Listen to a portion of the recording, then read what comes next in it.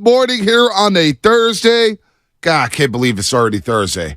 This week it's been slow, but it's been fast. It's been fast, but it's been slow. What? Well, anyways, it's very strange. Gas break dip? Yeah, very strange week for you, boy. And things got stranger yesterday down in Santa Clara.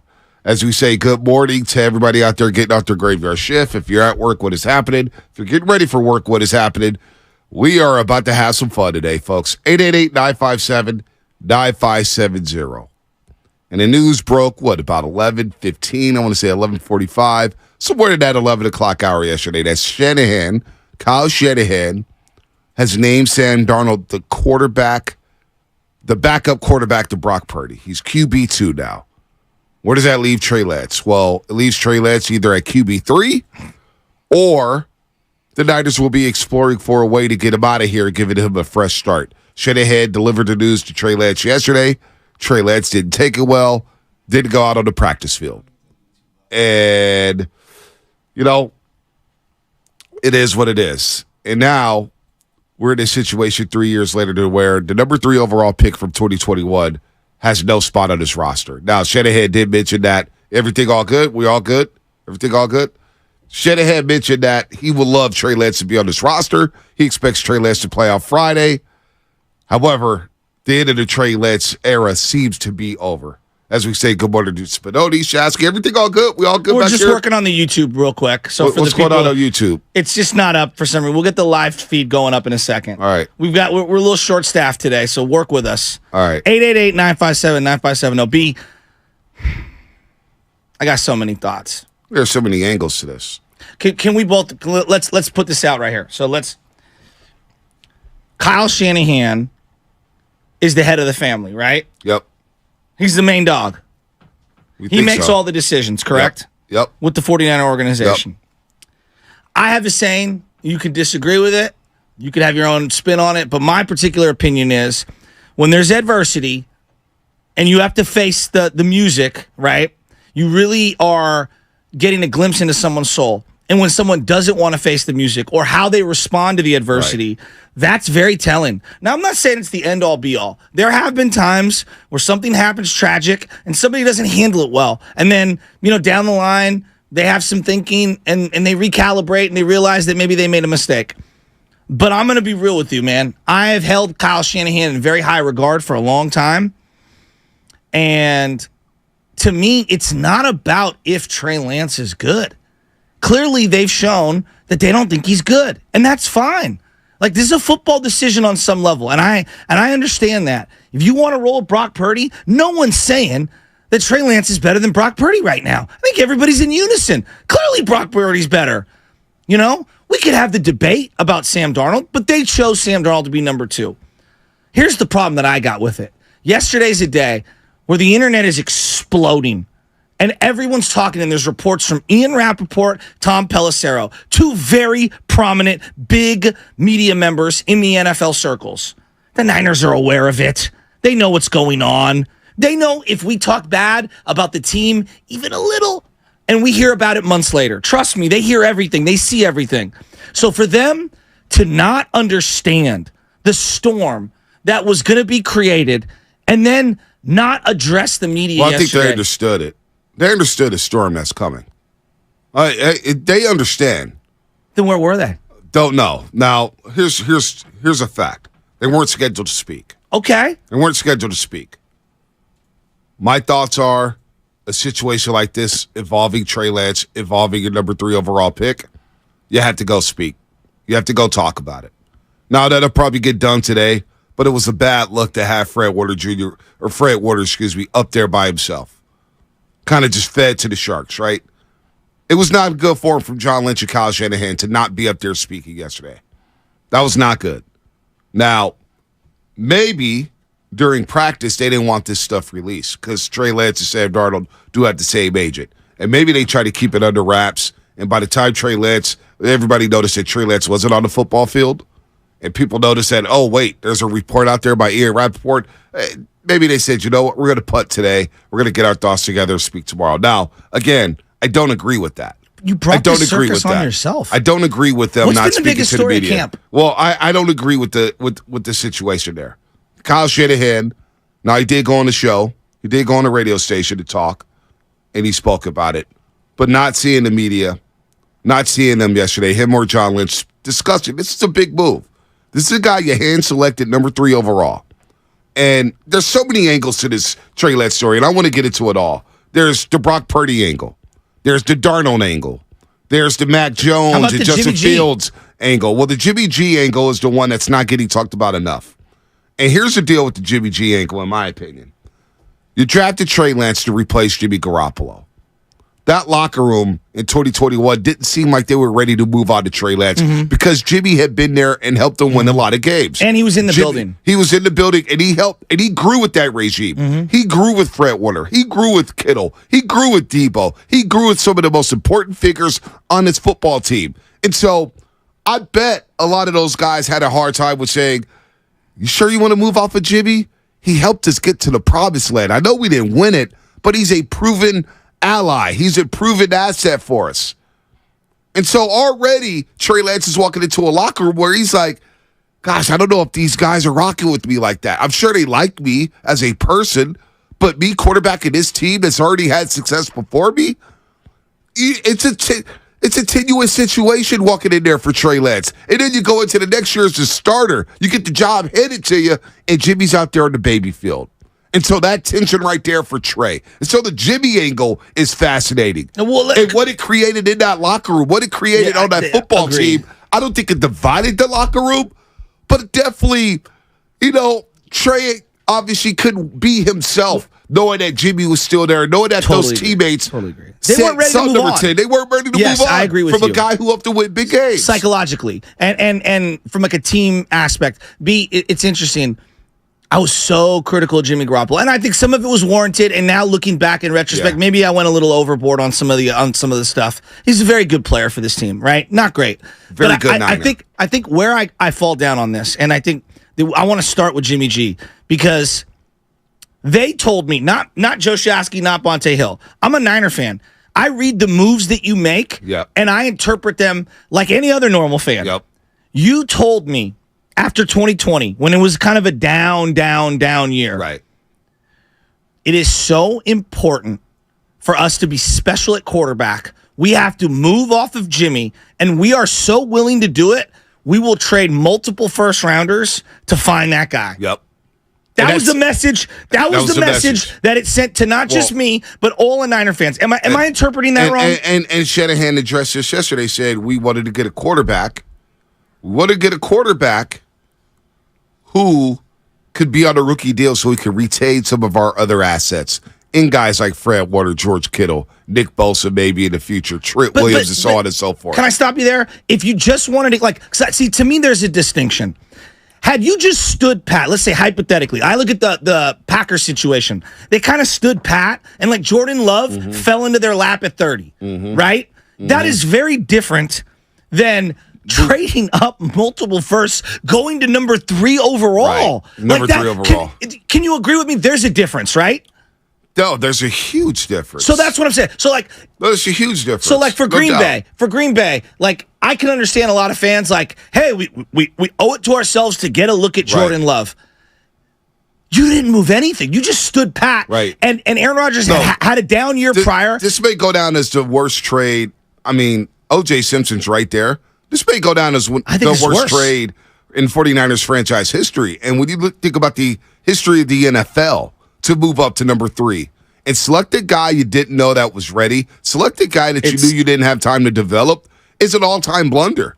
It's an all-time blunder. But this is the part of accountability for me, and this is what I would say. Like when you're the head of the business, you're the head of the family, and tragedy happens or something happens, you have to be acutely aware of how things look. No doubt. Part of being what I call being a man is stepping to the plate when you don't want to, when you're uncomfortable. Kyle, you brought this circus on every single day. No doubt. What is the first question to every single player on the team, every coach? Quarterback.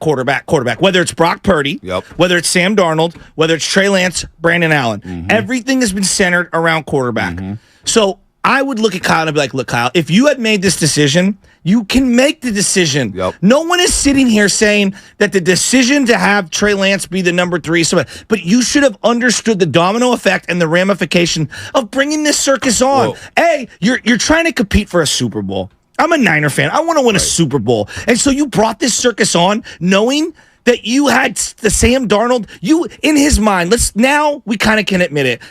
He had Sam Darnold pegged as number 2 all along. If that's the case, you did a disservice to your team bringing this circus on. You did a disservice to Sam Darnold by splitting reps with Trey Lance. And you should have moved off of Trey months ago.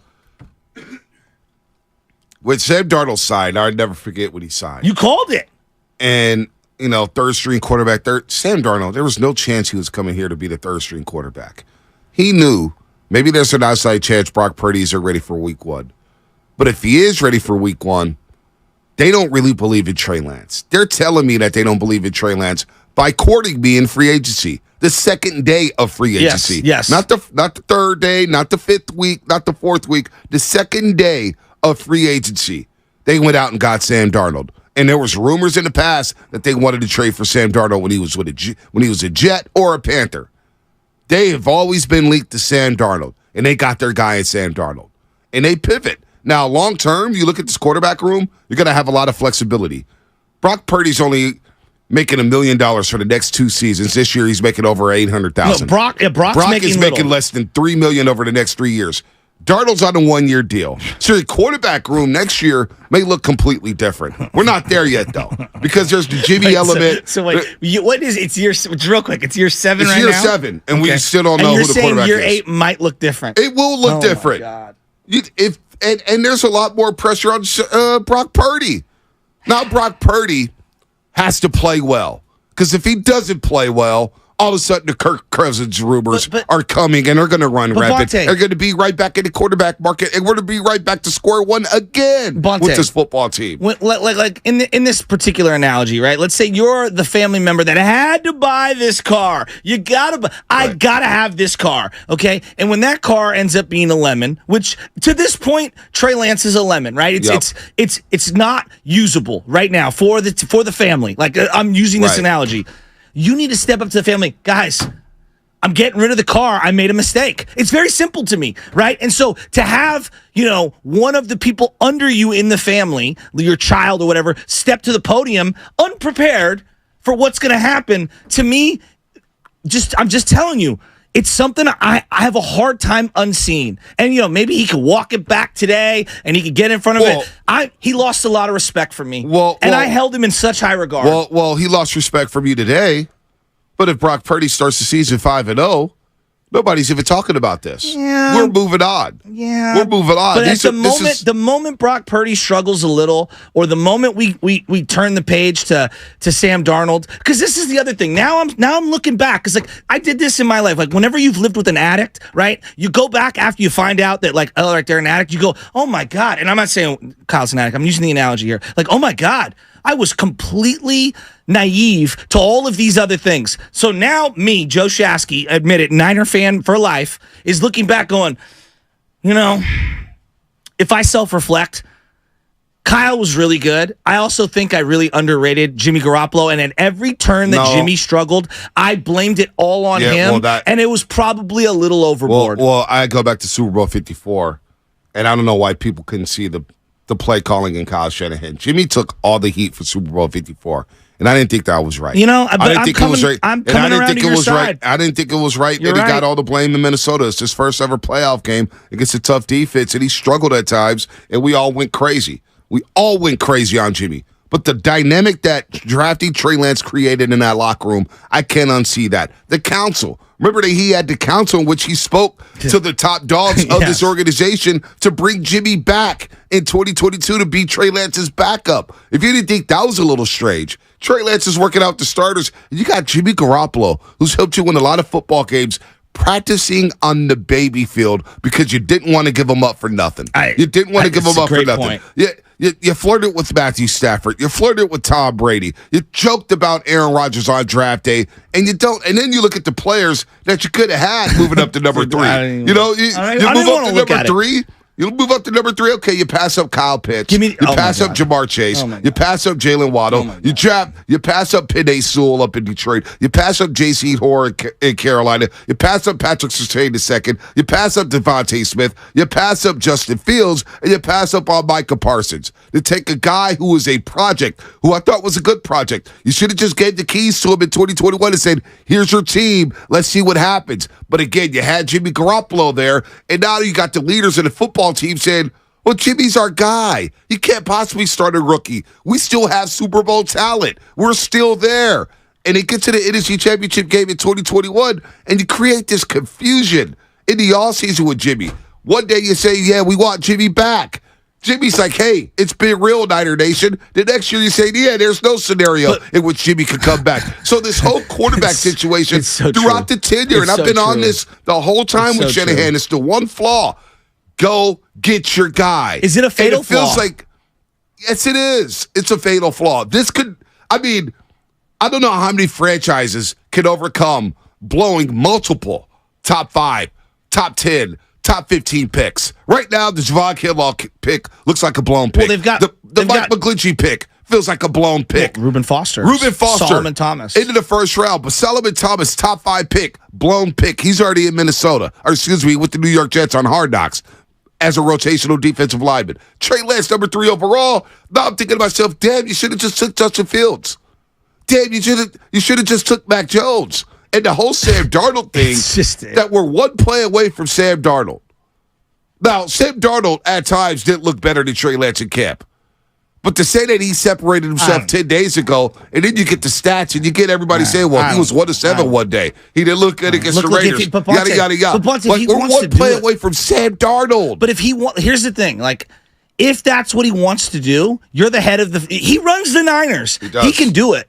Then man up and just say, we're moving Trey. We're trading Trey. What? Don't put Fred Warner out there like a sacrificial lamb. And also, why did you parade around this quarterback controversy onto your team? You're supposed to be having Super Bowl aspirations. Why? If you really believe in Brock, if you really, truly believe in Brock as the real deal and the franchise guy, why did you put him through this as his first full training camp as starter circus? That's kind of a circus. But he started, though. For Brock, it wasn't a circus. Brock took every number 1 rep. No, I know. I'm talking about behind him. Like, does he even have the questions? Yeah, but you know what? They're big boys.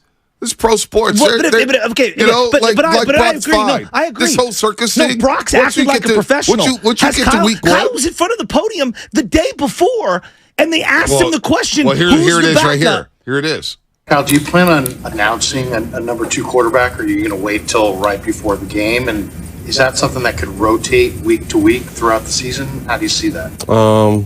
Yes, all that. I mean, I would think probably announced it before we played Pittsburgh, but not this game. Do you think you could rotate throughout the week? Definitely. Yeah, definitely.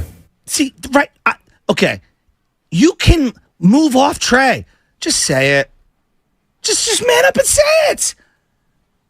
You're the head of the family. The buck stops with you, okay? And again, my line is always, hey, when adversity faces itself, step up and fall on the sword. You've chosen Brock. Every Niner fan is nodding like, we get it. But Brock's better. We get it. But for you to tuck tail, I lost a lot of respect, man. Well, Fred Warner joined. He talked to the media yesterday. Had no idea what was going on. I don't know much about the situation, like complete honesty. I came out to practice. I saw there's only 3 quarterbacks out there. Trey's not out there, so I'm trying to ask around what's going on. There's not a clear answer right now. Obviously, love Trey. I don't know what's going on with him right now or what's going to be next, but yeah, we just got to keep preparing, get ready. We have a game on Friday, keep preparing towards Pittsburgh, getting better, but with the QB stuff, I'm honestly not even sure what exactly is going on. So I'm going to debunk something right away. What's that? Kyle Shanahan in his seat, being warm or hot. Shanahan's going nowhere. Shanahan's not even close to being fired. I do think he's boxed himself in to a degree. Yeah, to a degree. He's not going anywhere. All right? He'll be here next season, and he may be here the year after. Shanahan's going nowhere. Yeah, but I feel like now the way you handled this for a lot of fans has ramped it up to you better win the Super Bowl or you better be right about Brock Purdy. Well, did you feel the same way about Trey Lance, though? What? It felt like you need to be right about this number 3 overall pick. When you swing a deal like that, you cannot miss like that. To go get your guy. Of course. But I think that's one of the more disappointing aspects of it is we didn't even see it play out. We didn't see it play out. He might not be good anyway, but we didn't even see it play out. But that's why the only saving grace is Brock Purdy is the real deal, or you win the damn Super Bowl. Well, if Brock doesn't win the Super Bowl next year, guess what? We're talking about Kirk Cousins. We're talking about other quarterbacks being a quarterback of the 49ers because Darnold's on a 1-year deal, Brendan Allen's on a 1-year deal, and Brock Purdy's making $2 million over the next 2 seasons after this year in which he makes $800,000. So there's so many angles here. We're going to talk about it. Mike and Reno, hang on tight. 888-957-9570. Good morning to everybody on YouTube and Twitch. Brought to you by First NorCal Credit Union. Bay Area, go to State Lumber. Serving the Bay Area for 3 generations. When you succeed, we succeed. Visit GoToStateLumber.com. What's coming up in the game? Sponsored by nobody. Your phone calls. 888-957-9570. How are we feeling about Trey Lance and the 49ers? Shanahan announces that Sam Darnold is QB2. We'll get into it here on The Roast. Hey, it's your boy Guru.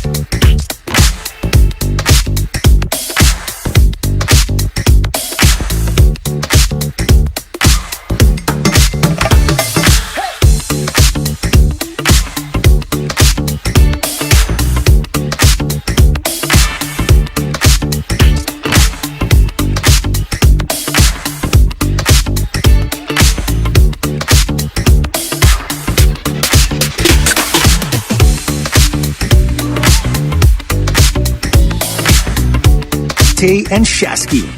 All right, football season's here. What better way to kick it off than with 95.7 Games? Red Gold Summit, and boy, we're going to have a lot to talk about at the Summit next Tuesday. Join all your favorite 95.7 Game hosts at Fieldwork Brewing Company in San Ramon to welcome into football year. Tuesday, August 29th. I expect to see a lot of you there in San Ramon. Willard and Dibs will kick it off at 2 p.m. Then the Summit will go from 4 to 6. We'll hang out after. All the hosts will debate and answer the most pertinent questions surrounding the red and gold during a live show right in front of you, our loyal listeners. Again, that's Tuesday, August 29th at Fieldwork Brewing Company, Tap Room and Beer Garden in San Ramon. Michael Blake on YouTube. Shout out to YouTube, of course, powered by First NorCal Credit Union. Michael Blake, why are we so bad? If Trey is bad, he's bad. Why does it matter how the message is delivered? And I'm with you. If Trey is bad and he can't fit on his football team, it's time to move on. I kind of talked about that last Thursday. If he can't play here, go to another spot where he could play. And I'm looking at I know everybody's talking about Minnesota. I want to see Trey in Atlanta. Yeah, but the coach is saying he's going to play, and he's going to try to convince him to be QB3. He's going to be back here at at camp today.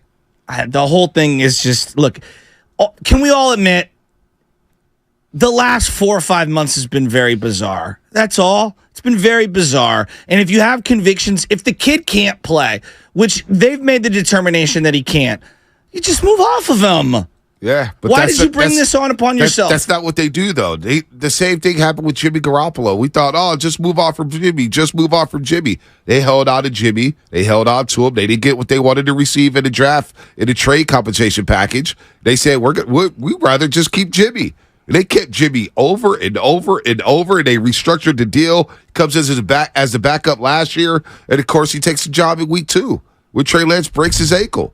And a lot of those players said, boy, that felt like 49er football. They were not ready to move off of Jimmy Garoppolo. So Trey Lance was put up this was a terrible spot for him at the end of the day. It really was. He needed to play. He needed to develop, but he went on a roster that was ready to win Super Bowls, or was ready to at least contend for Super Bowls. And that worked against Trey. Now, him losing his job to Darnold, the backup job to Darnold, that's wild to me. Sam Darnold beat him out. Sam Darnold, who has 55 interceptions to his name, and he lost another 11 fumbles in his career. Now, he's fumbled the ball 35 times. Opponents have recovered it 11 times. It's a lot of turnovers. It's a lot of turnovers for Sam Darnold. But maybe he is a capable backup. Maybe he can steal you a couple games if Brock Purdy goes down. I don't know. How are we feeling about this, folks? Mike and Reno, what's happening? You're on the roast here on 95.7 The Game. Hey, Bonte. Hey, Shasky. Good morning. Sorry if my voice sounds terrible. I've been up since 2 a.m., but I was not missing the beginning of this show. I knew it was going to be a good one. Thank you, brother. Just a couple quick points. Shasky, love you, but we got to calm down. Our fan base, we have had so many great moments in the 80s and 90s, and I'm 27. I never got to see those great moments. Trust me, nobody wants a Super Bowl more than me. I sit at Levi's every single year hoping that it'll happen. But we need to be a little more realistic. When it comes to Shanahan and having that press conference yesterday, yes, is it a bad look sending Fred Warner up there just waiting to take bullets with no ammunition himself? Yeah, it's terrible. But I think when it comes to Shanahan, people need to realize that Shanahan is not going to unload every piece of information to the fan base, nor does he owe it to the fan base to say such a thing. Because here's the thing. You look at attorneys, you look at therapists, sometimes disclosing your client, or in this instance, the player's information, is sometimes later down the road going to be used as ammunition against you. And he doesn't want to hand-tie John Lynch in the aspect of, maybe we can get instead of getting a fifth for Trey, maybe we can get a fourth or a third. So that they can trade up and take a kicker who can't kick. I mean, we really think, like, honest to God, a team is trading $10 million for a 4th or 5th round pick, because that's what Lance is on, a $10 million deal. Do you know what the valuation is, price point wise, on a 4th or 5th round pick? And then how many teams around the league currently have $10 million to burn on even if you look around, a backup quarterback right now?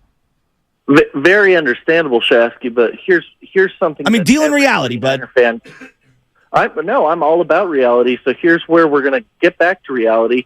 We look at that pick, And it's, right now, whether it be Trey being a bust or whether it be the 49ers making a bust on that pick, as Willard has said, you look at what those other 2 years of picks after Trey, because everybody wants to talk about 3 years of picks. It was really 2 and a trade up. Swap picks. Right. 2, you look at those other 2 years, and let's just say they don't draft Trey. They get a Surtain or something. And let's say the Niners get a Parsons. Let's say something. They get all those magical players that everybody wants. Well, we're getting rid of terrific players that we already had on the roster, and then you've got 49er fans going off their hinges that, oh, my God, we have to get rid of somebody just like we did Buckner. Oh, my God, we have to get rid of somebody because the salary cap is a very finite thing. I'm going to get off after this one last comment. Go ahead. Good call, man. With Shanahan. Shanahan is – everybody wants to fire him. Who said fire him? There's people online talking about firing him. We don't. That's over the top. That's over the top. Yeah, you look at these people that are talking about firing him, or he needs to be held accountable, or this is his last year. I just posed this question to all of the faithful. If Shanahan is everybody's worst enemy here, and you want to get rid of him, you're mad about the whole Trey thing. What is the better option? No, you're overthinking it. No one's saying get rid of him. I'm telling you, and you're 27, I'm 40, I'm telling, and it doesn't matter, but I'm just telling you, I've lost some respect for him. It doesn't mean he's not good. It doesn't mean they're not going to win 12+ games this year. I've lost respect for him. And sometimes things happen, and it's tough to unsee them. You'll know later on in life, when you have certain relationships, things will happen. Doesn't mean you don't love that individual or don't think you could still make sweet music with them, but it also doesn't mean you look at them exactly the same way. That's all. No doubt. I mean, look, the Shanahan, how he's handled these quarterbacks. The guy sounded 50, by the way. But you know what? It was a good call. I respect Mike. I'm with Mike in this sense. We need to calm down on the fire Shanahan stuff. I don't think we said that. I know we didn't say that, but it's out there.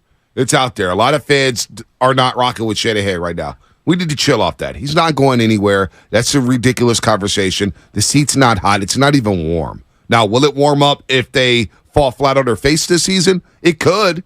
But right now, that seat's ice cold. Shanahan's going nowhere. So I agree with Mike. But don't you think he's kind of boxed himself in here? In the sense that... we thought that when he handled the Jimmy Garoppolo situation the way he handled it. We thought that with Tom Brady. We thought that with Matthew Stafford. He finds a way out of it. Why? Because they win football games. If they win football games in 2023, that whole boxing in thing, Shanahan will be a god again for making the decision to move on to Purdy and Darnold as opposed to Trey Lance. See, the great organizations, and we're going to find out this about the 49ers, as disappointing as it is that we haven't seen Trey Lance, and he's not going to get a real shot to thrive in San Francisco, it bothers me. It does. However, the great organizations, they figure out a way to overcome bad moves. Yeah. They overcome bad draft blunders. We're figuring out with the Warriors, overcoming James Wiseman and the number 2 overall pick. And look, they won a championship. They won a championship. James Wiseman didn't even play. Yes. He was in the second year. Yes. They were able to overcome that. Can the Niners overcome making a whiff like this on Trey Lance and win a lot of football games in 2023? And I believe they can. And if they do, this whole Trey Lance thing is going to be an afterthought on the resume. So you think the only way that they do it is if they win it all? Yeah, if they win big games, Brock Purdy looks like the dude, and if they don't win it all, and Brock Purdy is up throwing for 4,000 yards and close to 30 touchdowns, we'll say Shanahan made the right move. I agree with. It's got a Darko Milicic feel to it, the whole thing, because you look at all the guys selected before and after Darko in that NBA draft, they're all like old-timers. Right. And I'm looking at this draft with Trey Lance, and he looks like the Darko Milicic compared to all these old-time type players. And it's premature because the season hasn't played out. But, Bonte, I'm just telling you, when they lost in 2019, there were a lot of people. It was the defense, and it was Jimmy, right? I'm talking about, like, when you boil it down. And I don't know if I agree with all those. Like, it was a little bit of everything. When they lost in 2020, it was Jimmy couldn't stay healthy, okay? And that was during the regular season. In 2021, you get to the NFC Championship game, Jimmy wasn't good enough. That was what they told me, right? And then 2022, Brock got hurt. I'm just saying, like, at some point, we are going to look at the coach when they fall short. Well, I've been doing that. I know you have. I'm saying the majority of the fan base. I think we should have been doing that. You got to look at the head coach. Every loss. All right, we'll continue. Sean, Daniel, RJ, we'll get to y'all. That's coming up on the other side. Brought to you by Fremont Bank. Full service banking, no compromises.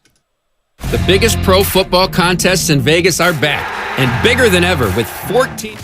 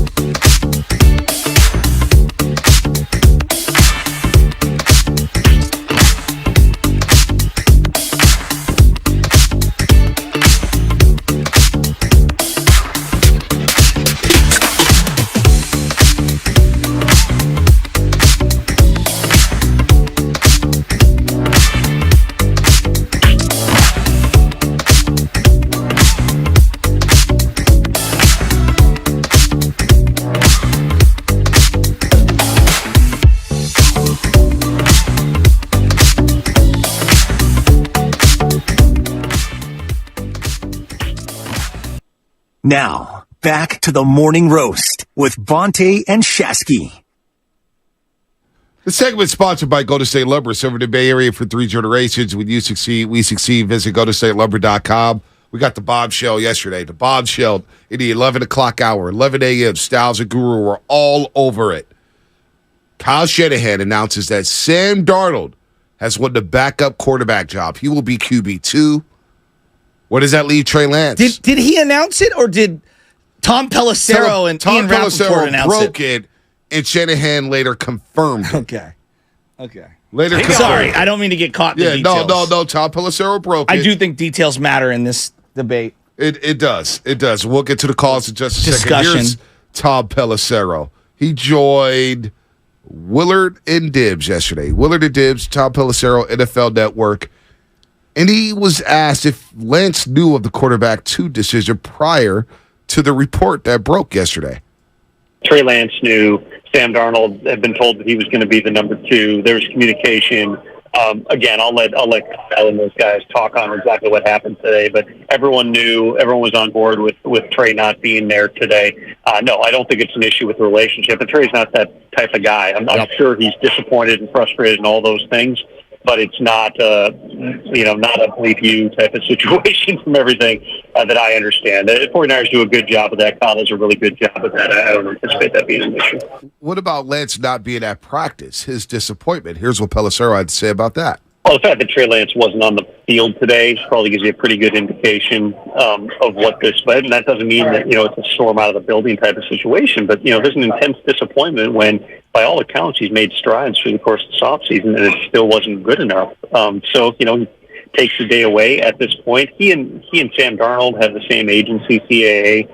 So the writing's been on the wall since they went out and gave Sam Darnold a big upside contract in the offseason. Now that happens with, of course, the backdrop of Brock Purdy, who at the time was facing elbow surgery. There was no certainty he'd be ready for the start of camp here. But the moment that Darnold comes in, and it's somebody that, Darnold's a guy that Kyle's liked for a long time, been intrigued by with his skill set, and then Brock comes back healthy. I think that everybody knew that it was quite possible that it would go this direction. All you can really control if you're a player in that scenario is go out and give your best every day. And Trey Lance did that. He still rode the roller coaster. There still were the accuracy issues, but he really did have a good camp and a good preseason from everybody that I talked to.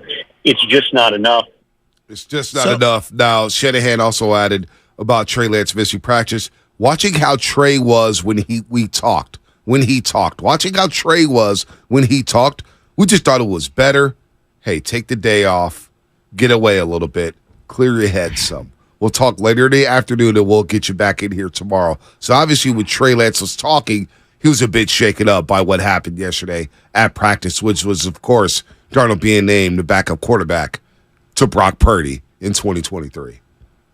I've seen a lot of people, like the 510 here, texting in, well, why does the head coach need to announce who the backup quarterback is? And, you don't do that with the left guard. Can we all acknowledge there's difference between, let's just say hypothetically, a 6th-round D tackle, right? Like they don't announce anything with Javon Kinlaw, even though he was a first-rounder. This is his quarterback, so the position itself is very, very, very different in terms of the scrutiny and everything that's going on. I mean, ask any beat writer who you've followed on social media. Just look at their account. Are they showing you, wide receiver 6 videos or quarterback 1, 2, and 3 videos? Right. Okay. And it is also the quarterback that you traded up, not like into the 2nd round. Right. You traded multiple firsts and took number 3 overall. Yeah. So, you got to kind of read the room a little on this. And that's where it's like, look, again, I come down to this. They might think Brock Purdy is the dude in terms of the franchise thing. It's totally fine. You can have that opinion. And I think a lot of people would agree with them. I think I kind of agree with them at this point right now. Like, yeah, he's our franchise guy. Right. Is he franchise quarterback around the league? Time will tell. I just feel like you brought on this entire circus at camp, and I understand that there was a Purdy health element to this. Well, to was some it degree. a circus? Was it a circus? I thought it was just competition. And whether or not you thought the competition was fair, because Trey Lance, there were practices Trey Lance would sit around for 20 to 30 minutes and not take a single rep. And Darnold would get most of the reps. So to me, it was telling, like, oh, boy. And it was telling that Brendan Allen didn't play last Saturday night. I thought Brendan Allen not playing. I said, oh, they feel like Brendan Allen has a 3-spot wrapped up. What I told you, I said, this is between Trey and Darnold for that number 2 job. Bonte, they just better be right on everything. They better be right that Brock's the guy, and if he's not, then they better be right that Sam Darnold is whatever Kyle Shanahan thinks he can be. Like that's kind of where I feel like I'm at as a Niner fan. I have they just better be right. And look, they weren't right on Trey Lance. No. But they were able to get to 2 straight NFC championship games. Yeah, they overcame it. But is an NFC, like, honest to God, is an NFC championship game good enough? Because part of why they made the move to get Trey Lance, it was to win a Super Bowl. It was to get over the top. Right. I want to go to because like knowing everything we know now, a part of me is like, again, I'm not saying like I'm not trying to make Jimmy out to be the greatest quarterback of all time, but like part of why you moved off at Jimmy is because you told me he wasn't good enough. Exactly. And a lot of fans agree with that. So if Purdy only gets, and this is so unfair to Purdy, it's so unfair, but like if Purdy only gets to the second round, like, man, like they will be on another quarterback. Because, again, Darnold and Brendan Allen are a 1-year deals. Purdy's making, after this season, Purdy's making a little over $2 million in base salary. They will be in on another quarterback next season. That, to me, no matter what Purdy does, they will be in on another quarterback. Let's go to the lines here. Daniel, Brentwood, what's happening, man? How you feeling about this Trey Lance saga? Hey, guys. Big fan of the show. Thank you. You want to know when I knew Sam was at least like QB2 on this team? It was when he was sitting courtside with CMC and George Kittle. Wow. Warriors game. Bonte said that too. Yeah. There was a reason why he was sitting there, right? He was part of the clique right away. Oh, yeah. I think he's a big locker room guy. And if Purdy starts to slip a little or he gets injured, I think Sam's going to move to QB1 pretty fast. There's not a question in my mind. Before you go, wait a second. There's not a question in my mind. We will see Sam Darnold start a game this year. It's not even a question. And I don't even know if that's fair to say because I like Purdy a lot. Are people even... Hey, go ahead, Daniel. I'll let you finish. I got a question on the other side once you hang up. What's up, Daniel? No, yeah, you're good. But yeah, I'm not mad about it. I think he can do it. He can do what needs to be done in this offense. Yeah. And don't be surprised if like the locker room is going to be divided, especially if Purdy's like not doing as well. Well, I will say this, and thanks for the call, Daniel. Appreciate you listening. We'll get the rest of the calls in a second here. I don't think the locker room will be fractured because they were able to withstand what happened last season with Jimmy Garoppolo being on the baby field, throwing throws, throwing whatever to get his shoulder right, and then he finally signs his backup quarterback. He goes into the season as backup. And as soon as Trey Lance got hurt, Jimmy won that game against Seattle. It played well. You got the reports from Michael Silver. That felt like 49er football. They had their guy back in Jimmy Garoppolo. And then seeing what Brock Purdy did once Jimmy got hurt, I think this locker room was fine. I don't think the locker room is going to be fractured at all. It is what it is. Well, it is what it is. I think sure, personally, I know they care about Trey Lance. Personally, I know they probably think it sucks. But you got to put the best man on the field. And if Shanahan believes Darnold gives them a better chance to win a football game today than Trey Lance, and you know what? Let's be real. I'm the biggest Trey Lance fan there is. Darnold may be ready to win the game more so than Trey Lance right now. Trey Lance did not look good against the Raiders, and he did not look good the first couple drives against some third stringers. Those are the facts. Yeah, but that's where I pivot back to. Like, I'm again as an Ironman, you better be right. And like, I just don't know how many more opportunities you're going to get as a head coach and as a GM and as an organization to keep swinging on quarterbacks. Yeah, I mean, like, honest to God, what they've done is very unique. They've been wildly successful with a lot of inconsistency at quarterback. A lot of other regimes missing on one quarterback gets you fired. Well, they missed on like 5 that's so what I'm far. saying. But they've overcome it. They've overcome so that's it. Why I'm that's saying, what like, people keep telling me. So now let's not panic right now because they have overcame it. But on the, and we on don't even know if thing? Trey Lance was ready to play in an NFL game. When I saw against the Vegas Raiders, I said it that Monday. Oh my God. Number 5's not ready to play in an NFL game. He can't possibly start right now. He's not ready to go. It's just it's honest to God, one of the wildest miscalculations in draft history. It could be the worst draft pick in 49ers history. It could be one of the worst picks in NFL history. And it's not all on Trey.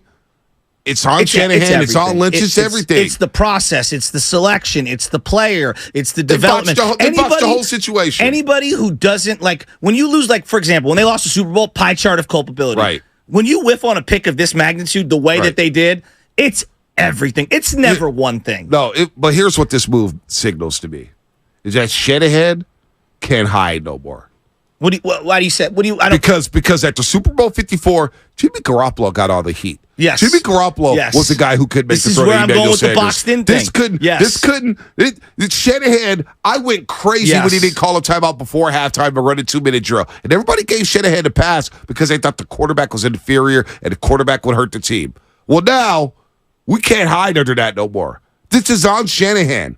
Shanahan has had multiple chances to get his guy, and I've been yelling at from day one when you didn't get Watson and you didn't scout Mahomes. From day one, and everybody told me, Bonte, get over it, get over it, get over it, get over it, get over it, get over it. Well, now I'm over it. Now I want to see what Brock Purdy does, and I want to see how Shanahan handles the situation. Now he can't hide from the light. Now everybody is saying, boy, do we have a Shanahan problem when it comes to quarterbacks? We might. We just might. But I guess then the question becomes, is that quarterback problem a fatal flaw or not? Can he overcome it? Don't know. They have so far. I mean, they haven't won the big one yet. They've gotten close. It feels like we are destined, like Star Wars. It is your destiny to get Kirk Cousins. It just feels destined. Boy. Let's go to RJ Fairfield. RJ, what's happening? I hate you, Spadoni. Hey, good morning, guys. Appreciate the call. Take my call. Hey, man, I look at it like this. This is a performance-based business, man. The goal is to win a championship. And picking up Sam Darnold, Sam Darnold beat Trey Lance in the training camp and the offseason. Trey Lance had the same opportunities and didn't take advantage of it. So I don't get the hate on Sam Darnold.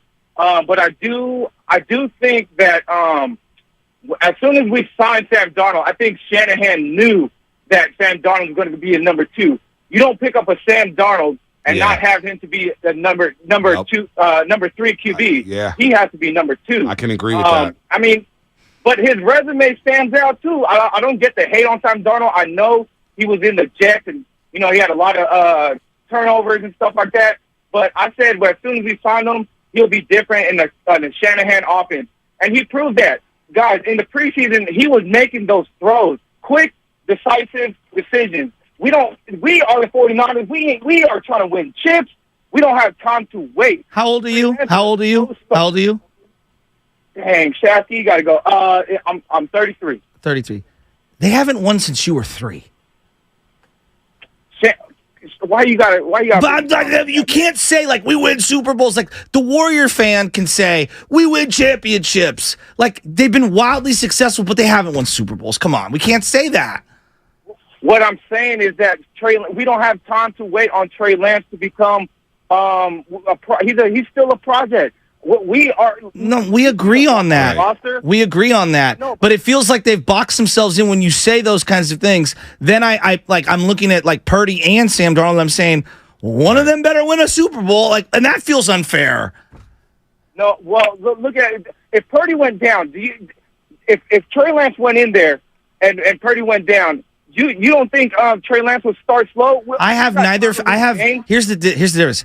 I don't have much faith in either guy winning a Super Bowl. Like, I just don't. I'm talking about Trey or Sam. Like, no, and the league, here's the thing that I can't wrap my head around.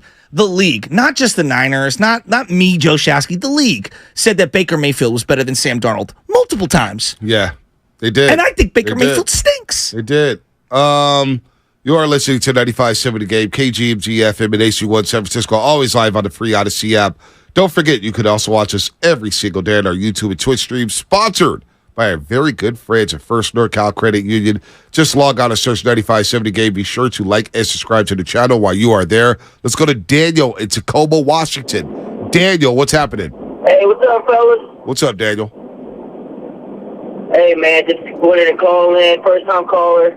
But the Trey Lance thing, it really bothers me because, like, this could be the worst trade in NFL history, just coming back to what the Miami Dolphins got and how stacked that draft was. Mm-hmm. And, like, to just throw away Trey Lance, like the caller before was like, we went Super Bowl and we ain't got time to wait. I'm like, we have Brock Purdy and Sam Darnold. Like, Brock Purdy, yes, he was great, but he was great when we had Christian McCaffrey.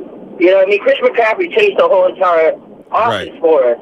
And, like, to not think that Trey Lance can do what he can do, and he didn't even have the opportunity because when he got the reins, guess what? Jimmy G was throwing on the practice field next to him. And you already know Jimmy G had all of the players in the locker room. Yep. And then right when he was like, oh, okay, Brock Purdy's coming, and then Trey Lance can develop for the quarterback 2 position, here comes Sam Darnold, and like what he said, we don't get Sam Darnold to be a number 3.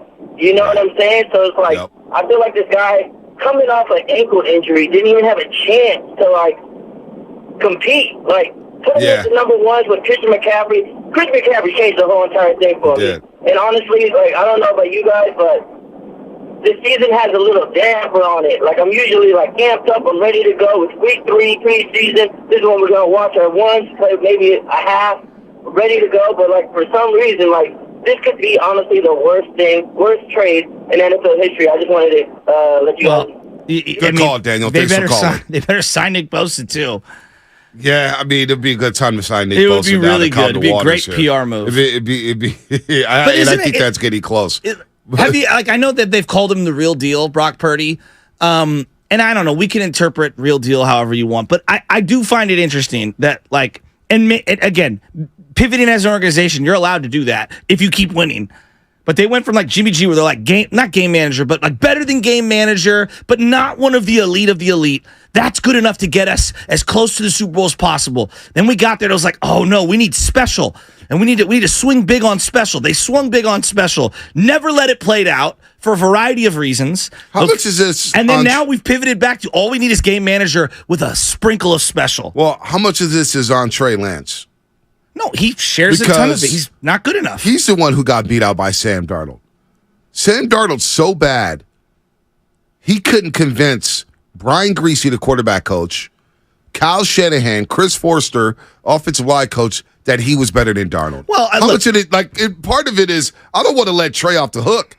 You got to beat you. That's why I was so disappointed after the Raider game. He had to make every single rep count. He had to be dynamic during those reps to convince Shanahan and Lynch, hey, I'm still worthy of being on this football team. I'm still worthy of backing up Brock Purdy, and I'm still worthy of being one play away from leading McCaffrey and Deebo Samuel. Well, it's and on he him couldn't a lot. beat out Sam Darnold. Yeah, but it's on him a lot. But at the same time, like, it is on him a lot. But he didn't trade 3 first-round picks for himself. He didn't. He didn't. I don't know. But them the breaks. He threw the first touchdown pass of the 2021 season. I agree. What happened? I agree. I don't know. It's funny. I don't know what happened because Matt Mayoko had a tweet. Like, what happened? Javier Vega just tweeted this last night. Matt Mayoko, during Lance's first training camp, Matt Mayoko said Lance may have been the best rookie quarterback he'd seen in San Francisco. So what has changed? What I happened? don't know. Was it the finger injury? Was it the broken ankle? Was it the mechanics? Was it the fundamentals? I'm sure it was what all happened? Those. I'm sure it was all How much accountability does Trey deserve in this situation? He could beat out Sam Darnold for the backup job. But let me ask you this. Do you blame Javon Kinlaw for not being a good enough D tackle? He holds accountability, absolutely. Yeah, but I absolutely. We look at Kinlaw. But I'm going to be real. We look at Kinlaw saying, yeah, his body's breaking down, but when he's out there, he's high, his base is messed up, he's getting pushed around left and right. But I also look at the team, I'm like, you drafted a guy with a bum knee. Like, but when he's on the field, he doesn't even look like a quality D tackle. But that's my point. That's on the player at some point. Like, you can't just exonerate the players. No, I'm not exonerating. I'm just saying, like, I don't direct my outrage at Solomon Thomas. I'm like, why did you draft him 3rd overall? That's what I say. So, look, does Trey Lance deserve criticism? Of course. Of course. He looks stinky. Like, stinky. You can't be the number 3 after 3 years. By the way, the Browns wave Kellen Mond. Well, there you go. That, DTR. And he's already showing more than Trey Lance. No but, doubt. like, yeah, of course, Trey Lance. But also, like, you didn't just take him with a first-round pick. You, the organization, traded. You were ready to move off of Jimmy G. And you were so ready to do it. You had such conviction. You traded Multiple firsts. Well, I think those picks. I think those picks they traded for Trey Lance. They wanted to trade for Deshaun Watson. And Deshaun Watson got to that situation, and they had to move on from that. Maybe. I truly believe after they missed out on Stafford, I don't know what gives me this intel. I don't know. Maybe it's just my gut. But I truly believe they were in on Deshaun Watson before the whole massage parlor thing and everything happened with him. And they're like, oh, we can't touch this dude to bring him out to the Bay Area. Let's go to Frank in Fort Worth. Frank, what's happening? Hey, guys, what's happening, man? What's up, Frank? Long time no talk. Hey, I think this whole, I'm pretty disappointed in Shanahan with him not addressing, the media and us as fans yesterday. Kind of a, poke to the eye there. But I think, I've been a long-time 49er fan, and I think we just need to resign ourselves that Shanahan and Lynch do what they're doing when it comes to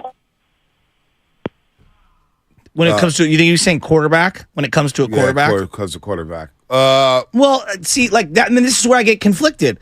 They clearly were smart enough to trade for Jimmy G, which was a smart move. We can argue about how they dealt with Jimmy Garoppolo.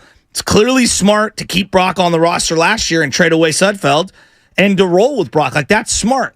But we could talk about, like, are they great at, like, the relationship of building up a quarterback? Right. That's debatable. Right. But I do think that, like, on some level, yeah, they kind of know what they're doing at quarterback. But on another level, it's like, well, maybe they don't. Know what Shanahan. I don't know if Shanahan knows what I'm wants saying. It's weird. I don't. And it's like degrees of success and failures. And I've asked that question every single year he's been the head coach. So now it is what it is. This is the way he operates. Quarterback is just an asset, and every single year the Niners will be in the quarterback market for somebody. You better believe with only one quarterback under contract for next season, and that being Brock Purdy, they will be in the market for another quarterback. And I mean, winning a Super Bowl in this modern era that way. That's tough. It's tough. That's really they're trying, and they've gotten close. Mo, Hybe, James, we'll take your calls, 888-957-9570. Where do we start with this Trey Lance saga? There's so many angles to it. The Jimmy angle, the Brock angle, the Shanahan and Lynch angle, the Brady angle, the Stafford angle, the Watson angle, the Darnold angle. Where did we go? Where did we go wrong with Trey Lance? Is it fair? Are you thinking differently about Shanahan? Have your opinions changed about Shanahan? All that stuff coming up here on the Morning Roast, and is sponsored by Safe Mart in Lucky, California. Monopoly is back now at Lucky with $25 million in prizes and money-saving offers. This week, select varieties of Quaker cereal are $9.99 each. No purchase necessary. See store for official rules.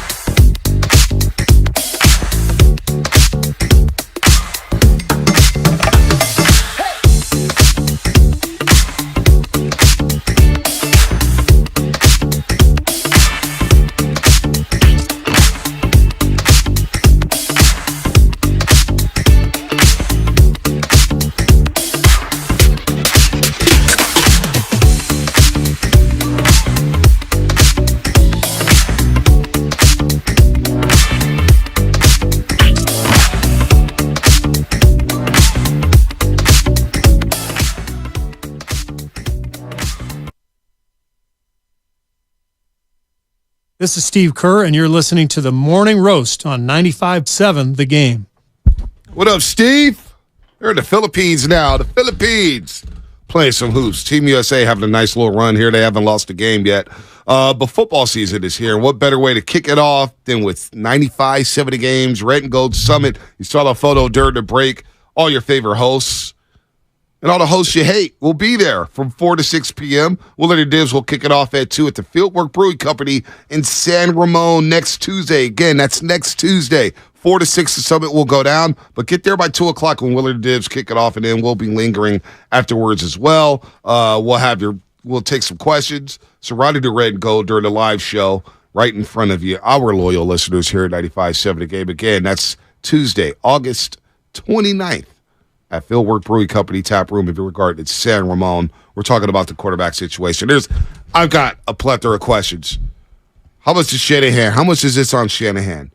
Trey Lance, should he have ever been picked here? The Jimmy angle, the Darnold angle, the Brady angle, the Stafford angle. What does it mean for the quarterback room in the future with Brock Purdy? The pressure on Purdy to perform That's this year. the part. I mean, gosh, if he doesn't perform at a high level, we're back in this. We're having the same conversation next year about the quarterbacks. Who's got a quarterback? No, he's got Sam. No, Sam's only on a one-year deal. But you're talking about if he plays well. Well, we got Sam.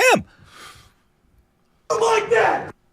Sam Darnold, your backup quarterback. How are we feeling about that? He beats out Trey Lance for the number 2 job. Now, Shanahan also mentioned that Trey will be back at practice this week or today. The whole thing is and he's crazy. going to play Friday, huh? It's crazy. He missed practice yesterday because Shanahan felt like I needed him to clear his head. The way he was moving when he talked, I didn't like it. So maybe there's some swear words there. Maybe Trey Lance finally put his foot down and said, to hell with this competition. You didn't let me compete. You didn't give me every single rep. I don't know what the hell to make of this situation, but you know what? Insane. It's on and popping, baby. And Shanahan and quarterbacks, I've been telling you guys for 7 years, there's something with the quarterbacks where Kyle Shanahan just, I don't know, man. I just don't know. But let's go to Mo in Detroit. Maybe he knows. And then we'll get to Jamie and San Carlos. Mo, what's happening, my man? You're on the roast. Mo, you there? Jaime, San Carlos. Jaime, what's happening? What's up, guys? What's up? I got to agree with Joe that Sam Darnold was beat out by Baker freaking Mayfield. Are you kidding me? Yeah.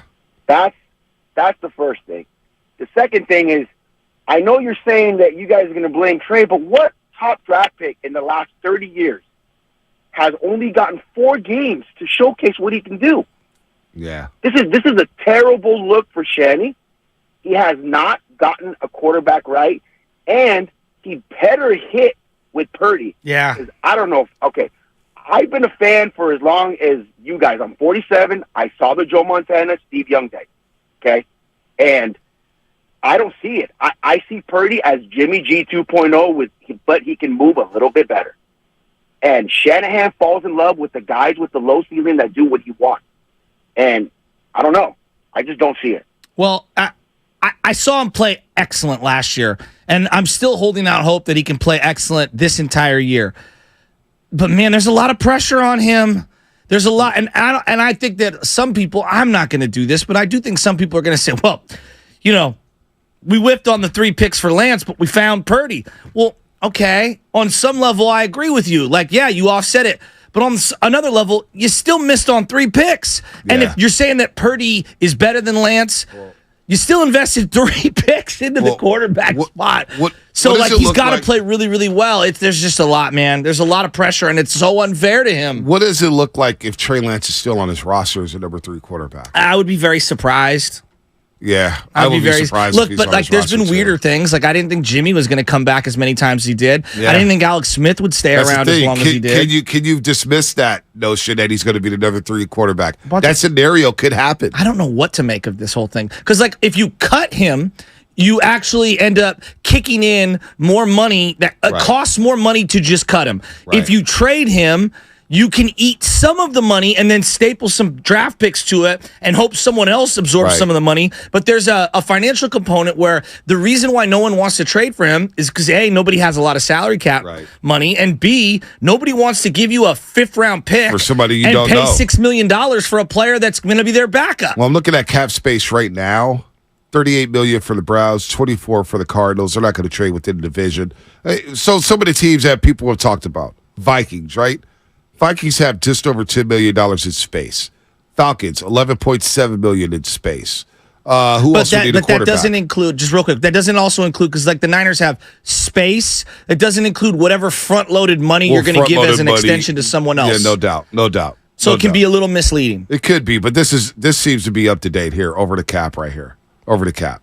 I'm just basing it off of this. So we can talk to David Lombardi tomorrow about the cap situation. I mean, looking back on it, like the 707 is texting here, boy, and I know Jacksonville wouldn't have done it. Should have just traded a 4th or a 5th first-rounder and gotten Trevor Lawrence. Well, yeah, they weren't going to do it, but Trevor would have been nice. Why not just take Justin Fields? Nathan in Beaumont, Texas. I would listen to that. Nathan in Beaumont, Texas. What's happening? You're on the roast.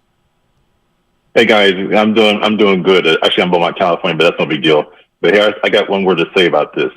What Shanahan did to Trey Lance was a slap in the face. It was a disgrace. Here's one thing that people always forget. Just a year ago, they sat up and had a big conference and told that this was his team. Let's not forget that first Kyle Shanahan basically lied to the kid, telling him this was his team, and then basically said, as soon as he gets injured, I'm not going to tolerate any further development from a Ross prospect that I drafted. Hey, Bonte, think about this. Of course, Trey Lance got beat about Sam Darnold. All the things that we talk about that Trey is struggling with, Sam Darnold is a seasoned NFL quarterback, even if he hasn't panned out as a starter for 2 franchises. Trey Lance was being judged and compared to guys who had far more experience than him. Right. He was set up to fail. He had no shot in hell at getting back to being a starter's job once he got injured. And that's just a fact. And this kid, sure, okay, 49er fans, be great to get Brock Purdy. But guess what? Michael Parsons is another uniform. Okay? Yeah. But Trey Lance is still a human being. It's one thing to say to a guy, hey, you're on this team, you got to compete against other guys. Hey, if you get cut, that's one thing. But when you're promised and told that you're the guy, and then the next minute your coach is basically trying to kick you to the curb, how do you want to be on a team like that? Yeah. And I've been a 49er fan since 1980. So today, it's like there's a way to go about doing your business, and I'm a big believer in karma. Don't bring bad karma on yourself. Yeah. Because this is 95% on Shanahan, the way he's handled the situation. It's hard for me to disagree with you, Nathan. It really is. Wouldn't you Good agree? call. They just made a horrific miscalculation on the whole thing. Well, it's one of the biggest blunders in NFL history, and it may be the biggest blunder of 49ers history. How can they avoid? How can they avoid the criticism? Is the only thing a Super Bowl? No. You can't avoid the criticism. So even if they win a Super Bowl, they're going to get crushed? No. If they win a Super Bowl, it has to be right away, If they win a Super Bowl, then it's all the next 2 years. You win a Super Bowl, bygones will be bygones. You made a mistake, but you're so good that you're able to overcome it. What about NFC Championship game? I don't think it's good enough for this fan base anymore. Not when you keep knocking on the door. Damn. They've been to 3 under Shanahan. That's a lot of pressure. They've been to 3 under Shanahan. That feels so. I know, and it feels. But. So Trey, listen. It's a lot of pressure. Trey's accountable for the injuries. Trey's accountable for not taking advantage of every single rep. He looked awful against the Vegas Raiders. Awful. All right? I can't unsee that. He did not look like an NFL quarterback. He needed to come out like gangbusters and set the tone in the preseason. He didn't. But the miscalculation by Kyle Shanahan, the way he handled the situation his rookie year, alternating quarterbacks, then the finger gets hurt. And then all of a sudden we get the report that the finger was a problem all season long, so he never took care of the finger, and it lingered into the next season and his sophomore season, so the finger was still a problem. It's just all these different things. But the way they handled Jimmy Garoppolo, now Jimmy looks like a saint. Jimmy looks like an angel. When everybody blamed Jimmy for, quote-unquote, ghosting Shanahan, they blamed Jimmy for not communicating with the team. Well, now it looks like Shanahan may not be the easiest guy to work with. Well, that seems to be coming more into light. And now for a lot of people who are in denial saying Shanahan could do no wrong, now look, everybody's turning on Shanahan for the way he's handled the situation. However, If Purdy performs at a high level, we're not talking about this. We're saying Shanahan made a great decision. And the thing is, great organizations, they figure out ways to overcome bad moves like this. Yes. They do. The Patriots have had blunder after blunder after blunder, and they overcame a lot of those but blunders. Not this big. This is a huge one. It's a huge blunder. Like the Jets, look at the Jets. They took Zach Wilson, number 2 overall. Yeah. They realized after 2 seasons, boy, Zach Wilson ain't going to be the answer. Let's make a big-time move. Yeah, but they brought in Aaron Rodgers. They did. They pivoted. They overcame that blunder, saying we're going to overcome it by trading for a greater quarterback, for a guy who's better, which the Niners flirted with. So, like, I look back at people never break this trade down, but if you go back and look at the Alex Smith trade to Kansas City, what they got back at the time was a haul. And then you look at all the draft picks, none of them materialized. It was like Tank Carradine and Carlos Hyde and Corey Lemonnier, and none of them ended up being any good for the Niners. And I thought that was a really bad trade, right? I really did. I thought it was bad. Some say moving up to get J.J. Stokes, a really bad trade. B, this is one of the worst trades ever. It is. I can't even come up with, what's the closest number 2? O.J. Simpson. Yeah, but I could make the argument that because you don't have the first rounders, you found Joe Montana, which is like a false equivalency. In essence, you found Brock Purdy. You found Brock Purdy in the 7th round. Joe won 4 Super Bowls. Yeah, well, we'll see what Purdy does. You're right. It's O.J. Simpson in this. They found Purdy. Let's go to James in Dublin. James, what's happening? You're on the roast. Yeah, I just want to say, with those same 3 first-round draft picks, that night that Aaron Rodgers says when he went to sleep, he woke up thinking that he was going to be a 49er.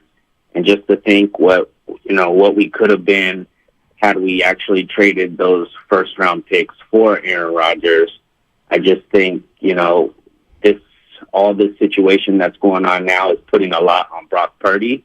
And who knows if, he can handle the pressure knowing that, hey, I got to perform at a high level, and if I don't, I'm letting not only my coaches down, but my team down, because they're counting on me now to be the guy, and there's no more Trey Lance.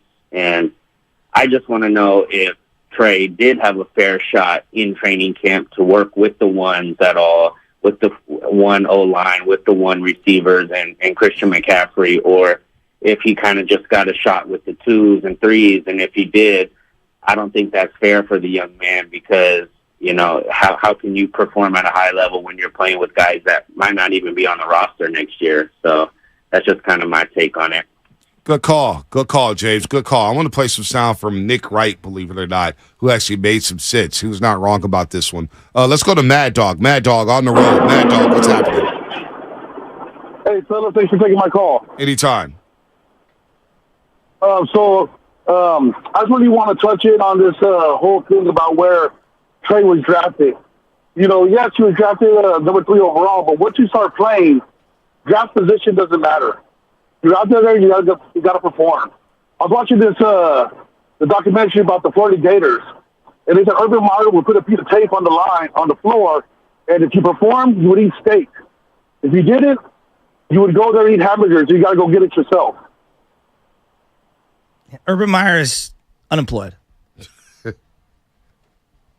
One of the worst coaches in NFL history. I mean, he won less games than Jim Tom Sula. Oh, man, that was pretty good. That was pretty good. Right? Am I wrong here? That was pretty good. Look. So once you get drafted, yes, you get on the field. It's either are you good or are you not. But the front office and the head coach, they are held accountable to a degree of the picks that they make or don't make. For example, 2017, they got George Kittle. So, wow, it was a great draft. Right. They whiffed massively on Reuben Foster and Solomon Thomas and C.J. Beathard. And it feels like to this day, we're still paying the penance for missing out on that draft. No doubt. No, the trickle-down effect. I've been talking about this for years. You get a franchise handed to you. You have the keys to the franchise. Usually a team will say, you know what? We're going to take the franchise quarterback and build around him. Jacksonville did that. Trevor Lawrence. Let's build around Trevor Lawrence. The Jets try to do that with Zach Wilson. The Bears are trying to accomplish that with Justin Fields. I have no idea what the Patriots are doing. But typically, you draft that quarterback and you build around him. The Niners decided to go another direction, and Shanahan has been on record saying, I like to build the defense because I can figure out the offense later.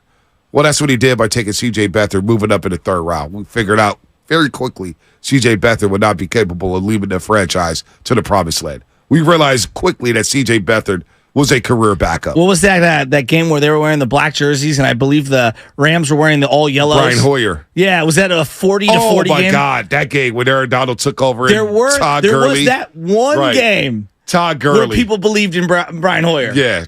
That Thursday night game. Yes. It was the all yellow versus the all black. It was pick 6 on the first play of the game. Yes. It was also a game in which Trent Taylor almost died when he got smacked. Remember that? Dude, there was a guy. Well, the play-by-play guy was obsessed with Trent Taylor. Every year was Trent Taylor's year. Right. So, what about CMC? Come on, Bonte. Listen, I'm looking at cap space right now. As of August 21st. This is as of August 21st, the teams with the most cap space. Again, Arizona, $24 million. Yeah, they're not dealing with theirs. Detroit, $19 million. They're not looking for a quarterback. No. So the teams who could be looking for a quarterback. Let's start with the Washington Commanders. They have $12.69 million in cap space. Minnesota Vikings, they have over $10 million in cap space. The Atlanta Falcons have over $11.5 million in cap space. Not a lot of money if you want to take on Trey Lance's contract. You have to restructure some other things. I think move some pieces around. The Niners have $10 million in cap space. I think they're going to have to eat a couple $1 million and staple some picks to it to move them. There you go. Ugh. So, and that would be, to me, it would be like clearing the room for, whatever, removing the distraction, whatever you want to call it, and I guess clearing up some money for Bosa. Yeah, I guess the biggest question, because there's so many questions here, there's so many different angles, and we're not going to be able to get to them in 4 hours. No, we're really if I not. asked you right now, all right, everybody's made so much of Mac Jones and Fields. The more and more I think about it, I think you've been on it the whole time. It really does feel like they were all in on Watson. Yep. The Watson thing came down the way it did. Blew up in their face. And then they pivoted and panicked to Aaron Rodgers. Right. And they're going to trade for Aaron Rodgers. And then they just kind of talked themselves into Trey Lance. I don't know how to move off of Trey Lance. Oh, wow, we got to trade here. We got to trade. Wow. Isaiah Simmons. You know my guy out of Clemson for the Arizona Cardinals? Yeah. Safety linebacker. Traded to the New York Giants for a 7th-round pick in 2024. That's a steal. Dexter Lawrence, Thibodeau, and now Simmons. I like him. He has never been in the right system. Oh, my God. They don't even know if he's a linebacker or a safety. He's going to thrive in New York City. I think so, too. He will thrive. I like Dayball. I like Dayball. Wow, that's a good trade for the Giants. Dayball's a good example. We all thought Daniel Jones stunk, and he's like, no, I like Daniel Jones. And he's propped him up. I'll work with him. Yeah, he's propped him up. And we all agree, if he could find something better, maybe he will down the line. He's done a good Brian Dayball, man. Dave, where do we begin with this situation? Sam Darnold's your backup quarterback. How you feel about that? Moving on from Trey Lance, how do you feel about that? Shanahan and Lynch not speaking to the media yesterday after this news broke. How do you feel about that? I mean, I have 100 questions about this situation. What's the number one? That's the problem I have. I don't know what the number one question is. It's like 1A to 1E. Here's mine. You know what I'm saying? Here's mine. 1A is, wow, they're moving off of Trey Lance. 1B is, wow, Sam Darnold's going to back up Brock Purdy. 1C is, wow, Shanahan really blew this one. Well, this is my number one question. How did we go from running Trey Lance out there week 1 against Detroit, where you had packages and he threw the first touchdown pass of the year in 2021, his rookie year? How did we go from that moment to where we are now? How does Mayoko say Lance looks like one of the best rookie quarterbacks he's ever seen in camp to not being able to beat out Sam Darnold for the number? Hell, not even beat out Sam Darnold. What happened? What it is to me is he didn't beat out Brendan Allen for the 3 job. I think he's 4th on the quarterback depth chart. Trey Lance, who knows? number 3 overall pick. Who knows? Can't beat out Sam Darnold, and I don't think he beat out Brendan Allen. Samir, Oakland, what's happening? Samir, what's happening? Samir, you there? Yes. Hello. Hi. Go ahead. Yeah, so Balta, you mentioned earlier that Kyle kind of does some things weird with quarterbacks, and I'm going to give one example. the Colts aren't ready to win right now, but they're going to roll Anthony Richardson with all their eggs in the basket, right? Kind of like the Niners did with Lance. And I think you saw it with Jimmy as well. Kyle's not an idiot, obviously. He's a genius, even though I'm going to throw shade at him, is that they must have seen enough behind doors that they're willing to throw this investment to the third string.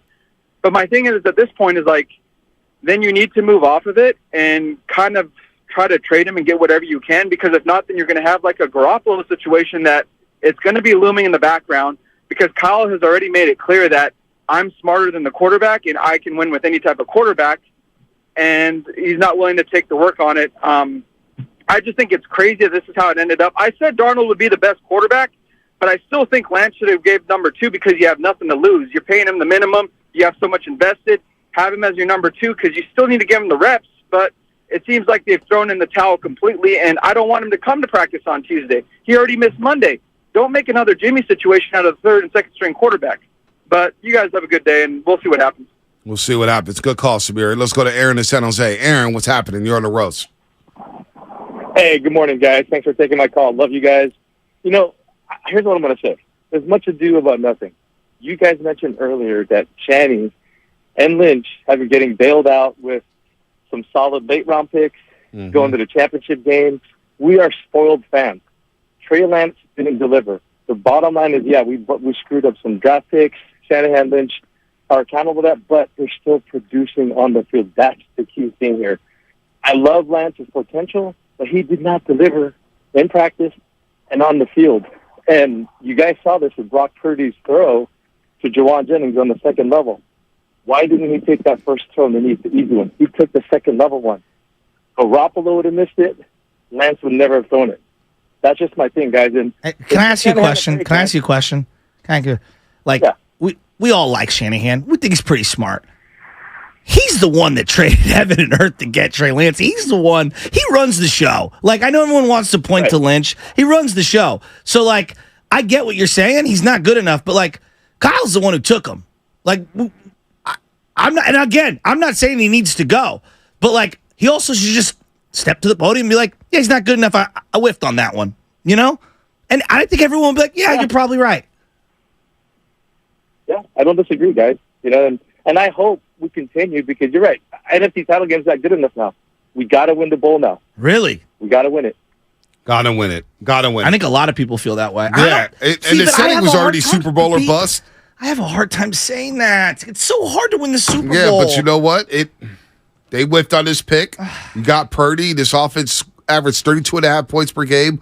On paper, I think it's one of the more fascinating offenses for the 49ers in the last 30 years. I really believe this offense can have an historic season with Brock Purdy and because of the mind of Shanahan calling plays. But boy, moving up to number 3, drafting Trey Lance, and boy, we're going to have to replay that video we had coming off the practice field. I mean, it is what it is. This is pro sports. He got Wally Pitt by Brock Purdy. There's no doubt Brock Purdy's the best quarterback on this football team right now. That's undeniable. Brock Purdy is the best quarterback on the 49ers right now. We agree. But the fact that Trey Lance, after working with Jeff Christensen, after reworking his mechanics, could not, in the eyes of Kyle Shanahan and Brian Griese, beat out Sam Darnold? Damn. Sam Darnold is now your backup quarterback for the 49ers. He's one play away from being your starter. Sam Darnold. That is crazy. Look, I'm going to publicly say this. I'm going to keep saying it. I have no faith in Sam Darnold. I think he's going to throw a couple of nice balls. Everyone's going to be all fired up. Darnold will play this year. Everyone's going to get what they want. You know what? Seeing ghosts. I'm intrigued. I'm open-minded with Darnold. Oh, okay. I'm open-minded. I'll be open-minded. Be open-minded. I'm going to start the season open-minded. Okay. I'm going to be open-minded until he starts making mistakes with the 49ers. Because I will meet people in the middle who say he's been in dysfunctional organizations. I'll give him that. Of course. Lack of weapons, I'll give you that. Of course. The turnovers, I can't unsee. You got to be able to take care of the football. And I do get worried when the pocket gets muddied that he's going to revert back to the old Sam Darnold that we knew. Let's have a reasonable conversation. You could have acquired Sam Darnold multiple years ago for much cheaper than what it cost you to get Trey Lance. If you were so infatuated with that guy. I'll listen to that argument, but hold to your own convictions. You could have had him for significantly less than what it cost you to get Trey Lance. So excuse me for being a little baffled at the timelines, being baffled at the compensation that you've given up, at the opportunities, at how you've talked about someone. Like, I'm just going off of your actions as a 49er. I'm a 49er fan. You traded 3 first-round picks. Right. You told me this guy was special. Right. You told me that we have to move off the Jimmy Garoppolo because you have to have special at the quarterback position, and we're going to take a swing on this guy. But do the Niners get credit? I don't know. Do the Niners get credit for saying this guy can't fit our system? It's time to move on. Do they get credit for moving on the way they're moving on right now? I mean, credit? This is what great organizations do. I think you only get credit. I think you only get credit if you find a solidified solution. Brock Purdy's that guy, right? Brock, or again, he keeps talking up Sam Darnold so much. I feel like he's taking the shine off of Purdy. No, but he said Purdy is 100% our guy. Purdy's the real deal. Then why would we're not worried about him? Why would you call Sam Darnold Steve Young? That's what they believe. I don't know. Did he call him that? Yeah, he did. He did say that. It's business, though, man. Here's Nick Wright on the night. Look, I can't be mad at Trey Lance is Ronnie my guy. Bell could be Jerry Trey Rice. Lance is my guy, but we got games to win. We got Super Bowls to win. Got to try to win a Super Bowl. And if they believe these are the 2 best quarterbacks in the quarterback room, they went to Trey Lance to say, look, man, we believe Darnold's better than you. We're going to explore all options. You take the day off. You come back tomorrow. Now, if he plays Friday, it's going to be very awkward. Very awkward. I don't see how that's going to play out, but hopefully we'll hear from Shanahan and Lynch today. Here's Nick Wright before we get back to the lines. Kyle and John, hang on tight. Nick Wright, and it's about 2 minutes and 42 seconds long. Here's what Nick Wright, I thought it was very interesting what he had to say here about the 49ers quarterback decision. Here is Nick Wright.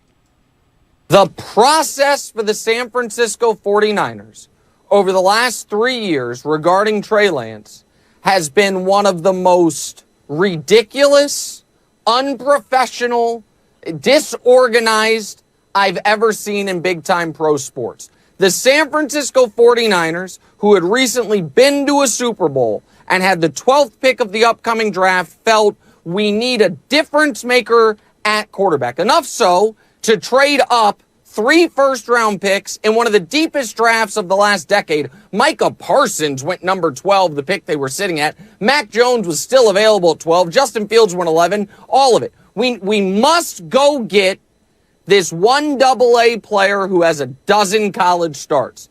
That's what we're going to do. We know they did that. We then know that after sitting his rookie year, 2 starts, played well in one, poorly in another, and making the NFC Championship game, we know the San Francisco 49ers said, we have seen enough from Trey to lock Jimmy Garoppolo out of the building, try to trade him to Washington. Trey Lance is our unquestioned Week 1 starter. We know that. We then know last year he started Week 1 in a monsoon. Week 2, he broke his leg 3 plays in. So he couldn't even practice the rest of the season. And then by OTAs, the guy who the last time you saw him was your unquestioned starter, he's your 3rd string quarterback.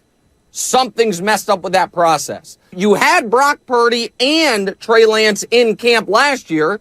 Trey was your unquestioned starter. Trey couldn't have practiced poorly last season. He had a broken leg. I'm not arguing that Trey Lance is a great player. I am simply stating the fact that, forget top 5 picks, first round quarterbacks taken, all of them have gotten a bigger opportunity to show if they can or can't play in the last 30 years. You got to go back to Jim Drunken Miller and Andre Ware to see a guy who got 4 starts and out. If the Niners believe, well, we don't need a difference maker at quarterback, we can win with Mr. Irrelevant, so be it. But then who is going to pay the bill for those 3 first-round picks you traded for a position you don't need? That's the part of this that is galling to me. It's not that Trey Lance should start over Brock Purdy. It's that there has been no continuity to their decision-making at the quarterback position. And that's Nick Wright, and I thought that was spot on. And I can't believe I hate admitting that he makes good points. Right. Because I don't care much for him. Right. But I have to acknowledge good points. Like, this is the part that I don't, like, It just doesn't jive. It just doesn't line up with me. Like if we took a step back, Niner fans, and we're all Niner fans, but we said the Cardinals or the Seahawks were making all these same decisions, we would look at quarterback like, yeah, they've made some bizarre decisions at quarterback. Man, but they keep winning. They do. They keep winning. And so, like, I keep coming back to this. They got to keep winning. But then there's, like, a segment of fans, because you brought this up, fans, the consumers, Niner fans, their consumers are saying, you got to win the Super Bowl. You got to win it. And I'm like, damn, they've painted themselves in. They've boxed themselves in. They do, with the talent that they have, the assets that they have, the way they speak. I know that's big boy sports, and that's what you play for, and I understand that. But they opened up training camp, Shasky, saying, we're 6 to 8. There's 6 to 8 teams. Eric Armstead, I've sat in that presser right next to Sam Lubin. Eric Armstead, there's 6 to 8 teams that have a legit shot at winning the Super Bowl, and we're one of them. Shanahan and Lynch have talked about, it's time to get over the mountaintop. It's time to finally finish the deal. They've all talked about it. So they had those built-in expectations to win the Super Bowl. I would have asked this as we get into the last 2 hours of the show. If you had to do it, and I asked this 3 weeks ago and didn't get a lot of runway. It didn't hit really because, we were talking about Brock and Trey, and we still thought he'd be on a football team. But if you had to go back to 2021, knowing how that season ended at SoFi Stadium in the NFC Championship. You're going to 2021. 2021, Trey's rookie year. Okay. If you had to do it all over again, would you like to see Shanahan just start Trey Lance from day one and ride through the bumps and just to see? Because now we don't even know what Trey Lance is. Even though 2021 was so much fun? It was fun. It was stressful. Now, was it fun after Christmas Eve when they lost to Tennessee? Everybody was screaming left and right about that game. You beat Dallas in Dallas. You beat Green Bay in Green Bay with one of the greatest special team moments in Niner history. You did. That LA Ram game was epic, even though they fell short. But we don't know. But you don't know what Trey Lance is. No, I know, but you don't know whether he's a bust. Those memories were fun. You don't know if he's going to be good. Yeah, those memories were so much fun. Like, if you want to play the what if game, my question is like, well, what if you just took Brady in 2020 when I was dying to have him? What if you just did that? Maybe you have a Super Bowl. Maybe you have a Super Bowl. This goes back to Nick Wright's point Shanahan, to Nick Wright's point about their quarterback decisions have been bizarre and inconsistent. That's where I'm going. So, like, Jimmy, all we need is a game manager. Jimmy's good enough. And then immediately after losing the Super Bowl that following year, Jimmy's not good enough. Right. No, you need more from the quarterback. So we're going to swing big. And then you swung big, but you never let it play out. And then you've pivoted now back to the original position of just need a game manager or a guy slightly better than game manager. But the whole Brady thing is fascinating because Shanahan, and that report came out that the coaches, and Shanahan said, well, Brady's marginally better than Jimmy Garoppolo. We'll rather stick with Jimmy because Brady's only marginally better. When does that crack come into play for you? And so now, so when I was saying that 3 years ago, look, Shanahan made that decision, and people still roll for him in a way that it was like, wow, he can't figure out. So that was year 4, Shanahan. Plus, that was year 4. Let's just go this year. If you knew everything that you knew, because he said, man, we knew it, like, because now we're hearing all this, to me, a lot of revisionist history and hype, but like, we knew Brock Purdy was special, and we heard this guy and that guy talking as they're walking up. Why didn't you go straight to Brock Purdy then? Right. Well, because they said they couldn't justify it because he was the last pick in the draft and Trey Lance was a number 3 overall pick, and they owed Trey Lance that chance to start and prove his worth as the number 3 overall pick in the 2021 draft. But going back to Brady, that was year 4. But how can you say it's a business? Hold on. You go back to Brady year 4, and you don't make that decision to take him. That was year 4 after 2017 taking Thomas and Reuben Foster. It said, we don't need Watson. We're not scouting Mahomes, but we're going to trade up for C.J. Beathard. And then that same season in 2017, you decide, wait a minute, Kirk Cousins is not going to be available. We need to go get a quarterback. And at the last minute, you swing a deal for Jimmy Garoppolo, even though you got the assist from Belichick. So we're getting Kirk Cousins. Listen, I don't know. It feels like we're destined for him. I don't know. This quarterback thing, crazy? We just need Brock Purdy to play good. You know what's crazy? This quarterback thing broke. Good. It's so huge that we haven't mentioned once that Ohtani tore his UCL in his pitching arm. Or how about this? Like, B. The Giants won a game yesterday. I don't care about the Giants. If Nick Bosa misses a game, people are going to lose their minds. We already are. Kyle Shanahan does have an ego when it comes to quarterbacks. He has botched the quarterback situation, yet it hasn't burned him yet. Well, that's why it hasn't burned him but yet. This is where I think like we've blamed Garoppolo, we've blamed Lance, we've blamed Garoppolo again. You know, Purdy got hurt. I feel like he's boxed himself into where now I think the spotlight's on him. All right, let's get He dramatically needs double-digit wins this year and needs to do some noise in the playoffs. John in Union City real quick before we get to the injury report. John, what's happening? Hey, guys, thanks for taking my call, man. Anytime. Let's just put this in perspective here real quick, all right? We're all hating on Shanahan because of the decisions he's made. Let's put ourselves in his position. He got to make these choices, right? And how can we knock his choices when he's had results? Yeah, we can say that he botched the quarterback position, right? But he's also made to the NFC Championship 2 years in a row, right? And I'm just talking about when Trey was drafted, right? Let's look at the timeline, though. Like Trey got injured, Brock balled out, and we're having a competition for the number 2 position. We don't think about potential and whatever for the number 2 position. We think about floor and who's going to back up in the pinch. Right. But no, John, do you believe that Sam Darnold is capable of winning games for your football team? We're talking about Sam Darnold here, the guy who has 55 lifetime interceptions and 11 lost fumbles. Yeah. No, I get that, guys. Sam Darnold hasn't been the best. He's been in crappy situations. But if you just look at the sample size of the last 6 games with the Panthers last year, he had very little turnovers, and he balled out. He was in a better situation, and they ran kind of like a Shanahan light kind of offense, and that's what they saw in him. They're not going to look at like the last 2 years, like how he sucked big time with the Jets. He did really good in those last 6 games, and they're thinking, you know what, Sam Darnold has potential too, and he has a high floor. John. So they got to make those decisions. John, they do. But, John, you know Sam Darnold's last game with the Panthers, he was 5 of 15 for 43 yards and a couple picks and a fumble. I get that. That's the last game. But if we look at the sample size, not just one game, right? They got to make those decisions. Like, yeah, but he was also like if you mortgage it. This reminds me a lot. You ever watch the movie when the person's hitting on blackjack or hitting at the poker table, and then they throw all their chips in, and you're like, no, walk away. It just feels like to me right now, Shanahan and the Niners have kind of boxed themselves in where all the chips are in. Damn, Brock better be great.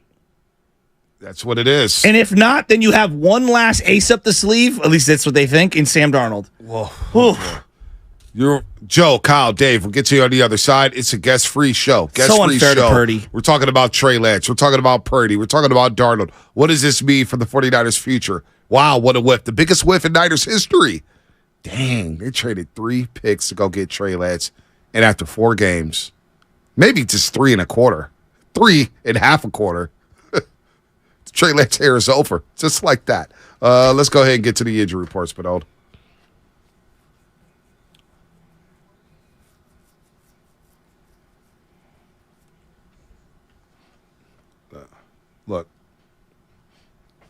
Look. This decision to make Trey Lance a quarterback 3 on this roster doesn't change my expectations for the season. I still expect this offense to be one of the better offenses in 49er history. Debo didn't go anywhere. Ayuk didn't go anywhere. Christian McCaffrey's healthy, and George Kittle's going to be on the football field. I expect this team, no matter who the quarterback is, to average nearly 30 points a game and hum and cook. So that expectation doesn't change for your boy, Bonte Hill. All right, injury report. Shohei Ohtani has a tear in his UCL. Angels report it's still unclear whether or not he will require surgery. He will not pitch for the rest of the season. Does that take away some money for him in the offseason? I think he should become a full-time closer. Shohei Ohtani, maybe he becomes closer than that with the elbow injury here. So a torn UCL. He had Tommy John in October 2018, but he will still hit for the Angels. The injury report brought to you by Boxer Gerson, Northern California's premier workers' compensation law firm, helping injured workers get their lives back for over 40 years. What's coming up in the game? Sponsored by Fremont Bank, full-service banking, no compromises, more of your phone calls. Joe, Kyle, Dave, Jason, and the rest of you. We'll get to everybody here on the Morning Roast on 95.7 The Game. The biggest pro football.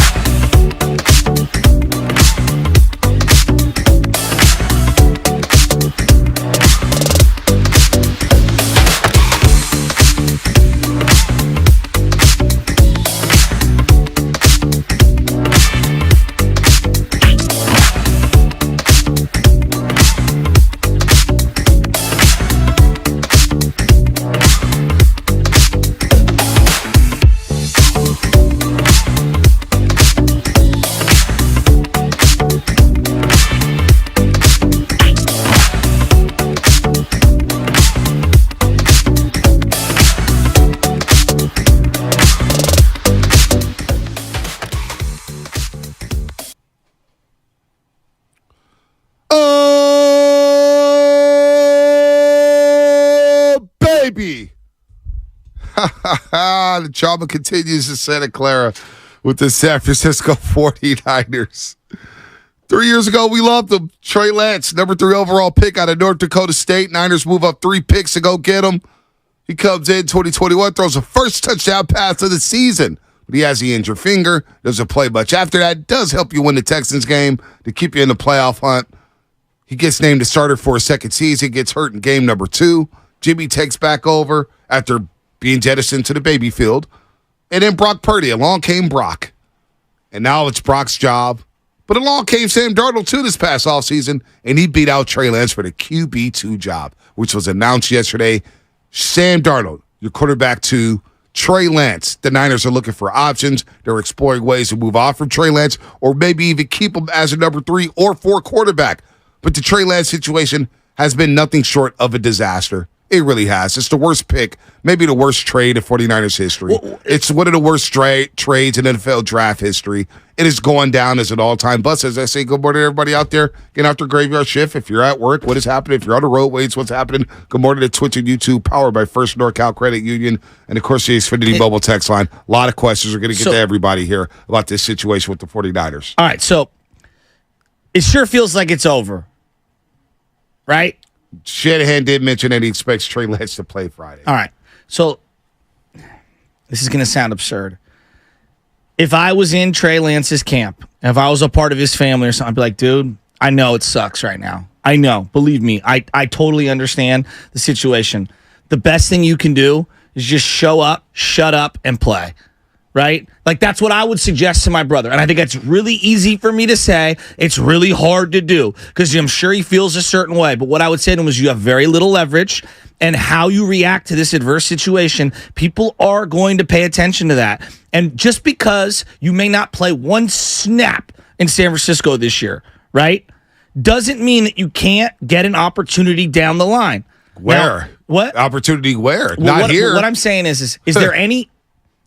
Is there any realm of possibility right now, feeling what we feel, knowing what we know, that they could just not kiss and make up, but find a way to at least have him somewhere on this team, even if he's QB3 or 4 or whatever, on this team this year? Is there any way, or is that just, it's gone, it's done? I don't know. I think he's done on this football team. I don't know how he comes back to this football team. So how can you even play him on Friday? So I don't know. But listen, Shanahan mentioned this yesterday on Trey Lance missing practice. I thought this was very important, and nobody's talking about it enough. Watching how Trey was when he talked, after they made the decision and told Trey Lance, watching how Trey was when he talked, we just thought it was better. Hey, take the day off, get away a little bit, clear your head some. We'll talk later in the afternoon, and we'll get back to you in here tomorrow. He was distraught, and he didn't hit the practice field.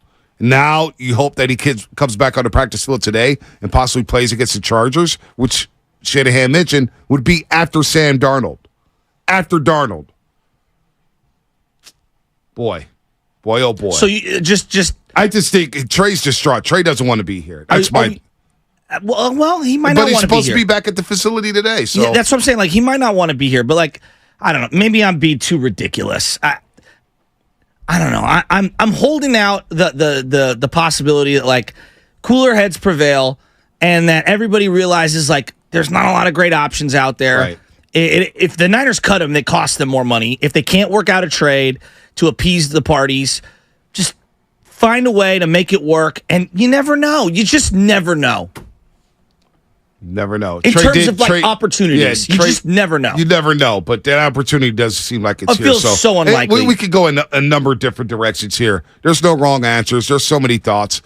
The Jimmy angle, the Trey Lance angle, the Shanahan Lynch angle, Purdy, Darnold. There's so many different angles to this conversation on why Trey Lance, and it hasn't worked out here. Now, obviously, injuries. But that Vegas game, Shask, I came in here that Monday.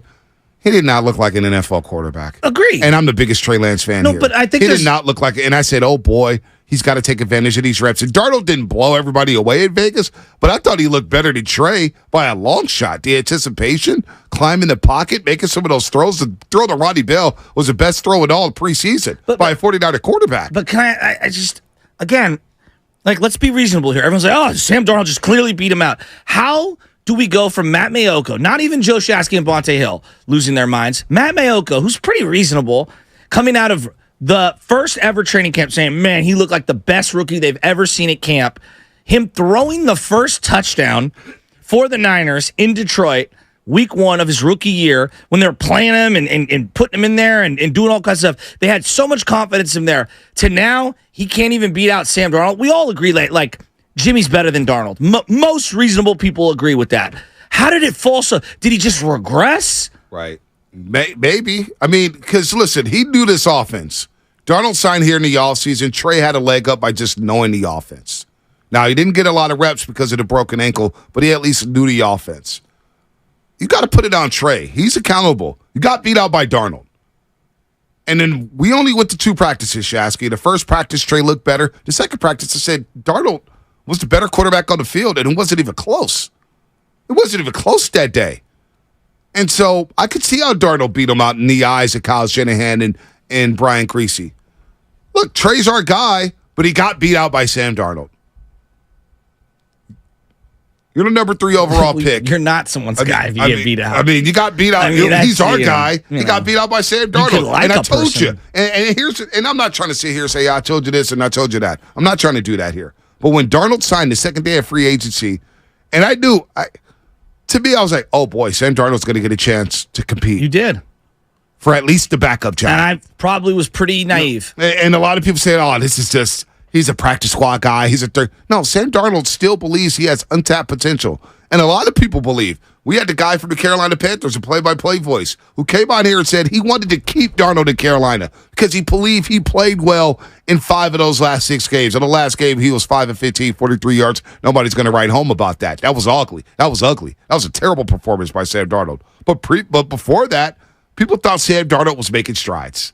And we know Shanahan and Lynch have always had an inkling towards Sam Darnold. There's always been some type of love affair with Sam Darnold in terms of, boy, if we got him in our system, we could make this guy one of the best quarterbacks in the league. That's how they feel. We may not agree with it, but that's how Shanahan and Lynch feel. And they got Darnold the second day of free agency. And when they did that, I said, boy, Trey better be on his P's and Q's. Well, but here's where I get a little confused because what I saw from Purdy was amazing.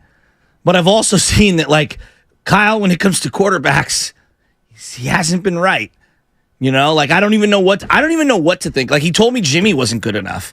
And then he told me he couldn't live without Jimmy after trading everything to go get somebody to replace Jimmy, and that was the wrong guy. So I guess what I boil it down to and this is where I feel like they're getting boxed in and it feels so unfair. It's like, damn, Brock better be great. Wow. And that feels so unfair. He's 23. Right. He's played 7 or 8 games. You know, I'm looking back at this quote where Shanahan said, watching how Trey was when he talked, we just thought it was better. Hey, take the day off, get away a little bit, clear your heads up. Maybe there was some tears shed in that meeting. Trey obviously was devastated. To not be on that practice field yesterday, he was obviously devastated. Devastated he got beat out by Darnold. And maybe it's because he felt like I didn't get enough reps to compete. Maybe I was sitting around for 25 minutes and didn't get to compete. But boy. A part of me does feel like, and I don't know, maybe this is easy to say today, but man, going back to that injury, did it just end right then and there? The broken ankle? Yeah.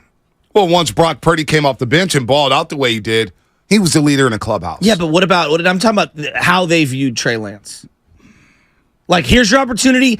That's it. Things change. No, I know. They saw Darnold come out there. But no, they probably thought, look, we got a perfect backup at Trey Lance who's going to be our starter, but Darnold's out there. And you know what? Let's make him compete with Darnold. Let's build the best quarterback room we possibly can, and let's go get Darnold and make him compete for that backup job. And I agree with the competition. I wanted Jimmy in training camp last year to compete with Trey Lance for the starter's job. I thought that was fair to Jimmy. Jimmy didn't deserve the right just to get benched because he did help this team get to the NFC Championship game. You could say what he did in the playoffs, and I was at those playoff games. He didn't do much. But he was the quarterback for a team that went to the NFC Championship game. And the players in that locker room obviously felt some type of way about that job being handed to Trey Lance because as soon as Trey Lance got hurt, they ran to Michael Silver saying, boy, it was good to have Jimmy in there because that was 49er football. Forget the Trey pick. What was worse? How you handled Jimmy throughout the whole thing or how you handled Trey? Well, trading for Trey Lance is worse. You made the number 3 overall pick to move off of Jimmy to draft this kid, and all of a sudden 3 years later, you're saying he's not even good enough to be our quarterback number 2. Yeah, but to me, trading all that. This is like James Wiseman that playing was the indictment to Jimmy's face. It's like James Wiseman playing Summer League basketball year number 4. It's like, damn. Yeah, but James Wiseman. And I get why he's played in Summer League, but that in a lot of fans' minds saying, boy, he's our number 3 pick 3 years ago. He can't even be QB2 on our team. Well, see, I would say, like, to me, how you handled Jimmy bled right into the trade thing, and just the whole thing was bizarre. The whole thing was bizarre. And this is where it goes right back to Purdy. Purdy's got to be awesome. You know what? Purdy was awesome last year. Absolutely. He's got to be awesome again, because not only does he have to be awesome on Shanahan and them, Purdy has to be awesome to keep his job in the future. Think about the pressure he's facing. Well, he's got to have a win now. You got to win a Super Bowl for this team because of the roster. You got to prove yourself to get real money, because you're not some high draft pick that already has established money. You're coming off of a UCL injury. It feels like it's Super Bowl or bust, and that's ridiculous. This is tremendous pressure for this guy. But you know what, though? You have to offset the trade pick. Listen, let's be real. There was going to be pressure on Brock Purdy, whether Trey Lance was QB2, QB3, QB5, yeah, but this QB7. is added. Nah, it's the same pressure. It's the same pressure. You think it's exactly the same? Here's the pressure with Brock Purdy. He knows I've got 2 years left after this year on the deal. I'm making no more than $2 million outside of the $800,000 I'm making this year. So over the next 3 seasons, Brock Purdy's not even going to make $3 million as a quarterback. Now, he may not be the starter next year. Who knows? Depends how he plays. But that pressure was going to be on Purdy regardless to pick up where he left off last season and an offense that averaged over 32.5 points per game. All right? He was going to have to pick up where he left off anyway. And now, looking forward, knowing that, boy, Trey Lance may or may not be on this team as QB3. We'll see. But now Darnold's on a 1-year deal and Brendan Allen's on a 1-year deal. So I may be the only quarterback who's back, but if I don't play well, I may be joined by Kirk Cousins, and you know what that means. I may be joined by somebody else, and you know what that means. So the pressure on Purdy is the same it has always been. Yeah, There's pressure. When your coach calls you can't measure pressure. The pressure is you got to help the team win a Super Bowl. That's the ultimate pressure for Brock Purdy. Okay. I just think that there's tremendous layers of pressure on this team, just in general, and on the coach, and on the quarterback.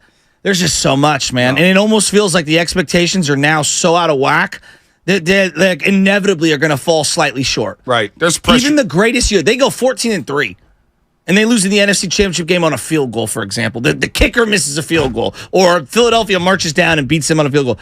There's going to be a segment of fans, it was a horrible season. It's like, no, it was not a horrible season. But for a lot of people, that's how it's going to feel. It will. But you know what? Get out your feelings, man. It's about winning. And right now you got Purdy, Debo, Kittle. I don't want to, that's the thing. This quarterback backup situation, the best of both worlds, we don't see Sam Darnold on the field, nor do we see Trey Lance, because Brock Purdy's QB1. And Brock Purdy proved that he could run this offense as effectively as anybody under Kyle Shanahan in San Francisco. Those are the facts. And the facts don't change that Debo, Kittle, CMC, and Brendan Ayuk are in tip-top shape and ready to roll. It doesn't move the goalposts for me offensively. This offense should still be able to hum. This cloud that is Trey Lance, they got 16, 17 days to get over and get ready for Pittsburgh. So not only do you have to win at the highest level, you also have to have an offense that hums. This offense will hum, though. Well, is it winning or is it humming? It's both. Okay, that's a lot. Of course you got to win. I know, but that's a lot. Now you have to win with style points. It's the NFL. No, you don't have to win with style points. You don't have to do that. I'm not saying that at all. I'm saying you got offensive weapons that are some of the best in the league. That doesn't change. The facts, whether or not Trey Lance is on this football team or not, doesn't change the fact that Brock is quarterbacking this offense with legit weapons, some of the best at their positions. And it shouldn't be a drop-off offensively, whether Trey Lance is QB3, 2, or QB7, or on some other roster. That doesn't change. Okay. That's all I'm saying. So the expectations for me doesn't change with this move. It's like, wow, you blew the number 3 overall pick. You think people would be satisfied with NFC Championship game? No. Oh, they won a Super Bowl. So it's just Super Bowl. They won a Super Bowl. We've been talking about this for 3 weeks now. It's just... What changed? Nothing changes. So unfair. He's 23. Nothing has changed. Joe, San And Jose. has Darnold even played in a playoff game? No, he's never played in a playoff game. And the plan is for him not to play. He's I QB2. know, Joe in San Jose, what's happening? Hey, can you guys hear me okay? Yeah, we got you. Okay, so first of all, I don't know why we give so much importance to Trey Lance. I'm sick and tired of fans making excuses for him. He's got an ample amount of reps, and he hasn't made the most of it. We need to hold him accountable. Niners are not accountable for not, developing him. Niners owe him $9 million for the mistakes he made and mistakes they made, and that's plenty. Now, think about it this way. We all go to college. We all go to high school, college, get high school degree, bachelor's degree, master's degree, and then declare ourselves ready for the job. Once the organization hires us, the expectation is the same, regardless of your degrees. If you just had a high school degree and said, I'm job ready, and you didn't develop and become the talent that they expect you to be, that's on you. That's not on the organization. No organization. Wait a minute. If you hire some hotshot kid out of Stanford and you give him $250,000 and everyone else is making $100,000 and that guy sucks at his job, there are repercussions internally. Like, come on. Like, if you're going to give a real life example, like, people are going to get disgruntled. Like, give me a break. When the boss's kid takes over the business and everybody thinks he's unqualified, people lose their minds. If anything, you're making my point even stronger. All I'm saying is that regardless of when you get to this level, you are expected to perform. The organization does not owe you anything. Yes, but the person who hires, hear me out, the person who hires the unperforming person does get repercussion at times. Like, for example, I've worked in many different corporate consolidations, okay? And what ends up happening is there's a young hotshot manager, and they're going to bring him in, and he's going to change everything. And he makes a bunch of changes. And then the changes don't work out as profitable as the company wants. Who do you think gets fired? Yeah. That manager. Fine. That's fine. I mean, we can hold Kyle Shanahan accountable, but I'm talking about the Trey Lance topic. Well, yeah, they both are accountable. Niners owe him something. Niners don't owe him anything. Okay, second point is, if you want to know how Trey Lance would look like, look at Sam Darnold, right? Sam Darnold, if anything, is a developed version of Trey Lance. I would rather take Sam Darnold as a backup right now because he's more job ready than Trey Lance is. So you've seen 8 drives, and they scored 1 time, and you're ready to call it a game. You're ready to it's over. Well, he has 55 NFL game experience behind him. He's made mistakes, but he worked in all of these systems. This San Francisco is a much better system than the Panthers and the Jets. I'll give you this, Joe, and thanks for the phone call. I did see Sam Darnold, and we could argue this till we're blue in the face. Right now, if I had to bet my life savings and said, boy, I need somebody to win me a football game. I can't believe I'm about to say this, but I'm going to say it. I believe Sam Darnold could win that football game over Trey Lance right now. Wait, you're giving him a higher percentage of winning the game? He's more ready to win the football game. Because I don't feel good about either of them. He's ready to win a football game more so than Trey Lance. I'm sorry. He is. Okay, Trey Lance, maybe slightly. Trey Lance was hesitant. He wouldn't throw in the windows. I saw it Saturday night. But I just said it the first couple drives. I don't love either option either. But right now, Sam Darnold's more so ready to win a football game than Trey Lance. It is what it is. It is what it is. I mean, but I'm the biggest Trey Lance fan there is. Agree? But Shasky, when I watched that Raider game and I watched it back yesterday, you're acting like it's like the drop off is precipitous. We're talking fractions here, right? I don't know if we're talking fractions. Trey Lance wouldn't let go of the ball. He's fumbling snaps. Look, you're going to get a chance to see Darnold at some point this year. Mark my words. And we'll see what it looks like. I don't know, I'm man. skeptical. Listen, man. I'm skeptical. I gotta be open minded here. I got to be unbiased. I love Trey Lance. I thought Trey Lance was the next big thing in San Francisco. I'm as disappointed as the biggest Trey Lance fan out there. I'm as disappointed as a lot of Niner fans. It's not about Trey. It's not about Trey. I'm skeptical on Darnold. What I saw from Darnold was a guy more so ready to play in the NFL game. No. We agree slightly more. But both options kind of suck. We don't know that, yo. We don't know that yet. Do you want a guy who's not gun shy, or do you want a guy who's gun shy?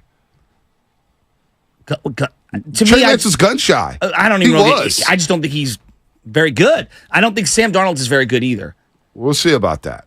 We'll see. Mr. Jones, Atlanta. Mr. Jones, what's happening? What's up? You said, do you want somebody to be gun shy or gun what? Or do you want them to be to rip it? To rip it. You want somebody to rip it? Man, I want them gun smart. You understand me? I want somebody, if you going to shoot, hit something. At least hit what you're aiming at. You want somebody just go throw it. You want bing, bing, bang, bang, bang. Boom, boom, boom, boom, boom. Right. Who wants that? But sidebar. Okay, see, Miss, I'm glad I know you are the biggest Trey Lance lover in the world because I was sick to my stomach when we made that draft pick. I can't believe y'all agreed on that after we just sat there and watched Justin Fields take a hit in the rib, get knocked out the game, threw 6 touchdowns against one of the best teams in college football at the time. If you're watching football, what told you that Trey Lance was worth moving hell, heaven, and earth over Justin Fields? When Justin Fields at practice, we're talking about practice, goes against first rounders. But no, we have a quarterback guru, right? Not only did we do this once, we've done this 3 times in a row. I'm going to call out the facts because I'm a real Niner man. You understand me? Like y'all said, we went and got Solomon, right? That same year, who was on the board? Deshaun Watson. Deshaun Watson. Oh, that's one. Nope. What? That's one. Patrick Mahomes. Okay, so we missed on that one, right? Oh, we missed on 2. Same year, next year, right? We get a chance to do a draft, right? So Sam Darnold, he was also a number 3 overall pick, right? Another bump that we got on the team. You understand me? But he went number 3. Who was also on that draft, bro? Josh Allen. And who else? Lamar Jackson. Yeah. But we want to play, like I just told my man, Cam Emmons just said that they talked to him and said that the Niners wanted to play 11-on-11 football, right? So we want to play 11-on-11 football, right? After everybody in the world just watched Clemson versus and I hate Ohio State. I'm a Michigan fan. You understand me? I'm going to give him his respect, though. We watched him play the Ohio State. Justin Fields played the game. Thanks for the call, Mr. Jones. I think I owe you some tickets anyway. But here's the point. We got to break. I know, but No. Save it. Dave, Jason, Mr. D, get to you on the other side. Save it. That's what's coming up, sponsored by 7-Eleven. It rolls along with Trey Lance. We're going to continue to roll here on 95.7 The Game, the Morning Roast. Small cherry Slurpee drinks are only $1 at 7-Eleven. It's a drink so full of bold, fruity flavor that the amazing price is just the cherry on top. Stop into 7-Eleven to get any small Slurpee drink for $1. Slurpee, anything flows. Expires 12/31.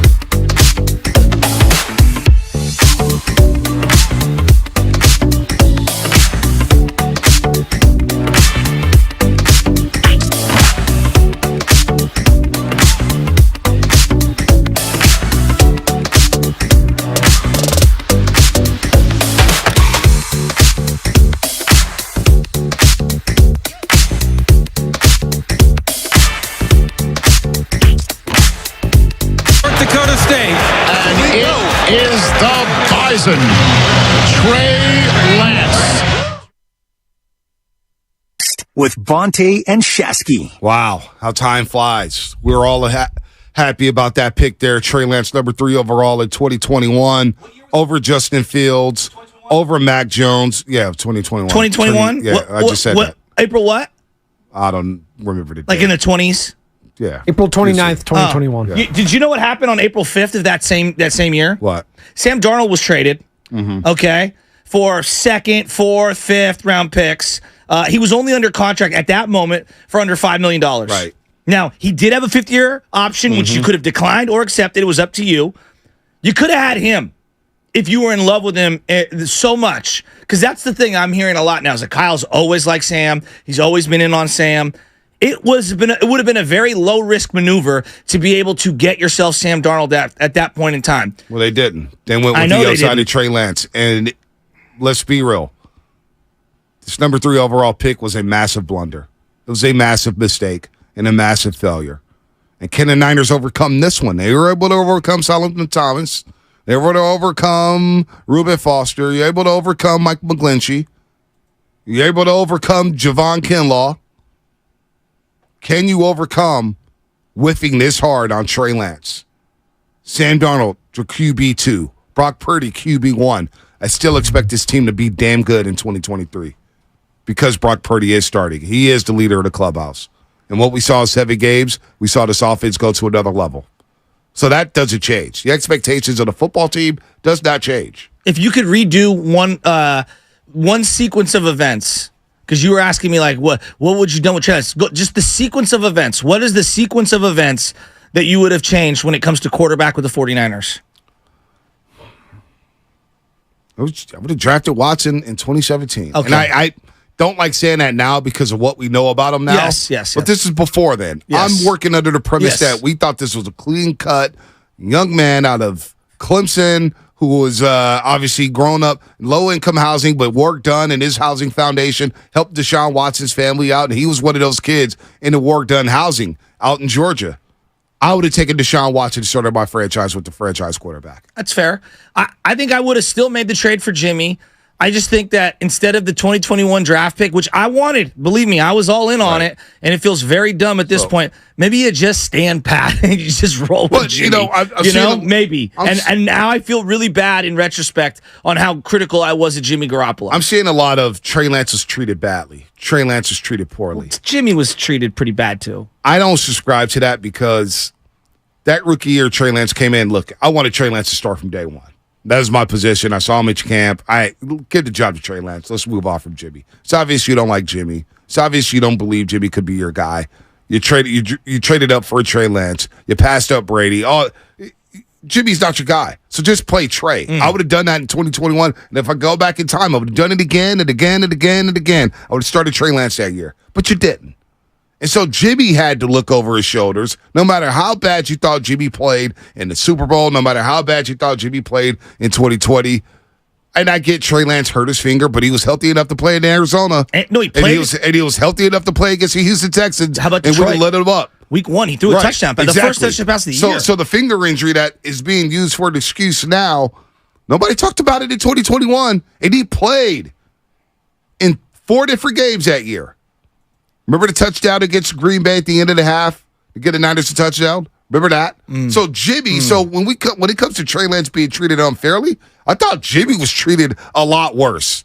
And in year 2, Trey Lance, you give him the keys, but you got Jimmy Garoppolo practicing on a baby field. So everybody sees it. His former teammates who went to a couple of NFC championship games with him and his Super Bowl, his old teammates see it like, Jimmy's still around. He's still a pretty good player. Why are we moving off of him?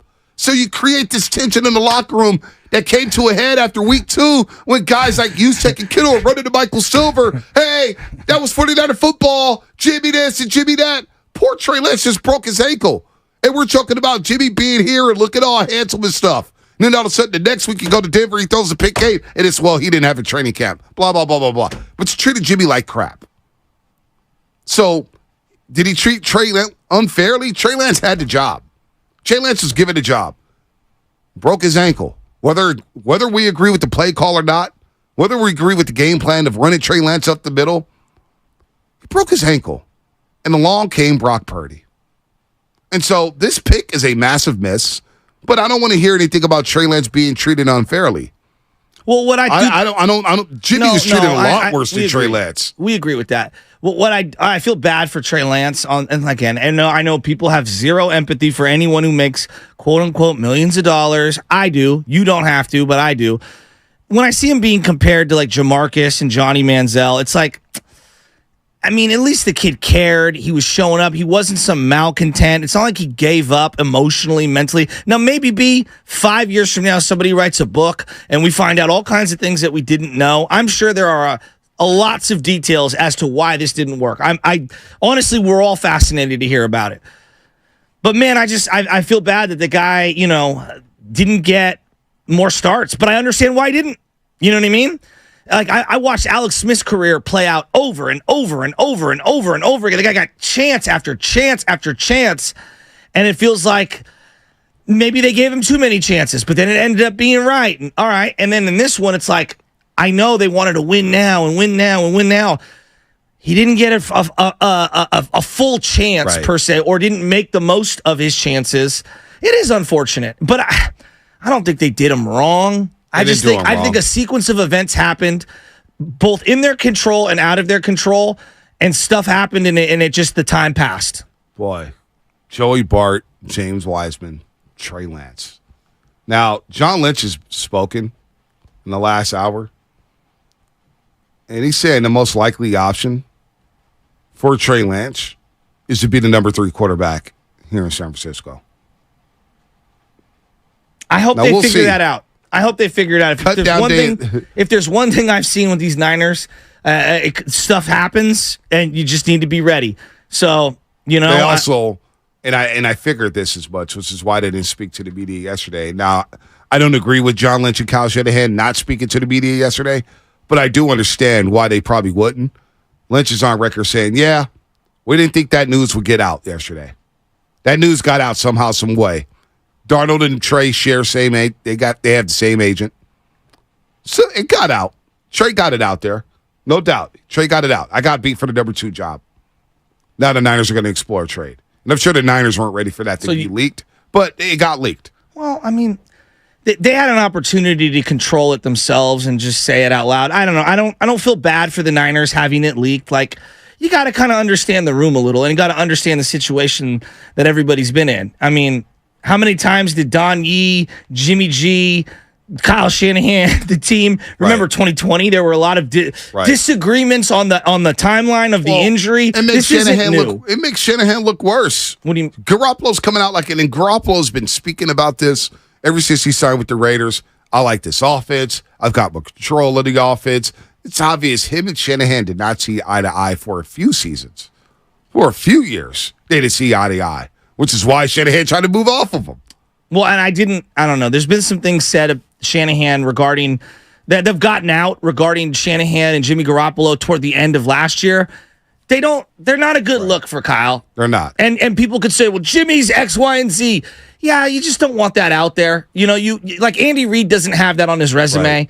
Right. Even McVay. And look, McVay was done with Jared Goff. Like, this is something I keep thinking about. And I know it's different because they had to trade Goff to acquire Stafford. Right. But there was something clean about hey, we're done with Goff. I'm ready to move off right now. Right. Like, get out of here. We'll trade him over there. Right. We'll give up picks to get rid of him. We're going to get Stafford. And it was a clean 1-for-1 plus some picks. So, like, it's different. It's totally different.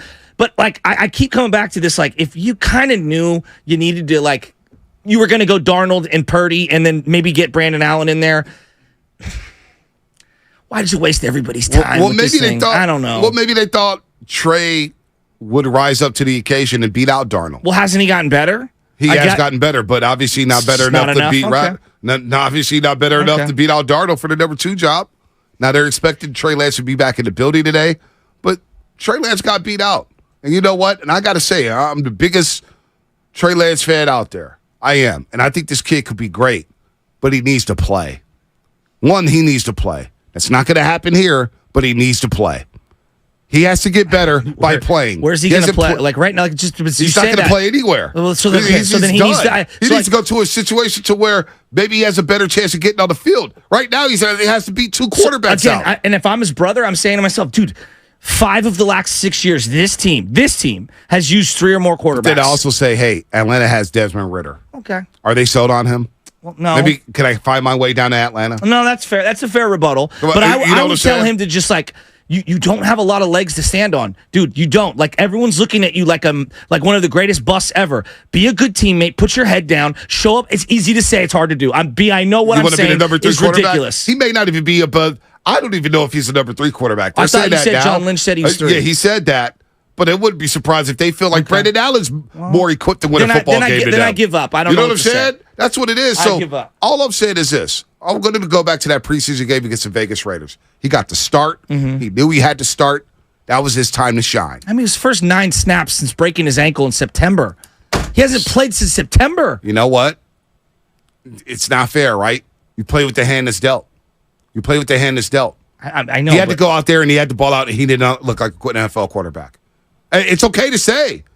He did not look like an NFL quarterback in that first game against the Vegas Raiders. Okay, yes, for 9 plays. He made a couple of other plays. I think for the entire first half. He almost threw 2 interceptions after the first 3 drives. I just watched Teddy Bridgewater wear number 50, throwing the ball all over the field for Detroit as QB3. He didn't look like an NFL player, and I've watched him for a couple years. But we've seen him play. He has a track record of playing in the NFL. And he's not the difference is Trey Lance doesn't have a track record. We don't know what he is. But what we saw in that Vegas Raider game was a guy who did not look like an NFL quarterback. I don't know. Is that okay to say? I'm not saying anything like people are getting mad. It's true, but where I find the inconsistency is you can't say he didn't look like an NFL quarterback and then say demand to get out of here. Like, come on. I'm not saying that at all. I didn't say anything. I just said he did not look like an NFL quarterback. What I'm saying is that you have no leverage. But you have no leverage to say, get me out of here. I refuse to be QB3.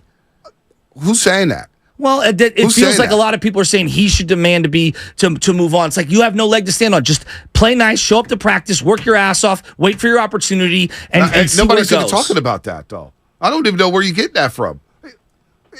I'm not saying Trey Lance should go to demand a trade, but he's not going to play here. All right? It's obvious. He's not playing here. I know, but I don't think he's playing on the anywhere. field here. And so I'm trying to be in a situation to where how can I get on the field? How can I get on the field? How can I get reps to be a possible? He's not getting reps here, and that's killing him. But where else? The one thing with James Wiseman, getting reps? Maybe in Atlanta, maybe in Tampa Bay, maybe in Tennessee. I don't know, but it's not happening here. Well, I don't think it's happening anywhere. I think he'll get more reps. I feel like the Niners are kind of like, doing that. Well, they're telling everyone like if it's not happening here, it's not happening anywhere. I feel like he doesn't have any options. Well, you know what? He may be out of the league, and the CFL thing may be real. You're right. It may be real because the guy needs to play. He needs to freaking play, and he's not playing here. He's QB number 3. And I don't even know if that's true. David Frisno, what's happening? Ooh, hey, guys. I just want to say that you guys say this might be the worst move in Niner history. No, I think this might be the worst NFL move in history. I'm going to tell you why, because it's not just the compensation. It's the circumstances, too, that you had a team that was, on the cusp of winning a championship that, most people thought was a piece away, and they decided to get a piece that needed some development and, wasn't going to be ready. So not only did you give up assets, but the timeline just didn't make sense at the time anyway. So the only way to justify this move was to see it through. So whether he's, not where he's supposed to be at development-wise right now, like the only way to justify that move is to see what you got. Because people are going to say Jamarcus Russell, Rosen, Ryan Leaf. At least those guys play. This guy's going to play 4 games. So not only is the compensation bad, but the circumstances. Like imagine if you're Trent Williams, Fred Warner, George Kittle, and you like, damn, we got Trey Lance, we moved up, but we could have had Pitts, Surtain, Horn, Parsons, and then not only that year after y'all drafted Trey, you stuck with Jimmy anyway. So it was like that move didn't even do nothing for that year. So the window is so small, and they they just blew it. Like he didn't have to get the quarterback. So I think this circumstances make this really, really bad on all fronts. Well, it is funny. I saw something earlier. If they didn't take Trey and they selected Mac Jones, would they have selected Purdy a year later? So they select. If they had Mac Jones, would they have selected Brock Purdy? Well, would Jimmy still be here? Well, don't know. Because wasn't Mac Justin more Fields. ready? Yeah, Justin Fields. Who knows? Who knows how this goes down? Who knows? The 30 for 30 on just the pick and like what they moved up to get him. Right. I think you're right. So, I think you're onto something on they were going to trade that number 3 overall pick for an established quarterback. Right. And I think the well dried up on that, whether it's Watson, Aaron Rodgers, whatever. And then they pivoted. So I do want to address some things. People were saying, Bonte, we don't know how you feel, man. How do you feel? I'm confused. What are you confused about? Number one, let me tell you how I feel. Number one, they blew the number 3 overall pick of the 2021 draft, and it's going down as one of the biggest blunders in not only 49ers history, but possibly NFL history. Number two, how the hell did Trey Lance get beat out by Sam Darnold? That's how I feel. How did he get beat out by Sam Darnold for the number 2 job? What happened? What happened? What happened like year one to where we are now? Yeah. You know, Shanahan, boy, I've been on Shanahan about these quarterbacks, and it seemed like it's still going on. Number 4, I felt this way when Darnold signed. When Darnold said, I said, boy, Sam Darnold didn't sign here to be the number 3 overall quarterback. Watch out now. Watch out. And people say, you're out of your mind. Trey's going to do this and Trey's going to do that. Well, the team started telling us how they felt about Sam Darnold. And they love him a little more than Trey Lance. So how did I feel this morning? How can Shanahan not get the quarterback position right? And boy, the pressure on Brock Purdy, there's no added pressure. There's already been pressure on Purdy. And the pressure's still going to be there because not only does Purdy have to perform well for this season, he has to perform well to guarantee that he needs to start her next season. So I feel, how can you not feel like you're all over the place with this quarterback situation? The Niners are all over the place. And they still believe Trey Lance wants to come back and be the number 3 quarterback here. I remember when Solomon Thomas wasn't starting to work out, he came out with like some of the stuff that he had been struggling with personally, and you just felt really bad for the kid, right? You just felt really bad for the kid. I mean, how could you not? I know we're all Niner fans, but like we do root for people too, right? You know what I mean? Right. And there are people that we deem to be like, you know, hey, they may not be a great person, doesn't mean I hate them, right? And I look at Trey Lance, I don't know. Maybe we find out stuff that I don't know about right now. But by all accounts, he seems to be a good dude. By all accounts, it seems to be that he's tried really hard. And he's just nowhere near good enough. Right. And that hurts. That's hard to swallow. Well, I will say this, too, because a lot of people, I'm seeing a lot of, Shanahan finally lost the locker room. Yeah, that's not true. That's not true. These guys are ready to go in and beat the Pittsburgh you can lose the locker room for anything down the line, and who knows? We thought they were going to lose the locker room last year, and they didn't. They ended up in an NFC Championship game. All right? So they're not losing the locker room. These players are pros. The players see it every single day who the better quarterback is. I love Trey Lance. I meant to wear the hoodie today, but it was so damn hot in here, I forgot it in the car. But Trey Lance, in my honest opinion, did not look like an NFL quarterback against the Raiders, and that hurt him. Now, did he look better last week against the Broncos? Yeah. But the first couple of the interception on the screenplay didn't look good. And I'm yelling there next to Big Dog City and SP saying, boy, Trey Lance missed Willie Snead down the seam. Boy, Trey Lance didn't let it go right there. Darnold looked better. It's okay to say it. I got no dog in the fight. And I said, have not been consistent in saying this, Shasky. I do not give a damn who's quarterback in the 49ers in 2023. Can that quarterback lead me to the promised land and get me a Super Bowl? That's all I've been screaming about. Whether it's Trey, Darnold, Brendan Allen, Brock Purdy, I don't care no more who the quarterback is. Can you win me a Super Bowl? And that, to me, that goal does not change whatsoever with this news. That does not change how I feel about this offense. Whether Trey Lance is QB3, practice squad on another team. The fact is Brock is still here and the coach has said he's a real deal. Okay, I'm going to take the coach at his word. I know what I saw from Deebo Samuel and Brandon Ayuk and George Kittle and Christian McCaffrey. So the expectations for this season does not change despite this news. But if Trey Lance can't beat out Sam Darnold, then damn it, he may not belong on my team. Because we're talking about Sam Darnold here. We're talking about Darnold. A guy who's thrown 55 career interceptions and Trey Lance couldn't beat him out. That says more about Trey Lance. Well, Kyle's made some interesting decisions regarding personnel. I mean, he loved Kevin Coleman more than I did. Let's just put it that way. But Coleman was good in 2019. Not this year. You know what I mean? Like, there's a lot of little tiny decisions that we can pour over. This is big, and I think the thing that, like, dude, you picked this guy. You're the one that wanted this dude. You had your choice of anyone you wanted to replace Jimmy Garoppolo down the line. Heck, you could have taken Tom Brady. I think a lot of people would have been like, yeah, we get it. It's Tom Brady, right? Even though Jimmy would have had a lot of fans. But you picked Trey Lance. And now you're on to Brock Purdy. You better be right with Brock Purdy. And we all trust him. We're all in. But, like, if he takes a step back or if there's some big lumps, I think he's gonna be feeling. I'm talking about Kyle. Is gonna be feeling a lot of people's anger. Yep. Let's go to Jason in San Francisco. Jason, what's happening? You're on the roast. What's going on? What's up, Jay? Not much chilling, Bonte. But no, I've been listening to y'all, and I personally still don't feel that Darnold is any better than Trey Lance. I know you said you feel like you've seen him playing better this year, but I'm like, even looking at the stats, especially last game, I'm like, I know that Trey Lance only played in the fourth quarter, and Trey Lance threw for more yards, and the stats wasn't that bad when you had Darnold play 2 quarters at the end of the day. So it's like, what exactly is Shanahan truly looking at? Me personally, I'm ready for Shanahan to go. I've been tired of Shanahan, especially after he blew the lead against the Rams in the NFC title game. You already know. So I'm like, I still ain't forgot what he did in Atlanta when he blew that game. And so it's like, at the end of the day, I feel like he keeps playing conservative football, and then all of a sudden, it's like I feel like he slapped Trey Lance in the face. It was like, because I feel like he played 2 different type of styles of football with Trey Lance and Brock Purdy in them. It's like you had Trey Lance constantly running the football like he was a running back, running up the middle, broke his ankle. You know what? And then all of a sudden, You know what, Jason? Maybe that's all Trey Lance could do.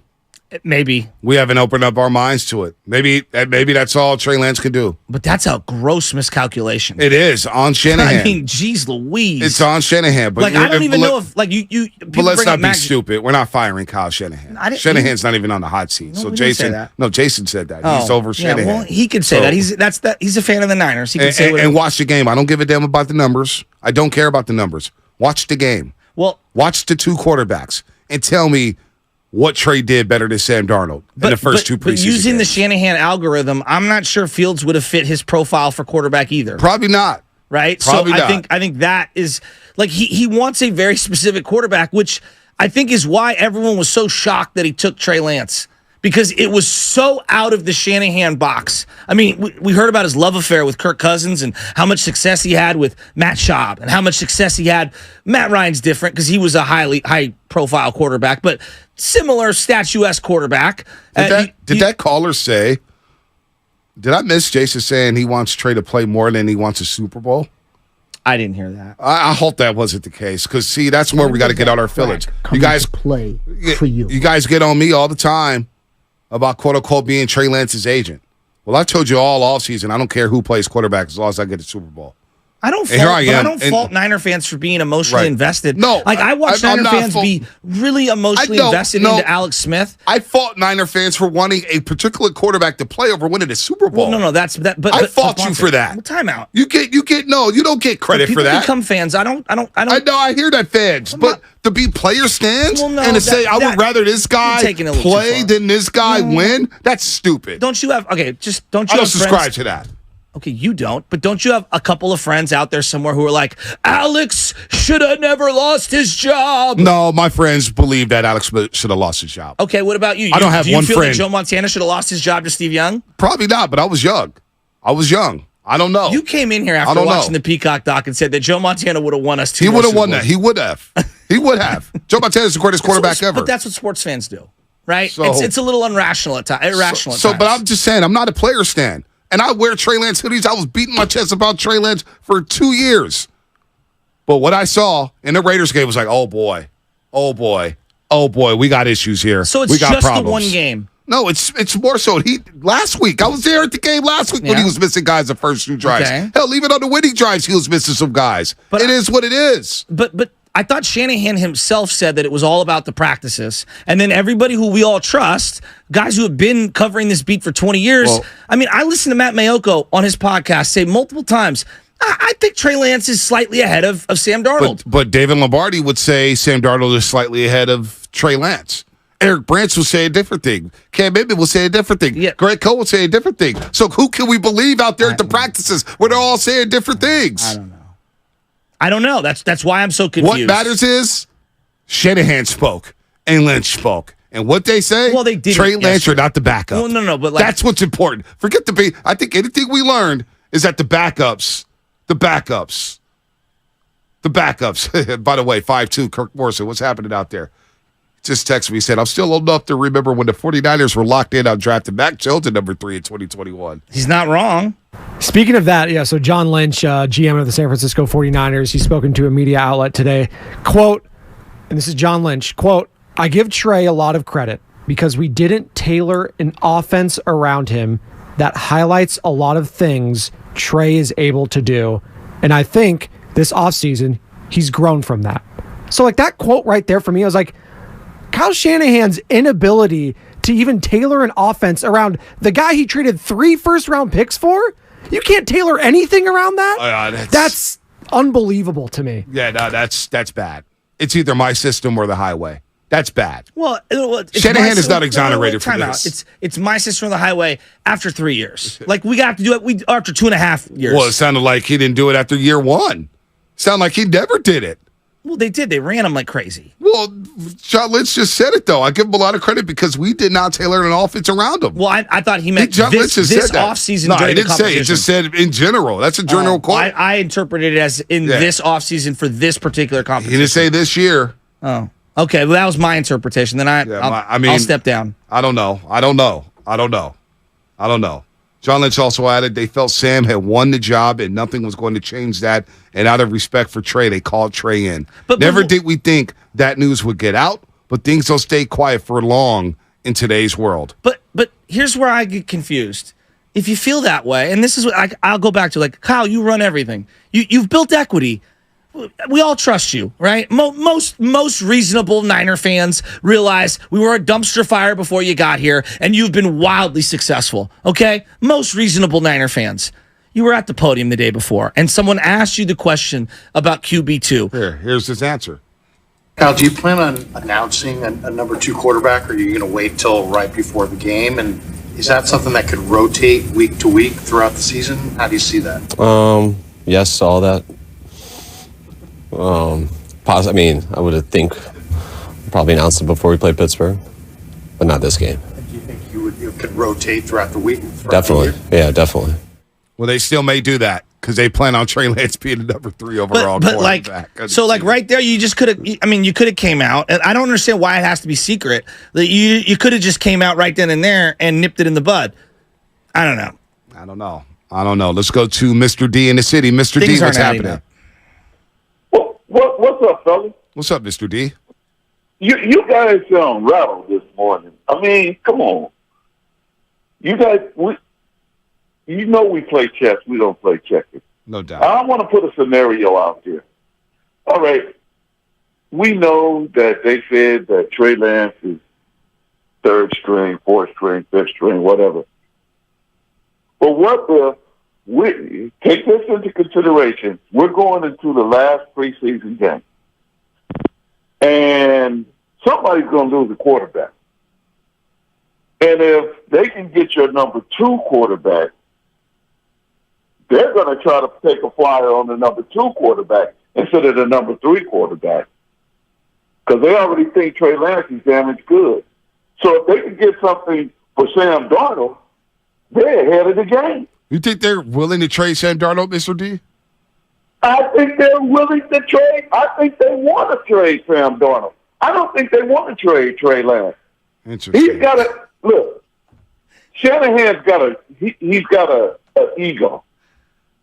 So I think the whole game is they want to get rid of Darnold and not Trey Lance. So they probably told Trey Lance yesterday, look, man, we're going to do this. But the deal is to get rid of Darnold. But we can't get nothing from him if he's 3rd string. But we can get more from him if he's 2nd string. See, I don't know. So just hang in there. I hear you. I hear you, Mr. D. I doubt that. But I don't think that's happening here. By the way, you're listening to 95.7 The Game, KGMG FM in AC1 San Francisco, always live on the free Odyssey app. Download that bad boy for the best and most up-to-date sports coverage. And don't forget, you can also watch us every single day on our YouTube and Twitch streams. Sponsored by our very good friends at First NorCal Credit Union. Check them out. Just log on and search 95.7 The Game. Be sure to like and subscribe to the channel while you are there. Don't forget about the great golf event, 9/11 at Harding Park. September 11th, Harding Park. You want to be there for the 8th annual Pettinelli Charity Golf Tournament. 100% of the proceeds from this event benefit the San Francisco Autism Society. The Autism Society is a complete resource for families and autistic kids and adults, providing activities, information, and education. A few of our personalities will be out there golfing, and we want your company to join us. 888-957-9570. We'll get back to the lines. Mr. D said we sounded rattled this morning. I think we sound fine. Nobody's rattled. It is what it is. Well, they just Number have to be 3 pick has been a blunder. It's been a whiff. Complete miss. Swing and a miss. You missed on Trey Lance. And now you expect to hold him onto the roster? If I said to you, Team X, number 3 overall pick that they traded multiple picks for, got 4 starts, and they're moving off him completely, and he can't even be your backup for Mr. Irrelevant, who played 7 games. I think if you weren't a Niner fan and you were looking at it, you'd be like, that's pretty bizarre. It's bizarre, but you know what? Not unrealistic, but it's bizarre. It's a bizarre situation. I'll give the Niners this. I'll give them this. If they didn't feel like Trey Lance was good enough, cutting bait at this time is perfect.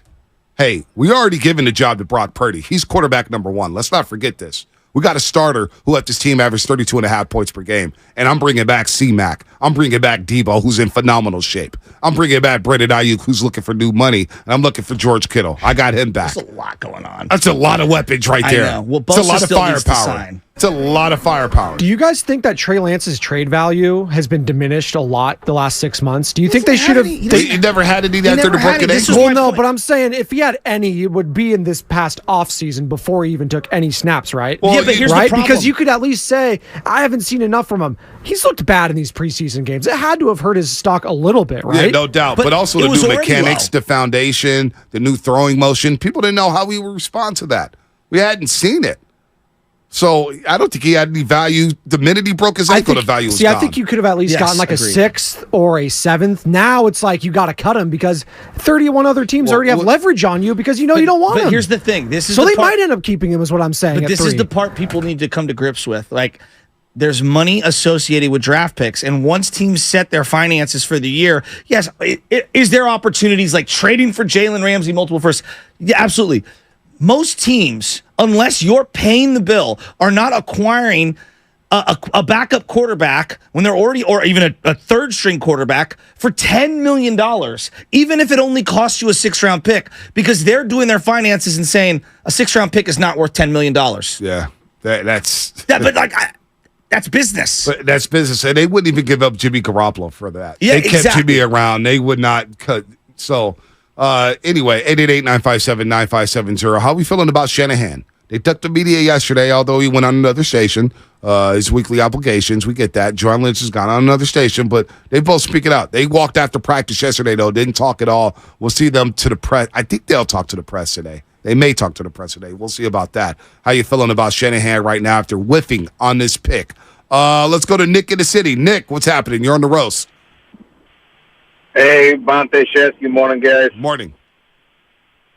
Hey, one of the things I've been hearing from you over this last week or two is just the lack of competitive developmental leagues for the NFL compared to all of the other major sports.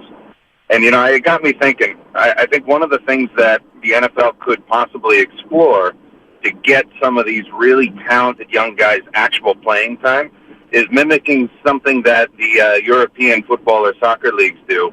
And they'll have their major clubhouses actually loan contracts of their team members out to other competitive leagues. Have you been texting us all week? No, not yet. Not yet. I thought about it, but I've been on the road a lot. Because we've gotten this text. We've gotten this text from a lot of people. It's just not going to happen because the way the NFL views their developmental league, they don't want to pay for it. The NCAA is already doing that for them. Yeah, but don't you think it might be worthwhile for a couple of these teams, and especially the team owners, right? They have the opportunity to. Well, a developmental league would. We could get into that at a later time, but I guess the XFL and the USFL are that. No, the they have NCAA NFL is. coaches. The NCAA is, but no, the USFL and the XFL too. You got fringe players. You got former NFL coaches. You got former college coaches. The NCAA falls in that bucket. They all are. They all are. But the difference between fielding a basketball team financially and trying to field a football team, it costs a lot. That's why certain small schools can't, like St. Mary's No College, doubt. they can't field a football team because they can't make enough money off it, and so it's not financially like practical. Like there's a reason why developmental league in theory sounds great, Right, but they then always fold. Yeah, then you Right. break down the finances and it's hard to make the numbers work. Canada. Here we Canada. Oh, Canada. I mean, you might be closer to the right than this week than even you thought last week. Dave and El Cerrito, what's happening? Dave. Hey guys, I think he was saying that when you're in European soccer, you don't have to sell a guy to the lesser division. You could loan a guy in division. So the suggestion was like, okay, we can have Trey Lance go play in Tampa Bay this season, but he can't play against the Niners, blah, blah, blah. That'll never happen. Yeah, that's that'll never happen. I agreed. All that said, look, I think the draft pick isn't a good pick because he's not working out to be a good pick. But I don't look at the draft picks themselves and say, oh, my God, it's 3 first-round draft picks. They made an assessment at the time that those first-round draft picks shouldn't be any better than 25. So just start with that. It shouldn't be any better than 25.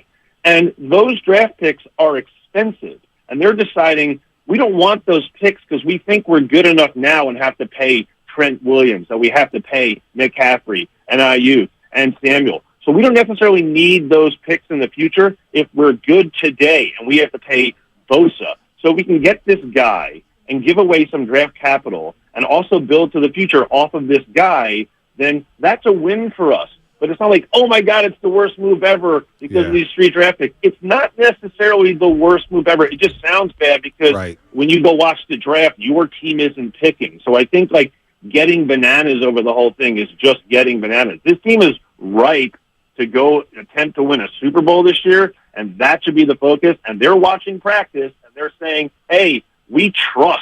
That's the word here. Right. We trust. Yeah. Sam Darnold can take us to that promise, and that's all this is about. And you know what? You're spot on, Dave. And whether you agree with that or not, it's okay. You don't have to agree. You do not have to agree with that. But boy, that's what they're telling you. They're telling you that they trust Sam over Trey. They trust a guy who was a number 3 overall pick out of USC over the guy who was a number 3 overall pick in North Dakota State. You know what? It's hard for me this morning to disagree with that decision. Trey Lance just did not look ready to play an NFL game. Well, and I can't believe I'm saying that. They might trust Sam over Trey, and I think I do a little. I just don't trust Sam Darnold in general. So, like, that's a different conversation. How many backup quarterbacks do you trust? Right, not many. Almost none. Yeah, not almost many. none. Not So, if many. I'm being honest, like, almost none. So that does not make the Niners I guess exclusive. the big thing, though, is Trey Lance was picked number 3 overall as a savior of this franchise. His jersey's all over the place in the team store. Are they now putting it half off? Is it now on sale? I don't know. 888-957-9570. How much of this do you put on Shanahan? What are your overall thoughts on this? I feel like we haven't even peeled the onion on everything with this situation. There's the Trey angle. There's the Jimmy Garoppolo angle. There's the Brock Purdy angle. There's the Brady angle. There's the Purdy angle. There's the Darnold angle. There's the Lynch and Shanahan angle. There's the Mac Jones angle. There's the Justin Fields angle. There's the Deshaun Watson angle. There's the leakage. There's everything going on here. Boy, oh boy. My, the 49ers are never boring, that's for sure. What's coming up in the game presented by Fremont Bank, full-service banking, no compromises, NAC Transit. More of your phone calls as we wrap this bad boy up. Trey Lance, now QB3 after being selected number 3 years ago.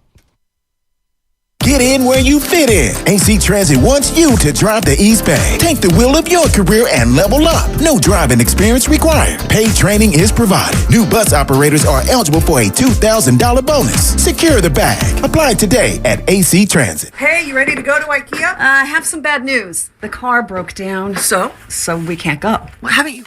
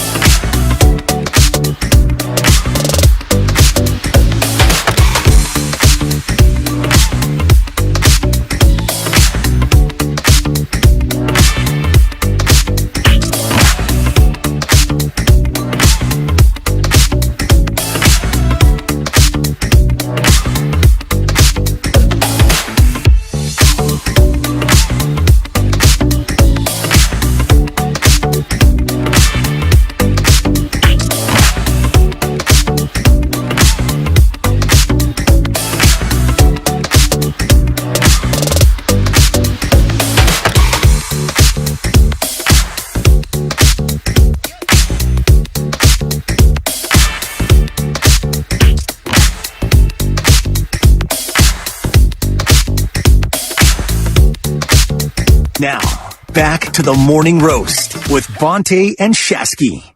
Oh, this is my jam right here. This is my jam. This is it. Is Trey Lance playing this on the way to the facility? Gosh. Trey Lance, QB3. Boy, that ended quickly. Gosh, can we, Spinoni, before the end of the show, can you grab something for us? I want you to grab the video of Shasky and I walking off the practice field during Trey Lance's first training camp. And boy, that feels like a long way away. We weren't the only ones. No, I admit it. Listen, man. I say I'm wrong all the time. One of the most gifted people physically I've ever seen. I sound insane. A field of Adonises. He looked the part. Oh, we'll talk more about it at the Red Gold Summit. San Ramon next Tuesday. Fieldwork Brewing Company. Be there at B Square. Willard and Dibs kicks it off at 2 p.m. Then the summit will go from 4 to 6. And all the hosts will debate and answer the most burning questions surrounding the Red Gold. And hopefully it's not a Trey Lance hate fest, because Trey Lance is a good young man. The fact that he's coming back to the facility today, and he's going to play Friday against the Chargers, this just becomes stranger and stranger and stranger. How much of this do you put on Shanahan? How much do you put on Lance? Where do we go? The Jimmy angle, the Brock Purdy angle, Darnold. There's so much. We're going to be talking about this not for days, but for years. 4 years. The Niners made one of the boldest moves they've ever made in franchise history. That Friday morning, 3 minutes after the morning roast, we got off the airways. They make the trade with Miami to move up to number 3.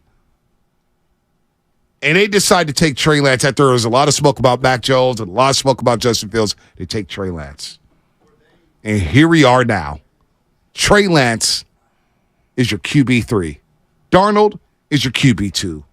Purdy is your QB1. The goals don't change, but boy, the quarterback room has. But didn't Shanahan say literally the day before that it could change 2 weeks from now? Mm-hmm.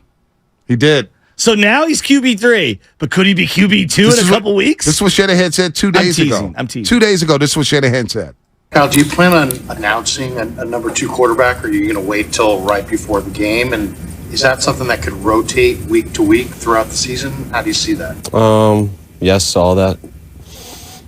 I would think probably announce it before we play Pittsburgh, but not this game. Do you think you could rotate throughout the week? Definitely. Yeah, definitely. Well, Fred Warner talked to the media yesterday. He was confused about what was going on.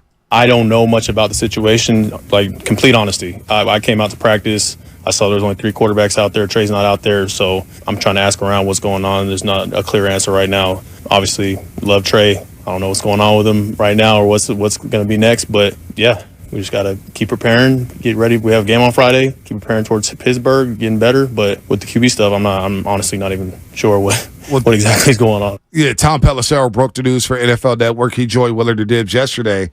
What's the most logical conclusion for Trey Lance? What happens in the next 6 days? Here's Tom Pelissero on that one. I don't think that this is the death knell for Trey Lance. It's just hard when you're taking third string reps and you haven't been healthy over the last couple of years, and a team that's had to put everything into how do we win a Super Bowl right now. They don't really have time to go through that, the normal type of growth process, which, remember, they were willing to do a year ago at this time until he got hurt early on. And Jimmy Garoppolo came back into the mix. So I do think they can get something for Trey Lance. They're going to have to weigh that out versus the possibility of keeping a 4th quarterback on the roster and maybe making a trade somewhere down the line. Again, the logical conclusion of this is Trey Lance ends up traded, most likely in the next 6 days. Where that is, when that happens, exactly what they get, that's going to depend on where the marketplace shakes out in the next 24 to 48 hours. Since we reported that this morning, are always the important times. You get a pretty good feel really quickly about what type of interest there is within the league on a guy. Can we have a legitimate conversation that I think applies to this situation, like damage control? Right, you've worked in a lot of different settings, right, B? Yeah. And aren't there times where management does things that maybe don't make a lot of sense on day one, but they do it to minimize damage, whether we're talking about internal friction, external friction. You remove someone from the situation because it's kind of distracting the business at accomplishing their goals. No doubt. But Did they? No, but like what I'm saying is that the goal is to win a Super Bowl. Yesterday? What? The damage control yesterday was not good. No, that's where I'm going. So like yesterday was not good for them. But like they have to. Part of being in management is seeing things 2 and 3 and 4 steps down the road. You're not always going to be on top of it. Like the Warriors have won 4 championships. They've been through all kinds of stuff, right? They've been all kinds. They've not perfect at all. They've won a ton of championships. The Niners have won tons of games, and they've had a lot of wild stuff happen. From the Reuben Foster year 1 at the hotel to the Jimmy Garoppolo saga. There's been a lot. Like to almost calling Phillip Rivers for the week of the Super Bowl had they qualified. There's been a lot of weird stuff, and they've done a great job overcoming all of the weirdness, and it shows that they're a very well-run organization. On this particular one, I do think they did themselves a disservice because they should have seen this coming. If they had kind of in their mind where they knew where this was going, which was Sam Darnold will probably be number 2. If you're a team with true Super Bowl aspirations, man, you've added a lot of unwarranted chatter and unwarranted stuff that you're going to have to navigate, and maybe they can overcome it. It just feels a little unnecessary. Maybe. Do you think the competition was fair? Sure. Trey Lance and Sam Darnold? Sure. Why wouldn't it be? Why? Right. Now, I'm just asking because a lot of people were saying Trey Lance didn't get an opportunity to take this job. I don't buy that. Trey Lance got to start the first preseason game, and he looked like crap. Yeah, but even if we broke down everything and who's playing with this guy, life's not fair. You got to make the most of your opportunities. That's why Brock Purdy's QB1 unquestioned. He made the most of his opportunities. But I do think there's something to be said for maybe they should have attached a draft pick and eaten some money back in like June or July to just get rid of Trey then before some of the teams were a little more solidified. Heck, maybe you had done it around draft time, but maybe they didn't know where Brock Purdy was. Maybe there was no way of avoiding this whatsoever. But boy, they're having to deal with stuff for a Super Bowl team that they probably shouldn't have to deal with right now. Maybe this will make you feel better. That they'll grow tighter? No, that John Lynn. Well, they're going to be tighter. This locker room's fine. They went through last year with the Trey and Jimmy stuff and the Brock's. I'm not worried about the locker room being lost. It's 16 days before week 1. We're still in the preseason training camp. Get this out of the way now, and we move forward. But this team knows Brock Purdy's quarterback number 1. So that cloud is dissipated. But like if we look at the true Super Bowl contenders, Philly. Do you put Buffalo in there? I don't know. Yeah, Buffalo's in there. Well, and I'll put Buffalo, red flags. Cincinnati, Philadelphia, Kansas City. Kansas City's got a little problem. It's Chris Jones. He's not there. No doubt. That's about it. I look at Buffalo, and there's a lot of stuff going on. The Diggs thing. There's just a lot going on, right? And I kind of red flagged them. The Niners have got a lot. There's no Bosa. Well, I'm going to speak about Bosa. They've got a quarterback thing. They've got another quarterback coming back from major injury. So there's a little adversity. Is dealing with some stuff away from the organization that doesn't affect the actual locker room. Yeah, there's a little adversity. A lot of talk. There's a little. That's good. Good teams get talked about. Good teams get picked apart. Dallas Cowboys haven't been great. They get talked about every single week. Well, teams get talked about. It weighed down the Warriors last year. I think the punch weighed down the Warriors more so than anything. Well, and they would never get that's the stuff I'm talking about. But they've had noise throughout this tenure. But speaking of Bosa, tell me we're close. Lynch spoke about it. I don't like the situation. Since our tenure here, we haven't had a holdout anywhere towards this magnitude, so not something I'm comfortable with. We're working really hard to try to change that. We're in good communication with his reps. He's a special player. He's going to get a special contract. I can tell you that. But yeah, we're getting closer, eager to bring this thing to a close. Good. But I think I'll leave it at that. We've talked from the beginning, Nick and myself and his representatives, about let's keep this thing in-house, and so we'll continue to do that. Just know that we're working diligently to try to bring it to a close. So, Nick's going to be fine, as well as being ready for September 10th. Nick's a unique physical specimen. He also prides himself in is as special as anybody I've been around in terms of keeping himself in great shape. So I think Nick will be ready. That won't be a problem. We've just got to continue to plot forward and bring this to a resolution. Nick Bosa will be playing September 10th. That's good. They need him back, and we all know that. If they want to win a Super Bowl, Bosa's got to be on the field. 415 Xfinity Mobile text line. Hey, clown, who are you to tell a black man that life ain't fair? Well, I'm a black man. I'm telling you, life ain't fair. I've gone through it, and I'm a black man. Mystic, San Francisco, what's happening? You're on the roast. Man, I love talking to you guys in the morning. Thank you. Thank you, brother. To talk to some, it's just good to talk to some native Bay Area cats. Hey, man, look, your guy Shanahan, he's a fraud. And I'm going to tell you what, it isn't just missing on the pick. Okay, it's not just the fact that you missed like Jay Buhner in the bottom of the ninth taking a major hack and whiff. It's not just that. It's the fact that you mismanaged the pick after you made it. You relegated him to Garrison Hurst wannabe. You got him injured. And then on top of that, let's look at the Jimmy Garoppolo thing. You paid him when he came after 7 or 8 games like he was a top flight QB. He fell on his face. Now you might be compounding that by elevating Mr. Irrelevant, pop gun arm Brock Purdy and thinking that he's going to be the answer. Okay, everything's riding on this. So what happens is, I've seen this before, where a backup quarterback comes in 7 or 8 games, looks hot, maybe has a questionable arm. The Detmer brothers, Colt McCoy, you can go with Gardner Minshew, and what happens? The book comes out, and they flop. So Shanahan, you've been skating like Christy Yamaguchi, but this time, if you flop, it is going to be terrible. And actually, if it's just an evaluation thing, even Jamarcus Russell and Ryan Leaf got more starts.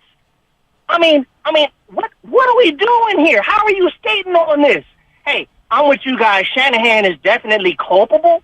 John Lynch is culpable. We don't know how good Trey Lance is. He might be bummed. But if he is, that's terrible too. There's no way out of this for Shanahan. Well, if he wins a Super Bowl? Unless he wins a Super Bowl. That's the only little caveat if they win. But if you think, when was the last time a new Orem quarterback with no experience did that? When was the last time the Niners did it? It was 30 years ago. See, that's where I feel like it's, for me to say it's Super Bowl and everything else is a failure. I hate saying that. I don't want to say that's unfair to everyone. Like, Mahomes is the only guy in the league that I go Super Bowl or bust, because I think he's one of the greatest quarterbacks of all time. Everyone else, like, that's so unfair. And that's where I think a lot of Niner fans, fair or not, and people could be angry at me, I think for certain 49er fans, Shanahan has boxed himself in where it's, I have to win a Super Bowl or else I'm a failure. And I don't think I agree with it. He's not a failure, but boy, a lot more heat comes on to him for making this move and traded up for this move and get rid of. And let's face it, Jimmy Garoppolo was a fan favorite. So Trey Lance came into the situation battling against those Jimmy stands, which is why I don't get player stands. But you come in and people are like, why do you need to move off of Jimmy? Why? And you do it with the guy who played at North Dakota State. No matter how we feel about North Dakota State, there's a segment of fans saying, well, that ain't the SEC. Heck, it ain't even the Pac-12. It's not the Big 12. You're playing at D1 AA football where you can run over little dudes, and you can't do that in the NFL. And you moved off a fan favorite at Jimmy Garoppolo. Say what you want about Jimmy on the field. Jimmy was a fan favorite. He was. And Shanahan basically... He was. You know what? Jimmy's not my guy. I'm looking to replace him every single season. And you finally do, and the guy gets hurt and breaks his ankle, and Jimmy's right back in. The guy that you have friction with. So Shanahan's kind of done this to himself over his tenure. Now, is he still damn good head coach? Absolutely. Is he a good play caller? Absolutely. Can he develop quarterbacks? That is yet to be determined. Yeah. Because Brock Purdy's developing. Well, and you got to give, if you're going to give, he developed last year, put, for sure. Yeah, you're going to put CJ Beathard and Nick Mullins and Trey Lance on Shanahan's resume. You better do it with Brock Purdy as well. Agreed. I totally agree with that. He referenced like whiff rate on the Niners, and that's an interesting way because I've seen a lot of people pointing to all the first round picks. If you're going to mention all the strikeouts, can we at least mention the home runs? Right. Right. So like in this analogy, he called him Jay Buhner. Like I look at someone like Kyle Schwarber. I think the Niners are better than what Kyle Schwarber is. High on-base percentage, high home runs, lots of strikeouts. Like, they're not Joey Gallo, because I don't think like, Kittle is a home run. Right. Yeah, they struck out on Solomon. Yeah, they struck out on Reuben Foster. All right, and we all agree there. And C.J. Beathard struck out. But you hit a home run on George Kittle. Like, that talking about one of the greatest tight ends in Niner history.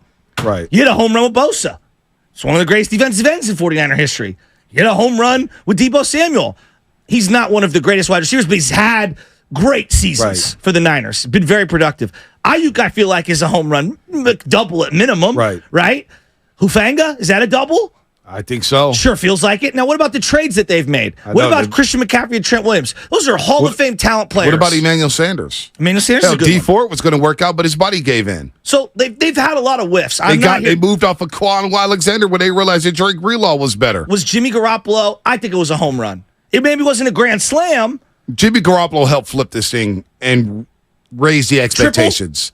Jimmy, I think, was the first and turned this program around. Okay, Jimmy gets credit for that. Sure, man. So they've had a lot of hits. So to say he's a fraud, he's a failure, that's extreme. We have to balance it out a little. We do. We have to. They have won 6 playoff games in the last 4 seasons. 6. You know how many teams would die to be them? Yeah. No, Shanahan's not going anywhere. So that talk. Table that talk. Shanahan's, but does he deserve heat? Does he deserve heat for the way this flopped? Trey Lance. And by the way, another question before we end the show: should Trey Lance now ask for a trade? Should Trey Lance want out? I don't think he has a leg to stand on. But But he may not believe that. Trey Lance may believe he has value. We don't. We can say one thing. We don't know what these teams think. Should Trey Lance walk into John Lynch's office and say, "You know what? I thought about coming on the field.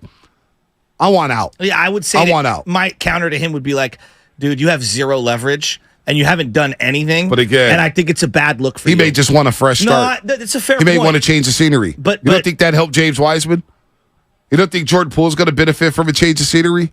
I mean, but Jordan Poole had a better leg to stand on. No doubt. I'm not. That's not what I'm trying to say here. Said a change of scenery. James Wiseman welcomed that to Detroit because why? He got a chance to play. But they did this with Quan Alexander because he had options. He did. People wanted to trade for him. Again, I don't know who wants to trade for Trey Lance. But maybe I'm wrong. But if you're Trey Lance, you're just saying, I just want out of here. Yeah. I just want out of here. I hear you. But I would sit him down and say, dude, we've played 3 quarterbacks in 5 years, 5 of the 6 years. You might get a chance here. You might. You might. You think Purdy just came back from a torn UCL and beat the deadline? Beat the deadline. And Trey Lance and Brock Purdy's like, I'm not giving that job away. I got millions on the line. Okay, but then let me ask you, what's more likely? Purdy stays healthy for all 17 or not healthy for all 17? I don't know. I'm going to assume that he played every game last year and he had broken ribs. Guy's tough. Purdy's a tough customer, I'm not man. saying he's not tough. He played with broken ribs last year. That's why they've on a insulated. Short week. Yeah, but this is why the team is. It's like if they knew he could stay upright, I don't think we would have all this fervor about a QB2 competition. I think they're kind of not telling on themselves, but they're trying to insulate themselves in the case of injury. Joey 2 times. Would you rather win 1 Super Bowl in 50 years but never make the playoffs in the other 49 or go to the playoffs every year for 50 years but you never win a Super Bowl? Joey 2 times spent $5 on that one. Oh, man. Would you rather go to the playoffs every year and not win a Super Bowl but win 1 Super Bowl? Crazy in me says I want the Super Bowl. No playoffs in 49 years? That sounds like torture. Both those scenarios are torture, Joey 2 times. All right, we don't want any of those situations. JC, Sacramento, what's happening? Hey, what's going on, gentlemen? What's up, JC? Hey, man, I kind of want to come at this from a little different angle. Like, I don't understand the national narrative and just the media narrative around Trey Lance. It's almost like it's become like a mob mentality. You know what I'm saying? Like, I'm hearing reporters put out tweets and they're making comments. It's almost like they're trying to be ambulance chasers and they're trying to get on this Trey Lance can't play. Like case in point, I'm listening to the afternoon guys yesterday, and one of them read a tweet by Diana Rossini. And I'm thinking, like, bro, you know more football than her. That her tweet made no sense. And real quick, it went something like, I guess Carthon went to be the GM at Tennessee, and he had a chance to trade for Trey Lance, but he didn't. So they know something that San Francisco knows. And I'm looking at it from a common sense standpoint, like, well, why would a GM in his first year, in his first offseason, make a trade for a guy coming off a broken ankle in 2 places? They had to have 2 surgeries because they botched the first one, and he's only got 4 starts. So you would be trading for a player that is literally damaged goods, and he's an unproven commodity. Then she doubles down and says, oh, well, it was execs in the league that saw him throw, and they said he can't play. Well, those same execs saw Brock Purdy throw, and they said he couldn't play either. So I'm thinking, like, I don't understand the narrative around, like, the media. And on top of it, they have their own Trey Lance and Malik Willis in Tennessee. They can't fix him. Right. So why would Carthon bring Trey Lance into a situation with the same coaching staff when you can't fix Ryan Tannehill or you can't fix Malik Willis, whom you just drafted? Yeah. See, I'm thinking like these people are just avalanche chasers because common sense from a football standpoint says her tweet makes absolutely no sense at all. Neither one of them. You see what I'm saying? So yeah. I just really don't understand the national narrative around this young kid. All he does is smile. All he does is just he's not out here getting DUIs. He's doing nothing crazy, not talking against the team. I mean, at least, you know what I'm saying, everything that I've heard, he's a pleasant young man. You know what I'm saying? Right. So, no, he is a great dude. I get it. Like, even JC, he's a great guy. He's a great dude, a great teammate. He holds himself well at the point. Personally, Trey Lance I'd have him date my daughter. That's how highly I think of the young man. He's a really good dude, JC, so keep cooking. I feel bad for him. I do. Right? And so real quick, you know, I just don't understand. And then it's kind of like I'm sitting here and I'm thinking like, damn, I really don't want to give Kyle Shanahan this name, right? But it almost comes off like Shaquille O'Neal said. He's the Stan Van Gundy of the NFL, master of panic, because he seems like he's keep making panic moves or moves that kind of leave you scratching your head in crucial situations, whether that's on the field or in the front office. So a lot of the blame does, in my opinion, go at the feet of Kyle Shanahan just on a mismanagement basis. Yep. And some absolutely does go for Trey Lance. But look at the media narrative real quick. They said he looked bad, and even you, and I get, you know what I'm saying, that's your opinion. You said he looked bad in the Raiders game. But when Brock Purdy came in there, they said, oh, yeah, Shanahan wanted to just get him in there and get him in a groove.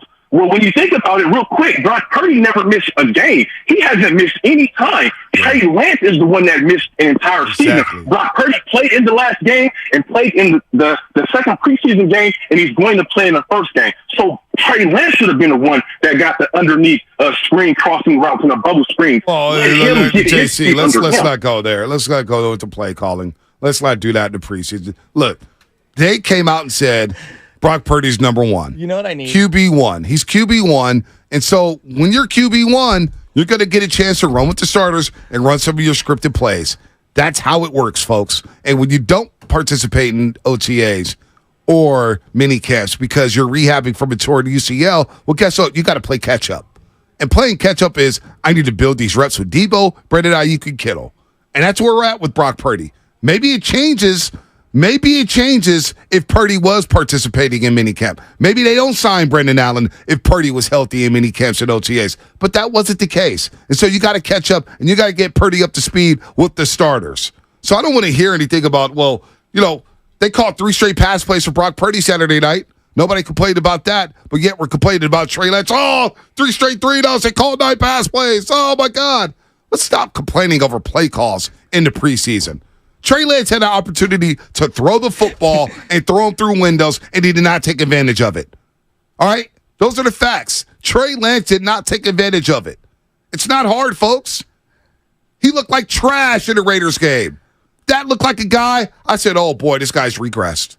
I watched him in that Raiders game and said, oh, boy, you cannot put him on the NFL. He does not look like an NFL quarterback. Bonte, you know what I kind of need, just to laugh, is when Darnold does come into a game, he's got to run the Brock Purdy offense. What are we doing? Why is Sam Darnold not getting the same playbook as Brock Purdy? That's what I need. I need that caller. We've talked more about play calling this preseason than I think we did all of last year. And I will be out next preseason. I will be out next preseason. With Kirk Cousins coming to town? I will be out next preseason. I can't do this again. Not this year's jumped the shark. We can't be we can't be balanced in our coverage. We can't. We have agendas. We got player stands. We just cannot keep it real about what we've seen. And what I've seen was Trey Lance has not looked as good as Sam Darnold by the games. I'm not at every practice, so I don't know.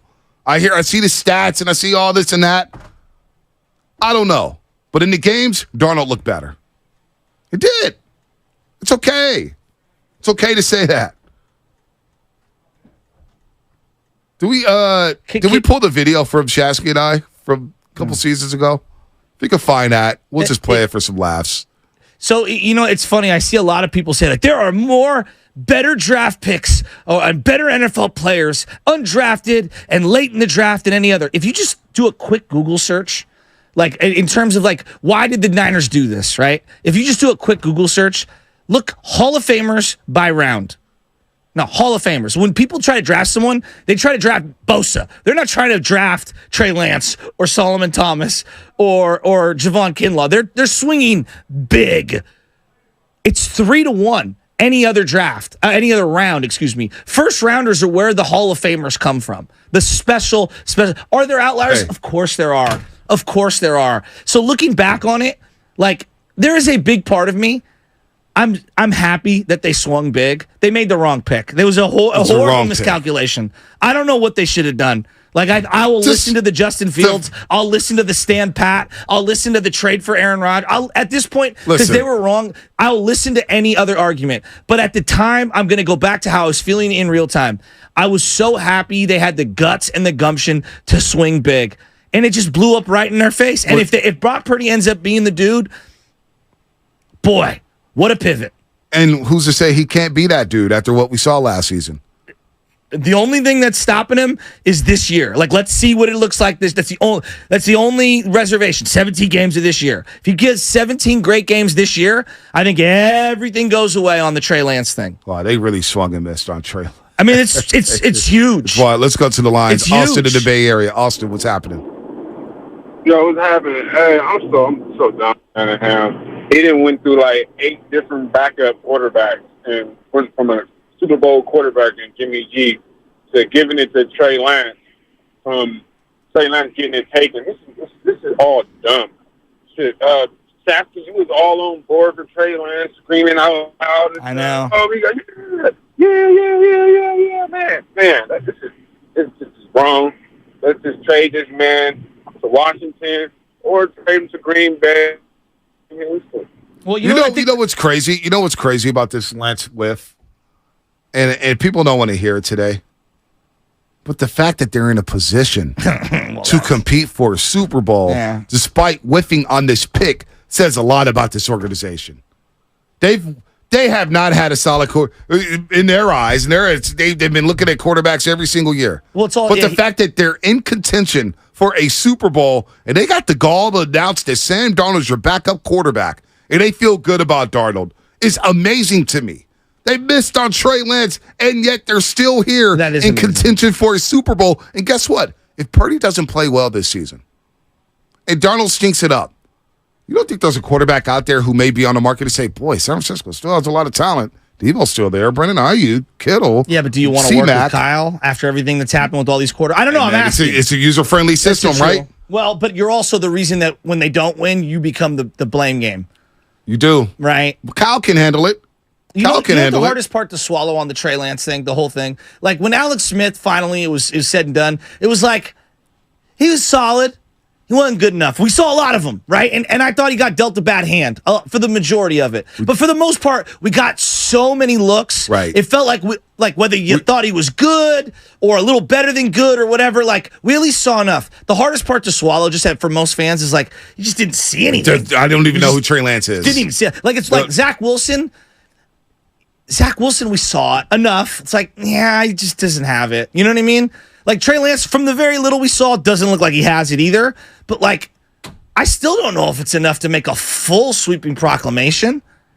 And that's the hard part to swallow. And yet, I'm not mad at the Niners because I think if I was in their position, I'd have operated similarly. In terms of playing time. I can't believe we don't even know who Trey Lance played. He started the Arizona game, started the Houston game, started the Chicago game, and he played not even the first quarter against Seattle.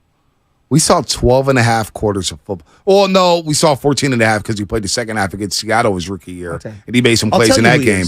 He's 14 and a half quarters, and I just can't believe we're basically moving off of Trey after 14 and a half quarters. He's a guy less desirable because of the money owed to him this year and less injuries. Reliable than Jacoby Brissett. Wow. I mean, am I being mean? No, he's not. It sucks, but it is what it is. Dave, Oakland, what's happening, Dave? What's going on, guys? I'm just calling in because I'm frustrated, and I'm frustrated with Kyle's ego. And if you go back and look at his timeline, if he was asked about Atlanta, would you have changed anything in that Super Bowl? No, I wouldn't have. Would you have changed anything in the San Francisco Super Bowl? No, I wouldn't have. And then you look at it now. He takes Sam Darnold and says, you know what? I don't care that he averages about 2 turnovers a game. 58 touchdowns, 55 interceptions, plus the 30 or 40 turnovers. I can change that from 58 touchdowns and 55 interceptions to 58 touchdowns and 15 interceptions. Guess what, Kyle? He's the one making the decisions. He's the one throwing the ball. And then you have a kid that you were willing to give up 3 picks for 3 full games played. 3 full games for 3 first-round picks. And you're telling me you're giving up on that guy because you think you can fix this? His ego is too much. That's all I got. You got to have an ego, right? But those picks, too. You look at those picks. They got to be just right. They got to be right with Purdy. Think about those picks Miami turned. They turned those picks. Plus money, though. Into Tyreek Hill. Jalen Waddle. Well, they gave another first for Tyreek, but yes. Yeah, Tyreek Hill. But they were able to use that to get Tyreek. Yes. It was part of the ammunition of the package. Sorry. Jalen Waddle and Bradley Chubb. Well, and Bradley Chubb, two of those guys they had to give mega contracts to. They did. But the fact that you were able to swing. No, that's true. For those players. That's true. I mean, that's big time. I mean, Bonte, at this point, if you told me, hey, you moved 2 of those draft picks and then swap the other one and you got Micah Parsons, I think I'd take that. Yeah. So, who else really wanted Trey Lance in the draft? I mean, who else really wanted Trey Lance? Atlanta's rumored. I have so many. I think know. Trey Lance with Arthur Smith this year would be really dynamic. If you're Trey Lance, and I know Steiny and Guru Steiny's back, they'll get into it. Should Trey Lance ask for a trade? Should Trey Lance settle on being QB3 here in San Francisco when he was hailed as the franchise savior? Let's get to the calls, and then we got a special. Got special content there. Do you think, and like, let's say hypothetically, this year doesn't go as planned, they're going to draft another quarterback down the line? Maybe. You think Shanahan gets the chance to draft another? Absolutely. You do? Shanahan's not going anywhere. Gene in Oakland, what's happening? Hey, fellas. Yeah, should he settle for being QB3? Hell no. CFL, listen, Gene. Uncle Gene. CFL. Yeah. Listen, as I said, I was big on the potential when they got him. I didn't know anything about him. And as it turned out, it looked like the Niners didn't know enough about him either. Once I saw how raw he was in that first season, I realized, I thought they had made a mistake, that he needed just too much time for a team that was ready to go to the Super Bowl. But I don't blame Trey at all. I give him zero responsibility for what's happened. I put it all on Shanahan and Lynch, okay? They should have vetted this kid much better. I know that was during the pandemic. It was hard to evaluate as well as you could, outside of the pandemic. But still, they should have realized this kid needed a lot of time. It wasn't appropriate. It was the same. It was a James Wiseman mistake over again. And then they tried to correct their mistakes by, well, first of all, they installed him as a starting quarterback last year when he wasn't ready. They tried to make him a running quarterback. That didn't seem to work. They tried to make him a pocket quarterback, and it's not like he can't play this type of quarterback position, but he needs time. He needs a lot of time. So, no doubt. Look, for his purpose, for him, for the sake of the team, for the sake of removing this distraction, he really needs to be traded. Now, I understand there's been no interest. I have to believe that's because of the $10 million salary. Nobody wants to pay a backup $10 million, so they're going to have to suck up some amount of that money. Fine, do it. And if you can get a 5th, even a 6th round draft pick, do it. And you know what, Mr. Shanahan, last caller made an excellent point. His ego really does get in the way a lot. I think for us to be able to finally move on from this pick, first of all, we've got to hope that Purdy works. Uncle Gene, we got to roll here, Uncle Gene. We got to roll. I do think I do want to examine, because I think even I'm a big Kyle Shanahan supporter, even though he frustrates me at times. He's got a big ego. It's undeniable. It's undeniable. Even his mother would admit it. Wow. So I have an ego. You have one. We all have egos. How's our egos after the 3rd day training camp? Boy. Trey Lance's rookie year. Boy. How's our egos in? Oh my goodness, Bonte. Where you want to begin? We got to begin with the quarterback position. And Debbie over here. Debbie. She knows Big 957 The Game You're listener. You're going to know what time it is. Subscribe to YouTube. Subscribe to Twitch. Click it. 95.7 The Game. Joe Shasky the Butcher. Bonte Hill. And what we just saw at the quarterback position. Oh, my God. Let me just say this, Shasky. I'll start it off like this. I will be shocked if Trey Lance is a starting at quarterback in week number 1. B, I'm going to be real with you. I've seen a lot of quarterbacks play for the 49ers. Undeniable talent. But it's not just the physical tools. No. It's the little subtleties of how he played the position, the dropbacks, the ability to move in the pocket when there was a little pressure on the left or right side. And then he throws the ball on time, on the money, in the belly button, letting his receiver turn upfield and make plays. Let me ask you about the presence. Oh, my God. The when moxie. he steps in the huddle, there's a different swagger to this offense. And I know it's just shirts and skins. Yeah. You're just wearing shorts. There's no pads right now. And it's only, day 3, day 4.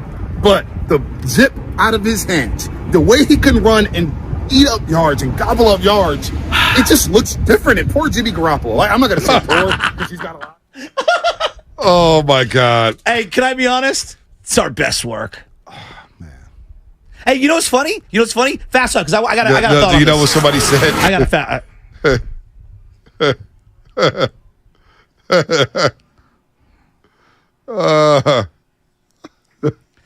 him. Hey, look. No, listen. When I saw him throw that ball, when I seen him throw that ball. Here's what I would say.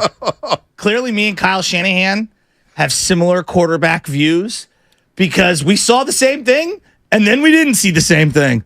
Boy, we were wrong. That's all right. I'll wear it. Spadoni. Sometimes it's better to miss big. Just face the facts, ladies and gentlemen, 49er faithful. Kyle Shanahan, smarter than you. Was that Spadoni or Mark? Craig back.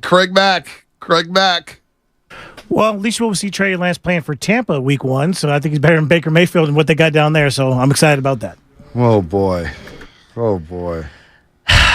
My final thought is the 49ers and Warriors. Content machines. They make life easier. They really do. They made our job so easier. Today was a slam dunk. We'll talk more about it tomorrow.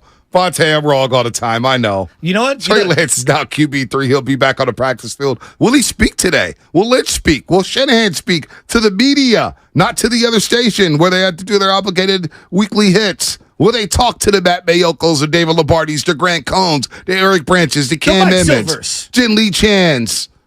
Will Trey Lance speak? That was Fast Five, brought to you by Xfinity, the next generation 10G network. The future starts now with Steiny back in the saddle and Daryl the Guru Johnson. They'll talk about this. They'll talk about Steph being the best point guard. Sure, they'll talk about Steiny's vacation. It's all about Trey Lance being QB number 3.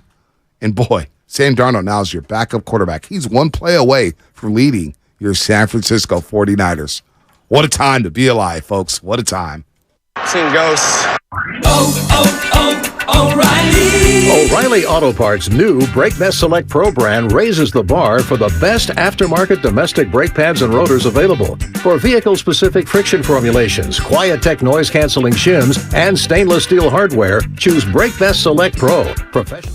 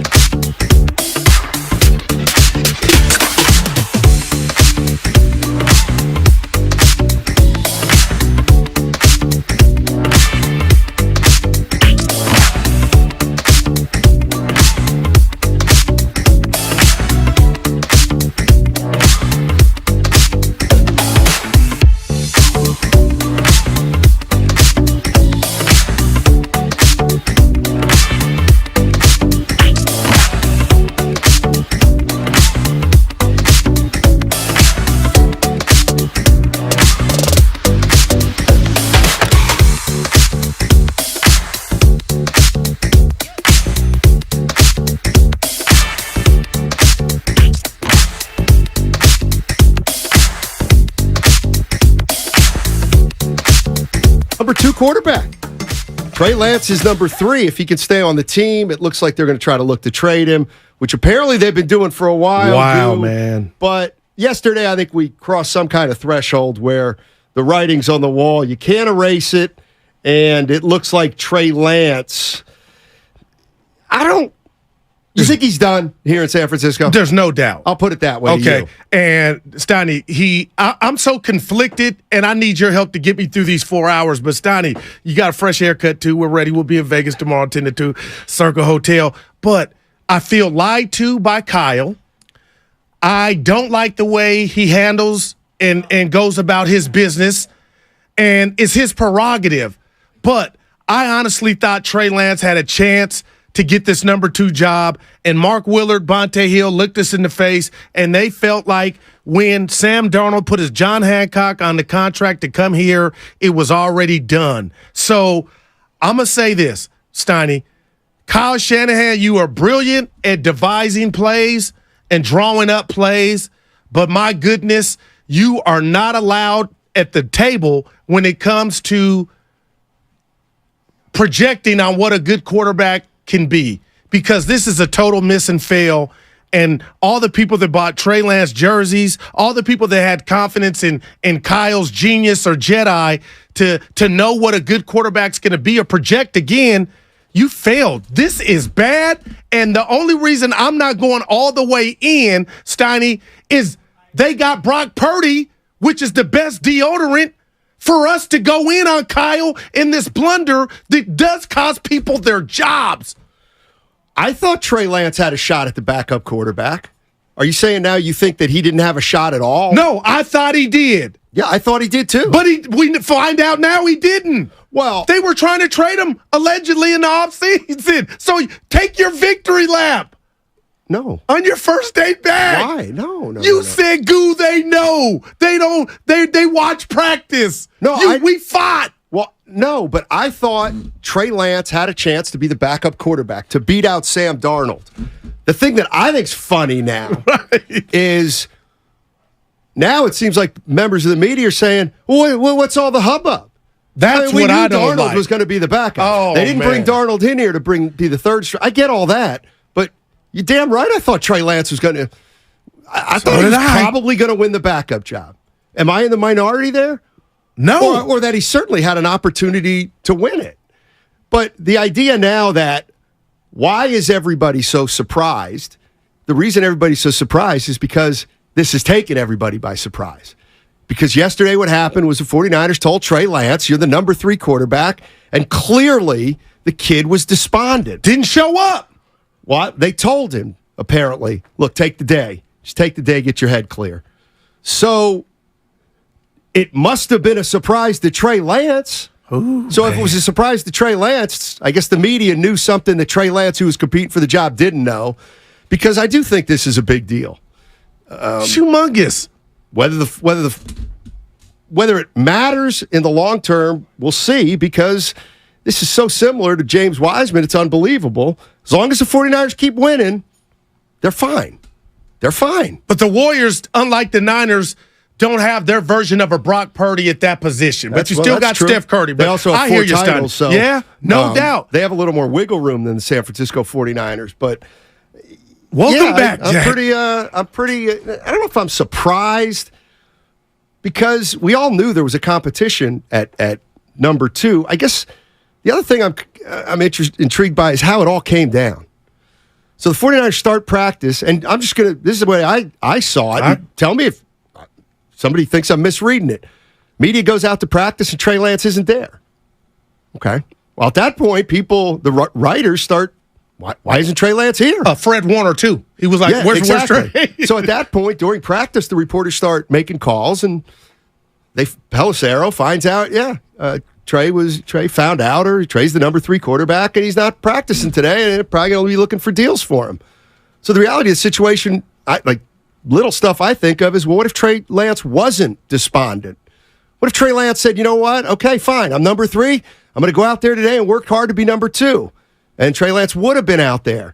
Would Kyle Shanahan have even mentioned this to anybody about that there'd been that the quarterback depth chart had been set? Because the day before, there you go. The day before, Talk to me. He told reporters, "Oh yeah, may go a while before I name the backup." Yeah, a week before string. Pittsburgh game. Oh, I mean, why I say you need to take a lap, Steiny, is I feel like, and again, it's their decision. I feel like they knew and had no confidence in Trey from the beginning. When's the beginning, though? Season 1? The end of last season. When Brock Purdy took off, okay. I think Purdy they finishes knew. up, he gets hurt. They knew Trey could, because I feel like they owe Trey what they had given him. I can't omit that, Steiny. They did give Trey Lance the keys. Kyle did. He did give that man the keys.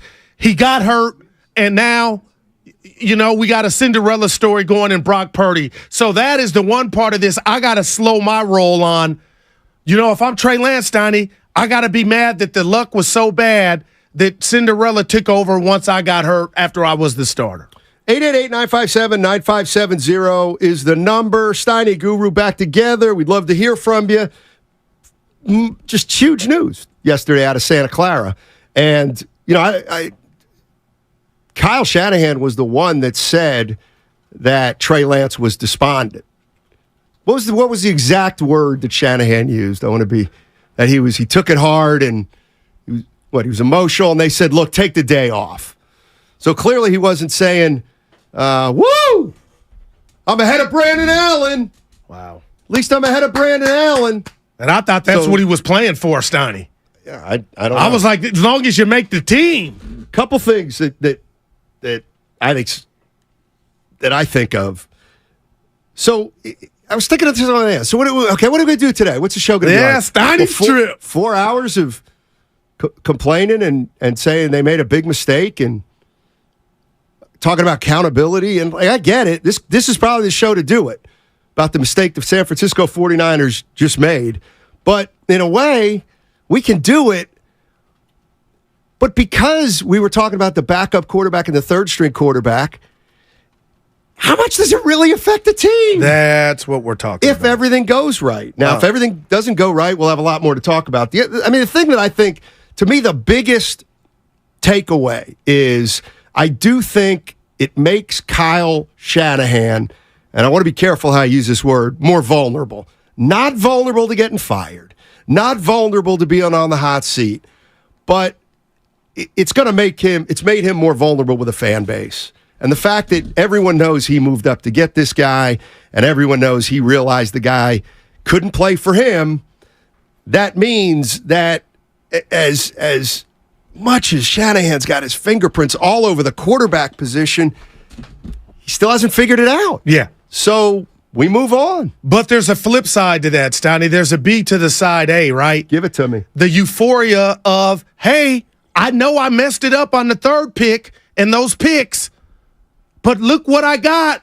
And right now, what he has is the most wonderful story currently going in the NFL is Brock Purdy. So only a hater, and I need you to help me out, Steiny, because I'm not trying to be that today. Kyle Shanahan and company deserve if we were in a different city and there was no Brock Purdy, I think they could get fired for this blunder. But when do you talk about that when this team is a top 3 team, when you talk about talent, a talented roster, and I got a quarterback, Mr. Irrelevant, that is, a few months away from maybe a movie being made. So as much as we want to throw rocks and stones at Kyle in the Trey Lance pick, Steiny, I got to have perspective and say, well, you're doing good on the other end, and that's all that matters. And maybe they say, you know what? We're tired of the circus that comes with Trey that we created. We owe it to these players to focus on Pittsburgh. Trey is not going to be the guy. We've seen enough, so we're about to rip the Band-Aid off, and we got a season to get ready for. The other thing that it's incredible. The other thing that, to me, that I don't that I kind of reject is one of the things the 49ers are going to have to do, especially if they move, and I heard Shanahan kind of refer to it already, that no, this doesn't mean it's the end for Trey, and the idea is maybe he can be the third string quarterback here, or maybe we'll move him, but you know what? Trey Lance can still be a good quarterback in this league. Well, then you can't trade him. If you really believe that, you cannot trade him. But you're forgetting his personality and his will. If he thinks, what the hell, I'm behind Darnold, I'm talking about Trey Lance, Steiny, his competitive nature, you guys need to do me a solid and give me, we don't know if that's happening, and get me up out of here. And I told Alan Steiny, who did a great job filling in for you while you were gone, as well as Evan for me when I was out.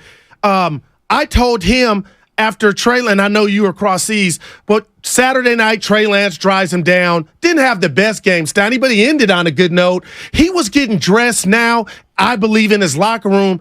It wasn't a lot of, I'm going to go have a pop. You know, not that I'm the starter, but I felt something. And now I'm wondering if he already knew where this ship was headed, his ship. Like, it don't matter.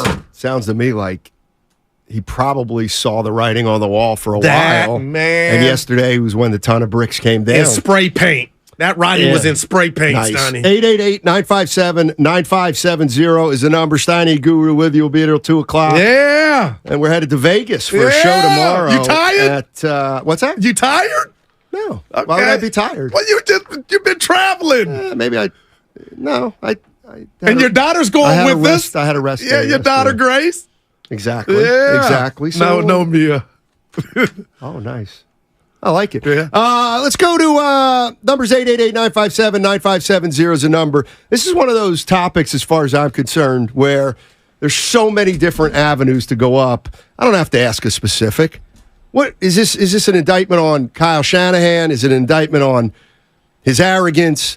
Is it criticism of his ability to assess a quarterback? Is it not that big a deal? And you know what?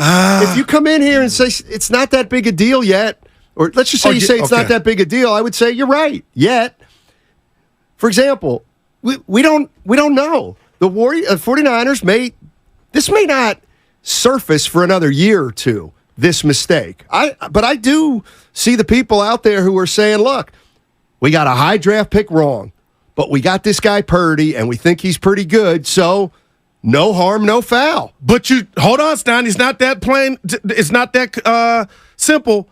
It's what they use to move up.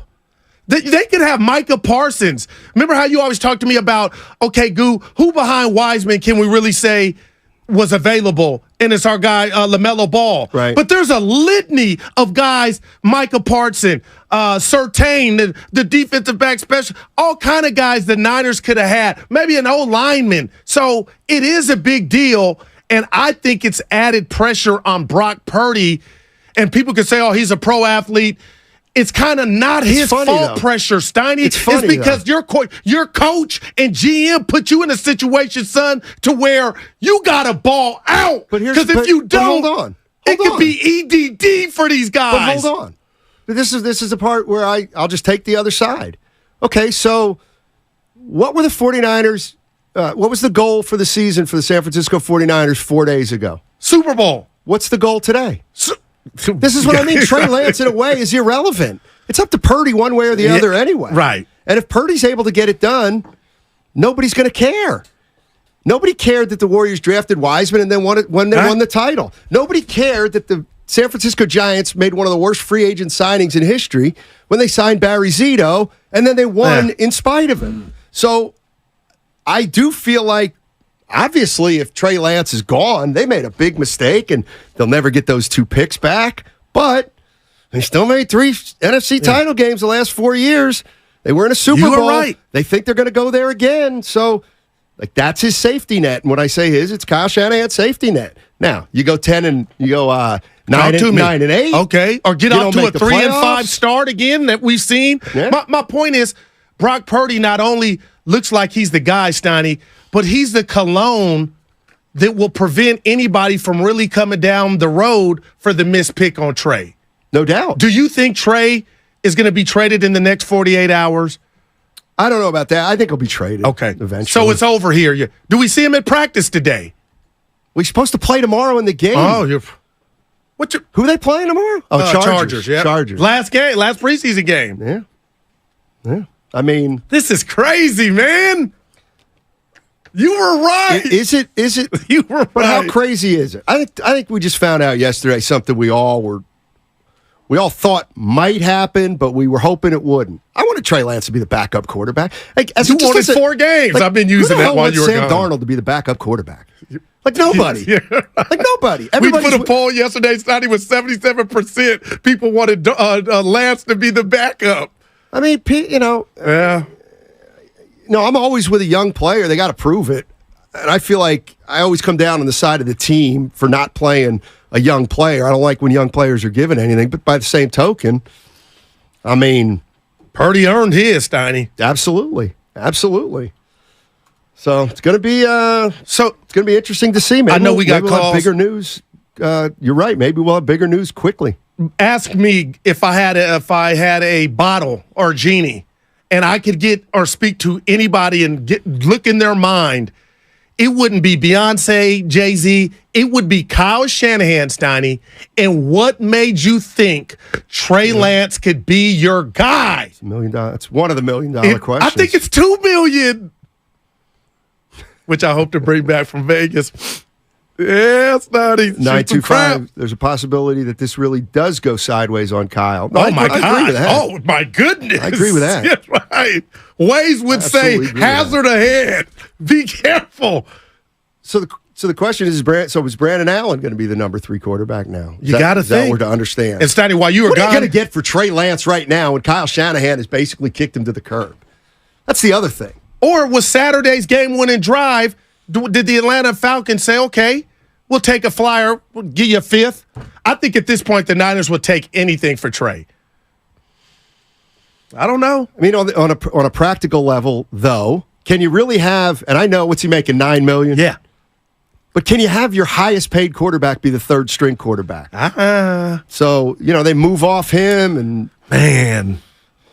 But you are right. It's changed nothing in regard to Goo. What's the operation this year? Operation Super Bowl. Yeah, and that to me, that is, you know what? This is a sideshow, but it doesn't change what you just said. For the life of me too is I threw this out on Twitter. I know we're talking about regular season opener is what, September 11th, something like that. September 2 weeks from this weekend. Yeah. So Kyle Shanahan obviously is 2 weeks away from the first game of the year, and there's 2 weeks left. You go ahead and trade Trey Lance. I mean, I guess you could get something for him, but does it matter? You're not getting 2 firsts, which is what you gave up. Well, look at you. So, but again, to me, Kyle Shanahan has got to come out today. But this is not his style, and he doesn't have to say, "I blew it, I made a mistake," but just tell people the truth. There you go. Just tell people the truth. You know what? We thought Trey would be a little further along. Maybe we say something like, maybe we underestimated how great we were going to be this quickly as a team.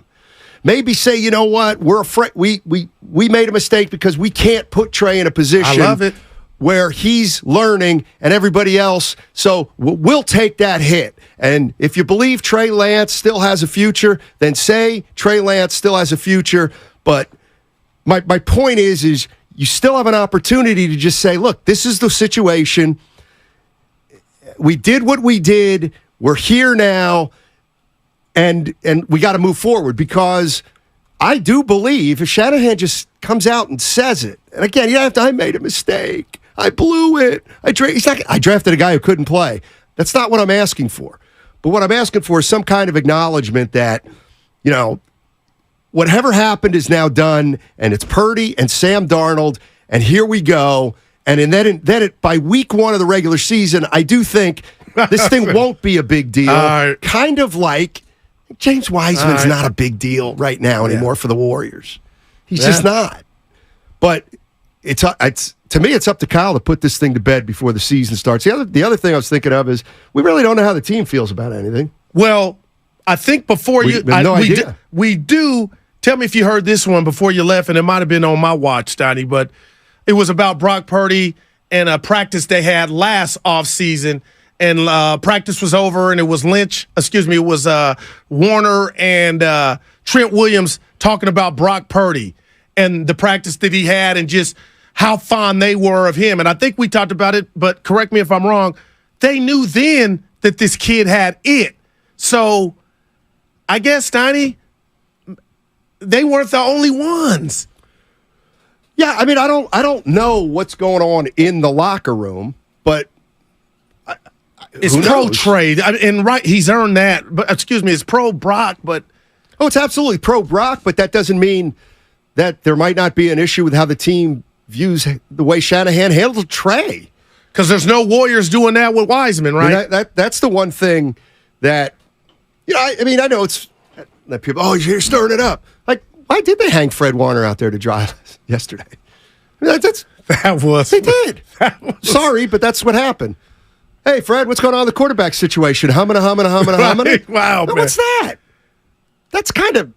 And what about did you hear Lynch say we called Trey in, told him Darnold was our number 2, we'll try to do right by you, and Lynch saying to the masses, I'm surprised it got out.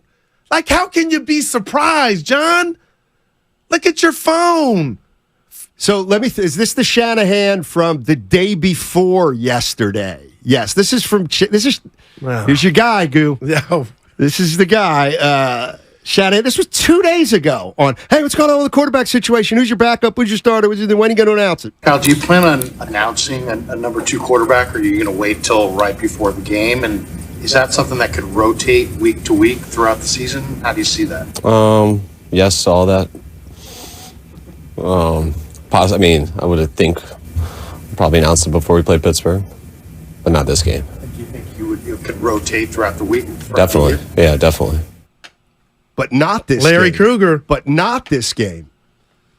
I could do it before the Pittsburgh game, but not this game. Well, he did it before this game, as it turns out. He. 888-957-9570 is the number. I see the callers. We still got a line or two open if you want to jump in. Look, I don't have to ask a specific question. There's a variety of branches to this one. Why don't you break off your branch and throw it at us? 888-957-9570. And it's all sponsored by Cars.com. Well rested on a great mattress, everything becomes clear.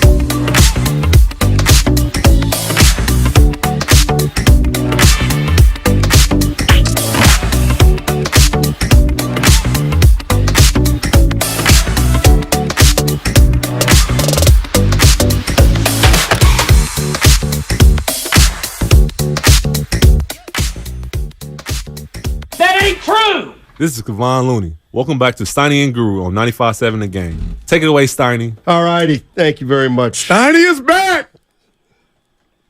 49ers. They made some news yesterday. Trey Lance is officially the number 3 quarterback. Kyle Shanahan didn't want to make it official yesterday. Don't you think for a minute he wanted to make it official yesterday? He got backed into a corner. So is there a scenario that he's number 3? No. For the greater good for everybody, you need Barnum Bailey to be out of town. Okay, what's the better scenario? What's more likely? Trey Lance remains the number 3 quarterback in San Francisco, or the A's stay in Oakland? You're on fire early. Hey, football season's here, and what better way to kick it off than with a 95.7 The Game's Red and Gold Summit? Join all your favorite 95.7 The Game hosts at Fieldwork Brewing Company, San Ramon, to welcome in the football year. That's Tuesday already, August 29th. Willard and Dibbs, they start the show 2 p.m. They're going to do their show from 2 to 4. Then all the hosts join in at 4. They're going to debate and answer the most burning questions surrounding the red and gold during the live show right in front of you, our loyal listeners. We did this, 2 months back at Juan Vino in Walnut Creek, and I'm going to say it. Packed house. Yeah. It was a packed house, SRO. Again, that's Tuesday, August 29th, Fieldwork Brewing Company Tap Room and Beer Garden in San Ramon. And there aren't many beer gardens and tap rooms that I haven't been to in the Bay. That's one of them. Can't wait to get there. Also, Guru and I, we are headed to Vegas tomorrow. Well, we're leaving today. That's true. We're doing a show from Vegas tomorrow. We're leaving tonight. And we'll tell you more about why as the show moves on. But right now, it's all about the 49ers, Kyle Shanahan. Who's it more about, Kyle Shanahan or Trey Lance? Kyle Shanahan. I think it is, too. Yeah. This is on the resume, and I know, Steiny, I keep using cologne, deodorant, because Brock Purdy's holding it down.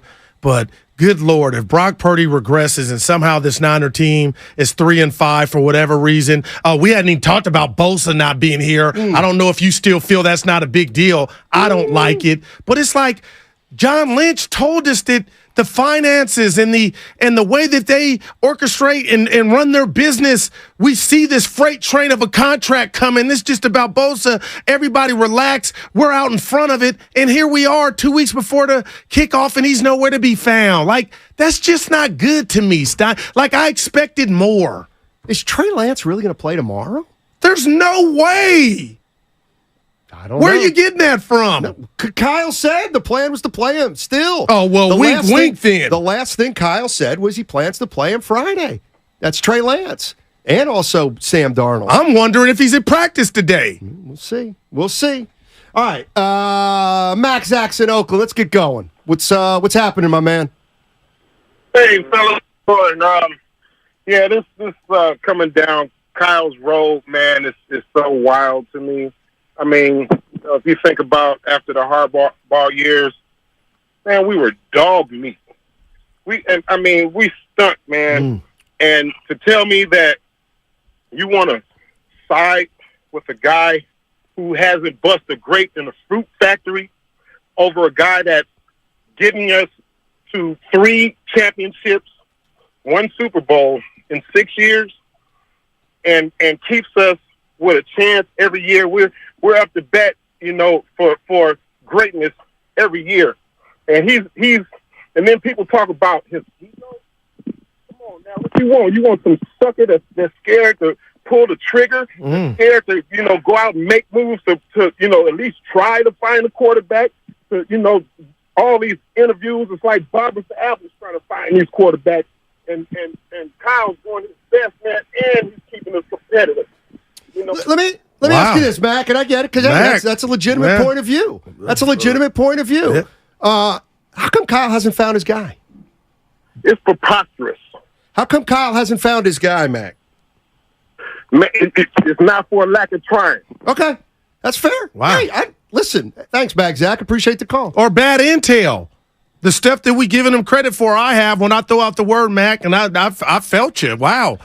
We ain't taking many calls like that. We haven't. All right, here's how I would answer Mac Zach.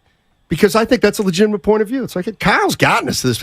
Like Kyle wins. He's won the last 3 or 4 years. Let him deal. Hey, made a mistake. He could find another guy. This, that, and the other thing. Okay, let's say Kyle's a riverboat gambler. He moved up. It didn't work. But then you know what? usually guys like that are straightforward. They're like straight shooters when you ask them, all right, what's going on? But I think there's a frustration in the fan base that Kyle isn't really upfront about everything he's doing. And then, of course, there's the other side of it. Well, coaches don't have to tell you the truth. They don't have to tell the media the truth. I get that. All those things are true.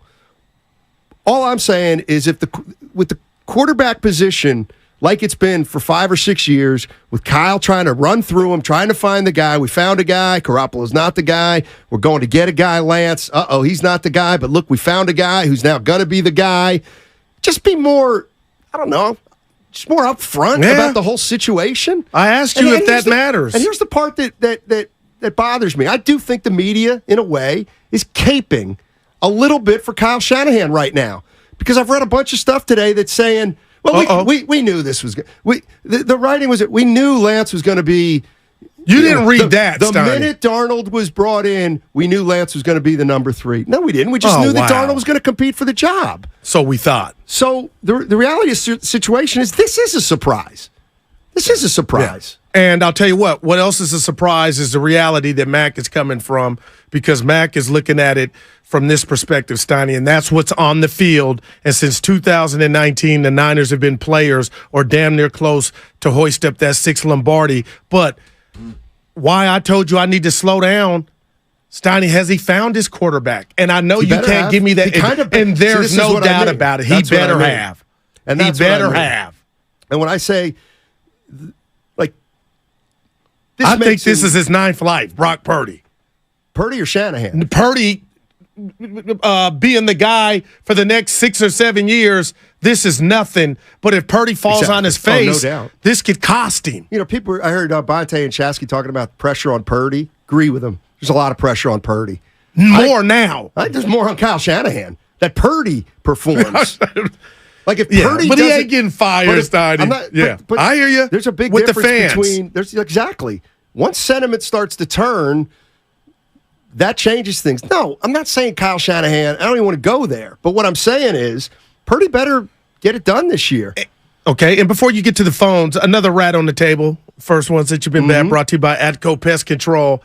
How confident would you be, Steiny, with Sam Darnold as your number 2 quarter? I was asked this. This is what Bonte put a poll. We put a poll. This is, to me, everything, because when you left, I told you the number 2 quarterback in this city is almost the quickest one to get on the field in every other city, because something always seems to happen to the starter. Say it one more time. How comfortable am I? With Sam Darnold being your number 2 quarterback. It's funny. I went on KTVU today with South Castaneda, and got the fresh cut. And he said the exact same thing. How comfortable are you? And I said, it doesn't matter. It doesn't matter. All that matters is what became clear yesterday is that Kyle Shanahan is far more comfortable with Darnold at 2 than Lance at 2. So, again, Kyle Shanahan obviously knows more than me, so I'm not going to sit here and say, oh, boy, that's a big mistake. Trey Lance should be 2 and Darnold should be 3. Like, honestly, I have no idea. I'll say this. Yes, I would like Trey Lance to be the backup quarterback. Yes. Because I would like to see him play. You said 4 or 5 games. Far more than Sam Darnold. There's just no doubt about it. I want to see Trey Lance play instead of Sam Darnold if there's a choice. But the reality isn't that choice. Kyle Shanahan said it. Darnold's better. He's better, at least in his mind. And now... That's not a shock either. Darnold's got to prove it. Yeah. Let's go to Mike in Michigan. What's up, Mike? How you doing, man? Hey, gentlemen. Steiny, welcome back. Thank you. Hope your trip across the pond was well worth it. I'm sure you had a great time. Did so. Goo, same. I know you had a vacation a couple weeks ago. Right on, man. Oh, man, it's glad to have Superman and Batman back. You know, Styles did real well. Alan did too, but that was like Batman and Robin. You guys are the world's finest when it comes to this Bay Area sports, man. So what I got to say is the writing was on the wall for Trey from day one of free agency when they signed Darnold. Yeah. You could just tell that it wasn't for him. So he's going to have to go somewhere else, hopefully. If I was him, I would like to stay here, and because 5 times out of the 6 years Kyle's been here, it's gone all the way down to the 3rd string quarterback. And even last year, they needed a 4th who they didn't have because of the NFL rules. But my final point, just to take it home, fellas, is Steiny, you're having a hell of a year. All right, guys, have a good one. Dude, I don't understand why you changed. You were tooting your own horn at every turn about the and I caught the changeover when I was on vacation where Dibs was playing with you. The last one you did before you left about your hell of a year with the origin of it. But I just knew you were coming back, so I had to prep John yesterday on the Vine, you and him, to kind of let you know we know you're coming in with Trey this. Lance stunk. No, but you felt like they didn't believe in him. True. And I fought you at every turn thinking, oh no, it's a Sonny, this was never a competition, and it's okay. But I think it's my prerogative, Bobby Brown.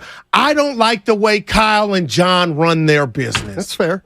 That's fair. I feel like you owe the fan base a degree of the truth. And to come out 48 hours, Nick Nolte, and say, I'm not going to, I'm not going to say that we might do this. And then this? Come on, man. What did he say? The world might be ending. Remember that one? Like, all that's relative. Yeah. Like, dude. Let's go to Darian. Darian's in North Carolina. 888-957-9570. If you want to join the conversation. I guess the question is this. Who are you more disappointed in? Trey Lance or Kyle Shanahan, if you're disappointed at all? What's up, Darian? How you doing, buddy? Hey, how y'all doing this morning, fellas? Hey. Good, man. So, man, I just want to jump on and say, I mean, has Kyle even really gotten the chance to show us who his number one quarterback is going to be, or give it time to develop a quarterback? Every quarterback that stepped in Kyle hasn't even gotten a full year with them without them suffering through injury. So what Kyle's been able to do with almost just having to piece things together from the quarterback position, to me, is almost not even spoken in high regard. And I mean, I don't have a short-term memory. I saw what Trey looked like against the Raiders. I didn't really need to see much else. He didn't pull the trigger when it was there, and he needs things to be wide open for him, and it's just not like that in the NFL. But who's responsible for getting him ready? Pull the trigger. Kyle's job is to get him ready, man. But what do you get him ready in what term? His job is to win, not get Trey Lance ready. And if you go into the locker room and ask, do we have 6 or 7 games to groom Trey, or do we need to win now? I think most of the locker room will say, look, we got to win. We don't have time to groom Trey. My follow-up, Steiny, to you and him would be, why did he start last year in Chicago then? Trey Lance, what was that then, if this caller is right? Well, the truth would be that Garoppolo was not ready. He wasn't, and he was going to play Lance over Purdy because Lance was a higher pick, and it was like the stakes were low because there was no obvious choice behind him. I always try to look at things in a million different ways. And what about this? I know, because, all right, I feel some people coming down on Kyle. What about this? What do you want? Kyle Shanahan made a big move, a gamble. He moved up to get a quarterback. He picked a quarterback. The quarterback didn't work out. So he's cutting his losses. He's going to acknowledge this guy can't play. We're going to try to move him, and we're going to move on. A lot of places, it's kind of admirable because we've seen a lot of times in pro sports, teams make mistakes. They try. They take too long trying to protect themselves, saying, "No, everything's fine. Everything's fine." Well, could you make a case that Kyle Shanahan, okay, after 2 or 3 years, maybe too long for you, maybe not long enough for some, is saying, you know what, this thing's over. Made a mistake. Move on. Isn't that better than, well, let's just keep trying to sell a bill of goods to our fans about this guy might be able to play? You know what? Let's stop all that. Let's move on. I'll tell you what, if the Niners are playing in the championship games, it's admirable if they're still winning. But let me tell you, if they're 4-13, Steiny, that admirable ain't going to get you too far with the fan base because we're talking about two separate things. Well, to me, what's interesting, Goo, is that if Kyle Shanahan thinks he can win with any quarterback, He's not. He's going to. He's doing it now. Right. So back off. And the story's Back greater off. with Purdy than it is with Purdy played college football Kyle last Shanahan year. is looking at this situation saying, I don't care who's quarterback. We're winning 11 games. Well, We're gonna that's win a 11 fact. games. Yeah. I don't care if it's Purdy. I don't care if it's Darnold. And you know what? Or Jimmy. I'll win 11 games with Brandon Allen. Yeah. But here's what I think. I think Shanahan thinks he can win 11 games with Purdy. I think he thinks he can win 11 games with Darnold. I think he thinks he can win 11 games with Brandon Allen. But I don't think he thinks he can win 11 games with Trey Lance. Okay. That's why we're here. Yeah. And if you allow me, Steiny, I just feel like on a personal level, I have clarity. And I'd like for you not to ever do this again when you come at me. I do understand now the difference between play design, play scheming up a play, getting your guys open. That's what Kyle's expertise is. But in my world, Steiny, I look at now the fat man, Andy Reid, who saw something with Mahomes. The guys that I call Jedi minds that can look at a quarterback and say, you know what, in college or wherever, and say on the next level, not only do I see something, I can get him ready. Steiny, Kyle has struck out. CJ Beathard, I know it was he traded up to get him, and he could have he had an opportunity to make him into something for just a little time. It didn't work out, but that's on his resume that Kyle can't decipher what is or what he can make into a baller. Or do I need to put a sock in my fat pie hole because he's doing it right now with Brock Purdy? That's the enigma. There it is. That's the gray area right there. You know, it's interesting because whether you like it or not, Kyle Shanahan makes the picks. He's their quote-unquote talent evaluator. So he evaluated the talent of Trey Lance, said, you get this guy in here, we're going to be, almost like Draymond Green. Don't let me get Trey Lance in here. Boy. Well, it's going to cost 2 first-round picks and a swap, and you can move up, and let's do it. Get Trey Lance in here. So he evaluated his quarterback. He loved him. He fell out of love with him. I think the other thing that's an issue with how much of an issue, I don't know. But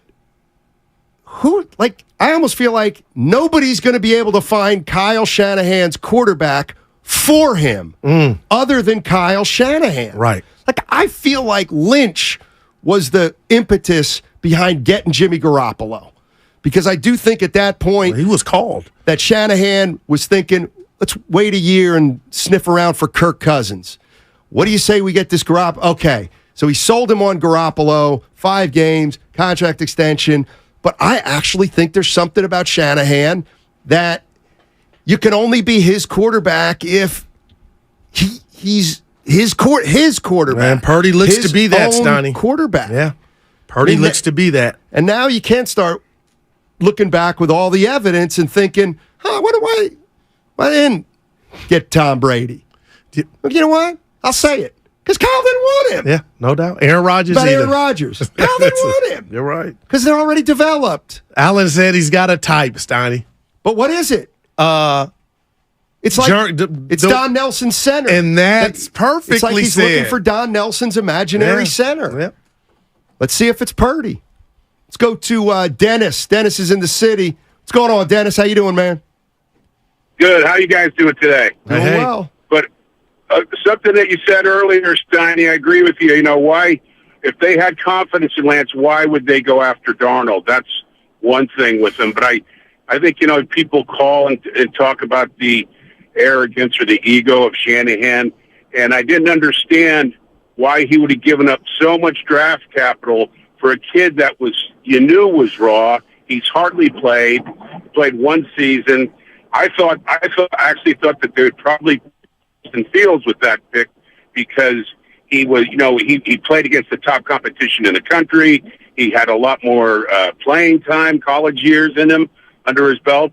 And quite honestly, when Jimmy went down, they were lucky to get Jimmy back last year. And when he went down, Purdy has saved Shanahan's bacon to this point, I think. No doubt. And, you know what I mean? And I feel for Lance, but he's totally raw. And I think it was was it Mike Markson that used to coach the Rams? Did I get that name right? Mm-hmm. But he said, I think he watched film on Lance and said he didn't think he was going to make it in the NFL. He didn't think they'd have the footwork or the command of the game or the feel of position.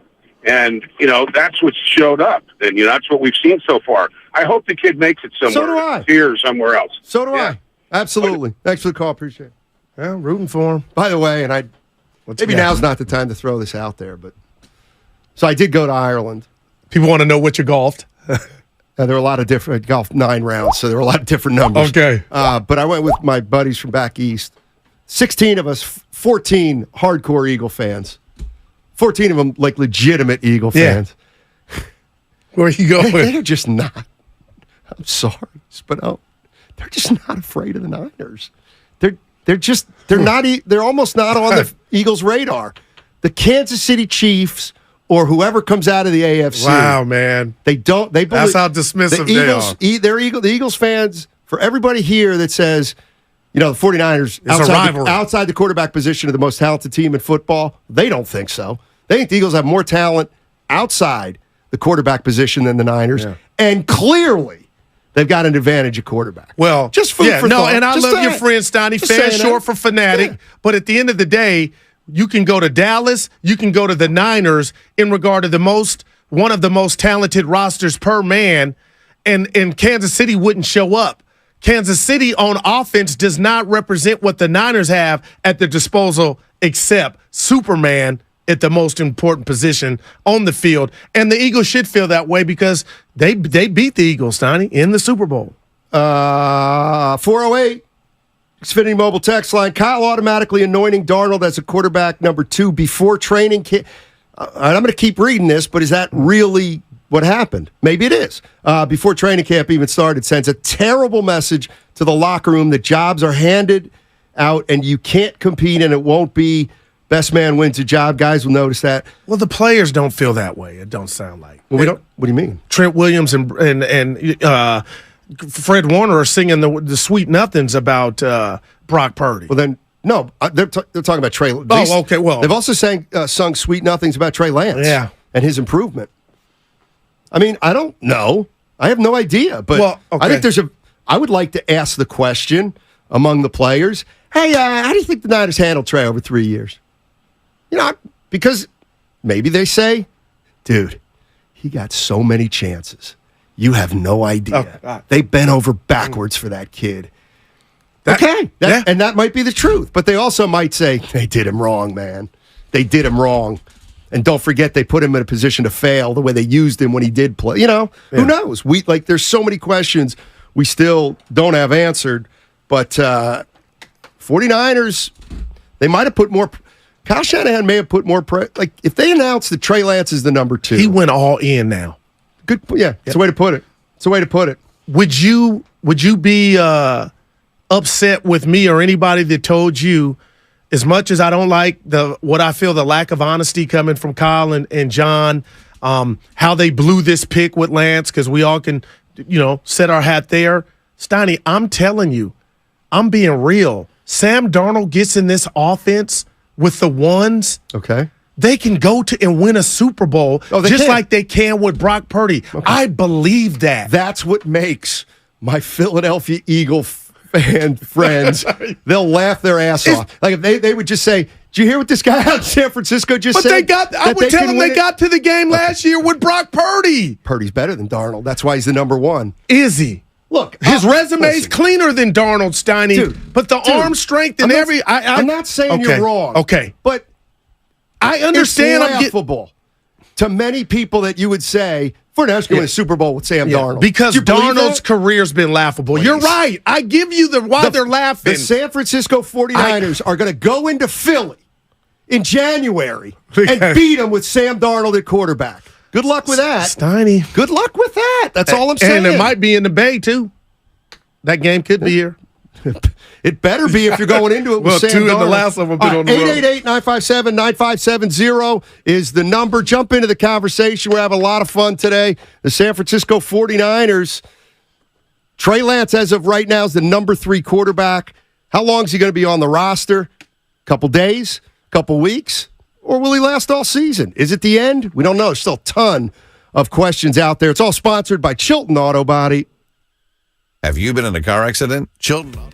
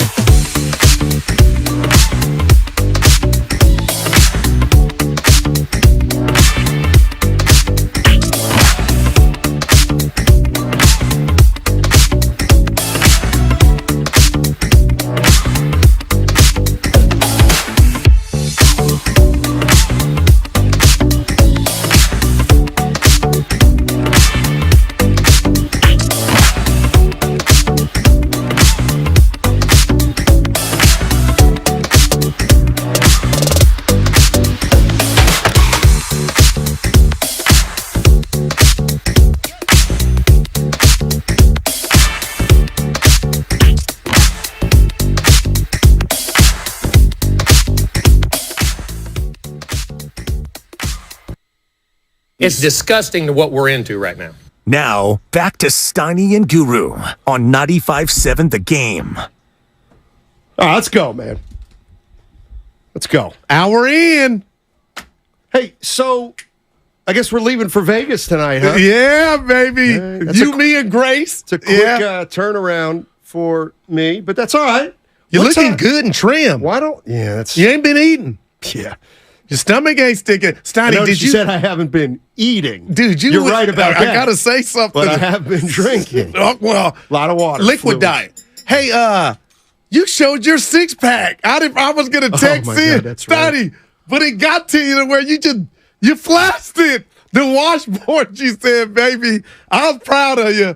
I kind of wish I was in. Why don't you tell the listeners why we're going to Vegas? You know I will. Steiny, I'm not even sure. We're headed to Vegas, baby. We will be broadcasting from the Circa Hotel tomorrow, Friday, August 25th. The Circa Resort and Casino has 2 incredible contests, Steiny, happening this football season. The first one is, get this, Steiny, the Circa Million. You pick 5 games against the spread every week. Winner takes home $1 million. Entries are $1,000 per person. Now get this. The second one is Circa Survivor. You pick 1 game straight up every week. You use each team only once, Steiny, and the winner takes home $8 million. Now you split it if there's multiple winners. Entries are $1,000 per person. Anybody who enters the contest, get this, can take part in events like Radio Row, an open bar at Bar Canada, and a party at Stadium Swim where we'll be, and our football preview panel on Saturday, August 26th. Come out and get this part and party with us in Vegas. Steiny, yeah, man. There's nobody coming out specifically I'm to getting party text with messages and hit on IG. They're probably there already. Oh, my They're God. there through the weekend. Curry might be out there. So I've heard this place has an unbelievable pool where you watch. I sent you the video. Or Yes. you know what? It might not have went through. It's incredible. My buddies, they're big. My Eagles fans back I east don't have like been this, there, Steiny. and no, they say it's incredible. We're gonna have a good time. Well, we're gonna work. We're also gonna do some work. We got Yeah. a big show tomorrow. No, just you and I. Yeah. It always is just you and I. Well, we had Lucas. Oh. Yeah. 888-957-9570 is the number. Obviously, we're talking San Francisco 49ers. Kyle Shanahan and the 49ers made it clear yesterday. Sam Darnold is the number 2 quarterback, and the number 3 right now is Trey Lance, but for how long? Yeah. Now my question is Trey ahead or behind Brandon Allen, and does it matter? Or are they just going to move him so it doesn't matter? That's my answer. Steiny, they have to move him. They don't have to. What? I mean, they don't. They don't have to move him. But then what if they get admit this still becomes a circus if he's on the team? Wants him. Okay, That's the reality that JD was that on they've yesterday created. and kind of said he still thinks he could be the number 3 after all this. Well, I wouldn't rule that out. But I absolutely what if Trey wouldn't rule didn't it want out. that and not a revolt? Well, this is and said, "Just move me, man. This ain't what I." But he's got no clout. And he's got. This is where I mean, yeah. With all due respect, you've already demoted in the number 3. If he doesn't like it, sorry. Yeah, we'll try to move you. But you know what? That's what they told Jimmy Garoppolo. Oh, and man. that, to me, Okay. was also No, disingenuous. that was foul. You know, they can try to move Trey Lance for a number 2. How successful do you think that's going to be? We're going to do right by Jimmy. Don't forget Thank that you. one. Austin and San Jose on the First NorCal Credit Union. This is the line of the year. This is not Tracism. Get it, racism, Tracism. That's the 4. You get it, right? Y'all are going to have so much fun at Circa. Thank you. It's a vibe. Steiny will be day drinking. No, I will not be day drinking. Well, Saturday he's talking about. I'm leaving early Saturday. What happened? What do you mean? Oh, you're with your daughter. That doesn't matter. But I just... Somehow I'm not coming back till Sunday. 2 nights is the quick... 2 nights in Vegas is the quota. Yeah. Let's go to Mike in San Jose. Hey, Mike, how you doing, man? Well, for the first time, I'm calling from the Odyssey app, driving the son back to school down in L.A. Sweet. Look at Mike. Okay, Mike, UCLA? No, he goes to Chapman. Remember D3 basketball? Yeah, Chapman. So it's Chapman, and he plays Whittier, right? Whittier's in that conference? Yep. Yeah. Absolutely. All right. Yeah, Great school. Excited to get back to school, sophomore year. But first, great to have the dream team back. I'll be listening all the way down. So great to have you back together. I always try to look at things a little different. I have a question from all the talent evaluators out there. So the 49ers are well known as a great place for developing coaching talent, player development talent, and general managers. 17 people in the last 3 years have gone on to be a GM, a player personnel, or a new head coach somewhere else. So my question is, all of them have seen Trey Lance play. Why has not one of them come back for a 6th-round pick to say, we'll take him? Yeah. Man. That's fair. I thought where he was going to go was, why have all those coaches left? Maybe Kyle Shanahan is hard to work for. And I was going to have to then say, well, because it's a sign of a great organization when people leave, because everybody tries to pluck your talent. So, listen, 888-957-9570 is the number. Just a monster news day regarding the San Francisco 49ers and what happened yesterday. And what happened yesterday was the 49ers apparently told Trey Lance that he was the number 3 quarterback. And as Kyle Shanahan said, Trey, being the way he was when he heard the news, we told him to take a day and get his head together, get a clear head, and come back, and then we'll talk about it a little bit later. So that tells know if he's there now, today? Well, there's no practice today. Man, they got the game tomorrow. So, and you got me thinking he might play. That was the plan before the story If you want to breaks. trade him, you don't want to risk him getting hurt. It's a good point. Jerry from Philadelphia. Your guy. No. The only Jerry we had a Jerry on the trip, but he's from South Carolina. Do you think this Trey Lance fiasco could affect the Niners locker room? Can't imagine. I don't know the answer to that. Everybody loves Brock. But I don't know. It's not about, to me, it's not about, I bet the team knows Brock's better than Trey Lance. No doubt. But there's still the other issue of, how did you handle Trey Lance? Like yesterday might have been fouled or something, you think. Exactly. So 888-957-9570 is the number. And let me focus this one on Kyle Shanahan. Does this alter your opinion of Kyle Shanahan at all? That he went up and got this guy, and now 3 years later, it's clear he's not crazy about the guy. And the other thing I want to get into is the whole phrase quarterback guru. Maybe we should alter the description of Kyle Shanahan being a quarterback guru. Maybe let's just keep it to he's a great play caller. Yeah, and he makes his quarterbacks, he puts his average quarterbacks in a great position. You're the man. But guru? I don't know. Nope. I mean, gurus would have wanted Tom Brady. And saw something was left in the tank. If you're a 49er fan, you're wrong. Don't you guru. think? Don't you think? Wow. In 7, like why? And each one of these I get is different, but it's been 7 years. Why didn't you find a way to draft a quarterback at any time over 7 years who's the quarterback today? Why didn't you go out and get Tom Brady? Why didn't you go out and try to get Aaron Rodgers? Why did you believe in Jimmy Garoppolo, then not believe in Jimmy Garoppolo? The one thing that I've thought all along, and I don't know how it manifests itself, but to me it is clear that Kyle Shanahan is a very difficult coach to quarterback for, and you need 2 traits. You need to totally execute his system no matter what, and then 2, you also have to have, to me, I think, unbelievably thick skin and you have to be You have to be a younger type quarterback who doesn't have any. I don't think a quarterback with a big ego works with Kyle Shanahan or vice versa. And that's discouraging. He needs somebody he needs like a Brock Purdy who's happy to be there. He needs like a Trey Lance who is unproven and But why? The answers that you're about to answer is why I'm turned off.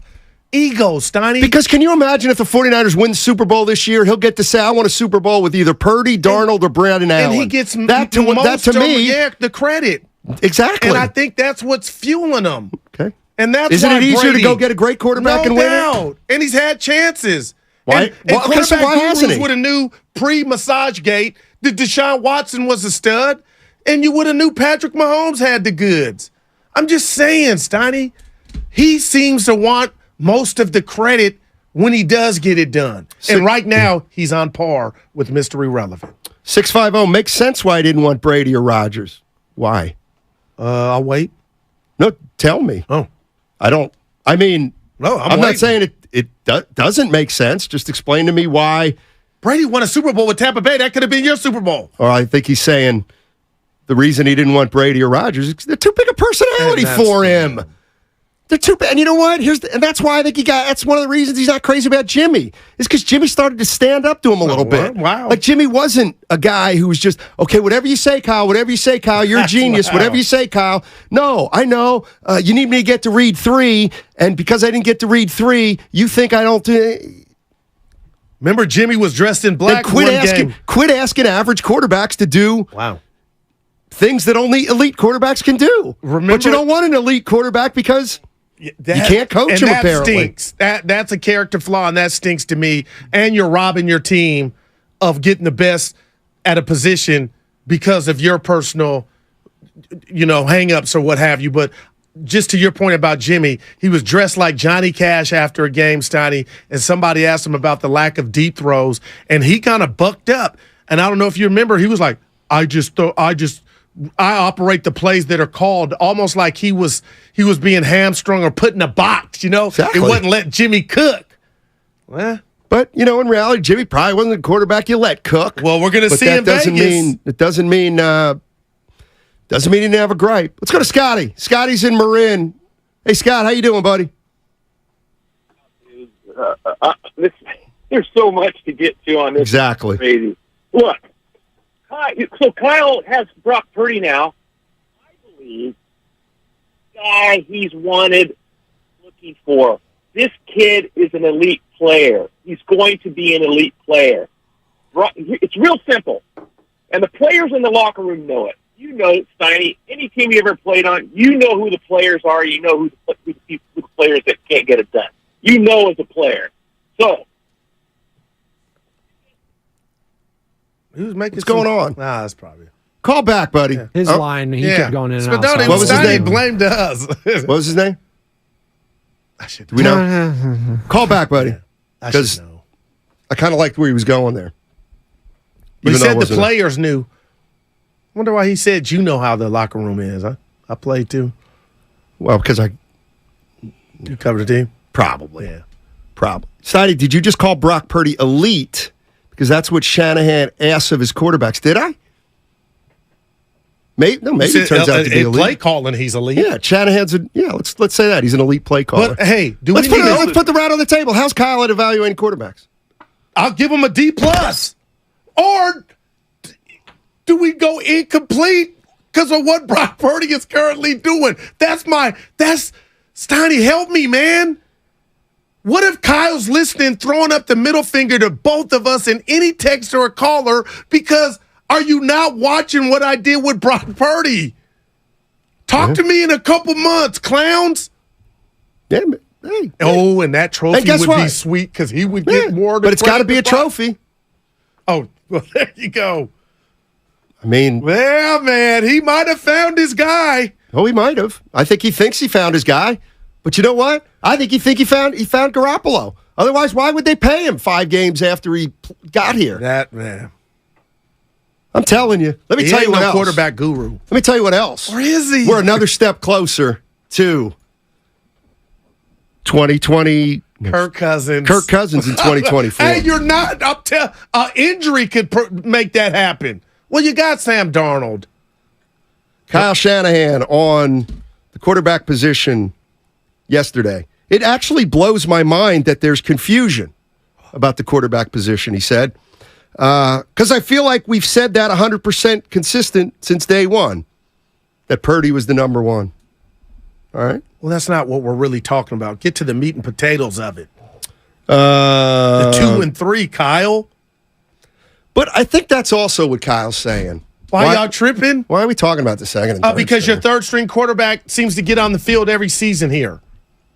Yeah, and you lost the NFC Championship game because you ran out of QBs.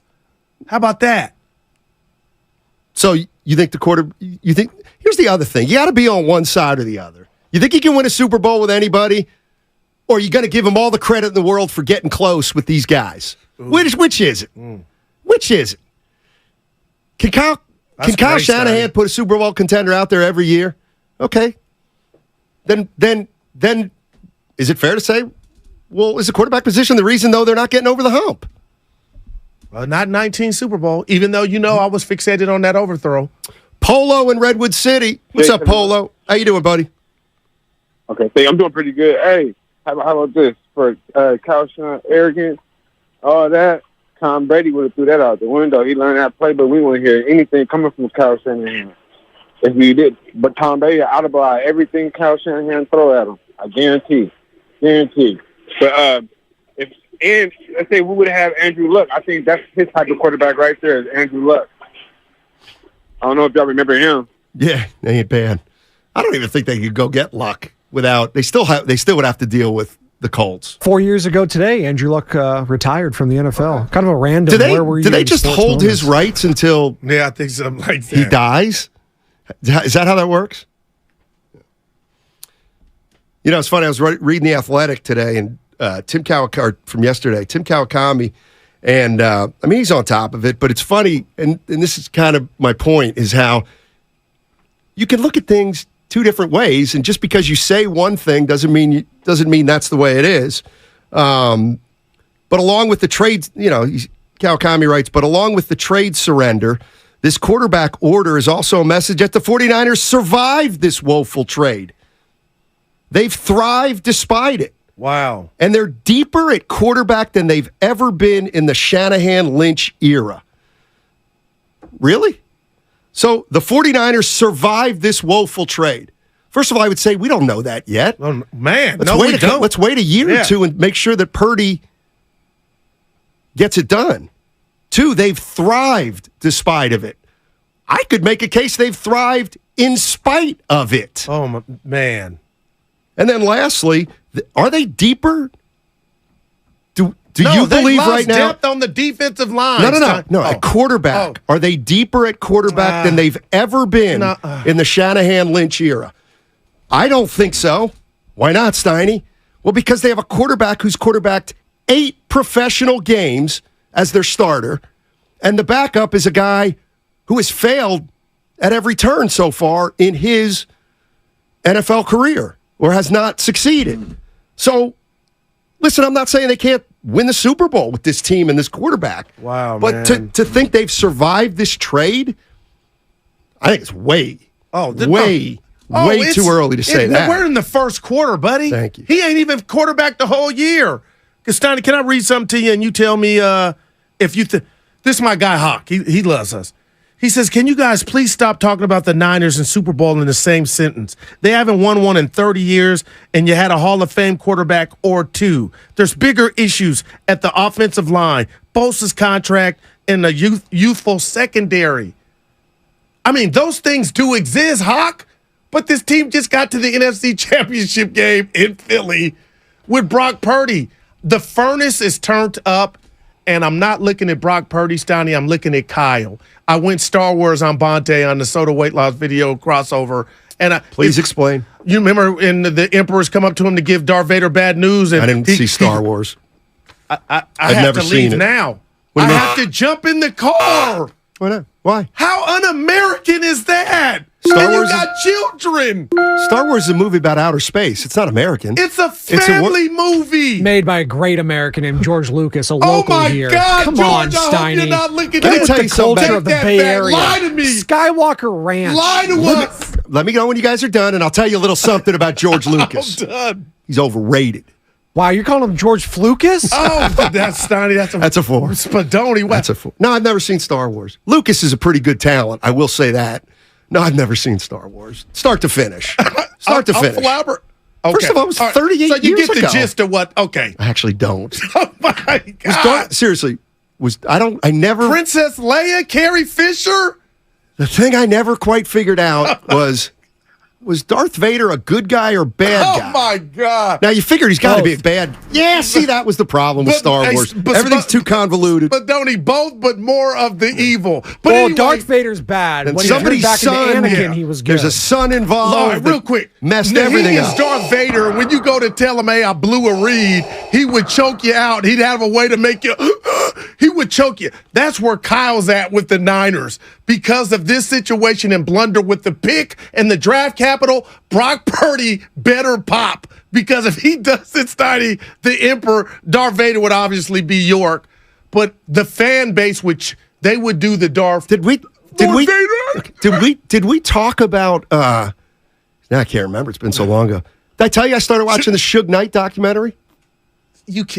This is amazing. Suge Knight, American Nightmare. Up with no Star Wars and press play on Suge Knight. He was a bad dude. He really wasn't from the hood, though, Steiny. Oh, yeah. Tell him that. I dare you. I dare you to tell him, hey, Suge, you ain't hood.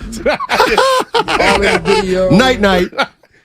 He was a bad dude. Played football at UNLV.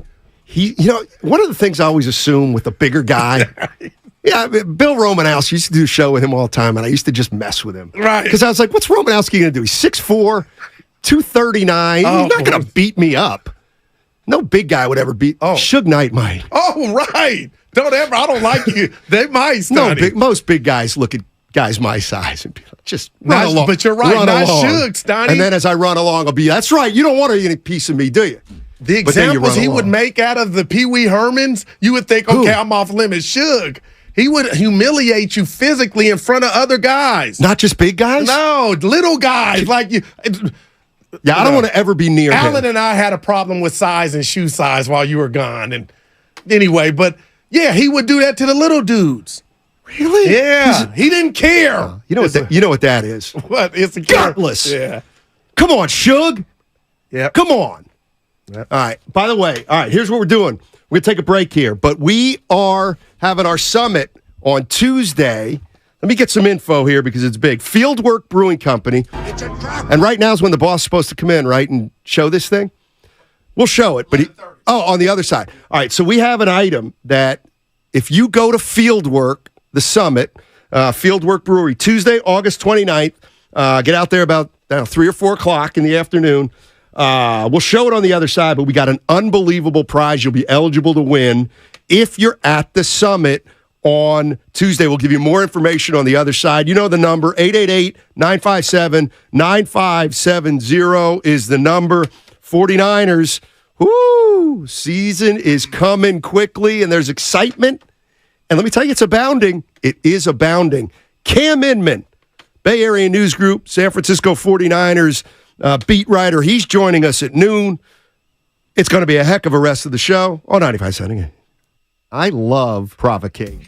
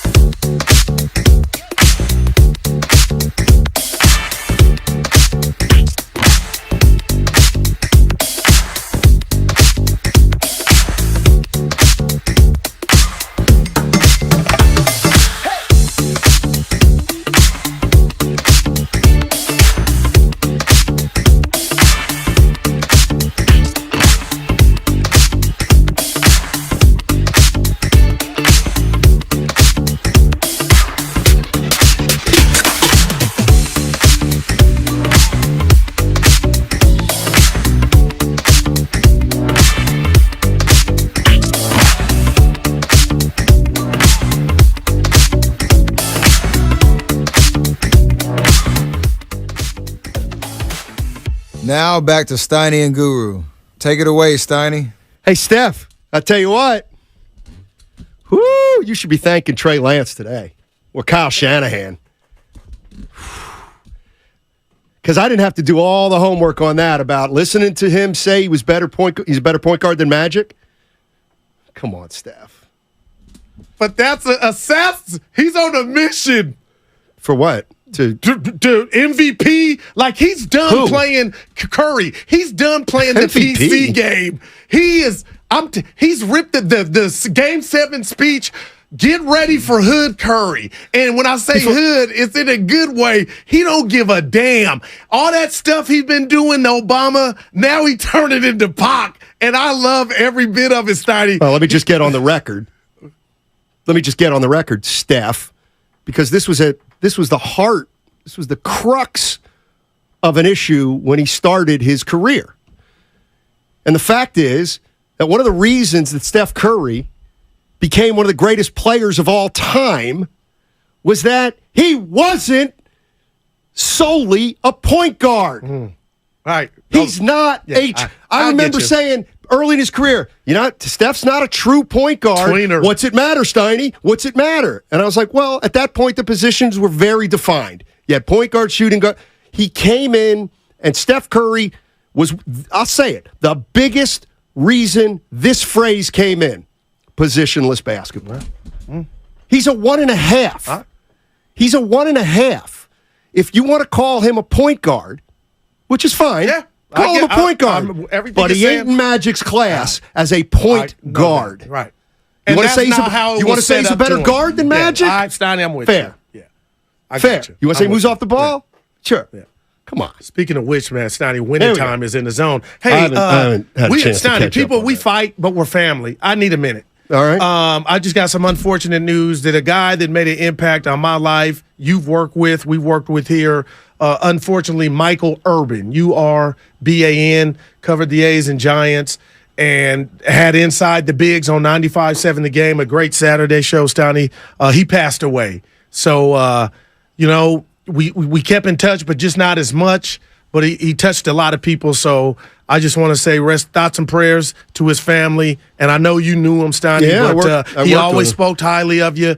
But rest in peace, man. And tomorrow is not promised, and I ain't trying to bring the party down, but that one hurt. But, he was a good dude. Man, another young. My funeral tally. Young. No doubt. So probably rest in around peace, my Michael. age. Yeah, I worked with Michael back at Comcast about 15 years ago. That is awful, awful news. Trey Lance, right now, is the number 3 quarterback of the San Francisco 49ers. He's scheduled to play tomorrow in the 49ers' final preseason game, but will even be on the team. 888-957-9570 is the number. Let's jumpstart this conversation, get back into the San Francisco 49ers. We'll do it at noon with Cam Inman. We can do it with you up until 12 o'clock, and then after we have Cam Inman on. But the San Francisco 49ers, at least as right now, I mean, I want 49er fans to take this the right way. And it's this.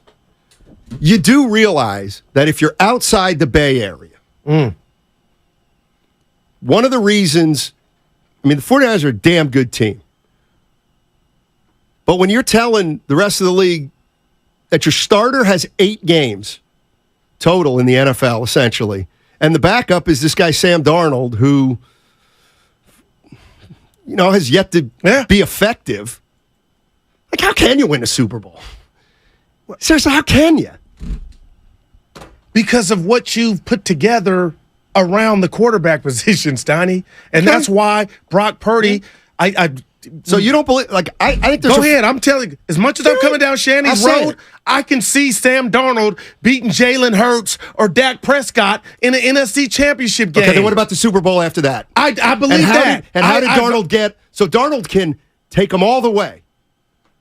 It's a big Jimmy difference. almost took him all the way, and I think Darnold has more skill set. I don't. Okay. I don't think there's any chance. Sam Darnold may be able to win him a couple games on the way.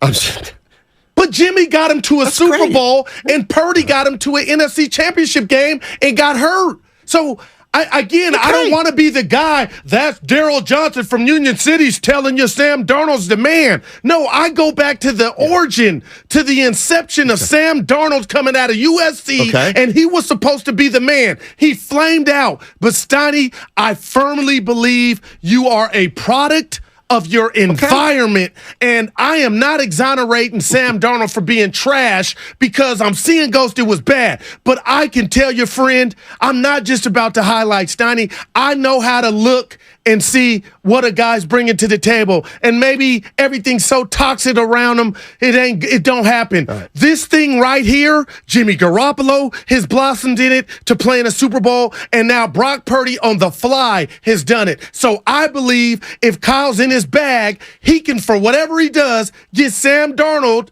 Well, then don't criticize him for getting Trey Lance out of here. Let me tell you something. You know what? I'm criticizing him for the pick. Spadone, put this in the cap. Open it up. Come on, man. What are we doing here? Sam Darnold cannot lead the 49ers to a Super Bowl victory. What, like, you know what? And if they do, you play this, and again, I'll do a show with my shirt off. you had a couple things. Sam Darnold's going to. Brock Purdy's going to have the 49ers at 9-3, then get hurt, and Sam Darnold's going to be Nick Foles. I mean, if Jim Plunkett did it, why can't Sam Darnold? And you just went with Foles. You just went with the Foles. Okay. Great one, Spadoni. I'll let that. Jeff Hostetler, line one. Remember that? Sam Darnold. If I asked 49er fans about Sam Darnold 2 days before he got acquired here, people will be like, he stinks. But you know why? We don't want him. Can we put a rat on the table? Now he's under Kyle. No, can we now put he's a rat on the table? Now we can win it all. You can't. Oh, what are we doing? But listen, I'm not riding for Darnold, Steiny, but you know the Darnold hate comes because what he signals. Hey, you said what you said. He was in front of Trey. You're not wrong. We wanted to see Trey. You're not wrong. And you know I'm right, Steiny. I would never not criticize Kyle. That's all. This thing is just getting started. If you really think that Brock Purdy... Oh, no, Sam Darnold can lead this team. Steiny, I swear to you. You think Sam Darnold can lead this team to a Super Bowl? I would watch that game. What game? The Super Bowl. How is it? Yeah, that's what I mean. Sam Darnold can take this team to a Super Bowl. Brock Purdy. I said the same thing, and it was worse if you would have told me Brock Purdy could take him to the NFC Championship game. We kind of already had the answer. Brock Purdy's played 8 good games for the Niners. Right, but before he took a snap, you would have laughed at me. Oh my. Steiny, think about that's not true. You wouldn't have laughed at me last year if I said if 2 quarterbacks, Jimmy and Trey, go down, Brock Purdy takes over, they'll get to Philly. I would have said pee in a cup. Fair. No, that's fair. But we didn't know anything about Brock Purdy. Okay. We know Sam Darnold. Okay, I got you. What are you going to just all relative? Yeah, and this is the thing. So now all of a sudden, Kyle Shanahan. Oh, you got okay. It's you're Kyle Shanahan. You know what? If this is true, if you really think that Kyle Shanahan, if you really think Sam Darnold can get the 49ers to a Super Bowl, then don't you dare criticize Kyle Shanahan for saying, the hell with Tom Brady, no interest. The hell with Aaron Rodgers, no interest. The hell with Deshaun Watson, but Sam no ain't interest. In their league. That's right. He's been a loser. But you just said Darnold can win a Super Bowl with them. So then don't get a good quarterback. But he'll be the guy not telling Kyle to shove it when he says audible or do this or that. Sam Darnold needs Kyle more than Kyle needs him.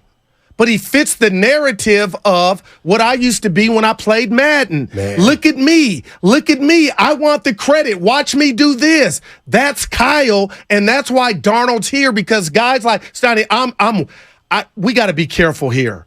Because I don't want to come off, and I know how John could put this I'm skeptical that Darnold can win a Super Bowl on social media. As I woke up and got out the bed and said, Sam Darnold can do it. I'm ready. I'm excited. I'm saying after the Brock Purdy success, and when I thought the season was over, I don't put nothing past Kyle Shanahan and quarterbacks, okay? And then this. I know Brock Purdy, quarterback, then we 4 shouldn't years. Be worried. Sam Darnold, had he come out of USC and got with Kyle, with his career, it's a guess. No, but I know. I remember Sam Darnold on Saturdays. Yeah, and you know what? I'm just saying. That's all I'm telling you. You know what I think would have been more likely? Is had they drafted Sam Darnold out of wherever when Kyle was there, he would have been sick of him in 2 years. Like he's sick of every quarterback in 2 years. All right. I mean, Sam Darnold I'm just telling you, he's not chicken liver. His career's been, but now, Steiny, he's in the penthouse. This is Pretty Woman of football. He's Julia Roberts. And this is where Eagles and Richard fans laugh Gere at is people. Kyle. I get it. Okay. But it's fact. Brock Purdy took this team to the NFC Championship game. Who would have thought that? That's all. I want to leave the courtroom. Who would have thought that? If the 49ers, if there's any other, if this weren't the San Francisco 49ers, let's just say the 49ers were the exact same team. Where you go? Somewhere else. Yes. And somebody said, oh, Sam Darnold could lead that team to a title. The natural reaction wouldn't be like, that's impossible, but it'd be like, you want to bet? I'll bet. I'll take that bet 9 out of 9 times. But here's the thing. Okay. Here's the other thing. Give it to him. Guess what? Darnold doesn't nearly have the chance to take the 49ers to the Super Bowl like Brock Purdy does. You know why? Because Purdy's better. He's better than Darnold because he's the number 1 quarterback. Right. He would have to fix what's going on through his. How do I like? I mean, you can say whatever, but this is where I just feel like. No, I'm all ears. You like Sam Darnold because he's a 49er. And, like, if he weren't a 49er, you'd be laughing at the notion that he could lead any other team to a Super Bowl, even if it were the Niners and you were in Philly. Hey, you're working in Philly right now. Right. I would say, hey, there's this guy out in the Bay. Check this out. You know what he just said? Oh, they're laughing. That Sam Darnold can lead the 49ers to a Super Bowl. But I don't know if that laugh would be as loud as it would be before we saw what Kyle did with Brock Purdy. And Steiny, I keep coming out of college. Darnold was supposed to be a blue chip prospect. How long ago was that? I get it, but the dude still, he ain't even 30. And if old? I'm going boxing. So he's 29? Steiny, I'm going tell of the tape. Be honest with me, because I know what I'm about to say doesn't equate to making you a good quarterback. If we went tell of the tape, Brock Purdy, height, weight, arm strength, throws, Sam Darnold will win that one going away. But I understand, Steiny, you're going to say, Goo, that ain't what it's about. How do you process? This dude you're talking about has 30-something fumbles. Spadoni, I'll never forget you gave it on the morning show. He's got 30-something fumbles in the pocket. I get that. I'm just telling you, I'm being an adult right now to where I can criticize Kyle, but I know he can make stew out of, good Lord, a 5-star meal out of trash on the fly. See, this is, I got a thoroughbred on the YouTube chat. And this is kind of only in the Bay Area. Only in the Bay is Sam Darnold good enough to win it all. I mean, come on. And, I mean, obviously you can say it, and maybe he will. But it came up in a conversation. I don't believe you believe that. I do not believe that I shouldn't say that. Yeah. If you believe it, you believe it. Brock Purdy gets hurt week 6. We're still okay. I don't believe that for one sec. Oh, that's just me. And so I love you for being honest, and I'm being honest. So the reason, I just want to be specific, the reason you say you don't feel that way is because of Darnold's past. His past is present. What he did with Purdy, I'm asking you, you don't think Kyle can tap in and play a different note with Sam Darnold and make Sam Darnold be the best that he can be? They're not going to say drop back and throw it 80 times. I don't think he can make either a Super Bowl quarterback. Okay. Oh, wow. No, I ain't mad at you, Tupac. I don't know. I mean, look, I ain't mad at you. It's not hard. Hey, Steiny, can the 49ers win the Super Bowl? Yeah. Yeah, they can. They're loaded. Steiny, do you think they can? Do you think they will? No. I don't think they will. Right. Why? Because of the quarterback position. Right. It's not stable. Right. It's not stable. Oh, what do you mean, Steiny? Purdy's the man? Okay. He's played 8 games. To me, that's not stability. Yeah. You got to play 15 this year. This team's got to go 13-4. Let's go into the playoffs. Let's get to the. You know, if Purdy quarterbacks the whole year, they go 13-4, and they lose to the Eagles again in the NFC Championship. They got a quarterback, that's okay. It sounds like. Exactly. That's fine. Right. That's fine. Like, I know people will be disappointed, but to me, at that point, the future will look good because you'll know Purdy's the man. And in football, Snotty, I don't got to tell you, there is a term. If Kyle chose to use Darnold this way, and I got to feel like I'm coming back to that, Hey, dude, we're loaded. You could throw a 2 yards in the flat to Debo and let him do all the work. You can hand it off to McCaffrey. They could have him be a bus driver and win a Super Bowl. I'm just telling you. I don't. Your boy's done it. At some point, Brad Johnson's done it. At some point, Trent Dilfer's done it. At some point, the quarterback is They're going up against the Kansas City Chiefs. All right, Sam Darnold's not scoring 35 points, and if he is, he's going to have to get 42. I mean, because Jimmy went toe-to-toe with the Chiefs and had a lead. Right. The guy who now everybody says, now everybody wants him now. I gave him a B+. Let's go to Clark the Sharks in Myrtle Beach. What's up, Clark the Shark? Hey, guys. How are you guys doing? Hey. Good to hear from you. God bless. Same there. Hey, I wanted to ask Steiny how his singing career is going, and maybe he suggests that he doesn't quit his day job. Just kidding. Just kidding. Okay. Hey, I think that wouldn't it be weird if the Niners traded Trey to the Raiders and he played behind Jimmy again? that'd be pretty funny. I like your sense of humor. Yeah, I like it. I mean, what?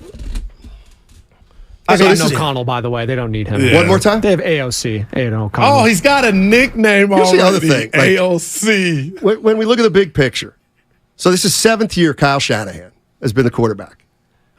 If that was my Kyle. Go ahead. If let's just say hypothetically Brock Purdy plays 8-10 games and he does get hurt, and now it's Sam Darnold, and is that good enough? Is that good enough?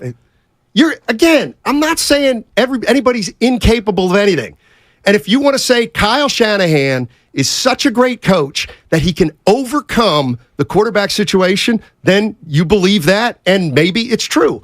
And maybe Brock Purdy can lead the 49ers to a Super Bowl this season. But if you look at the quarterback position in San Francisco objectively, what do you have? You've got a guy who was the last pick in the draft just a year ago who had a hell of a run, 8-game run. 8 games. And now you have a backup, not this young ascending guy you thought you had, but a guy who... A former top pick. It's a freaking laughing stock. Yeah. He's been a laughing stock. Yeah. But you know what?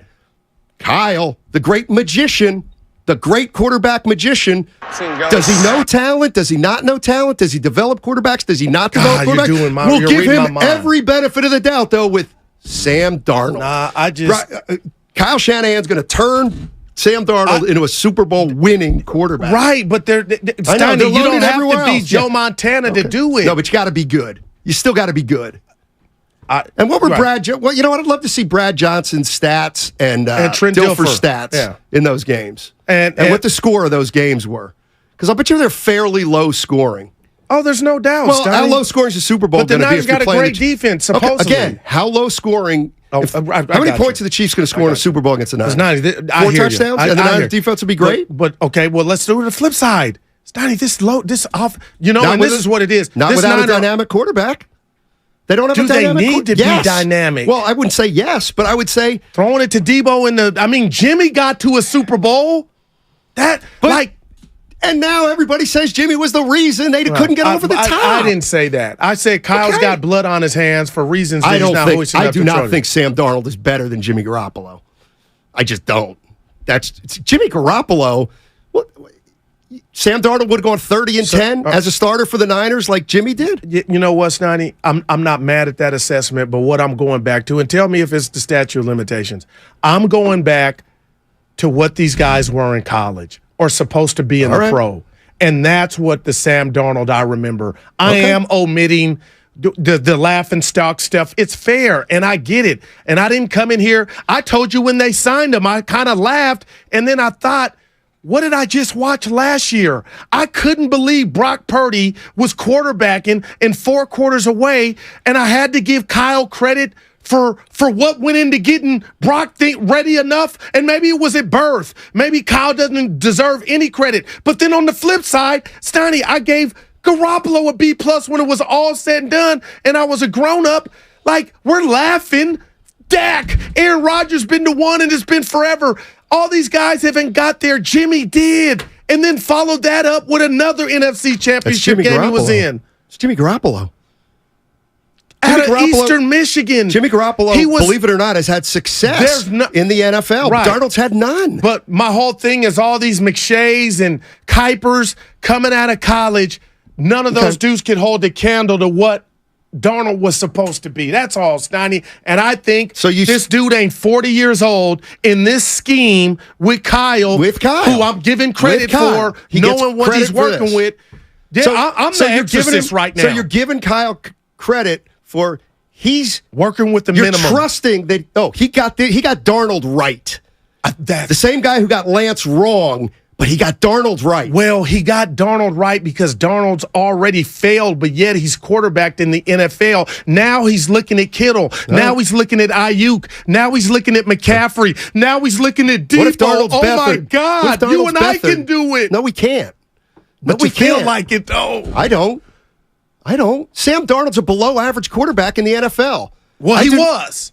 He is until proven otherwise. And that's what I guess I'm saying. So this is what I mean. I'm giving them the BOD. You can't. Do you believe in Kyle Shanahan's ability to evaluate the quarterback position or not? Because we didn't with. What did he see in Lance? Well, I don't know. I know they're different players, but maybe he thinks he sees the same thing as Darnold. But he doesn't. I feel like you're asking me two different questions. Why are you giving him the benefit of the doubt with Sam Darnold, but not Trey Lance? Because Darnold's already went through his football puberty. And he's took his lumps, right? He's failed. But now he's in a penthouse of an offense with a guy that I said, you and I both, what he does well is draw up plays. Okay. And he's got to draw plays for thoroughbreds. Not a quarterback.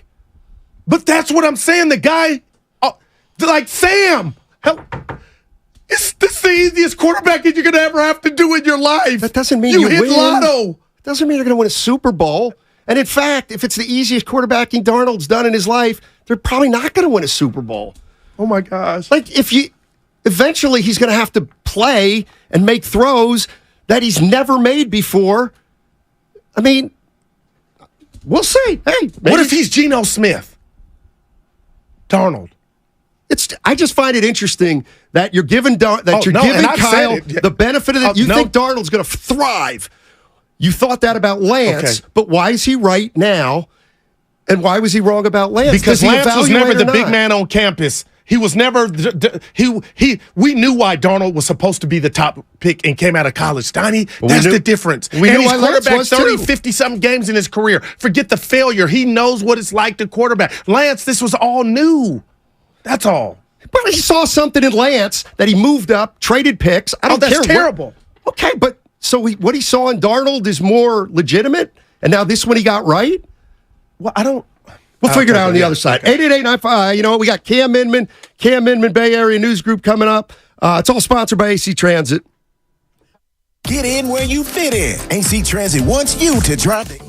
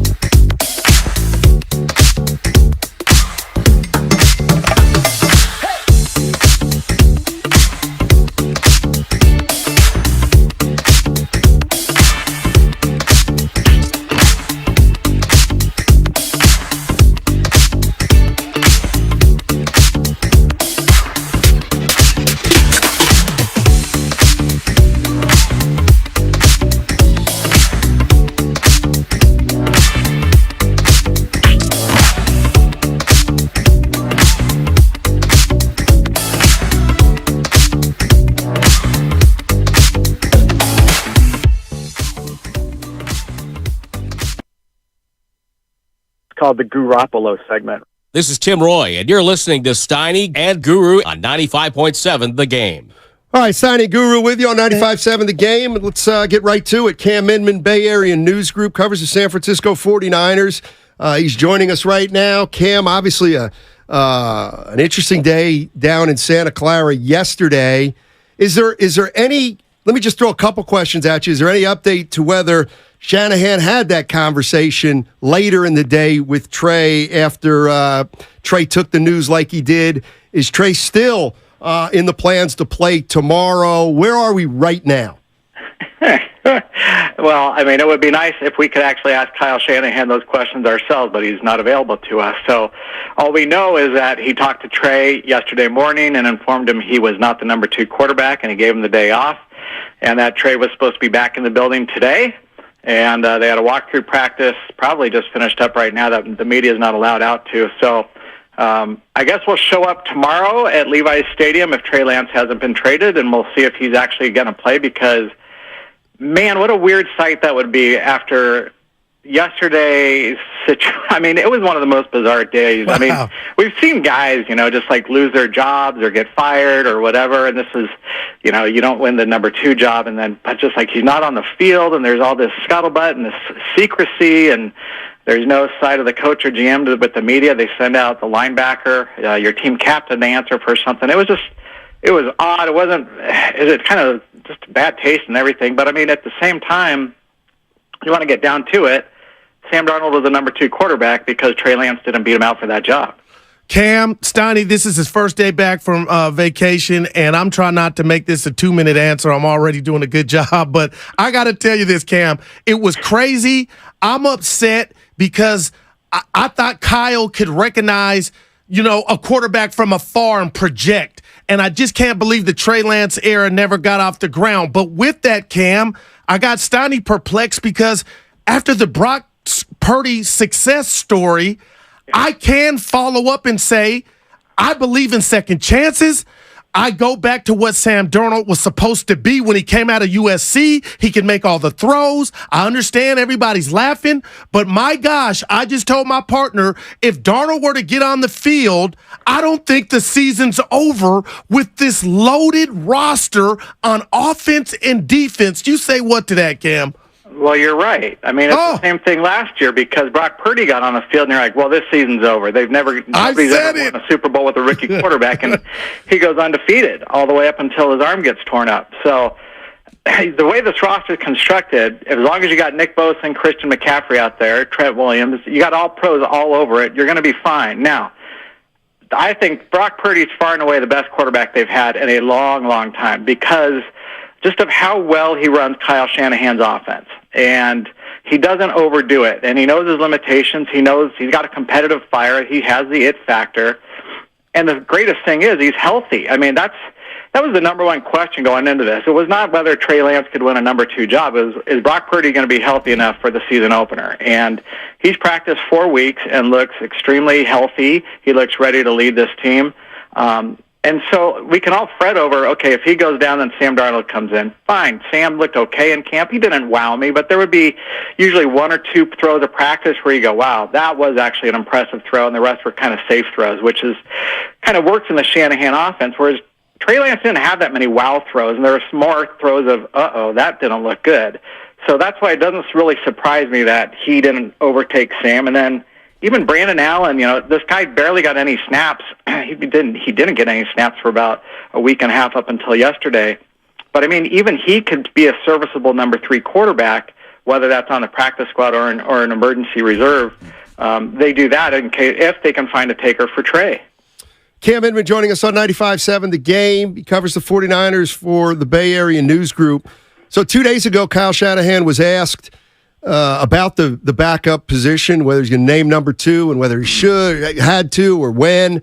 And Shanahan made it clear that if the question were about the saying who's 2 and 3 before the game, not Friday's game, maybe before the Pittsburgh game. So I guess my question is this: if they delivered that news to Trey Lance yesterday, and Trey Lance says, "Okay, all right, well, you know what? I'm going to go right back out there and try to get the number 2 spot right today." would we know any more about the quarterback position today than we know now, which is everything? I don't think so. I think this is pretty much it's gone the way it's gone the last couple of weeks, and it's like Shanahan told his flagship radio station that he saw this coming the last 10 days, right?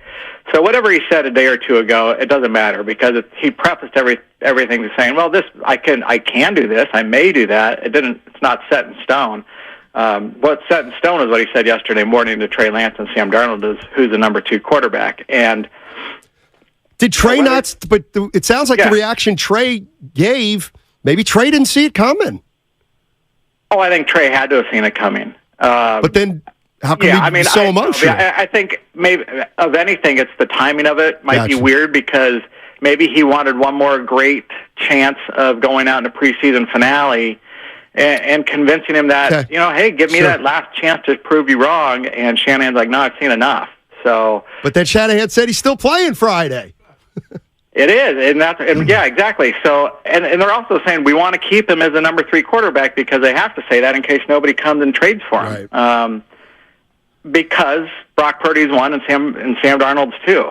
So it puts Trey in a really awkward situation. And it's a guy who he still could have a great career. Yeah, he came into this offseason, this camp, with a refined throwing motion. He's healthy. But when he's played, he's gotten hurt. His development's been hurt because he has not been able to play on the field. And he's not going to play on the field in a championship contending team that's willing to get through the growing pains when you have 2 better options ahead of him. Wow, Cam, I know it's all about the quarterback. It's a quarterback league, but I got to do my daily, ask my question for my partner on his first day back. Where is Bosa? And are you concerned at this juncture that something from afar seems such like a layup that he's not been around? I'm not concerned yet. I would be concerned in one more week. Okay. At most 2 weeks, right? Because then you're in the regular season week 1. Nick Bosa did not want to come to training camp. He did not come to training camp. Negotiations are ongoing right now, so that's a positive sign. And they have time. Does he need to get in before a preseason finale? No. Does he need to be in next week because they're going to be in full-on regular season mode? That would be great. If he comes in during week 1, he's still going to be able to play against the Pittsburgh Steelers and go after and sack Kenny Pickett. So I don't sense any reason to panic yet because I think everybody understands this is going to be a massive contract he's going to get. They understand the type of athlete he is, where he's taking great care of his body. He's the reigning defensive player of the year because of how meticulous he is at his craft. And he's going to get paid for that, and it's just a matter of is he ready to come in now and accept all those dollars, and are the Niners willing to part with all that in a contract where they know they're going to have to give up probably the biggest contract in NFL history for anybody that's not a quarterback. Wow. Cam Inman joining us on 95.7 The Game. He is our 95.7 The Game's 49ers insider, works for Bay Area News Group. Let me try to put it to you this way. So Kyle Shanahan has not spoken yet. Let's say I'm a fan and I'm just like, so wait a minute. Fred Warner goes out there and gets asked about this, but he doesn't really know what's going on, so you kind of set him up or hung him out to dry. It's like, what could, when Shanahan does get asked about this, what would be the best possible answer he could give so that we can move forward? Yeah, and I don't, and Matt, I get what you're saying, and I know he'll explain things. I think Kyle's been very transparent a lot, and he'll say it just however the cold hard facts are, whether Trey wasn't good enough, whether Sam outplayed him, and blah blah blah. I kind of get back to the whole: how did the players interpret what happened yesterday? Yes. You know what Absolutely. I mean? It's like Donnie brought that up because Kyle's been in such good standing with the players, and he can be a hard coach, but he's demanding, right? And I just want to know if the players did not like that look of having 2 of their defensive players, Javon Hargrave and Fred Warner, have to go out there and answer questions because everybody knew the questions were about the quarterbacks. Right. And this whole camp has been about the quarterbacks. If they didn't send any player out, I mean, I guess you can understand it because it was such a landmark day in 49ers quarterback history, I would say, when you're partying, or you're not partying, but you're saying we're done with this guy that we traded up so high for in the first round. I just would wonder if it left a real sour taste in their mouths, and whether that chips away at Shanahan's credibility in the locker room. Because, I mean, whatever he says to the media, he says to the media. And to me, I think it's important to talk to the media because we're the conduit to the fans. And I had never seen as much outrage from fans yesterday on like direct messages and my social media feeds over Shanahan or Lynch not meeting the media yesterday to go over this quarterback stuff. A lot of people thought it was cowardly. Man, I just did not think it was a great look for the 49ers organization for them not to go over it and talk with us when everybody knew it was a big deal. When your quarterback, when Trey Lance is not on the practice field and we don't know why and we don't hear from a team official other than a linebacker that's a captain, even he doesn't know what's going on, I think it's a terrible look. I agree. Man, Cam, good Lord, Stoney and I were talking about that. Like, I understand fandom because I am one. Mm-hmm. And what do, the front office and coaches owe the fans, the people that are, paying to come to the game? Right. And there is, to me, a degree of truth. I want to run this by you because I'm in no position to judge, but I find it laughable. I'm on Twitter X here, and Lynch says, he's quoted as saying they called in Trey yesterday, told him of the decision that they were going with Darnold too, and they would try to get something done with him, meaning other places. But Lynch ended it with, I'm surprised it got out. And to me, Cam, I'm just saying, like, Lynch, John, what world do you think we live in? Maybe that's why they didn't talk, because they believed that wouldn't have got out. But I guess if you operate in good faith and maybe just would have told the masses what eventually is going to come out, it wouldn't be, quote unquote, this type of mess.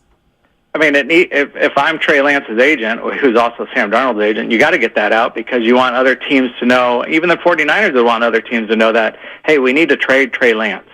But the second the media comes out onto the practice field and Trey Lance isn't out there, I think, we can put two and two together. Exactly. Wow, that's what I don't understand. So they're... Yeah, okay. I'll just leave it there. No, you both are on it. That's kind of what I don't understand. I'm going to kind of ask you to just give me your hunch here.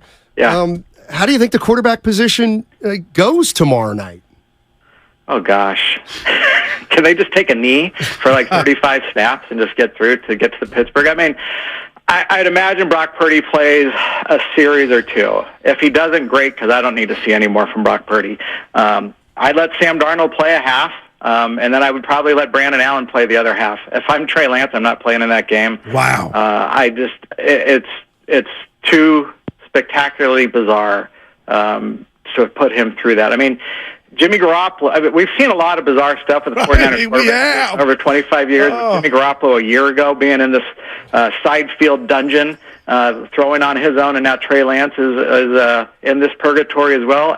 Trey saw what Jimmy had to go through. It worked out great for the 49ers and for Jimmy because he got to play and get the Niners back into playoff contention. But we're a long way from something like that again. And if I'm a team on another, somewhere else in the league, and I'm not really that convinced that my backup quarterback spot's solidified and I'm not totally sold on my starter or I want better insurance, I'd probably take a flyer on Trey. It's going to cost you a few $1 million, but you have his rights for 2 years, and I think he's definitely worth going after. Whereas a year ago, if you want a Garoppolo, you're going to get a winning quarterback, but one with an injury history and one that commanded a double-digit $1 million salary. So it's, they got a few days to figure this out before they get to Tuesday's roster deadline. Maybe they only have a day to figure it out before the kickoff of the preseason finale tomorrow. There's a lot that can happen here in the final days as rosters get shaved down. Yeah, you know what, Cam? This is kind of random, but I've been thinking about it. You look at Robert Saleh, they're on HBO, and he's doing his thing, trying to survive in New York. He was phenomenal at his job as DC. DeMeco Ryans, he's back in his home, Houston, and they were successful with this great Niner defense. And then here comes Wilkes, and I want to just bet my last dollar because I believe it. The Niners are going to be this and that on defense, but yet you lost Jimmy Ward. You lost some like B type of players, but you lost some depth, I believe, and Bosa will be back. But is there any question to you about this Niner defense under Wilkes, or is it just cruise control, Goo, and they're going to be as stellar as they've been? I think they're going to be awesome. I mean, it's kind of like, okay, let's get to some positive news because yes, Bosa will get signed, right? if he does not get signed, then it's a disaster, right? Everything can turn on that. But getting Bosa back and putting him next to Javon Hargrave and Eric Armstead, who's fully healthy, and then you got a couple options at the other end spot with Cleveland Farrell, who really actually has looked like a first-round pick. But, he looks worthy of what he was a few years ago in the Raiders where it didn't work out. He's had a great camp, and then Drake Jackson, he's a really good pass-rushing specialist, I would say, because he's so flexible and he can get after that quarterback that way. And then you got the two best linebackers in the league there with Warner and Greenlaw. The safeties are ridiculously great with Hufanga, Gibson. Now you bring in Jair Brown, who I think we haven't really seen do anything yet because it's not regular season mode where you're ready to blast guys and hit them hard and deploy them that way. I think you're going to see a really aggressive physical defense. And I think Steve Wilkes will do a little bit more blitzing with his linebackers and safeties. And then I think a lot of it will come down to the cornerback play, whether Tarvarius Ward can become that all-pro, Pro Bowl cornerback that he envisions. He wants to take that step up. And then whether Diamador Lenore can to lock down the other side. And but I think when you have such a great pass rush and great linebackers, it's going to be a phenomenal defense to watch. And I think Wilkes he's impressed me so far. He's a specialist with the cornerbacks, and I think to me that's the biggest concern. So if he's really a hands-on approach with those guys and knows what they need to do, then I think they're in good shape. Mm-hmm. Cam, thank you so much for joining us. Really appreciate it, man. Hey, do you think there's interest out there in the Niners? Do you think people care? That? I said, you really think people care about the Niners? I think they do, and I think when you're in Las Vegas tomorrow, you better be setting up shop at that stadium pool at Circa, and you're going to hear everybody talking about the quarterback. Look at Cam. You know what? Yeah, buddy. You know what today? Cam, baby. You know what a day like today always proves to me, Cam, is that when everything's blowing up, the 49ers are still the kings of the Bay Area. It's all about sunshine and quarterbacks with the 49ers. All right, buddy. Have a good time tomorrow. Take it easy. Hey, you guys too. Have a good trip. All right, thanks. That's Cam Inman, Bay Area News Group, talking about the San Francisco 49ers. How much of what you just said has to do with football being king, though, Stoney? Because I think the Giants, when there's quote-unquote drama, or especially the Warriors with the Draymond last year, that took over. I wonder how much but you feel like this is when the Niners are going, it's like no other. They can't be touched. If you want to say, let's take the most, when the Giants are at their most intriguing. Yeah. The Warriors are at their most intriguing. The Niners are at their most intriguing. It's not even close. It's the Niners. That's interesting. The Niners, as long as they're relevant, are kings, I think, in the Bay Area. Let's take anything away from the other. No. But it's football. It's the NFL. Well, that's a big part of it, too. But I just feel like the Niners, up until the Raiders left, the Bay was divided. But the Niners still were the Warriors were. So we all love the Warriors. Here's the question that I keep focusing on from everybody out there who says, well, you could see this coming. Oh, please. Well, somebody, there was Michael 10 days ago. Oh, I was starting to set up 10 days ago. We knew. Okay, well, then when you told Trey yesterday, why was he so shook? He didn't. You can't see it coming and then be right, act in a certain way where the coaching staff and the GM says, "Tell you what, take the day off." If he saw it coming, he wouldn't have taken the day off. Stoney, he didn't see it coming. Thank you. And that's why if I had $1 for every time I've seen this word, there is an element of gutless on how this was handled, how it was shared or not shared to the media. But that word gutless is being thrown around. And, yeah, you can go win games. But, Stoney, the way they're handling their business, just don't smell right. Yeah, it don't smell right, man. Yeah. So Trey Lance, just think about this. So Trey Lance, I want everybody to kind of go through this. So the 49ers practiced yesterday, and Trey Lance is nowhere to be seen. At that point, all the reporters see that Trey Lance isn't around. They then start making calls, and they find out that, Trey Lance is the third. He's been notified. He found out that he's the third-string quarterback, and how can Kyle Shanahan not address the media? To not address the media on a day where Trey Lance is not in the building? Now, that is how much does that mean to you as a fan, Stein? We need to ask the people. This is one of those things where it's not a good look. But what does that mean? So what? It's not a good look. Does the it really Warriors would have matter? had a microphone. They would have told people what was going on. My point is are they going to lose more games now? Okay, well, Like, no, I in a don't way, believe they will. I could see a 49er fan say, who cares? Unless what you said a couple hours ago is correct, and I don't believe it to be correct, Steiny. I don't think too many dudes are tripping about how Trey was treated. Here's the other thing. You can't, and you, if you want to do this, you can do this. Where are you going?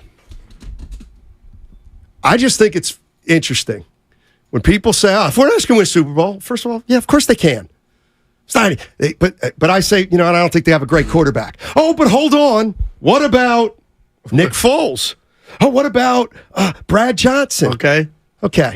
Bart Starr, Joe Namath, Len Dawson, Johnny Unitas, Roger Staubach, Bob Greasy, Terry Bradshaw, Kenny Stabler, Jim Plunkett, Montana, Theismann, McMahon, Sims, Doug Williams, Hostetler. Okay, you may go on the other side. Okay. Aikman, Steve Young, Favre, Elway, Kurt Warner, Dilfer, there's 2. Brady, Brad Johnson, there's 3. Roethlisberger, Peyton Manning, Eli Manning, Breeze, Rodgers, Flacco, greatest defense ever he might have played with, Russell Wilson. It's like, you're right. Sam Darnold could lead the 49ers to the Super Bowl. I'll give you those odds any day of the week. Right. Any day of the week. Right. It's like, you're right. The Tampa Bay Buccaneers won it with Brad Johnson. Okay. But they had a system. And 15 other teams, and more than 90% of the time, we've realized you need a Hall of Fame quarterback.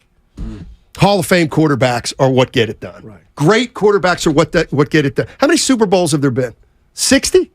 Where are we at now, Spino? You know? 60-ish? We up to Super Bowl 60? Let's say 50? These are my jock pretty. 42? Let's say 50. The Roman numeral. I was a boy. I think we're over 50. We're over 50. Let's say 55. I'm going to say 55.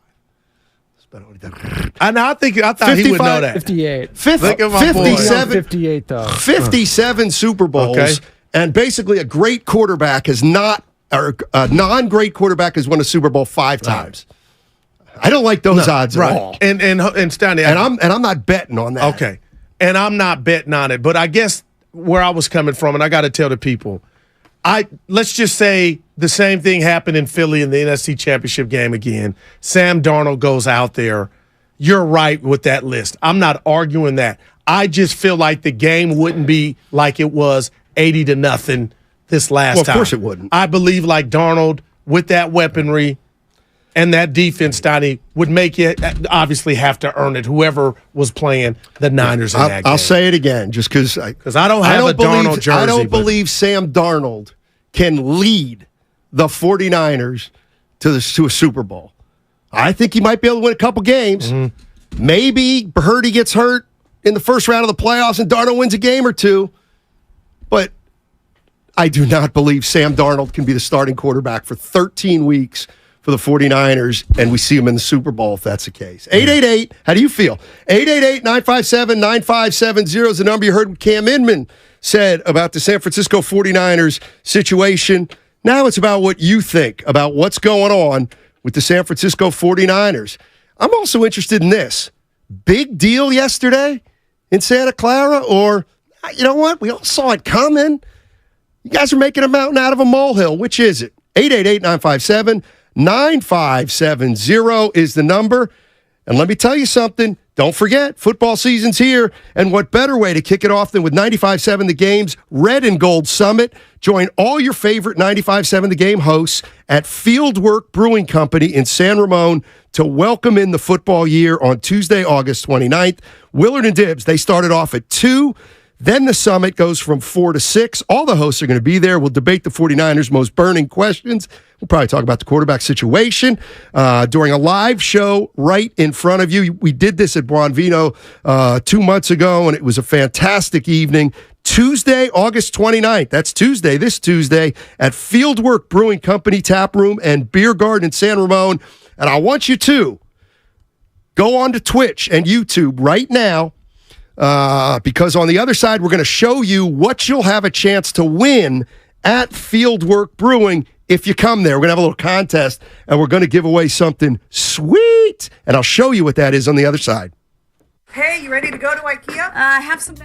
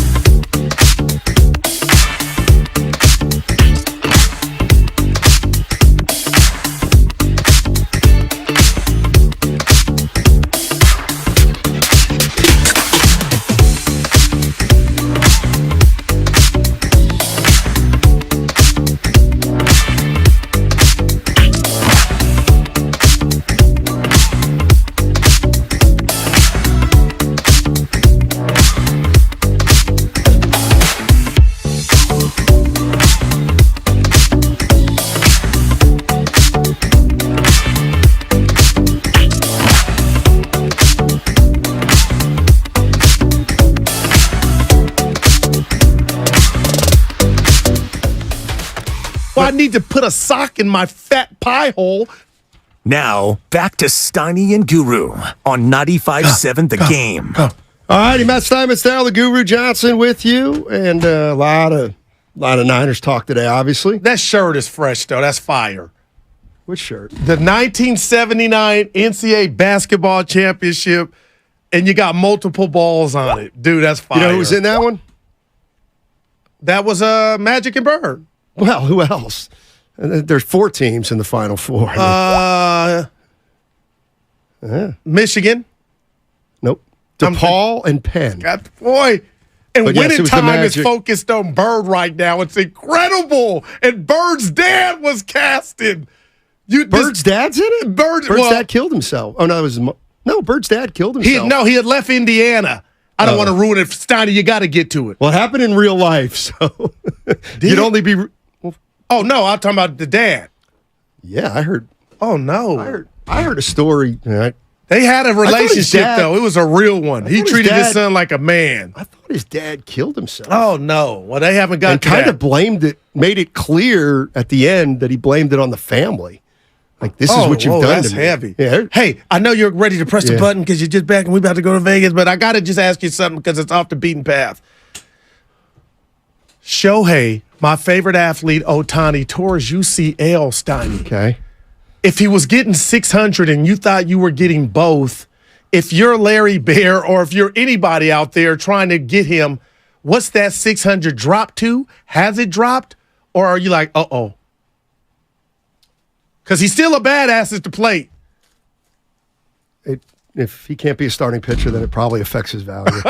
Okay. I promise. I teased. What did I tease? Okay, so we're going to be on Tuesday. We're going to be at Fieldwork Brewing. Yeah. In San Ramon. Doing a live show there. The 49ers Gold and Red Summit. Look at my guy. So we have anybody who goes to the summit on Tuesday the 29th. Look at this, y'all. You're going to have a chance to win this. Let me see if I can get this. Look at Steiny with the gun show. Oh, my God, that's beautiful. I'm trying to. Yeah, okay, raise it a little higher. Raise it a little higher. There. Oh, look at the stitching. Right there. Wow. And it's autographed. There's a Debo Samuel autographed print. There it is. Those are throwbacks. So if you can get out to Fieldwork, you'll have a chance to win that on Tuesday. How clean is that? Boy, you better get out there. Now, if you wanted Steiny, I crack that and I rock that jersey. You the guy to just leave it in and just hang it up in your spot. Wait, one more time? If I won that, I'd crack that glass and that jersey would be on my body. Are you the type to just hang it up? Like in your museum or at the crib? You really want to know? I really do. I donate it to charity. I really believe you're for real. There's no room for that. Wow. My man cave is... You got a cave. I don't have enough room for that in my man cave. Yeah. That's a problem. No, it's a nice piece, as my buddies say. Nice piece, no doubt about it. Mm-hmm. So, yeah, we'll be at Fieldwork on Tuesday. Debo. And doing our 49ers Summit. No hogging the mic from you this time. You were Westbrook last. I'm playing. Steve in San Francisco. Let's get it going. Let me give you one. Hey, guys. How you doing? Hey, what's up, buddy? Hey, I just wanted to actually give a little thought on Kyle Shanahan. I wanted to, give him props. I think he's not the problem. I think the problem has actually been the quarterbacks that he's had because look at what he did with Matt Ryan. He brought the best out of him, and he was trash after he left. Jimmy Garoppolo, he just wouldn't release the ball. It was his offense is timing. His timing is precision. And we, as a Niner fan, you sit there and watch it and be like, why is he holding on to the ball so long? Purdy lets go of the ball. That's why the offense seems to flourish under him. And he's, willing to learn. Trey, he didn't play enough in college. And then, he gets to the bright light and it's too big for him. And I think that, we wanted him to be better, but he's just not going to be better. So I think with Kyle Shanahan, I think he found what he wanted. And Brock Purdy, I don't trust Sam Darnold to do it all over a season either. But I think, maybe over 3 or 4 games, if Purdy gets hurt, he's got it. But, that's my feel on it, guys. Good stuff, Steve. Appreciate the call. You were about to jump in and say, whoever's been at the quarterback position, who's responsible? That's the word. Kyle Shanahan. I mean, Kyle Shanahan's done just enough to deflect criticism away from him if you want to not criticize him. We're still at a point where if I want to be the biggest advocate for Kyle Shanahan in the Bay Area, it's easy to still be that. It is. It is. Well, the Jimmy era culminated in a trip to a Super Bowl and 2 NFC championship games. Yeah, exactly. Yeah, now we that's could what go I'm saying. in a you and I could go. I'll just sit here and say 3 out of 4. We've been to 3 NFC championships in the last 4 years. Shut up. Get off Kyle. Who cares who the quarterback is? He'll win it this year. But they told him night. Who? Kyle told that quarterback, the captain, James he stinks. He said quarterback stinks. Trey Lance stinks. Oh, no. I'm saying he said night to Jimmy that even with all his warts. That quarterback wasn't good enough for Kyle either. Well, there. And right now. And Lance wasn't either. And I'll ask you this. Oh, Brock Purdy's good enough for Kyle now? For how long? For how long? See, it's like that's what I mean. It's so easy. Like if I want to get on Kyle Shanahan, it's easy. If I want to be a Kyle Shanahan, well, he's in love right now. Stands, yeah, that's easy too. I'm in the middle. He's a hell of a coach, but there's something going on with his inability to connect or click with a quarterback. Wow, I think he expects too much. I think he expects. Here's what I think. I think he expects average to above average quarterbacks to be great. And that's why they're average or just above average. But the arrogance is what makes he thinks he can get them to great. He thinks he can program them, Steiny. Okay. How's it working? How's it working? What quarterback has he made great? Great. There's nothing. Right now, Brock Purdy looks like it's going in the right direction, but none. Let's go to Antonio in Oakland. Matt Ryan was MVP, but yeah, he was coordinator, but still. What's up, Antonio? How you doing? Oh, man, I'm very surprised. Trey Lance could not even, win a backup job at least. But, see, I wish they would have just drafted Kyle Pitts like I wanted them to originally. Who? We would have had the best. Kyle Pitts, Atlanta, tight end. Yeah. I didn't hear the name. I know who he is. Hi. Fantasy. Yeah, we would have had the best tight end tandem of all time right there. Kittle and Pitts, you couldn't be able to stop that. You got to draft best player available, man. Just like, I want the Warriors to draft LaMelo Ball instead of Wiseman. We had the best backcourt of all time, So I'm a best player available guy. Like Chip Kelly's a football guy. I'm a best player available guy. So you always got to go BPA, man. So wow. Appreciate the call, Antonio. Here's the other thing. Like we talk about he's smiling. Here's the other thing. Trey Lance would have been there at 12. Trey Lance would have been there at 12. It's maddening. Unless the 30 for 30 is going to reveal, Stoney, they just wanted the spot. There were multiple love interests. That's what I think. Because this makes no sense that what intel made you think there was a line for the unknown commodity in North Dakota State? That is fascinating. It can't be, Steiny. There was no intel. 888-957-9570 is the number. 650 saying he made Matt Ryan great. Okay. Well, he made RG3 great, too. He got Rookie of the Year as he was coordinator in D.C. for his dad's team. Okay. That's different. I think head coach is like a different category. And how much say did he have bringing in RG3? Well, Cousins came in that same draft. But come on, man. I'm still going to give Kyle some credit. You're not going to like this. But who cares, Steiny? I'm giving Kyle credit for almost winning the Super Bowl with Jimmy Garoppolo, who I don't believe is the guys you read off of that list, Super Bowl winners. So, yeah, it was rocky. Jimmy has some limitations, yada, yada, yada. They won a whole lot of games. Jimmy did, and I think that helps Jimmy. Sam Darnold, I know it's a joke. I didn't wake up out of bed saying, oh, it's all good in the hood.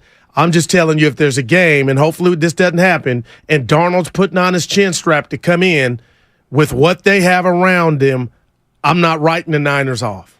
Solomon's in New Jersey. What's up, Solomon? How you doing, man? Hey, Steiny. Welcome back. Just wanted to back Guru up a little bit. Guru might remember I called about a week ago. I was doing some research. I actually found out Sam ran a faster 40 than Lance. Oh, okay. But yeah, I just was looking in some more research on Sam just to back up his point on could he win a Super Bowl. Just remember, I actually looked it up. He has never played with any Pro Bowlers on the offensive side of the ball. Just think about that. Any, not one in his whole tenure in all 55 starts. Well, I got to say something. You got to do some, and I love you because you're my guy. He played with McCaffrey. Well, yeah, he only played with McCaffrey for 3 games, though. McCaffrey got hurt. All right. So, yeah, I guess you could say that. And then, I think he outperformed Trey Lance in camp.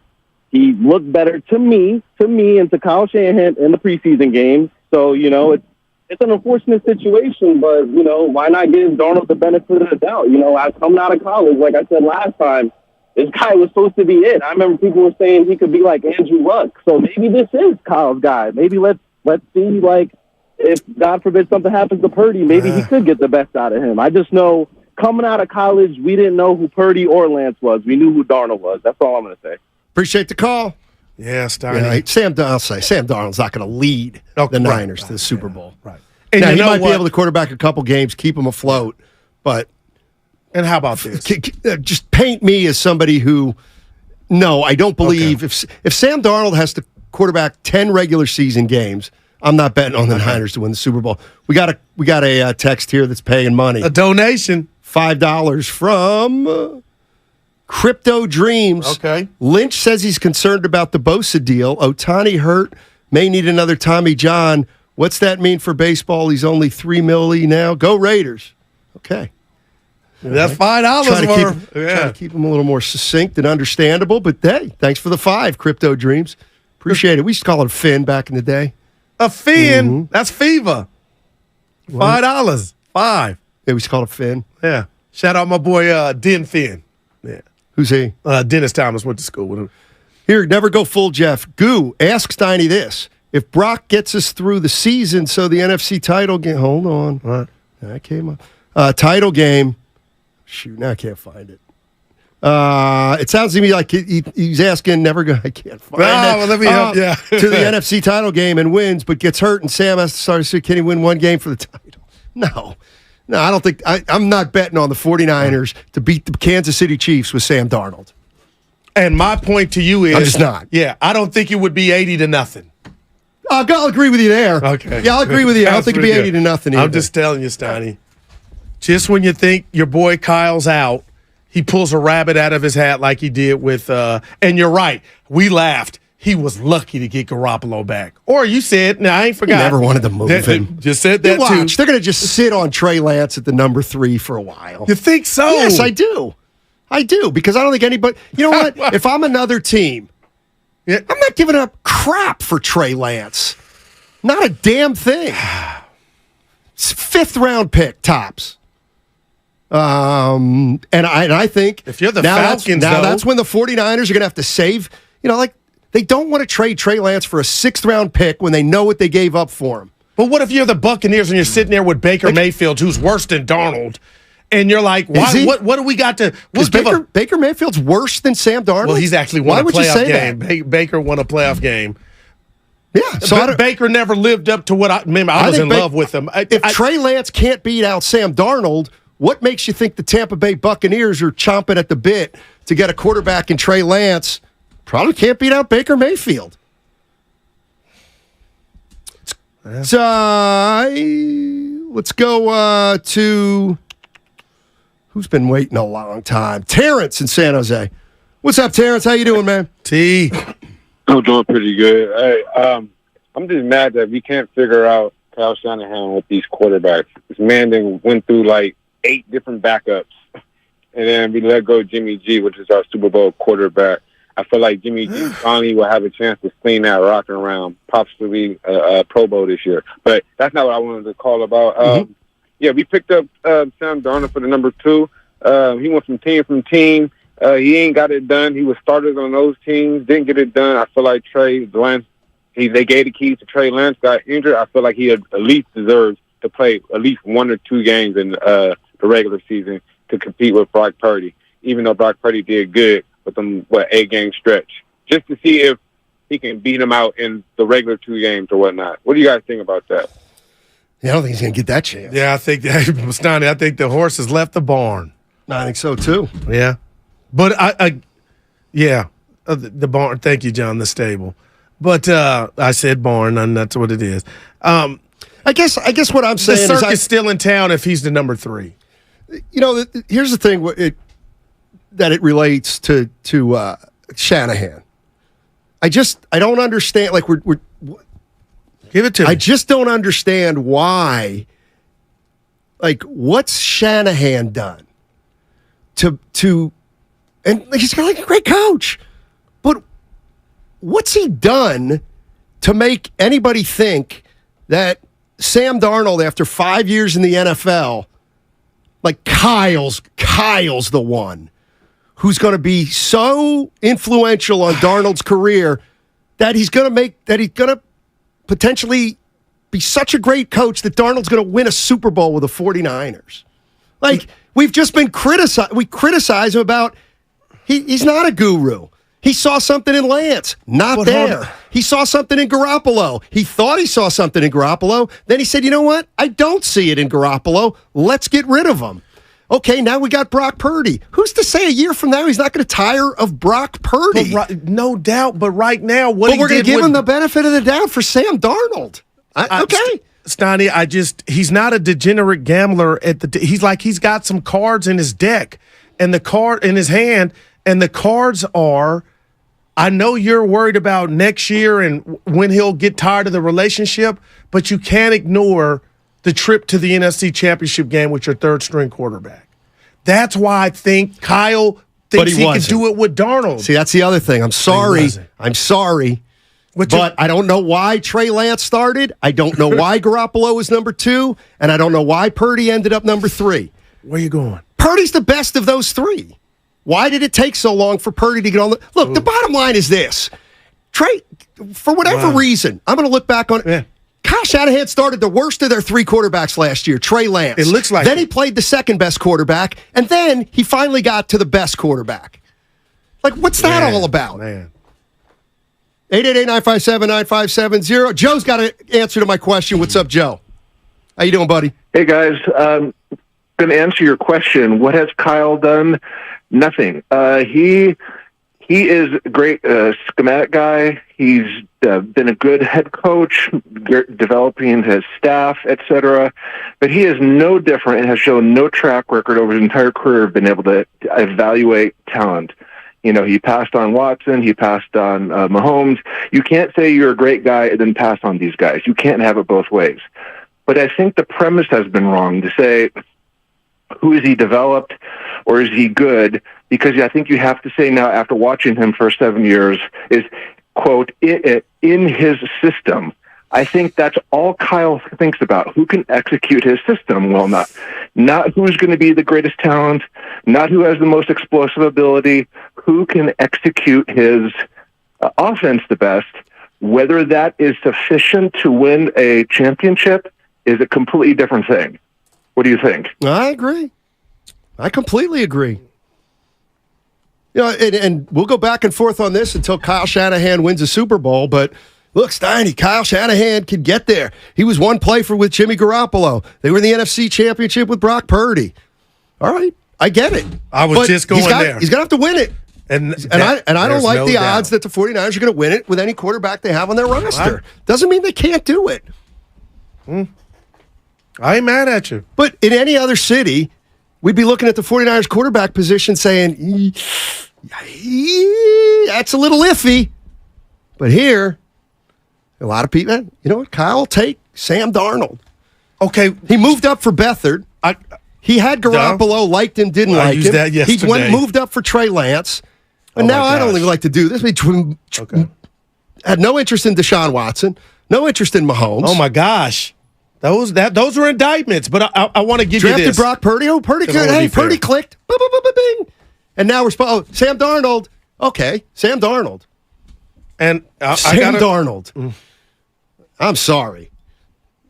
I got to see it with Sam Darnold before I'm going to say Kyle's going to make him. And your adversary went and brought in Stafford, identified your version of a Brady or Rodgers, not calling Stafford that good, but he was of that ilk. And the Rams go do whatever, get Stafford in, and guess what, Steiny? They come up 21 aces. They win a Super Bowl. And on the way to that Super Bowl, they beat you when you had a 10-point lead. But I do want to say this.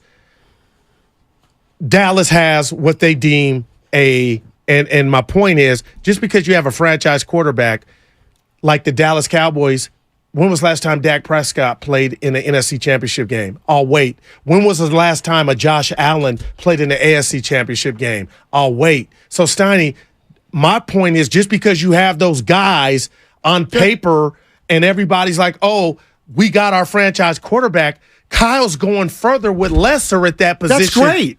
That's great, but there's a point when you're just going to ram your head into a wall time and time again. Insanity. And I'll take Josh Allen over their quarterback situation now. Well. Obviously, we all would. That's easy to say. All right, 888-957-9570 is the number. You want to jump into the conversation. Steiny, this is from the 925 on the Xfinity Mobile text line. Steiny, what if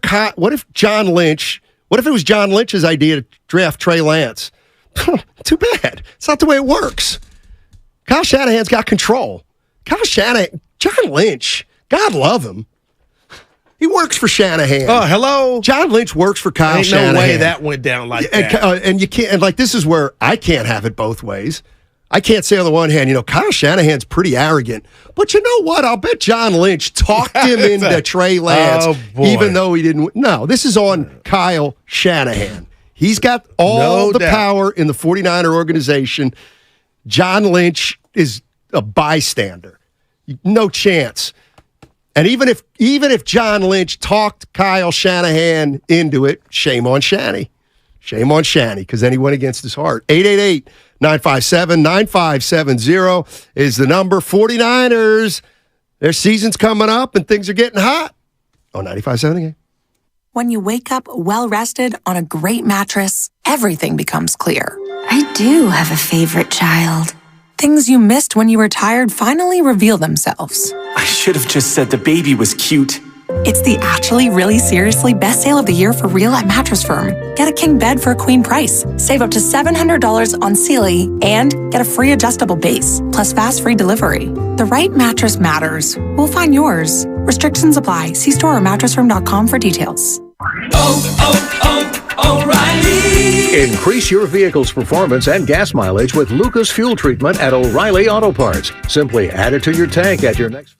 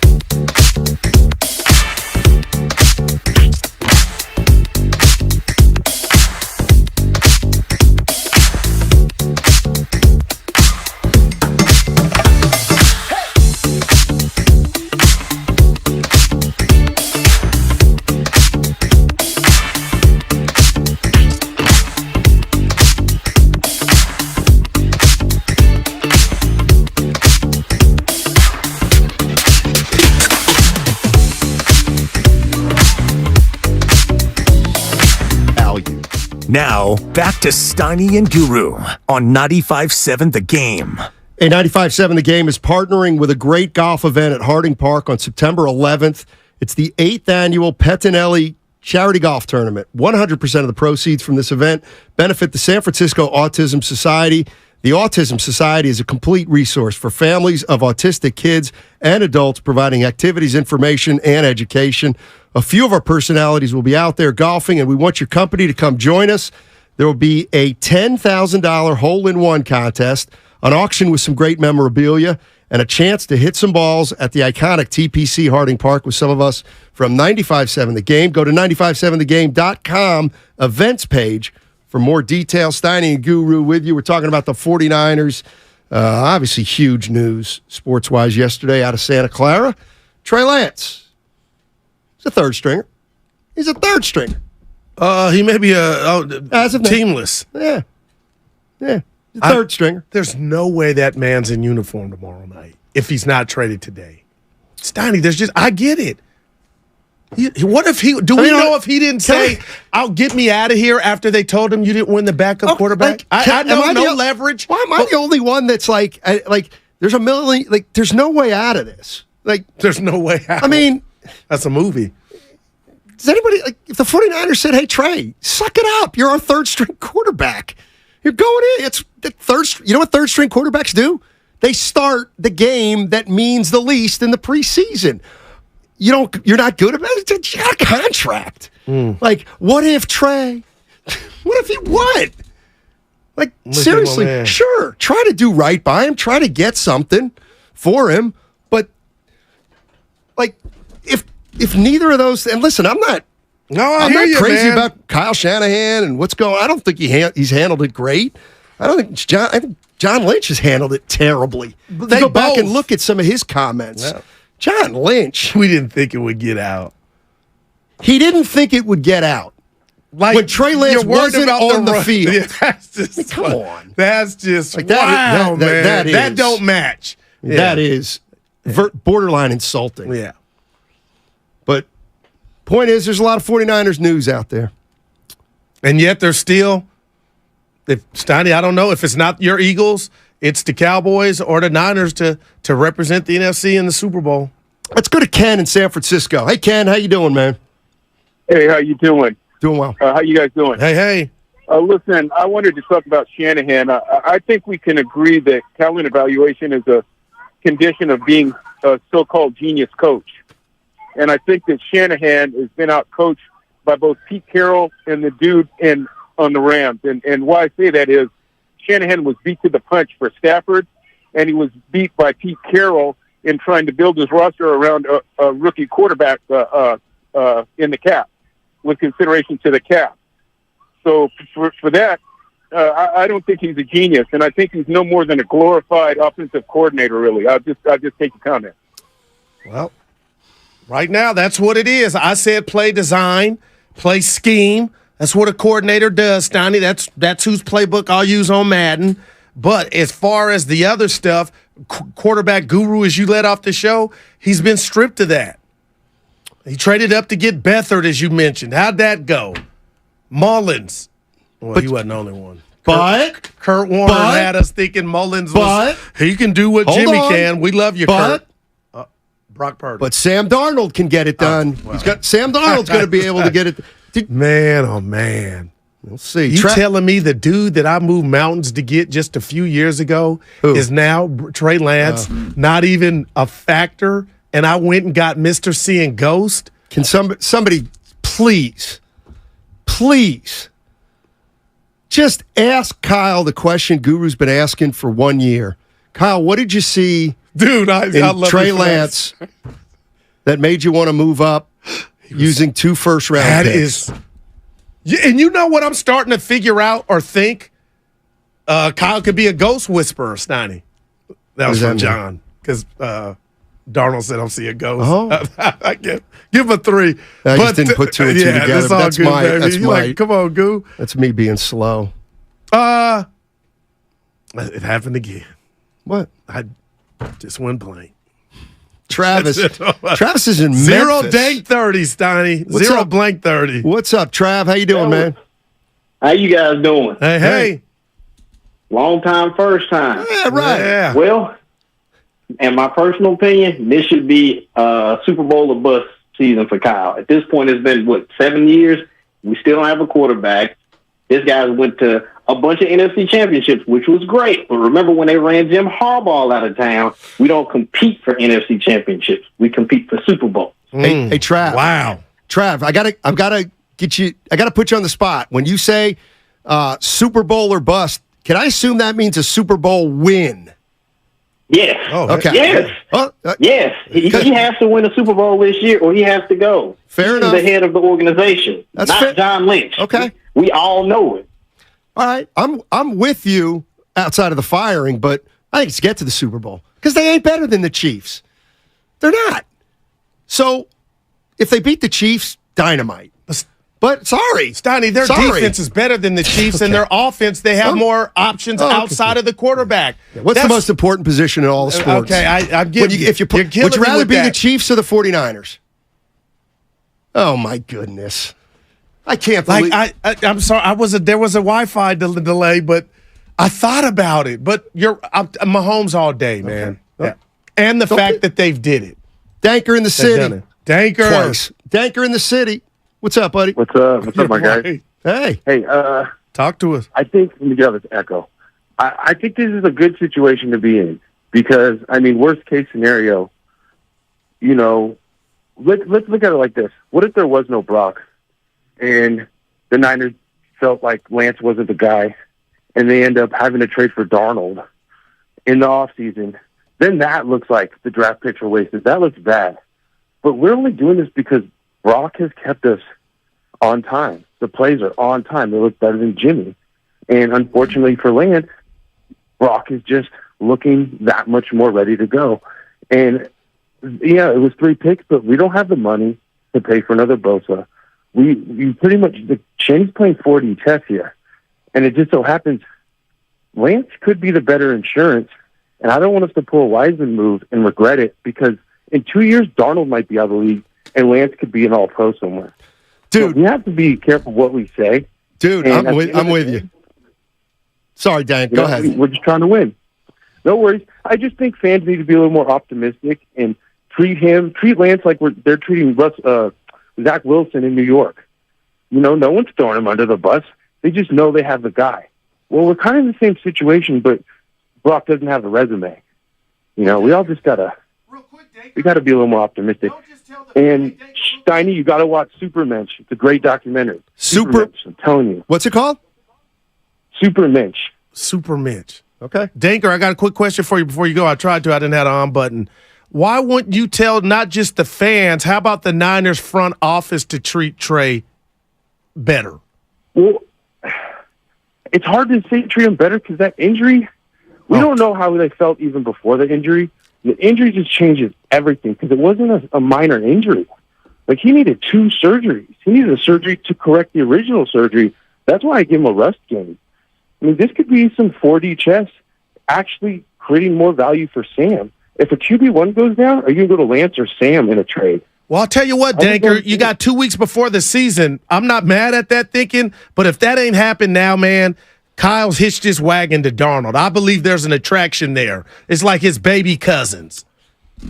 Danker, I think it's insurance for Brock. Cool. Mm-hmm. Hey, Dank, thanks for the call, man. I got a prediction for you. Put it in the cap. Put it in the cap. There's going to be another 49er quarterback on the roster this year at some point that's not on the roster now. When did you come to that? I'm not mad at you. Anybody want to bet me on that? That wouldn't bode well. That would mean something. What do you mean? Because you got Allen. That just means Kyle identified his next great quarterback. He did the last one with Purdy via draft. Just saying. If Kyle goes out and gets somebody, hey, who's the backup in Buffalo? Anyway, who's the backup for the Trubisky? Mitchell. Okay, you know what if Kyle? Here's the thing about the acolytes. if Kyle were to target Trubisky and bring him in here, I tell you what, if anybody get the most out of Trubisky, it's Kyle. Case Keenum. We can go to the Super Bowl with Case Keenum. We got weapons all over the place here in San Francisco. maybe Kyle will recognize him. If I said, Steiny, you gotta guess 3 to win, and we give you the theme, the game show music, could you give us 3? Could you name 3 backup quarterbacks currently in the NFL right now? I know one, Sam Darnold. Right. That counts. All right. Yeah. Give it. Could you give it to him? And I'm not going to do that I because thought you were going to go Cooper Rush in Dallas. No, that because where we're at right now, none of the depth charts are official. Huh? The depth charts are official. You gotta get those depth charts out. Brian Hoyer in New England, Steiny. I'm sure Trubisky's a backup somewhere. Gabbert in Tampa Bay. Yeah. See, you know what? Wow, guys, they keep a gig. Let me read the 925 from the Xfinity Mobile text line and tell you right now, 925. I couldn't have said it better. Uh-oh. Anyone who says Super Bowl or bust immediately invalidates anything they're going to say after that. It's the single dumbest take in all of sports. I agree. Let me tell you what my standards for the Niners are. Here's the goal this year for the Niners. I'm going to say this throughout the season. All right? Leapfrog the Philadelphia Eagles this year. Okay? Beat the Philadelphia Eagles to get to the Super Bowl.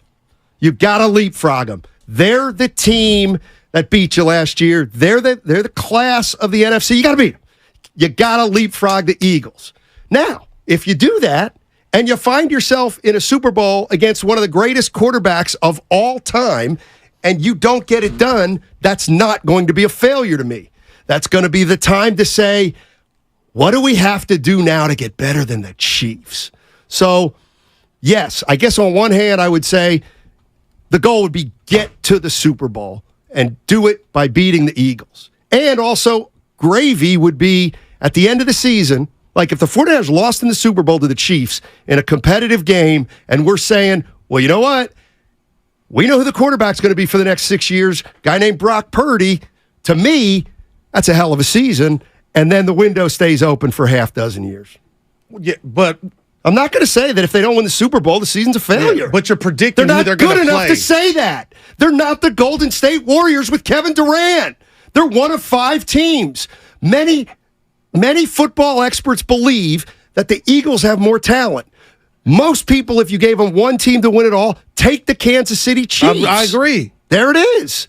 So, but you can't ignore that this roster is as talented as that. I don't expect them to win a Super Bowl with their quarterback situation like it is. I don't. Well, it's not good enough. Okay. Hey, I'm not saying Super Bowl or bust. But so last year did nothing to change your mind that maybe Kyle doesn't need a Mahomes? Well, yeah, let's see. Like I'm giving him this year to show me. That's what changed for me is that, okay, you guys you actually got better with your third string quarterback. And I know you think maybe the third string should have been the second string, but I'm just telling you, Steiny, be careful with that thinking. With what thought? That the quarterback is the ultimate killer for the Niners. I'm not saying they're loaded on both sides of the ball. The goal for the 49ers is to be better than the Eagles this year.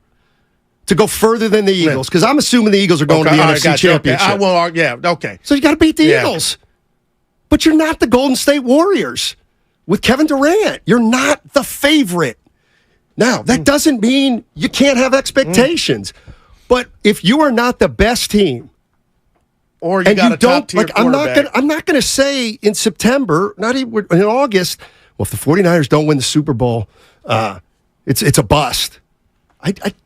Well, you do kick the can down the road on when are you going to do it? You know what I'm saying? Well, you know what? Debo or Ayuk or when are you going to do it? Maybe can't coexist because of finances. You're about to pay. They can have a better year this year and not win the Super Bowl. Like that works for you. I know how your brain works. That works for you. That don't work for fans. Well, you know what? You know what I'm saying, Steiny? They're waiting for that Super Bowl. They're waiting for that 6. Are they the best team in football? Are they the best team in football? I can't say that. Okay, well then you're dumb if that's what you expect. You can hope for it, but expect? You're expecting a team that's not the best team in football to win the Super Bowl. Well, they were the last. Not saying they can't. They went to the NFC Championship last game. Right. So when you say best team, let's go National Football Conference. That's the NFC. Yeah. They were the last two teams standing. Right. Okay, so in my world, you've gotten better. You've added Hargrave. Okay, Brock Purdy he's got games under his belt. All right. So yeah, I'm not saying throw a parade like it sounds like you are if you get back to that juncture. No, you've got I just said you have to beat the Eagles. If you go to the NFC Championship game again this year and the Eagles beat you 31-14, that is significantly different. There's then you go to the NFC Championship game again, you beat the Eagles 24-17, then you run into a buzzsaw. That's a hell of a year. Yeah. That's a hell of a... And you know what? At that point, at least, you can start saying, how do we get better to beat the Chiefs? And you know what? Good luck with that. They got it. Because the Chiefs can beat the Bengals. It don't even matter at this point. What do you mean? Like you're assuming it's going to be Kansas City. What if it's Cincinnati? There's no Mahomes in that component of well, you still got Burrow. What I'm saying is, if Pat Mahomes is Michael Jordan, that means that for 6 years you ain't whether you're a superstar, whether you're a great team or not, you're not winning it. Jeremy in North Oakland, what's up, Jeremy? How you doing, man? What's good? What's up, fellas? Welcome back to Steiner. All right. Steiny. Listen, I'm going to make this short and sweet. I'm very, very glad that we can finally move on to the season with the cemented 3 quarterbacks that are going to be on our team. The reaction online from announcing who a backup quarterback would be has been amazing. I've never, ever seen anything like that in my entire life. It's only the 49ers fan base that would have this kind of reaction to something like this, to a guy who doesn't even deserve to be the backup. Let's just keep it real, honestly. So I'm happy with where it's at.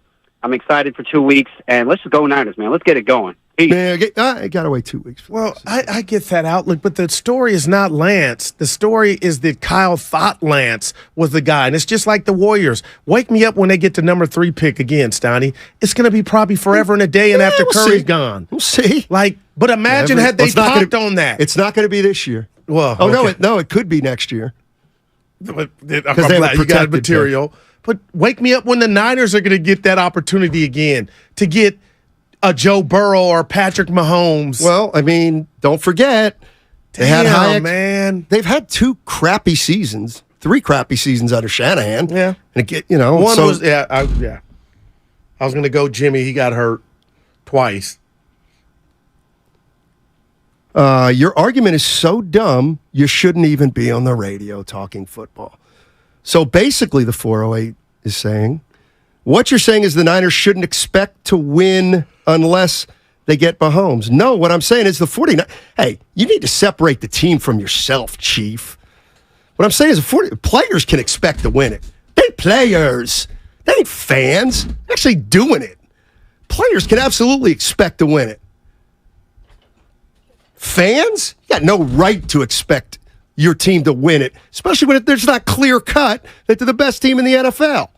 But you want to expect the Golden State Warriors when knocking on the door? Yeah, it's a shame. So is every other fan base. Kick it in. So is every other fan base. Well, some that don't get to where the Niners because they're losing. But guess what? Looks like they can't get over the top. And there we go. Fine. Why? Yeah, you know what? We're going to maybe look back on this period of time and say, man, that was actually pretty successful. Because maybe they're going to miss the playoffs 5 straight years. Because that's the way sports go. I just don't. I'm not going to say before. Again, unless who are the most dominant teams in any sport, let's say the last 15 years? The Warriors with Durant. Who else? Are the Chiefs there? I'll throw Patriots in there. Okay, Patriots in there. Sure. Patriots fans, Super Bowl or bust. Why? Well, because they had a track record. And they had the best quarterback in the history of the league. So and I don't want to go to baseball study, but I've been mad at Shasky and baseball mad because he's not mad at this implosion that the Giants are in because he's like, they're not that good. I'm like, dude, but they were playing above their heads, but now they're coming back down to earth. But it sounds like you're saying, nothing to see here. They're above 500 and nobody saw that coming. The Giants. Giants are a playoff team, I think, if the playoffs ended today, right? I think they weren't yesterday, but they are today. I love it. Giants in a pennant race. Giants in a pennant race. What do you want? It's almost September. But it's about expectations. They had no expectations. And there you go. And that's why Shasky ain't mad. Man, why would you be if you're a Giants fan? Why'd you be mad? I guess you can't ignore, watching them crumble. Everybody not being able to hit with bases loaded. They're 10-19 over my high school career. Yeah, it's baseball. Dry spell. You don't think the Bengals are tired of never winning the Super Bowl? And they were just in one. Yeah. Exactly. So we're the Niners. again, I don't like. It ain't Super Bowl or bust for you. Okay, I'll meet you halfway. They got to get to the Super Bowl. They got to get to the Super Bowl. And to do that, you got to beat Philly if you There you go. They got to get to the Super Bowl. That I think's fair. You got to, and which is the same thing as saying you got to leapfrog Philly. Philly's number one in the NFC right now. Can you become the best team in the NFC by playoff time and then prove it in the postseason? Wills and Marin, what's going on, Will? We'll worry about the Chiefs. During Super Bowl week. Maybe we can beat them. Maybe we can knock them off. But if we don't, we'll figure out in the offseason how to leapfrog them the following year. What's up, Will? What's up, guys? Yeah, so I was watching the Netflix special last night about the following the quarterbacks, and it was funny. I was sitting there watching Kirk Cousins, and it kind of showed how good did he look? It showed the history of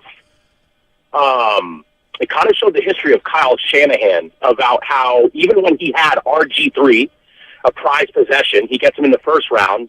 In the second round, they kind of get an interior lineman or offensive lineman, not really sure, and then they get Kirk Cousins.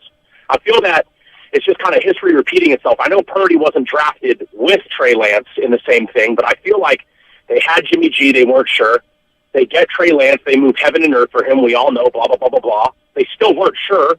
They get Brock Purdy, and now they're kind of sure. So the thing is, with me, is that I just feel that this whole quarterback whisperer situation, this label, just needs to, like, be removed. I think he should be the quarterback confusionist, because he's always confused about what he has, or he's just not happy with what he has. And it just doesn't, like, and I feel that the guy that he always secretly wanted was Kirk Cousins. He had him, moved on from Washington, tried to get him elsewhere, and he's been trying to get him ever since now. And I feel like he's just been kind of picking up the pieces, and he's never been able to kind of put that together. He's never been able to get, so far, his guy. He has guys that can get him there, that can get him to where he wants and to win and do things. I just feel that he personally has never been happy with the selection of maybe the way that it's turned out, maybe the way that it's performed, maybe it's the way that it's grasped his offense. And I'm not saying that he should be fired, he should be that. It just kind of rung a bell with me, you know, like history repeats itself a lot. We are all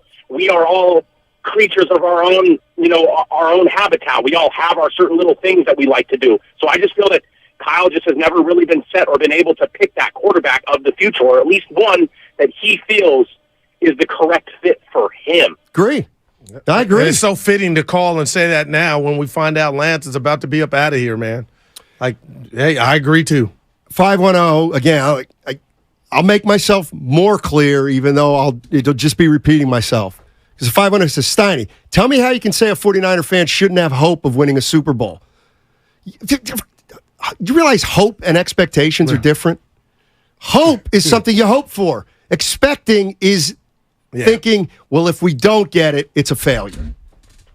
And I'm saying, what fan would ever expect their team to win the Super Bowl or win a title unless you kind of know before the season you're the best team? Like if the Warriors, when the Warriors didn't win with Durant, that was bad. Yeah.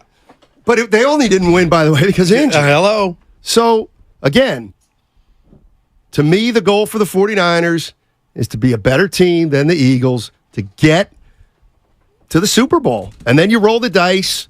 Ideally, you win. If you don't, then you got to come back next year. You wonder if Kyle will ever win it, Donnie. That's what this is. I wonder if Kyle will ever win a Super Bowl. Well, then they'll have a 24-year-old quarterback who looks like a franchise quarterback.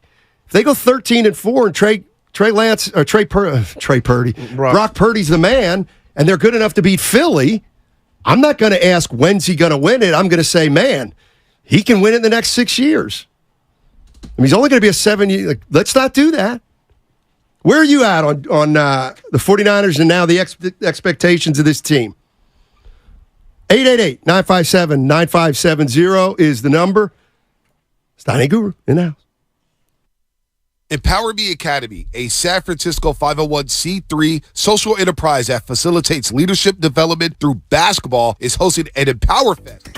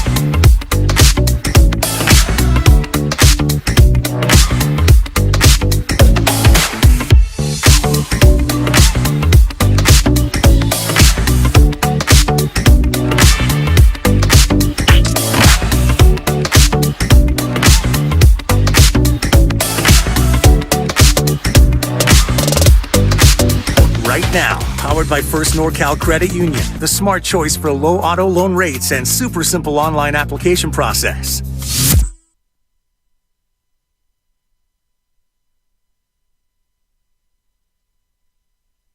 You don't know Matt Steinmetz. You don't know me. Now, back to Steiny and Guru on 95.7 The Game. All right, Steiny and Guru with you on 95.7 The Game. Alan Stiles and Mark Willard will be in the house in 10 minutes. No Dibbers? No Dibbers Look at today. Alan back. He missed me so much, Steiny. I got a story for you, too. You'll be proud of me. Tell me when to get to it. Willard's today's MVP, by the way. He just brought in an air conditioner. And he brought it in yesterday. He said, enough! Give me your story. So we go to the cafeteria. It was fitting. John, I, and Alan had a good time. Great conversation. Steiny and your boy covered the bill. Yeah. Who? Me. Todd That gave figures. First time I've never been with you. Hey, but listen, what's the message you're trying to send to me with that one? No, but this is the message. I woke up Saturday morning and I've been robbed. And I forgot I covered the. Hey, but John, yeah, we had a good time. Steiny. If I said Steiny would be proud of me, boy, it wasn't that I'd have been much. more proud of you if I were there. And I've covered a couple with you there. Yeah. Well, good. I hope I you guys might had a get good you time. in Vegas. Yeah. Let's go to Flea. Flea's in Oakland. What's up, Flea? How you doing, man? What's going on, Steiny and Goo? It's good to hear you back on, Steiny. Thank you. Talk to us. What I want to ask you is this. Do you guys think that a head coach can derail a quarterback's career if the quarterback was going to potentially be a great quarterback, or if he had game? Or if a quarterback is already good and know how to play the game, it doesn't matter who his head coach is? That's one. That's just a great question. I mean, that's a tough one. But go ahead. And then the next thing I want to say to you, ask you guys, do you think analysts across the national, we're going to just say the NFL, have relationships with certain coaches or organizations, and they hype up certain coaches to be quarterback whisperers or great coaches, and when that title is not even deserved when you look at their career in quarterbacks? Because RG3, we don't know if he would have been a great quarterback if nothing would have happened to his knee. And by his offensive coordinator running him like that, and why his knee was tore up. So a lot of these, what I be hearing over the, through different analysts or different networks about these quarterbacks and coaches, it really doesn't add up. And I just want you guys to really, think about that. Like, well, and thanks, Flea, for the call. You know what I was, and I don't want to. I'll hit you on that, but I'll give you my Steph Curry. 'Cause I know where he's going. I mean, what players, like, the Warriors drafted a lot of players over the years where, as great as they weren't going to be able to overcome a bad organization. So, and then here comes Steph Curry, and he's drafted by Chris Cohan. Right. And, why was Steph Curry essentially able to put the franchise on his shoulders when other guys weren't? It's more than just talent. It's a great question that I don't know if we'll ever be able to answer. What quarterback would go where and be able to turn that thing around? If Tom Brady goes to the worst franchise going, is he 7-time champ? Well, he went to Tampa and won the Super Bowl. But I hear you. But what I took from that, Steiny, is I got to be honest. I don't think he's saying Kyle's overrated, but he is overrated when we call him a quarterback guru. I have, for my sake and my peace of mind, removed that moniker off of that. That's not what he does. He's a great offensive coordinator. If you want to say great coach, hey, okay, they're winning. They ain't got it done yet. I'm not mad at you. And he also insinuated, I guess when Collinsworth is coming to town and Sunday Night Football or even Monday night with Aikman and Buck, do they kind of, give guys or prop them up? But Kyle's done a whole hell of a lot of winning. He's been in the Super Bowl, multiple NFC championship games. It's just about now, especially with this blunder, because that's what this Trey Lance thing is, Steiny. I'll call you the boy genius the boy genius in regard to play designing and play calling. Lobo in Fairfield. What's up, old friend? Hey, fellas, long time no talk. Yeah. Loving the conversation. Glad to have you back, Steiny, by the way. Appreciate Guru, it. I see you on the YouTube feed. The waves are dipping as always. Oh, look at you. So real quick, a few things that I wanted to touch on. Guru, you're in a unique position because you're a Cowboys fan to give me this perspective. Talk to me. As a Cowboys fan, would you say that the Cowboys are a legit top 5 contending team for the Super Bowl this season? I believe so. I believe so, too. Now, would you say that Mike McCarthy is a top 5 head coach in the NFL? No. Okay, now let me ask you, would you trade straight up Mike McCarthy for Kyle Shanahan right now? In a Texas second. Okay, so that's something that I just wanted to know. Now, let me just address the Trey fans, or the Trey stands, should I say. When did we become Trey fans over 49er fans? Because that's what I'm hearing right now. Wow. I'm hearing a bunch of people that are ready to throw their coach under the bus, that are ready to throw their starting quarterback, Brock Purdy, under the bus, and do it all for this third string dude who might not even be on our team. Now, I understand. I was with Trey. I wanted Trey. When we drafted Trey, I yelled, Trey area, like everybody, you know? But I'm not at practices, and I have enough wisdom or self insight to know that I don't know crap about football compared to Kyle. So if Kyle says that this dude can't play, or he's a third stringer, or Sam Darnold is beating him out, then he doesn't owe us to start him every preseason game because we didn't see how many chances he got or anything like that. So let's just chill out. Let's all be 49er fans again, because this is devolved into Trey versus Brock, and I see everybody's getting nasty with each other. Like, let's just be 49er fans again, and let's quit bashing Kyle. Yeah, he might not be a quarterback guru or a quarterback whisperer, but you know what? He's a good head coach, because my merit for a good head coach is, do you win games and do you win playoff games? Kyle does it. He checks those boxes. You don't need to be a quarterback guru to win a Super Bowl. Thanks, guys. Have a good one. You know what? Let me take that a step further, Lobo. And let's say you traded McCarthy for Shanahan. How long's Dak Prescott Shanahan's quarterback? Is that a match made in heaven? Oh, no. Well, I'm sorry, yeah. No. I would take how would the quarterback whisperer do with Dak Prescott? Would he? I'm sure we start ordering the ring. Start ordering the trophies, right? I don't know. You tell me. You know Dak Prescott Dak better would than be me. better. Dak would be better under the tutelage of Kyle. Why would I feel like Kyle would want somebody different after a while? I'm not saying that. No, after a while. No, I know. I think you're right. You probably get the best out of Dak, but if you didn't get the, you know what I mean? Sonny, that's funny, but real quick, you got Collins that hit it and quit it, but Jimmy was here a little while. It wasn't just one and done. Yeah. No, I know. But I think part of that, I think it would have been a lot shorter had Jimmy stayed healthy. But like, he had to live with him for a little while. We breaking here, 42. All right, Peter King. Joining Willard and Alan Stiles at 3:30. 3:30, Peter King, NFL expert. You know what he said a couple of days ago? Trey Lance would be out of football in 5 years. Oh, yeah. that's a hot take. Bring that up. That's a hot take. Anyway, Peter King on 95.7 The Game at 3:30 with Mark Willard and Alan Stiles. Alan Stiles today. We'll be back with the crossover next. Don't forget, our Red and Gold Summit.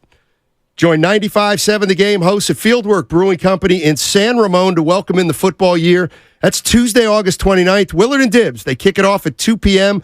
Then the summit goes from 4 to 6 p.m. All the hosts are going to debate and answer the most burning questions during a live show right in front of you, our loyal listeners. Again, Tuesday, August 29th at Fieldwork Brewing Company Tap Room and Beer Garden in San Ramon. And don't forget, if you get out there on Tuesday, you're going to have a chance to win a signed and framed Deebo Samuel 49er jersey. It's pretty cool, I got to tell you that. We'll be right back with Stiles and Willard. Yes, Jim Gaffigan here with some more straight talk.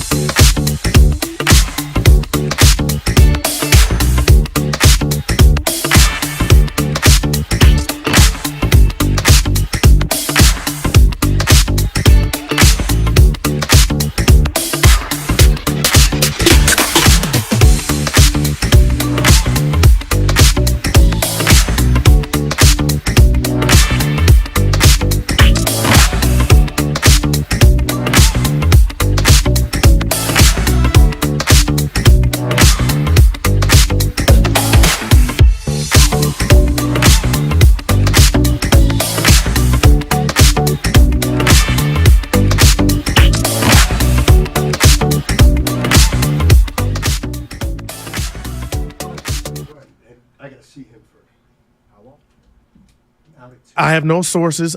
Now, back to Steiny and Guru on 95.7 The Game. All righty, Steiny and Guru joined by Alan Stiles and Mark Willard. It's the crossover. Gentlemen, what's going on? What's up with you? Look at you. Back. You look high and tight and tan. Yeah, look at it. Damn. I guess I'm the only guy who's returned from Ireland with a tan. Yeah, that's good, true. Relatively good weather. About to get more in Vegas. You about to get some more rays. I stay in the room in Vegas. No, you're coming out. I stay in the room in Vegas. Hey, let me just start out with how this sounds. If you're a 49er fan, and the hope versus the expectations. I hate the Super Bowl or bust thing because it just paints you into such a corner that if you don't get it done, it might not be fair. You look at the Niners. The Eagles are the number one team in the NFC. The Eagles beat them last year. Isn't the goal to get by the Eagles? And ideally, that's in the NFC Championship game. And that's what you want to do. I think there's... Now, you can. I want to win a Super Bowl, too. Don't get it wrong. Mm-hmm. But that would be a good... You were clear. I was listening to you. What do you think about the responses are like, you were very clear with what you're saying. I first of all, I'm completely with you that Super Bowl or bust in the NFL, like the comparisons you've been making with the Durant Warriors, the NBA is different. The NBA is different. You enter every season where you're like, okay, there's like 4 teams maybe that can do this. So I don't think the NFL's ever like that. I wouldn't say Super Bowl or bust if I were a Chiefs fan. I don't look at it that way. I don't think you can do that.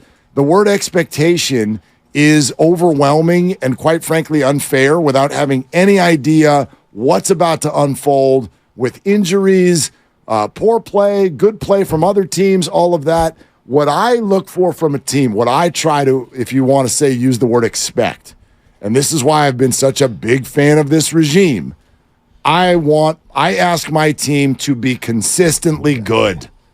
Be consistently competitive toward the end. And to whittle that down to you're not good if you don't win the last game it's just dismissive. It's dismissive of so many little quirks that lead to winning at the end. Like Jalen Hurts last year went to his team and said, put the blame all on me. This whole season was ruined because I dropped the ball on one play? I was at your house. That's ridiculous. He was amazing. They were amazing. The Chiefs scored a touchdown in the end. They got a holding penalty, and they won. You're going to call the year a bust? But your Eagles thing's interesting. I don't know that it's going to be the Eagles and Niners at the end. I know that's what we all think. I want the Niners to be what they're supposed to be. Look like what they're supposed to look like. Then that'll get them pretty close to the end. If that happens, we'll see if it means the last one. But that's the way I look at it. Yeah, the Jalen Hurts comparison, I wouldn't say that was the word would be bust because I don't know that the Eagles – I think the Eagles came out of nowhere a little bit. I think they were supposed to be good, but I don't know if the Eagles saw that. So it's not I bust. Agree with that. It's more it's not a failure. It's a bust if you pick up the story at like halftime of the Super Bowl. I would take that. Right? I would take that. So, but I feel you. So I want to ask a question going off of what Steiny was saying, because how do we view coaches, right? So Steiny, going back to Philly, you have Andy Reid, who was there for 14 years, didn't get the big one, but you had so many good memories. You had McNabb, you had Vic, you had so many opportunities. You couldn't get it done, but you had that. But then you have Doug Peterson, who short-lived, but he did win the big one. So in Philadelphia, what coach, I guess, eats free for longer? Is it Andy Reid or is it Doug Peterson? That's a great question. Because it's the same with Kyle Shanahan. If somebody else comes in next and does get it done, and if you are in the Willard Steiny camp of, hey, competitive every year, didn't win the big one, or a flash in the pan, but you did, what do you look at? Maybe I'm wrong, but I think they both eat for free in Philly. They definitely both eat for free. That was my first answer, but it's an interesting question. Like, but is Andy Reid a little more likable than Kyle Shanahan? That shouldn't matter. If it's my restaurant, it's the dude that brought us the hardware. So that's not even a question. We're all different personalities in this room, and I get it, Steiny. If you want to do that, and it's cool to have a good year, I'm not against that. But my question to all of this about Kyle now, especially with this blunder, which we can all admit it was, is when. This team is, I just told Stoney, outside of the quarterback position, it looks like you could throw that in here pretty soon. They're loaded. The question is, when is Kyle going to win his? And I think that's fair. And if the Niners get to the NFC Championship, Willard, Stoney, and Allen, I'm not going to come in here and they lose and say, oh, it was a bad year. But the beat goes on of, when's this guy going to get the monkey off his back? That's a familiar story in every sport. Yeah, it's not a bad, but that's not Peyton bad. Manning went through this. No, Right, it's Jordan went through it. It's not bad, but what I keep trying to ask all of the Kyle Shanahan screamers is, okay, so what is it you're suggesting? He doesn't win it this year, and he doesn't win it next year. But man, they're winning divisions, and they're deep in the playoffs. Right, gotcha. Okay, so then what? You want him out? Well, this You want him? You want him to? Is it tar and feather? Is it a public apology? Is it to get rid of a nickname that so many of you are obsessed with that he didn't give himself? I don't know how many calls did you guys have to? We're sick of the genius label. He didn't give himself that. Yeah. He's just coaching. We got to figure out who started that. He's just coaching, and he's doing a damn good job. And he really screwed this one up. We can all agree. He really screwed this one up. But I gave him credit for still doing what he did with Brock Purdy. That's my thing. I was listening to so much of your show today, and I just every caller, I'm like, boy, I wouldn't want to be in a family with you.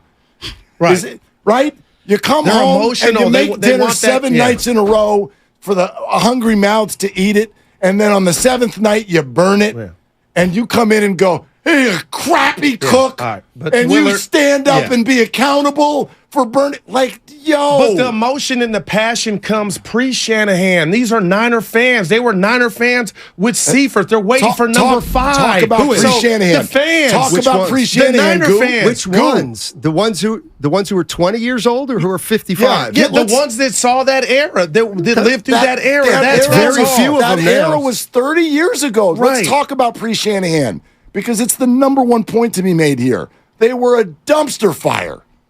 A fire. Well, Harbaugh, they went to the Super Bowl. You're forgetting what happened in between. Okay.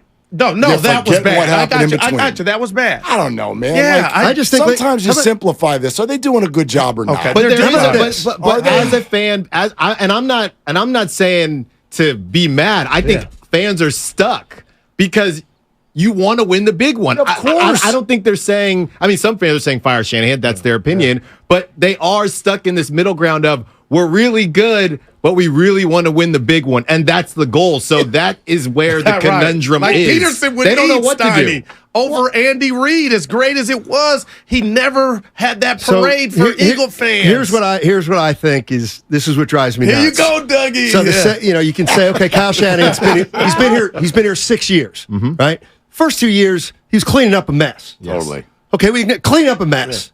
Yeah. Okay, so he's been here 4 years. He's been to 1 Super Bowl and 3 NFC championships.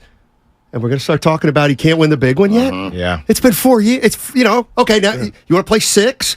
Okay, you can play that game. And so now I'm always interested in how many coaches won a Super Bowl within 4 years when they started being a head coach in the NFL. It's probably very, very few. Right. And McVay? Niner fans start We'll find some. Niner no fans doubt. start grabbing stuff that they don't even know anything about. They're hanging stuff around Kyle's neck for Atlanta and Washington. Nobody's ever in the history of ever started blaming coordinators when things go wonky in a football game. Like it's a label that like those of you who think the genius label should go away, the choker one needs to go with it. Okay. Alan, did you guys hear the show? And I'll make this quick. Did you guys listen to the part of the show where I raised my man's blood pressure? Because I can say he blundered or botched the pick. But what Kyle did with Brock Purdy, Mr. Irrelevant, who before the season, I don't believe there's a walking soul that said if it got on him, third string, they'll still get to the SEC championship game. I go to Sam Darnold, if he were to get on that field, and we've talked about it, with what they have available and his genius, Kyle's, in play calling, I think, Steiny said, he's like looking at Darnold for what he's been, and he's been a joke, but now he's in the penthouse. I believe Darnold, with the toolage of Kyle, can bring the best of Darnold, and the Niners will still keep on moving down the road, especially after he just did it with Mr. Irrelevant. No, but I love it. Is that fair? No, I love it, though. because, and I can't wait to get into this with you, Willard, because it's just a gift that keeps on giving. The Niners cannot get away from a quarterback controversy. I saw Dan Orlovsky today on SportsCenter talking about, and if Brock Purdy goes down, what if Sam Darnold elevates it? So Trey can leave. It doesn't matter. It's like when we're going to talk about Ohtani and the Angels and how they can't figure it out. Really sad news. They can't figure it out. And the Niners, as good as they are, not that they can't figure it out because they've been super successful, but there will be a quarterback controversy no matter what. No matter what. The Sam Darnold equals season over to you on this team. Right. That's all I was. Of course but I hope we never see it. Oh, okay. Right. I hope we never see it. You know what I mean? Yeah. I hope we never see it. And then the other thing I think about when people getting hot and bothered about Sam Darnold is, first of all, like you just called him a joke. I don't think he's been a joke. He's a joke compared to what he was asked to do in his previous teams. The Jets looked at Sam Darnold as the number 3 overall pick. The 49ers look at him as their QB2. I would like you to give me the QB2. Until you're QB1. Give me the QB2 in the NFL you like better than Sam Darnold. Go ahead. Cooper Rush. Do you really? He really likes Cooper Rush. Well, my answer is I don't know. Yeah, and I heard you guys earlier even trying to name QB2s. You could only come up with a few of them, and a few of them you did. Yeah, a few of them you did aren't even the QB2s. They're on the wrong team. They're QB3s. I'm like, this is awesome. The 49ers are arguing about QB2. We don't even know who anybody else's QB2 is. But I guess, Donnie, I can criticize a guy and also give him kudos that if Darnold were to get on that field, it'll be the best version of Darnold we've ever seen. Because of Kyle. We don't know that, though. The inception of the argument was whether or not Darnold could. Listen, can Darnold win a couple games for you? Could you? Okay, Purdy goes down in the NFC Championship. Darnold rallies and they win it. Sam Darnold can he quarterback 11 games and lead the Niners to the Super Bowl? Probably not. That's all I'm saying. Probably not, but my biggest hope for Brock Purdy's health is not just for the obvious reasons that you root for your quarterback to stay healthy. This fan base for Kyle, we need psychiatry. Okay. We need therapy. What did you say? Everybody needs it. We go into every year assuming there's going to be 22 quarterback injuries.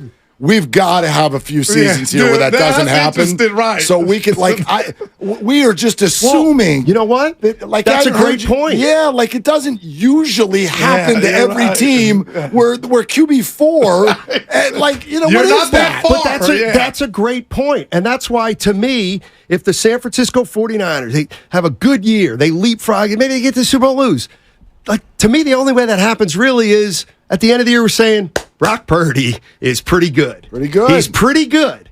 And if we say that at the end of the year, we're already ahead of the game from any other time in the Shanahan era. And now we go into I know a year from now seems like an eternity, but maybe the next year's when we go, okay, now we got Purdy.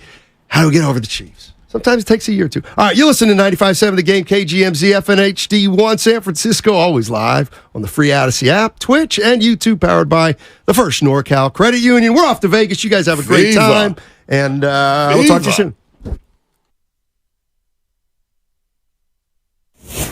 They're longtime friends. Let me tell you something real quick about Dibs that I'm sure not everybody knows. And first-time partners. Hang in there, big guy. There'll be brighter days ahead. Now, these two homegrown Bay Area boys finally come together to take over sports talk. Get the hell off of my doorstep. Major League Baseball, you stink. It's Willard and Dibs.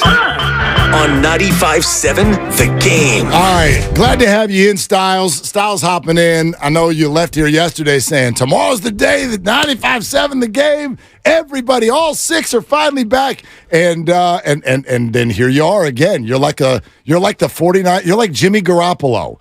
I literally was going to say that. Yeah, you have a goodbye press conference and show up the next day. See ya. Look at you.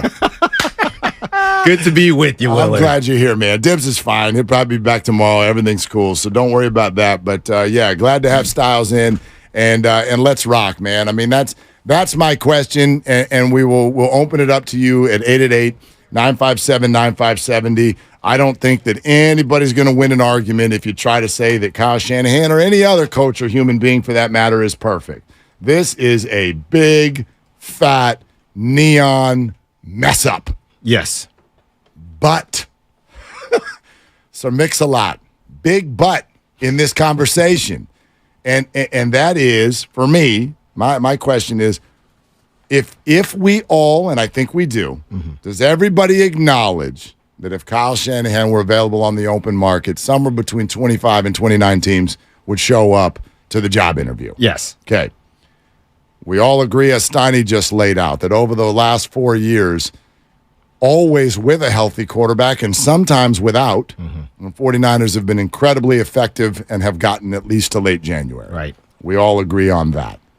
So if that's the case, even if we acknowledge that was a big old mistake, why is everybody so mad? Yeah. Why does everybody want Kyle Shanahan in the town square handing out free gift cards and apologies? What is that? What is it about him that has got everybody so riled up? Maybe it's part of the lying. I don't know. Or they feel like he's been lying. I'm not sure. But here's my thing, Willard. I don't really have an issue with how upset people are. I'm just confused at why people are so upset right now. Right? Wait for the Niners to not win the whole thing. That's another good point. And then be upset. I don't understand why you're upset right now. You have Brock Purdy, who's looked great. You're fully loaded. You're fully healthy. When you got to get Kittle back, you'll get him back. You'll get these guys back. You'll be ready to rock and roll week 1 in Pittsburgh. You got a top 5 offense and a top 5 defense. That's what I don't understand. Wait for them to lose and then say, Brock Purdy wasn't the guy, and you moved on from Trey Lance, or we ended up seeing Sam Darnold and he was seeing ghosts again. But being mad now, that's what doesn't make sense to me. It just seems a little premature. I mean, I do not have a cheerleading uniform, but if you are a 49er fan, yeah, it feels like some of you are running the risk of ruining the season for yourselves. Yeah. There's no accusation here, but my God, the 49ers are one of the favorites to go to the Super Bowl. Is everybody ever going to get themselves to a spot where you're actually like, okay, there's a season. There are going to be games. Let's play them. Like, are we going to do that at some point? Or are we just, and I get it, it's only been 24 hours. I understand, except for it's always something new with this conversation. Right. And we all know damn well it ain't over yet. No. Like, oh, he's going to play tomorrow night. Is he still going to be on the team tomorrow night? I don't know. Like, what's going to break next? Is he a Viking by tomorrow night? Maybe during the show. Or is he in the third quarter? Does he get yanked out in the middle of the third quarter and given a Vikings helmet? I don't know. I know more twists and turns are coming. But I want to know, what is it that those of you, because I and we hear so many of you, see it on social media, there is big, mad Kyle Shanahan energy. What is that? Yeah. What is it you'd like him to do? You have to, on some level, acknowledge the effectiveness of so much of what he's done. I, and those of us who like this regime, have to acknowledge the massive blunder that this was. And I do. I don't think of it, but that's why I made the comment a little bit ago, like, man, I would never want to be in this family. Is this how you handle it when someone makes a mistake? Like someone who's done a good job and by the way, pivoted out of the mistake with unbelievable effectiveness. Well, and that's why, again, it's not as if they're a dumpster fire and the Trey situation was a mistake. They're rolling. But I will say this, Willard, and I get it.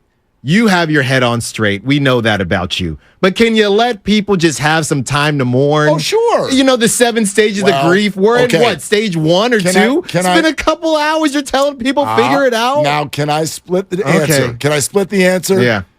First of all, Peter King, who is one of our favorites and very dialed in with Kyle Shanahan, is going to join us in an hour and 23 minutes. So make sure you do not miss that. Peter King, David Lombardi later on the show as well. Willard and Stiles, 888-957-9570 is the number.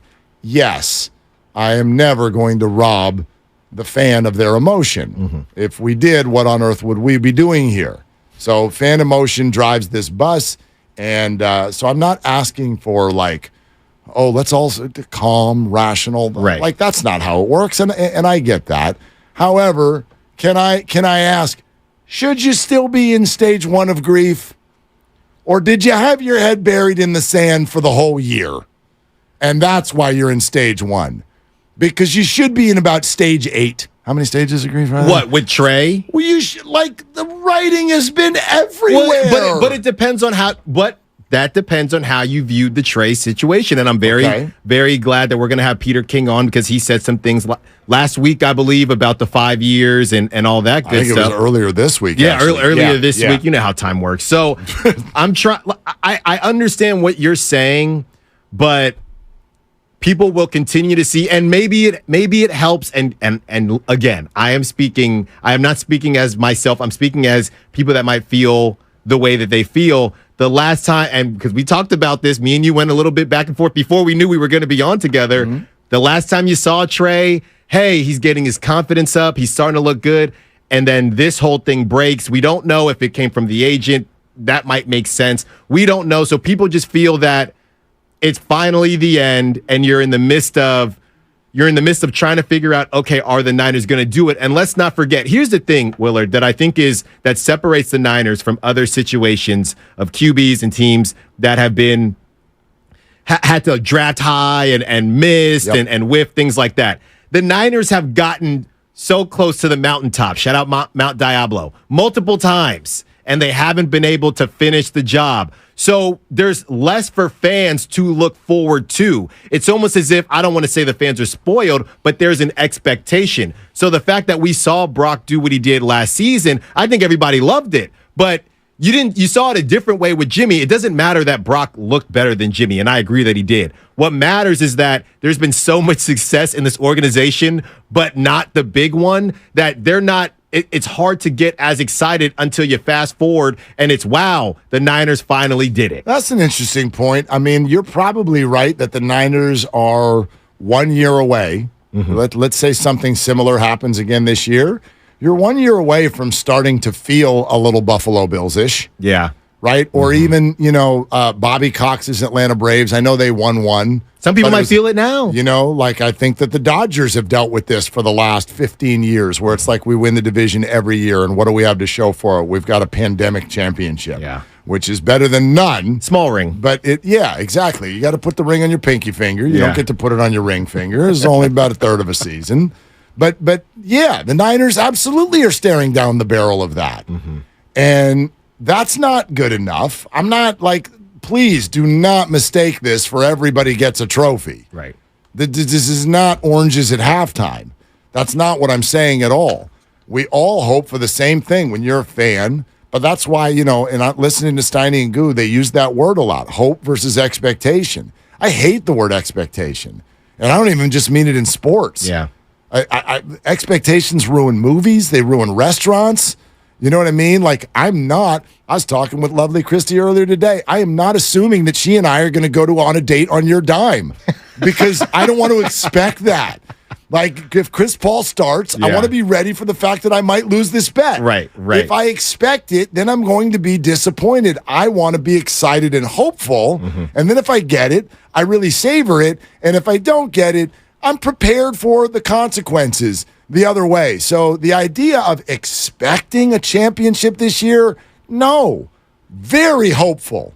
And I think rationally hopeful. Mm-hmm. The Niners are that good, but so are the Chiefs and the Bengals and the Bills and the Eagles. And maybe I would bet throw in some other teams that we don't see coming as much, who are going to be factors this year. So I don't know, man. That's just me. But you, a second ago, you were talking about, you weren't speaking for you. You were speaking for the kind of that brigade we hear from a lot. Mm-hmm. Well, I immediately went, well, how do you feel? Yeah. How do you feel about this? Yeah. Well, how I feel is that everything that crossed my mind these last couple years with bringing back Jimmy and having to take calls that were, it's just good insurance. It's just this. It's just that.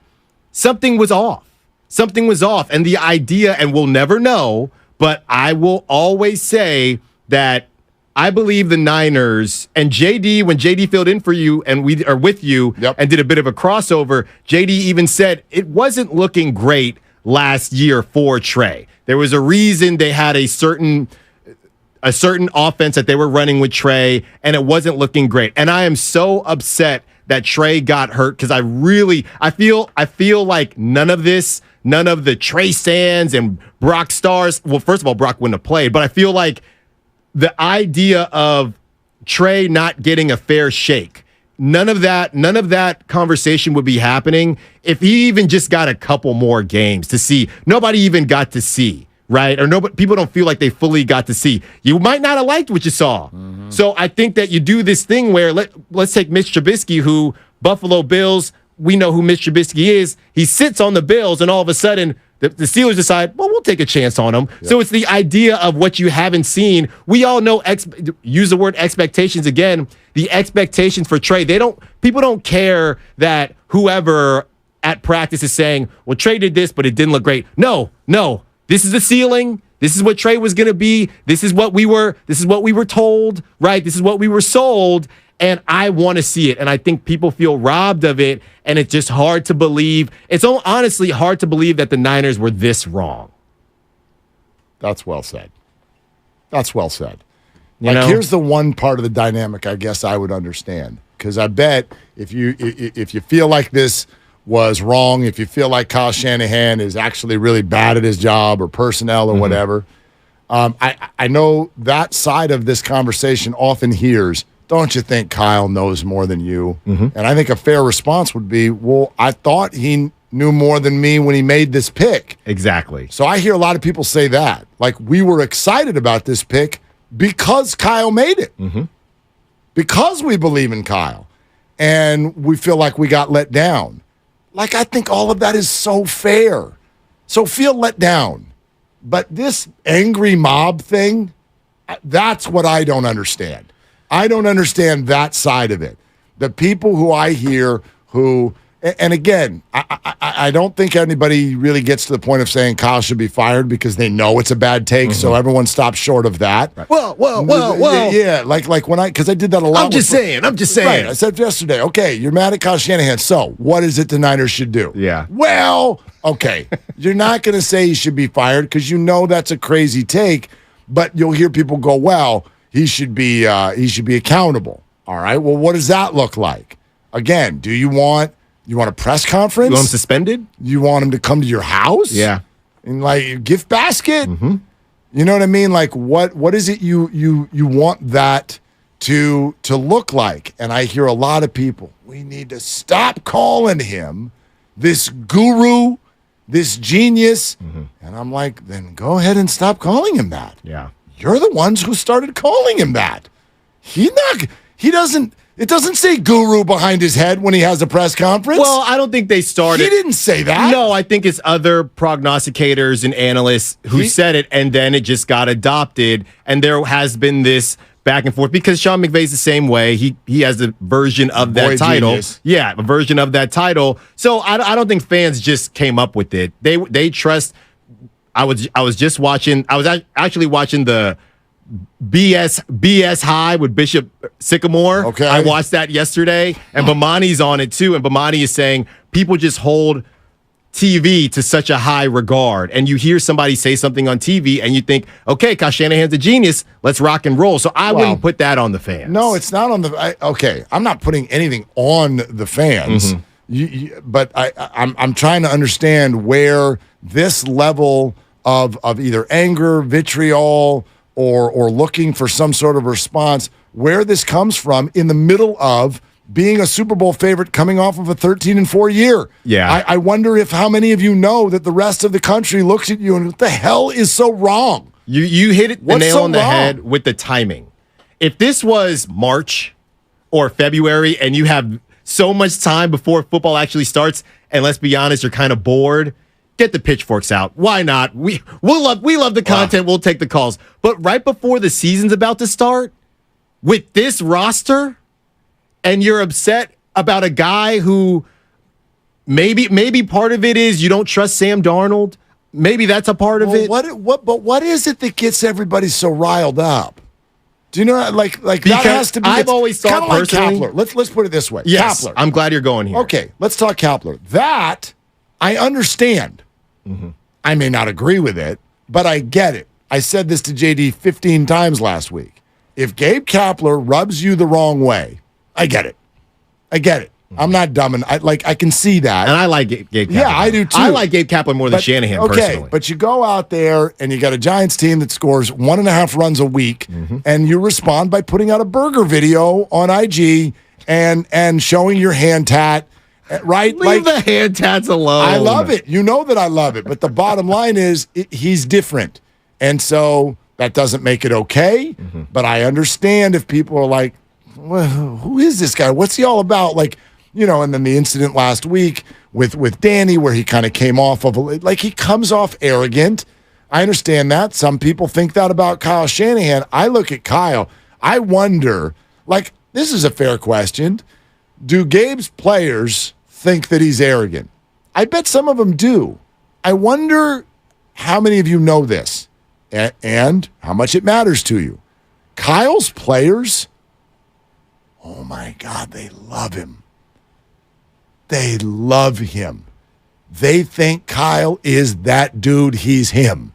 They love to play for him. You can see it in the results. They love to run through a wall for him.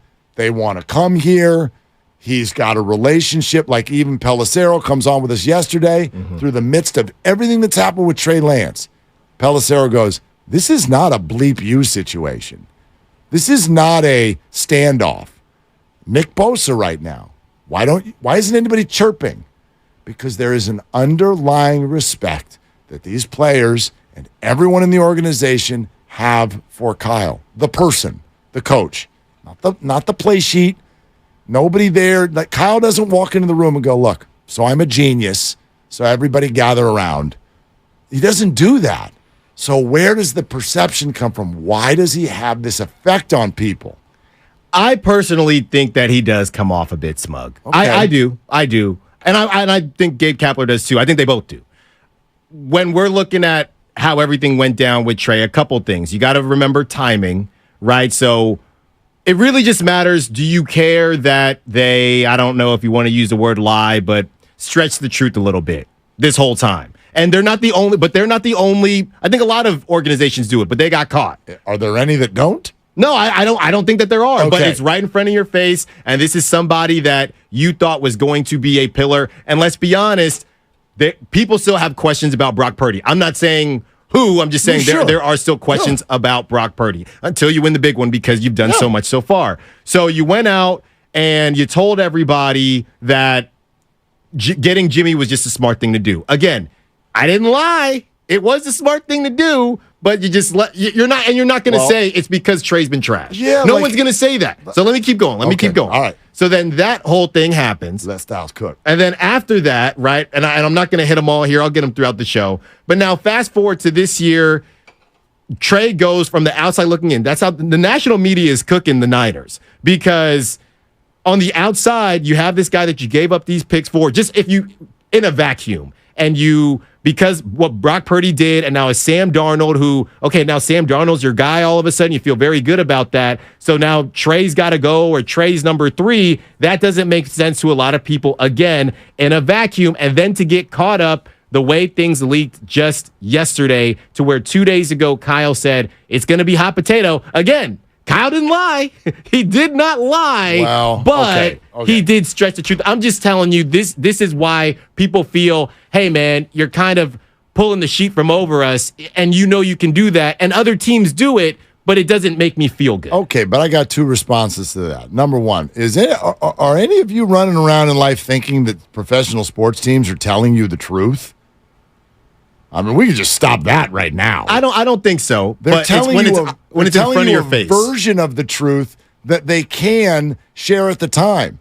But let's take it a step further. If you don't accept what I'm saying, all right, let's say they did do what you wanted to do. Come on, Kyle, be honest. If you think he was disrespectful to Trey Lance with what actually happened, what do you think you would think if he was just straight honest? Is that what you want him to do? Do you want the 49ers to come out and say, so here's the deal. We signed Sam the first day of free agency. We were actually trying to trade Trey before then. We've actually been trying to trade Trey the whole time.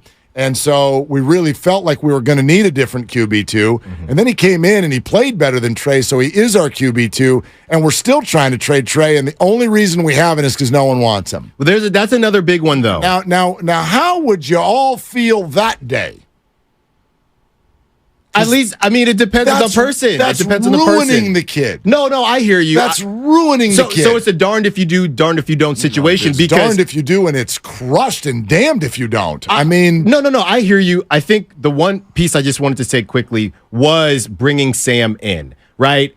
I wasn't at training camp. I'm just reading reports, just like the rest of us, and a lot of people. And from what I saw in the preseason game, take from it what you want.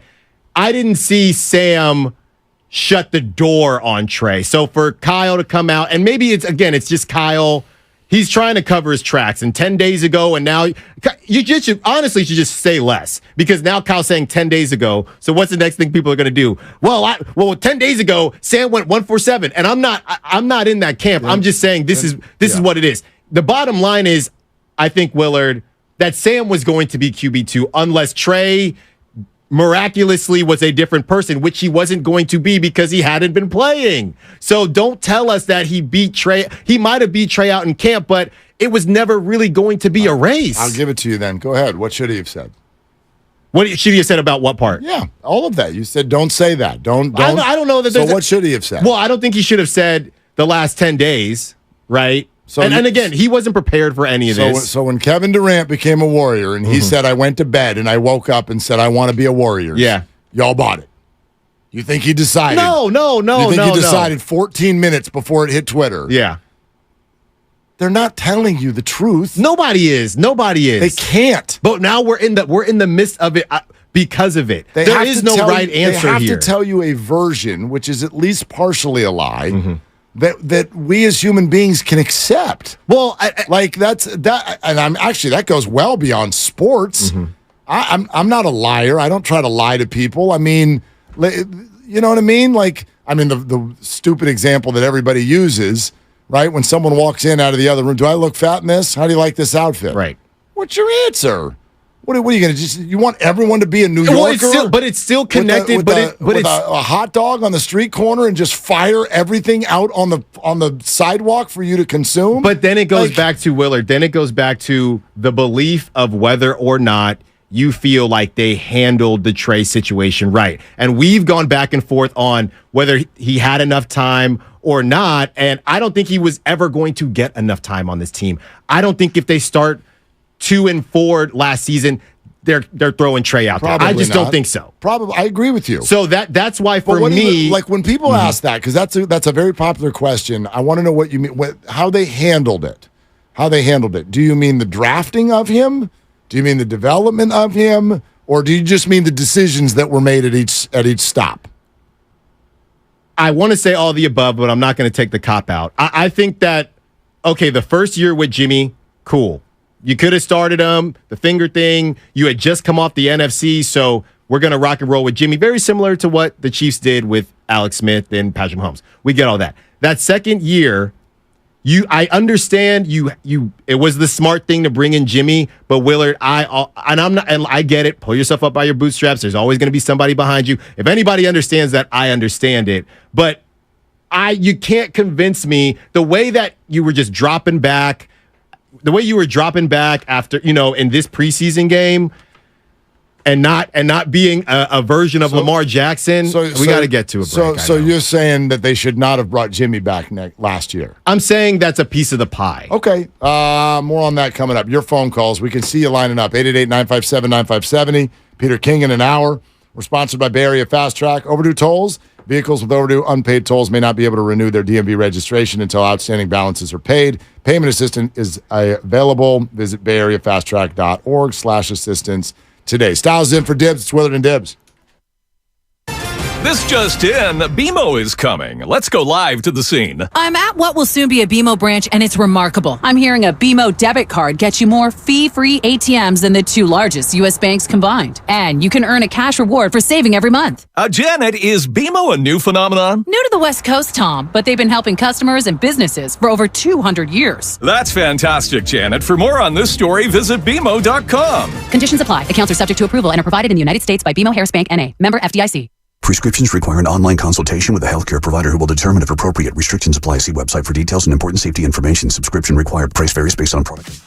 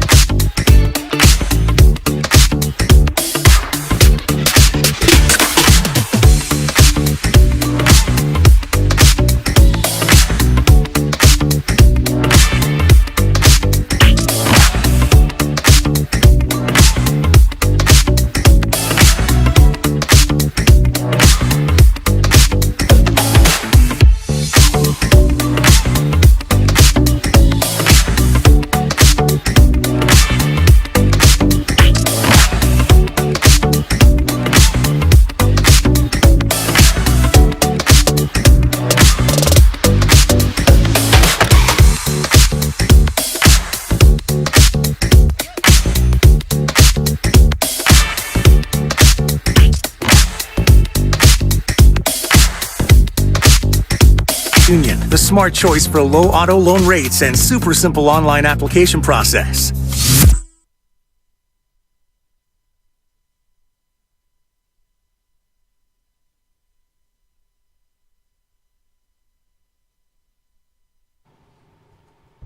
Actually, the more the better, so I can help educate. Now, back to Willard and Dibs on 95.7 The Game. Grandy, I'm glad you played that. That's kind of been like that's the flagship soundbite of the Kyle is smug party. Mm-hmm. What if I asked you this? Is that so bad? That Kyle smug? Well, if I even submit to you that he is, and I personally don't, I don't find him smug. I know people who do. I know people who find Steve Kerr smug. I don't. My smug meter goes Kyle Kapler. Wow, you're putting him ahead of Cap. Maybe I cape for Cap, so maybe I got to take the cape off sometimes. But but Steve Kerr is not even in that discussion. Okay. Yeah, like, you find people how you find people, I guess. But arrogance, if you want to call it that. And again, I'm not saying that I do find him arrogant, but what if we did? He's the head coach of the San Francisco 49ers. I'm only really bothered by arrogance if that spills into action. In other words, are you cruising around in life acting like you're better than people? Or are you good to the people around you? Right. I've not heard a damn thing about Kyle Shanahan not being good to his people. In fact, I think you can see it in what has taken place just this week. Now, you may have a different spin or a different view on this, but again, Pelissero yesterday, this is not a bleep you situation. Kyle Shanahan, John Lynch, Trey Lance, Brock, Jimmy. Jimmy and Kyle had beef, but even still, you've watched the 49ers in this particular case. They're almost handing the next move to Trey. Like, if Trey wants to be QB3, he probably can be. Yeah. And if again, he wants to be traded, they're going to try like hell to make that happen. Mm-hmm. They're almost giving him the power here. When you heard him say yesterday, look, we need to find a situation where Trey's heart is in it. If that's here, awesome. But if it's not, we're going to try to do right by Trey. I feel like we've seen that from the 49ers quite a bit. Maybe the only exception would be Jimmy. Right. And the Jimmy situation, we know how long that soap opera went on. Here's the thing. So I see you on the Xfinity mobile text line. I see you on the YouTube chat. And the bottom line is this. And to everybody listening, hopefully traffic's not too bad. The bottom line is this.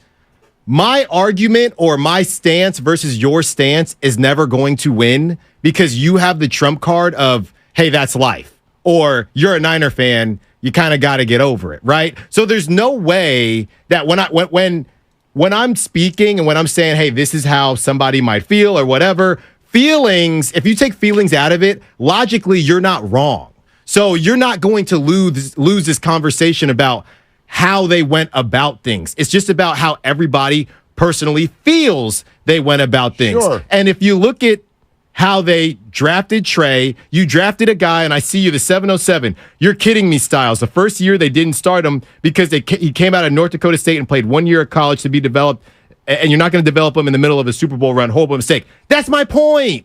That's my point. And you can't hold these people accountable because at the end of the day, you're a Niner fan, right? So you're stuck in this middle where you feel annoyed and you want your pitchfork, but you're also better than, 25 other teams? Mm-hmm. So I that's my point. They went and they got this kid, okay, who I looked it up today, Willard. He was never projected higher than 5, but not projected lower than 10. So everybody out there, for sure, yes. So, but people are doing this revisionist history to why did he came out of nowhere? No, he didn't. He was right there in the mix with the other 5 QBs. He was a big name. He always was. You can absolutely say, what the hell were you thinking now? And that's a fair question. Right. It's completely a fair question. It's also fair, and I think what you're getting at, let me do the quick math. Let's see, are they 23-11 in the Trey Lance era? And that's just regular season. 23-11, and then both trips to the playoffs, multiple 2-1 each time, right? Mm-hmm. Okay, so if we also add on the 4-2, that makes them 27-13 in the Trey Lance era. What are you all yelling about? Did you ever feel they've won 2 out of every 3 games? Just answer this question for me. Okay. Did you ever feel in your heart of hearts from when they called Trey Lance's name in 2021 that the Niners truly believed in Trey Lance? And if so, when? It's hard to take a retrospective thought out of that answer. Mm-hmm.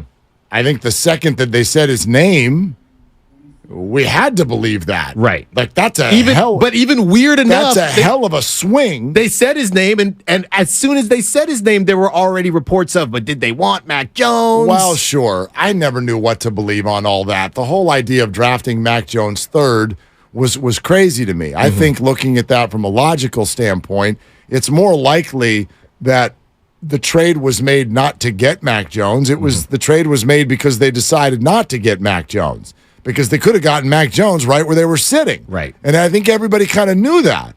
So you're not going to move up to get Mac Jones. He's going to be there at 12. Why would you give up next year? But people start throwing the option route out there. It's true. No, you got to be you got to go get your guy when it's a quarterback in the draft.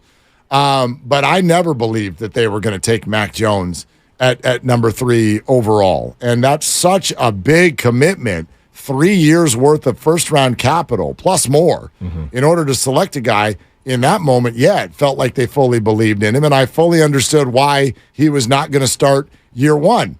And I think that the 49ers were confirmed correct in that they went to the NFC title game that year with Trey just watching, although he did play a little bit, I know. He got a couple touchdowns in there. So I thought that all made sense. But if you ask it to me now, and I look back at their behavior, no, it never felt like that. Not once they got to training camp. Thank you.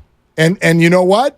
That doesn't really hit me in my emotional button. It doesn't have to hit you. It might hit somebody. Like, have you ever bought the jeans that looked good at the store, and then you got home and you're like, gotta try them on. It doesn't fit right. Don't feel like going in the fitting room. Yeah, well, or even if you did, sometimes you know those store mirrors, man. They put magic dust in those things. That's Make it look good. Yeah. Did they have buyer's remorse? I bet. At some point, I don't know if it's right away, because right away you're like, this looks really rough around the edges, but we'll work on it. We're going to develop him, and then he gets hurt, and so that slows the development. Like, some of this is actually bad luck, and I don't even know if it means, quote unquote, Trey can't play. But I have firmly believed that for me, this was my watershed moment. The second they brought Jimmy back last year, that said to me, the Niners don't like where Trey is. I felt the same way. And I do not believe they have liked where Trey was at any point since then. No. I think that the project that they thought, and I know you got kids, I'm not dealing with it yet, but hey, Dad, I got to work on this science project. You thought it was going to take, what, an hour? It actually took 4 hours, and you had to go to Target. You had to go pick up stuff. That's what happened with the Niners. They knew he'd be a project, but they thought, honestly, Willard, it sounds crazy, but I do believe this. They missed on Patrick Mahomes, and they thought, hey, maybe we can strike gold in this situation. See, I actually think that leaves out the money aspect of this. The money aspect was huge, and there is actually even reporting over the last couple of weeks with regard to what the 49ers, I think, got to a point with Jimmy Garoppolo where they realized, first of all, it's not just the big money that he made at the time. The idea of re-signing him to another contract with the way quarterback salaries were going, he would not have been making $27 a year. He would have been making $40 a year. Yeah. And the Niners are looking at, wait for it, the draft success that they've had, pulling in young players from Kittle to Warner to Debo to Bosa, and the desire to get out on the market and pay people like Trent Williams and eventually Christian McCaffrey. And the Niners looked at that and said, we need a quarterback on a rookie deal. So let's go find one who we feel we can win with. Let's go get a guy. Let's go get this guy. Who's barely played. But he can learn behind Jimmy for a year. So we do not need to do this immediately, but we are going to flip our finances over the year after that. We'll trade Jimmy and then go to Trey, and we're going to have an unbelievable roster around him. And for a young kid, that will help ease his way into the league. And that's the plan. And we don't need to tell you all how that plan got blown up. It exploded in 27 ways, from Jimmy's injury to Trey's injuries to Trey's eventual inability to move forward, and then the emergence of Brock Purdy. Like it exploded in about 5 different directions. But that was the plan. And I don't think when you look at it through that lens, it's that crazy of a plan. No, I don't think so. It made sense. It just didn't work. And how many times do we see it work, and how many times do we see it work to what degree, right? Patrick Mahomes off the top of your head, but Patrick Mahomes is probably going to be Patrick Mahomes regardless. So I don't think we can sit there and say, well, if it wasn't for this, then it wouldn't have worked out that way. Still thinking about Trey Lance and how everything did go down, I guess the question ultimately is, it goes on the scouting department and what they thought that they saw. I was literally reading the breakdowns, and they said he was this was from NFL.com. Yep. Trey had build-up speed. That means it takes him a while to get going. That means you probably shouldn't be running him in the option. My car has good build-up speed, there too. You go. It there you go. 0 to 60. 0 to 60 in about, 12.5 seconds? Something like that. So, when you look at Brock Purdy now moving forward, Willard, if you have a guy in Kyle Shanahan who just admitted that he whiffed on his 3rd overall pick in Trey Lance, now you're telling me that we're supposed to believe you, Kyle, that Brock Purdy is the real deal, even though we've seen much more. We've seen much more, but I could see how fans feel. I haven't seen enough to believe. Oh, totally. To just say, okay, Kyle, we know you messed up there, but hey, Brock, you're our guy. Now, but that's why I'm saying, why are you upset now? Right. Be upset if you don't have the Lombardi, if you want to be Super Bowl or bust. You haven't even played yet. If Brock turns out to be a terrible quarterback, then everybody's got a right to be completely upset. Yeah. But guess what? The chances of that are between slim and none. Like, you don't need to take Kyle's word for it.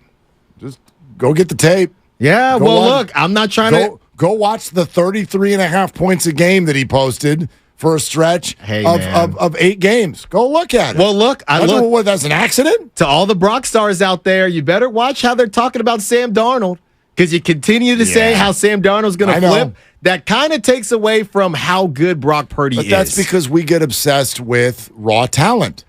We get obsessed with it. That's why I don't understand all the people who are like, look at Trey Lance, look at this raw talent. How could they have mismanaged and not developed that? A great arm does not make you a great quarterback. Great legs does not make you a great quarterback. It's not just turnkey. Oh, guy got a good arm. He's 6'4". Well, you're a dummy if you can't develop that. Do you know how many 6'4" people have a great arm? Yeah, they're walking around everywhere. Not in the NFL. Yeah. Let's go to TC and SAC. Let's take your calls. 888-957-9570. Peter King in 45 minutes at 3:30. Nobody's more dialed in with Kyle Shanahan than Peter King. That's coming up in 45 minutes. TC and SAC, you're on with Willard and Styles. TC, thanks for calling. What's up? Willard and Styles, what's going on? What's good? Hey. Nothing, just livid about the whole situation. I'm going to keep it short and simple. Look, check it out. I'm not even a baseball fan. I watch it here and there. I'm not even a Giants fan. I'm a diehard Niner fan, and I'm over the BS. Check it out. One thing Kapler and Shanahan are different at least Kapler has uplifted the youngsters. He's calling up the youngsters from the River Cats. He's giving all these youngsters shots. He's instilling the most confidence in them. Shanahan ain't did that not one time with Trey Lance since we got him. You get what I'm saying? So why not? Why not get at this dude and stop Captain saving him, Willard? Shanahan's in the wrong, bro. TC, why are you making it about one player? If you're going to say, like, you just gave credit to Gabe Kapler for uplifting young people who, by and large, this year are simply being called up by no decision of Gabe Kapler. And I would argue at this point, only one of them has confirmed himself as a really good baseball player. I could give you a list from the ceiling to the floor of young players who've come to the 49ers in the last 6 years and popped. And you want to spotlight one guy and then paint Kyle as somebody who doesn't develop young players? What are we talking about? Willard, we all understand that you love Shanahan to 1,000 degrees. Everybody's not feeling like that. You got to hold that dude accountable, man, period. You've got to answer my question, TC. What's your answer to Kyle can't develop young players? And then I give you Brock Purdy and Nick Bosa and Deebo Samuel, handpicked by Kyle Shanahan from the Senior Bowl, and Brandon Ayuk, who ended up in his doghouse and then pulled him back out. What's your answer to the label that you just placed on him, TC? Guy. That's the only, Brandon Ayuk's the only guy in the doghouse. Everybody else came polished and prepared already. Oh, Brock God. already seasoned. Nobody comes out of college polished and prepared. That doesn't exist. That's not true, TC. He was seasoned already. These guys have played multiple years in college and was seasoned. Trey Lance only played that one season. What were they seeing? You get what I'm saying? And then that's where we agree, TC. They made a mistake. But that's not the label you started with. You started with young players get ignored and do not get inspired by Kyle Shanahan. And I gave you a short list. I could give you a long one of people who disprove your label. Listen, Kyle and Lynch made a mistake on this, Willer, and there's no getting over that, bro. I'm not. Care about saving them or any of that. Yeah, you are. TC, TC, we're not going to yell at each other. I've literally said that statement. I don't know how. The bucket is full. They screwed up. They messed up the pick. I don't know what you're hearing me say, brother. I don't know what you're hearing me not say. They messed up the pick. They made a huge mistake. And they've pivoted brilliantly, might I add. But nobody's going to sit here and say they didn't make a mistake with Trey Lance. But to argue that Kyle Shanahan somehow turns his back on and ignores young players who are drafted is provably false. I think, it's provably false. Honestly, I think it is apples and oranges, baseball to football. I wouldn't have gone that route anyway. Agreed. I wouldn't have gone that route anyway. Yeah, Gabe Kapler does not draft those players. He does not call those players up. Yeah. He is knocked into action when they arrive in his dugout. Mm-hmm. Kyle Shanahan is making the calls on who gets picked and how they get sent up through a system that does not have a minor leagues. Which, by the way, total aside, really cool article by Jim Trotter today about the idea of Trey Lance being the poster for the NFL needing a developmental league. I mean, rough go for Trey, but well, I hear you. I put it this way. I've long thought, right? XFL, USFL, Alliance of American Football, none of these leagues are ever going to work until they're actual true minor leagues for the NFL. Mm-hmm. You want to, would you watch? Of course. Would you watch in March if the, what do you want to call the 49ers? Call them the 48ers, okay? The minor league team for the Niners, and Trey Lance is playing. Oh, I'm watching that. Yeah. But I'm not watching this crap that they put on every year with all the people who didn't make the NFL trying to, you know what I mean? But there'd be a lot of those people in it, though. Yeah, but if it was affiliated. Right. So a fan base could be like, that's my team. Yeah. Don't you think that would be better? I mean, look, you put football and an affiliate. That's what people thought That's what a lot of people thought the XFL was going to do. Try to get that affiliation with the NFL. I don't think the NFL will allow it. I don't think they've been into it. Well, no, but it was, hey, how do you get people to watch spring football? Yeah. It's associated with an NFL team. Nathan and Rialto's next up here on Willard and Styles. Dibs out today. Hey, Nathan, what you doing? Hey, guys, how you doing? What's up? So I'm just, So, man, listen, I just got to say this, and this is my point. I think we hit on a lot that the draft was one issue as far as taking the quarterback that high with that little experience. The odds of him failing just to start are high already. The biggest problem, and I can't speak for a lot of them, but for me it's like you talked about the project as a puzzle piece. Have you ever started a project and realized, man, this is going to take a little bit of time, more than I thought? But did you throw your hands up and say, I'm going to quit early on? No. The 49ers quit on Trey Lance way too soon. Okay? You sat up there and had a press conference last year, and you told the whole world this is his franchise. Okay? If this had been just any other draft pick, fifth rounder, and it's just, let's have a competition, let the best man win, okay, then I get it. But you're going to tell me that you're going to tell the whole world that this is your franchise, and less than a year later, you're going to make him a third-string quarterback? I guess, Nathan, the obvious question that I have no doubt everybody's asking with your statement, because I understand where you're coming from on that, But what would you have them do? You would have them turn their back on somebody who went 8-0, and are you aware of how that would be received in the locker room? Like, the team would not allow you to not start Brock Purdy right now. You know what I mean? Right, but as you're also saying, world, is that you said about Jimmy. Well, the team loved Jimmy, and he told the whole team very at the get-go that Jimmy was going to be the backup, and Jimmy had a lot more accomplished than Brock Purdy ever had. And the team said, we're okay with it. He had a meeting without reason to tell them, because he knew how well-respected Jimmy Garoppolo was in that locker room. So he had a team meeting and says, we're going to make sure that you guys are on board with Trey's our guy. Right, so but Jimmy Garoppolo. But that's ignoring the context of the fact that an entire offseason was spent with the assumption that Jimmy was already gone. And the team knew that. Like, Jimmy back last year happened at the last second.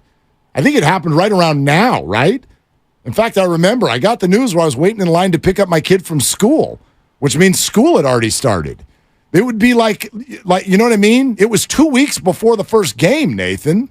So that's a very different situation than what we're looking at now, where there's another player who's on the roster long term, and I would argue, I know it's a shorter term, but Jimmy never had an 8-game run like Brock had last year. Depends who you ask.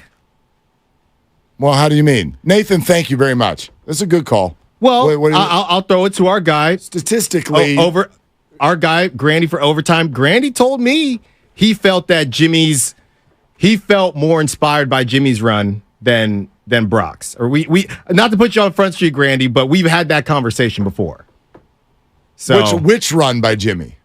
Jimmy's debut, first 5 games. I was more convinced Jimmy Garoppolo was the guy than Brock Purdy for those 2 stretches of games. I actually agree with you, except for the difference is that happened in a not highly leveraged spot. Worse roster, though. Jimmy's there for a team that is not winning. There's not pressure to win, and obviously there was no playoffs.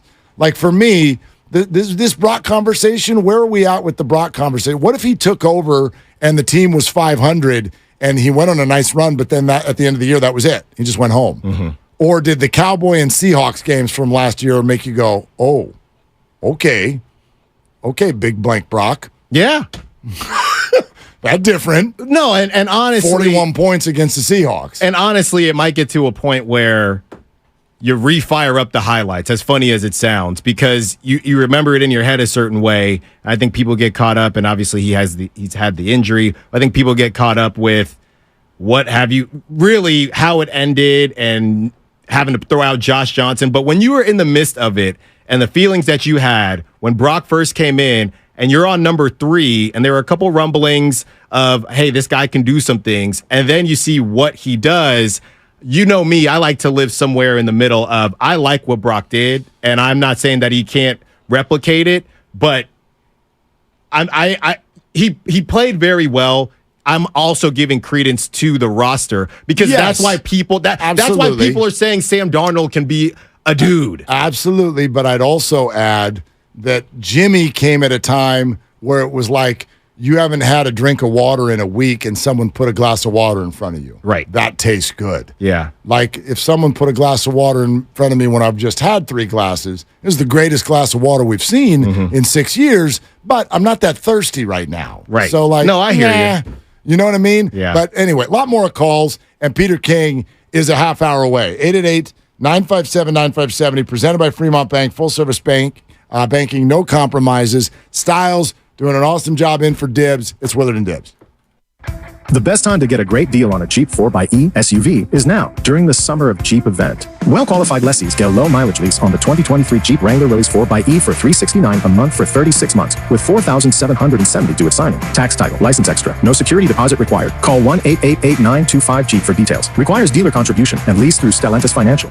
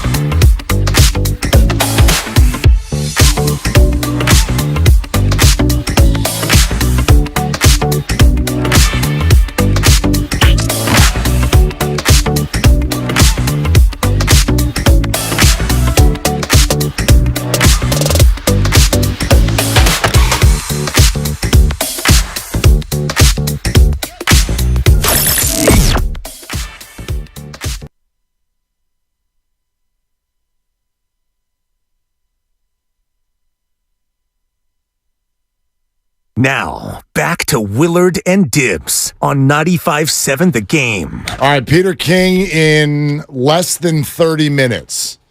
I am very, very much looking forward to this conversation. Yes. What do you want to ask him? What do I want to ask him? Yeah. When did he know? When did he know something was off? When did he know something was off? You make the pick. Through his eyes or through his information? Both. Both. You make the pick. He gets in the building, sits behind Jimmy, but then that next year, something happened because Trey was dinged up a little bit. That next summer, coming into giving him the keys, what was it they were hoping to see that they did not see? That's a good question. I mean, if you do go back to, and it was like, I wonder if we can go back and find the date of when Jimmy was brought back. Right. It was because he was throwing on the sideline. It was something right around now. Like the anniversary is right around now. I don't have the exact date. But it was something right around now. And we spent probably at least a week, and then obviously the bleed over that went the whole year, but at least a week of arguing whether or not this meant the Niners were not terribly comfortable with what was going on with Trey, or were the Niners just being opportunistic? Yeah. And I had a hard time every time I heard someone go, you can never have too many good quarterbacks. Right. Oh, yes, you can. Yeah. Yes, you can. And actually, we shouldn't even call them good quarterbacks. We didn't know what Trey Lance was, and there'll forever be an argument over what word you want to use to describe Jimmy Garoppolo. But I firmly believe that when you are, as you said, giving someone the keys at age 22, you do not put an accomplished name like that guy on his shoulders. That guy, right? Specifically. Right. And by the way, I'm seeing August 29th last year is when the restructured contract. So we're not even there yet. Yeah. So to those of you who called in and talked about like, oh my, the plan of this, that, and the other, it was like you had already had your fantasy draft when this guy got picked back up. Yep. It was we were a stone's throw from week one. You were planning your Labor Day barbecue. Hey, it's just and going back to Kyle Shanahan lied to us. That was one to where if you believed what they said, hey, it just happened the way it did, and how could we're just happy? We're thrilled. We're thrilled. There's nothing behind it. Jimmy. Jimmy's like, I love losing $15 million. Yeah. Amazeballs. And you know what I love even more? Sitting on the bench. Yeah. And my agent definitely didn't tell me that there's a chance that I'd be starting. This was a wonderful experience to be on this side field that everyone started calling the kiddie field for the last 2 weeks. That was great. Yeah. I love this team. I love Kyle Shanahan. I can't wait to go walk out the back of the end zone in Denver in 2 weeks without any training camp. Exactly. This is awesome. Exactly. So again, that's the one. What would you have liked Kyle to say? Oh, Kyle lied. Okay. So Kyle Shanahan calls a press conference. So here's the deal. We were calling teams all off season, and nobody wants to pay Jimmy's salary because he got hurt, and the league actually doesn't think he's going to be as good with them as he is with us. And then, oh, by the way, Trey Lance has been cruising around here in training camp, and it doesn't look that great. We really like this kid Brock, by the way. I know that sounds crazy. He's Mr. Irrelevant. We really dig what he's doing, but we don't quite have the credibility to start him yet because he's never played a football game before at the NFL level. So yeah, that's the end of my TED Talk. That's what you wanted him to say? You want brutal honesty. It's easy to say that now, but nobody wanted that. Nobody wanted that. You can't do that. No. Ever. Nobody does that. Of course not. But this is the aftermath. Yeah. Talk. Let's see if we're still taking these calls. Niners are what? 7-2. I guarantee you it's going to go away, Willard. It's going to go away. Winning cures everything. But you're always going to be one play away from it coming back. And hey, I just want to say the Niners are 15-0. Sam Darnold's arm talent. Sam Darnold will come in. Trey Lance, Kirk Cousins will get hurt. Lance goes in and wins one game, and Sam loses the first game for the 49ers he plays. Bedlam. I need it. I need it. Now, I need it. Very unlikely scenario. I need it. But yeah, I don't think you're just going to wiggle free of this. I think if they win, they should. But that's not, as you, I think, have very, very accurately stated today. That's not really how fans operate. Nor am I asking them to. There's going to be an emotional response, right? And Trey Lance, for whatever reason, whether it be draft stock, whether it be the specter of the speed, the legs, whatever. I mean, let's just put it the social side of this. Right. Whatever it is, he has struck a chord with people, and that's great. That's great for Trey. Like something happened that connected with a lot of people to where there's an emotional attachment there. And that's wonderful. That's great. It's great for Trey, and it was great for the 49ers if it had worked. If he could go out and be awesome at football. He's not been able to do that yet. Not yet. Not yet, and it's not going to happen. It's not going to happen on the Niners unless Trey decides he wants to stay or they can't find a trade partner and he chills at QB3, and things would have to go very wrong for Trey to see the field in a real game again for the Niners. That would be so Niners, by the way. It would be. With what we have experienced the last 26 hours, yeah. If Trey Lance starts even a game for the 49ers this year, what kind of odds would you put on that? So we talked about it during the break, and I want to do it again here, live and in the flesh. If you are, and we can maybe even talk to Peter King about this coming up at 3:30. If you are a team looking at Trey Lance, do you still view him as a prospect? Is he a player or a prospect? I think he's still a prospect. He has to be. He's only started 4 games. He has to be. I don't know. You know what I mean? But do you want to? 23 is young as a player. Is it young as a prospect? I will say that there are probably. I would actually the sort of advanced answer, I guess, to your question. I would bet that some teams do and some teams don't. Did you see the Diana Rossini tweet yesterday about Rand Carthon of the Tennessee Titans? Yeah. Now he was with the 49ers, and then midsummer he takes over as the GM of the Titans, and they're the Titans. They're literally looking for a young quarterback, and the Niners are on the phone to the whole NFL going, I think we would like to maybe talk about moving Trey to a different spot, and Rand was uninterested. And as she wrote it, these are her words, not mine, Rand Carthon knew what the 49ers knew. And you got, who's out? You got Malik Willis. Yeah, okay, they got, and the mayonnaise guy. What's his name? Will Levis, who just signed the lifetime deal with mayonnaise. And he can spin it, though. Now that guy, they can all spin it. Now that guy, that guy's got some tools there. I love it when we do that. That guy's got a ceiling. He can spin it. Yeah, he's in the NFL. He can spin it, though. He can spin the ball. I don't know if he can read a defense, make a decision, stay healthy, but he can spin it. And that's all I care about. Get him in some basketball shorts. And Tannehill's still there. Tannehill's still there. He can't spin it, though. He can spin it, bro. He can't spin it. He can spin it. Not like Levis. Ryan Tannehill, there was a metric I saw just a couple days ago where he had what was his best season? He had one of the best 15 seasons that a quarterback has ever had. Right. By metrics, not by 50 touchdown passes. Sure. But he can spin it, man. He can sling it, too. I don't know if you know that. Another guy who you'll look back at his career and say, I don't know what to do with that. Ryan Tannehill? Yeah. Yeah, it's going to just be it's be there. Yeah. He played. It's Alex Smith-esque light. Alex did more in the playoffs, but it has that sort of feel, and probably statistically better than you realize, is what I would bet. But how does that for Ryan Tannehill? What does that matter now with how the game has changed? That's what I struggle with. What do you mean? Well, the numbers, right, and how throw happy the league is becoming. Well, that's part of it, for sure. Ryan Tannehill, just because I'm curious now. Okay.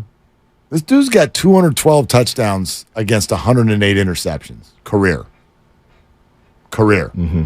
And that year that I'm talking about was 2019, when this dude, first of all, he only started 10 games. There was an injury in there, but he went 7-3, 22 touchdowns, 6 picks, and an overall rating of 117.5. He's a dude. On his resume, he can spin it. Now he can spin it. Now that you've read that to me, all right, he can spin totally it. Spin it. Jonathan in the city here with Willard and Styles. Hey, Jonathan, what are you doing? Hey, what's up, Mark? They're just enjoying the sun. It's warm weather. Summer's finally here. I'm glad you're finding it. It's colder today everywhere I've been, but okay, Jonathan. Yeah, it's just I find it weird that the 49er fan base are holding Kyle Shanahan to be perfect. I mean, the guy is literally in the Final Four on a regular, right? We all want him to win the big one, but he's working at it. And I don't understand why they're blaming him for what happened to Trey Lance. Look, people, it's not his fault that for a mobile quarterback, Trey Lance cannot get away from the front seven, okay? It's not his fault that for a guy with a rocket arm, the guy is inaccurate. And it's not his fault that Brock Purdy happened. That's the only reason why he's not blamed. Brock Purdy happened. And I don't know why they don't like Kyle Shanahan or Brock Purdy. Brock Purdy is literally perfect. I mean, the guy took the offense from scoring 20-plus points to 30-plus points. If he would have played the whole season, the guy's an all-pro. I mean, what's not to like? Hey, come on, people. We're all 49ers fans. We're not cheering for a particular player. We're cheering for the Shield. Yes, so wake up, people. Yeah, Jonathan, that's the for me the end all be all. Thanks, Jonathan. The end all be all is if you're a 49er fan, I the whole time I have wanted the quarterback to be whoever will win the most games. Mm-hmm. Now, is Brock Purdy Mr. Perfect? No, but I will say this: I think it's silly how many times y'all want to bring up the word develop. Shanahan doesn't know how to develop a quarterback. When someone responds, well, what about Brock Purdy? Well, he had 4 years of college. What the hell is that? See, I got into this. Do you know how many people have played 4 years of college? You don't just, especially when you, quote unquote, have no skills. You have no raw skills. You're the 7th round draft pick. You're the last pick in the draft. And we're going to act like he was just, well, that's why he walked in and he was good. Do not act like you saw it coming. Do not act like there was no development there because Brock played college football. A lot of people play college football. You don't get to just be good in the NFL because you played college football. Well, but it depends. It depends on your definition of development. So the reason I push back on Kyle Shanahan and his development of Brock is simply the timeline, right? It's simply the timeline of when they drafted Brock. How different was Brock from when they drafted him to when he actually played? So if your definition of development is putting Brock in good situations during the game, I hear you. But if it's, hey, we're working through practice and he used to do this, there was less that he had to develop because of the time that he spent in college. But he's also had, if you want to call it that, like I see your point, but he's probably had, for all the people, they never gave Trey a chance. Brock Purdy, before this training camp, has probably had one, I'm just guessing here, one training camp rep for every 20 that Trey has had until this camp. But that would be. I know you're that going would to lend say itself that, to my side though. Not necessarily. Like a huge piece of this is also just the player you are. Yeah. Like, are you good or not? Are you picking it up? Kyle Shanahan is teaching a system. But those are two different guys, He is working. Yes. I'm not going to tell you that it doesn't give you some sort of an advantage on your starting spot. But to act like because he went to college, well, that explains why he went 8-0 in the pros.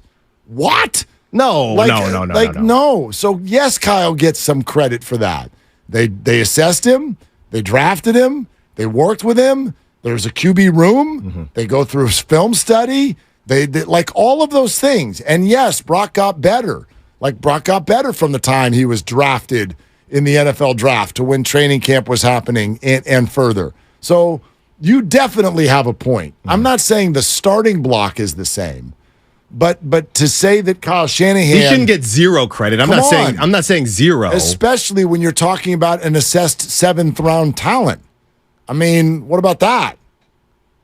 What about that aspect of it? Well, they were surprised that he was still there. Trey has all kinds of gifts that Brock doesn't even have. I'm just honestly, I just got to take a break from this, Willard. I just want the season to start. You may not. I just want the season to What start. do you want to do? An hour of Ohtani? I mean, that would be lovely, but we're not going to do that. Not a lot cheaper, brother. I just want the season to start because all these question marks, if you have question marks for Brock, they'll get answered. If you don't have question marks for Brock, then we'll see if you were right or not. I just want the season to start. Of course, honestly. of course. I mean, we all want that. By the way, a lot of this is you can have a break. I'll talk about the Red and Gold Summit, but you're going to need. I'm back into it. About 27 I just need a breather. Seconds. Yeah, Red and Gold Summit is 1, 2, 3, 4, 5 days away. Okay, when all of us gather at the awesome Fieldwork Brewing Company in San Ramon, and when I say all of us, I'm talking about you too. We really want to see you out there. It was so great at the Warrior Summit. We can absolutely outdo it at the Red and Gold Summit. Come talk to us in person, face-to-face about Trey and Brock and Kyle and everything. We will debate and discuss everything going on as we launch another NFL season. So Dibbs and I will be there from 2 to 4. That's when the smart ones will come get a good seat. And then from 4 to 6, we open it up to all 3 shows. Steiny, Goo, Bonte, Joe, they're all going to be there along with me and Dibbs talking all of it out. The Red and Gold Summit at Fieldwork Brewing Company in San Ramon. Totally free to come. Absolutely don't need to do a darn thing other than show up. Okay, Fieldwork Brewing Company, Tap Room and Beer Garden in San Ramon. Tuesday, we will see you there. All right, did you enjoy your break? Thank you. I'm ready to get back into it. Let's go to, is it Nerman or is that a typo? Is it Norman or is it Nerman? It is Nerman. Okay, hi, Nerman in Vallejo. What's going on? Welcome to the show. Hey, guys, how you doing? Thanks for the call. Yeah, man. Awesome. Well, listen, man, this is what I want to say. I really like Brock, Sam, and Trey as people. They seem like real humble and great dudes. And concerning them as football players, I think Shanahan is just making the right decision for the team and for his system. Brock is 1, Sam is 2, Trey is 3 as of right now in August 2023. And that doesn't belittle or diminish any of those guys. But for his system and how he runs things, this is the best decision for the team. Well, you know what? I don't even know. The reason I got stopped up there, Nerman, is I don't even know that the decision you're saying has been made. The Brock Purdy is the starter thing was made a long time ago. The Sam Darnold as the 2 thing became public yesterday. I believe it was an assumption a long time ago. Who's the 3? I don't even know. You say Trey's the 3. I don't know. I don't know that. Partially because I don't know if he's going to get traded, and then partially because, and I'll find out, Grandy, tell me which one it is, but Tom Pelissero came on yesterday and said he basically confirmed Brandon Allen's going to be on the roster. He's going to be on the final 53. Wow. So if that, it kind of got swept under some other comments, but if Brandon Allen is definitely going to be on the team, then how does this look? If Kyle and John, both within the last 24 hours, have said, we expect Trey to be here. Pardon me if I raise my hand and say, you're saying that because you want the rest of the league to think that. Right. But no, you don't actually think he's going to be here, do you? That's going to be my first question for Peter. If Trey Lance still good, what happens next?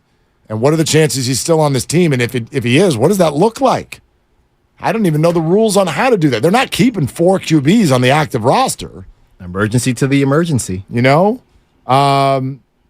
Here's part of what Pelissero, NFL Network, said with regard to the quarterback room yesterday right here on Willard and Dibbs. You would anticipate that there's going to be interest out there. It just comes down to, for the 49ers, can they get enough in terms of a trade where it makes sense for them to move on from him? I mean, again, I think the most logical outcome is Trey Lance being traded. Obviously, they like Brock Purdy a lot. As long as he's healthy, they're committed to him as QB1. Sam Darnold, from the time he got there, has really impressed Kyle and that staff. So he's the number 2. And then they got a guy, Brandon Allen, who's played games for a few different teams, and he's got a lot of experience. He's been a great guy in the room the last few years in Cincinnati with Joe Burrow. That's kind of the way that your depth chart is set up here. That's not to say that Trey Lance can't be back. I think there's certainly a scenario where he returns to the team, and his absence from practice today was not an indication that it's over right now. It does, though, I think, show, and again, everybody likes Trey as a person. It's got to be hard news to hear when you're the former number 3 overall draft pick,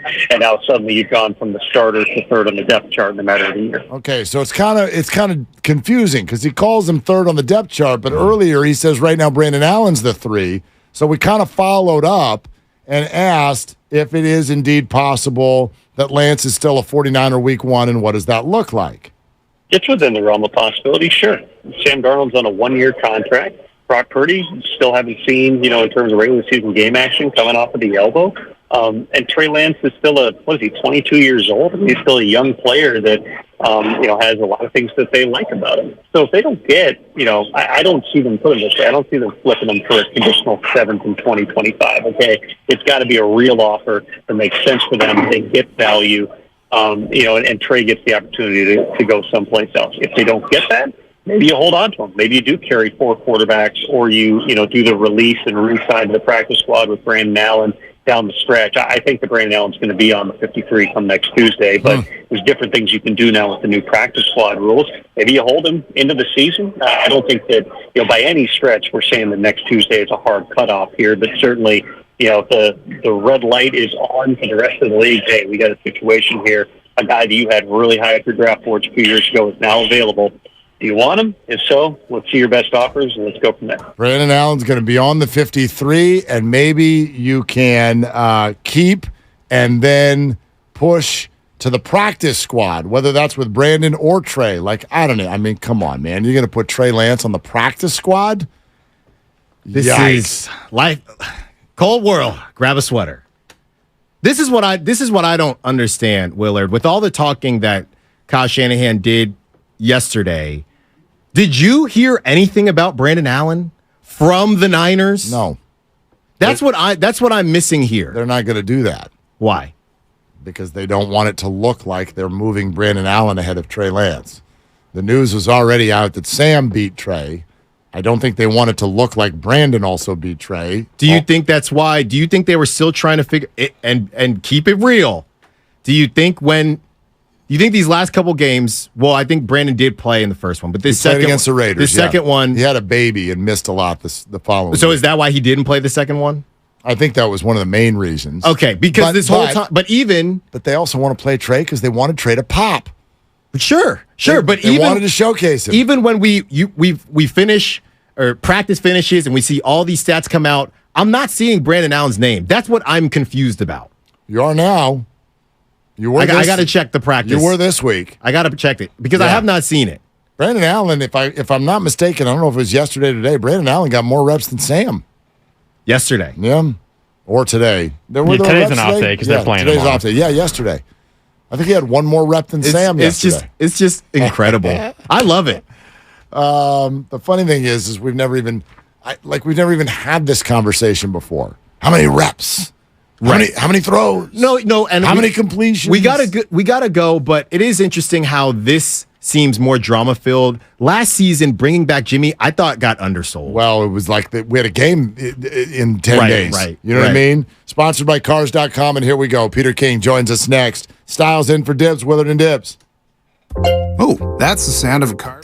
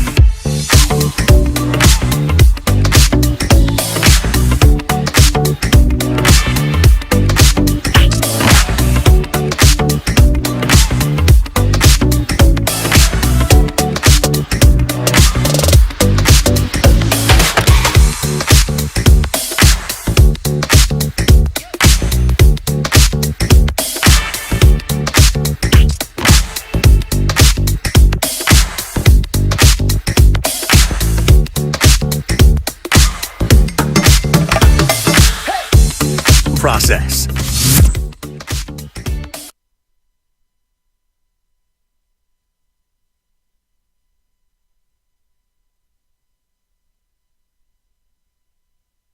Now, back to Willard and Dibbs on 95.7 The Game. All right, I can't wait to talk to Peter King. This is what a time. It is the second August in a row that the 49er quarterback situation has completely captivated us with shocking developments. And again, Grandy looked it up just a little bit ago. We are still 5 days short of the anniversary of when Jimmy came back. See ya. And that was an OMG moment. Do you remember where you were? Do you remember where you were when Jimmy came back? Yeah, seriously. I might have been here. Were you? Doing the night show. I was in the breaking news was somewhere around 2:30 in the afternoon. Yeah, I was getting ready. I was in Carline picking up my kid from third grade. I remember where I was. My phone started going bananas. Everybody was like, "What?" And I can hear you now. I told you. All right, well, I knew it was coming. No, but it wasn't like that. Anyway, let's get Peter into this conversation. Absolute one of our favorites, and very dialed in on this situation. Football morning in America, NBC Sports. Peter King joins us on Willard and Dibbs. Styles in for Dibbs 95.7 The Game. Peter, good afternoon, and thank you. How are you? Hey, I'm doing great, guys. How are you? We're good, man. And obviously everybody is still receiving the news of the last 24 to 48 hours. And I'd start out by asking you, what do you think happens next? What does this all look like by the time we get to next Tuesday? Well, my gut feeling, and it is only a gut feeling, because I think, and look, this is a multi-layered thing. Okay, let's start at the end. My gut feeling is that Trey Lance stays with the 49ers, okay? And the reason why I think he stays, because I think John Lynch and Kyle Shanahan are going to understand that the team that could want him the most and actually pay some decent compensation is going to be the Minnesota Vikings. But this is terrible timing for the Minnesota Vikings. And I'm not saying it's impossible timing, because I don't know what the front office thinks. But can you imagine if the Minnesota Vikings in the next few days trade for Trey Lance and trade, let's say, a third-round pick for him? I don't think the Niners are going to get much more than that, but who knows? I don't know. And let's just say that happens. Then if if that happens, then Kirk Cousins is going to enter this season knowing that it is highly likely that his replacement is on the roster and he is a lame duck entering his age 35 season. And it would just be a bad signal to send to the most important player in your franchise. That's why I think that, and look, maybe there's another team out there who loved Trey Lance, prior to the draft in 2021. But I don't know how anybody could love Trey Lance right now. I could see why you would want to have him on your team, because he's a very interesting prospect. But to love him, how in the world would you have any idea whether you're in love with Trey Lance? The guy has played basically one season of football since graduating from high school at a mid-level high school in the state of Minnesota. I mean, how do you judge the value of a guy like that? Plus, he can't stay upright. And again, look, some of that is fluky, obviously, but I think the biggest issue here right now is that I think the 49ers would get more for Trey Lance after this season than they would get for him by next Tuesday. Peter, how do you think that the Niners, Kyle Shanahan, John Lynch, how do you view they handled the whole Trey Lance situation from draft night until now? I mean, obviously it's easy to look at it now and say they royally screwed it up.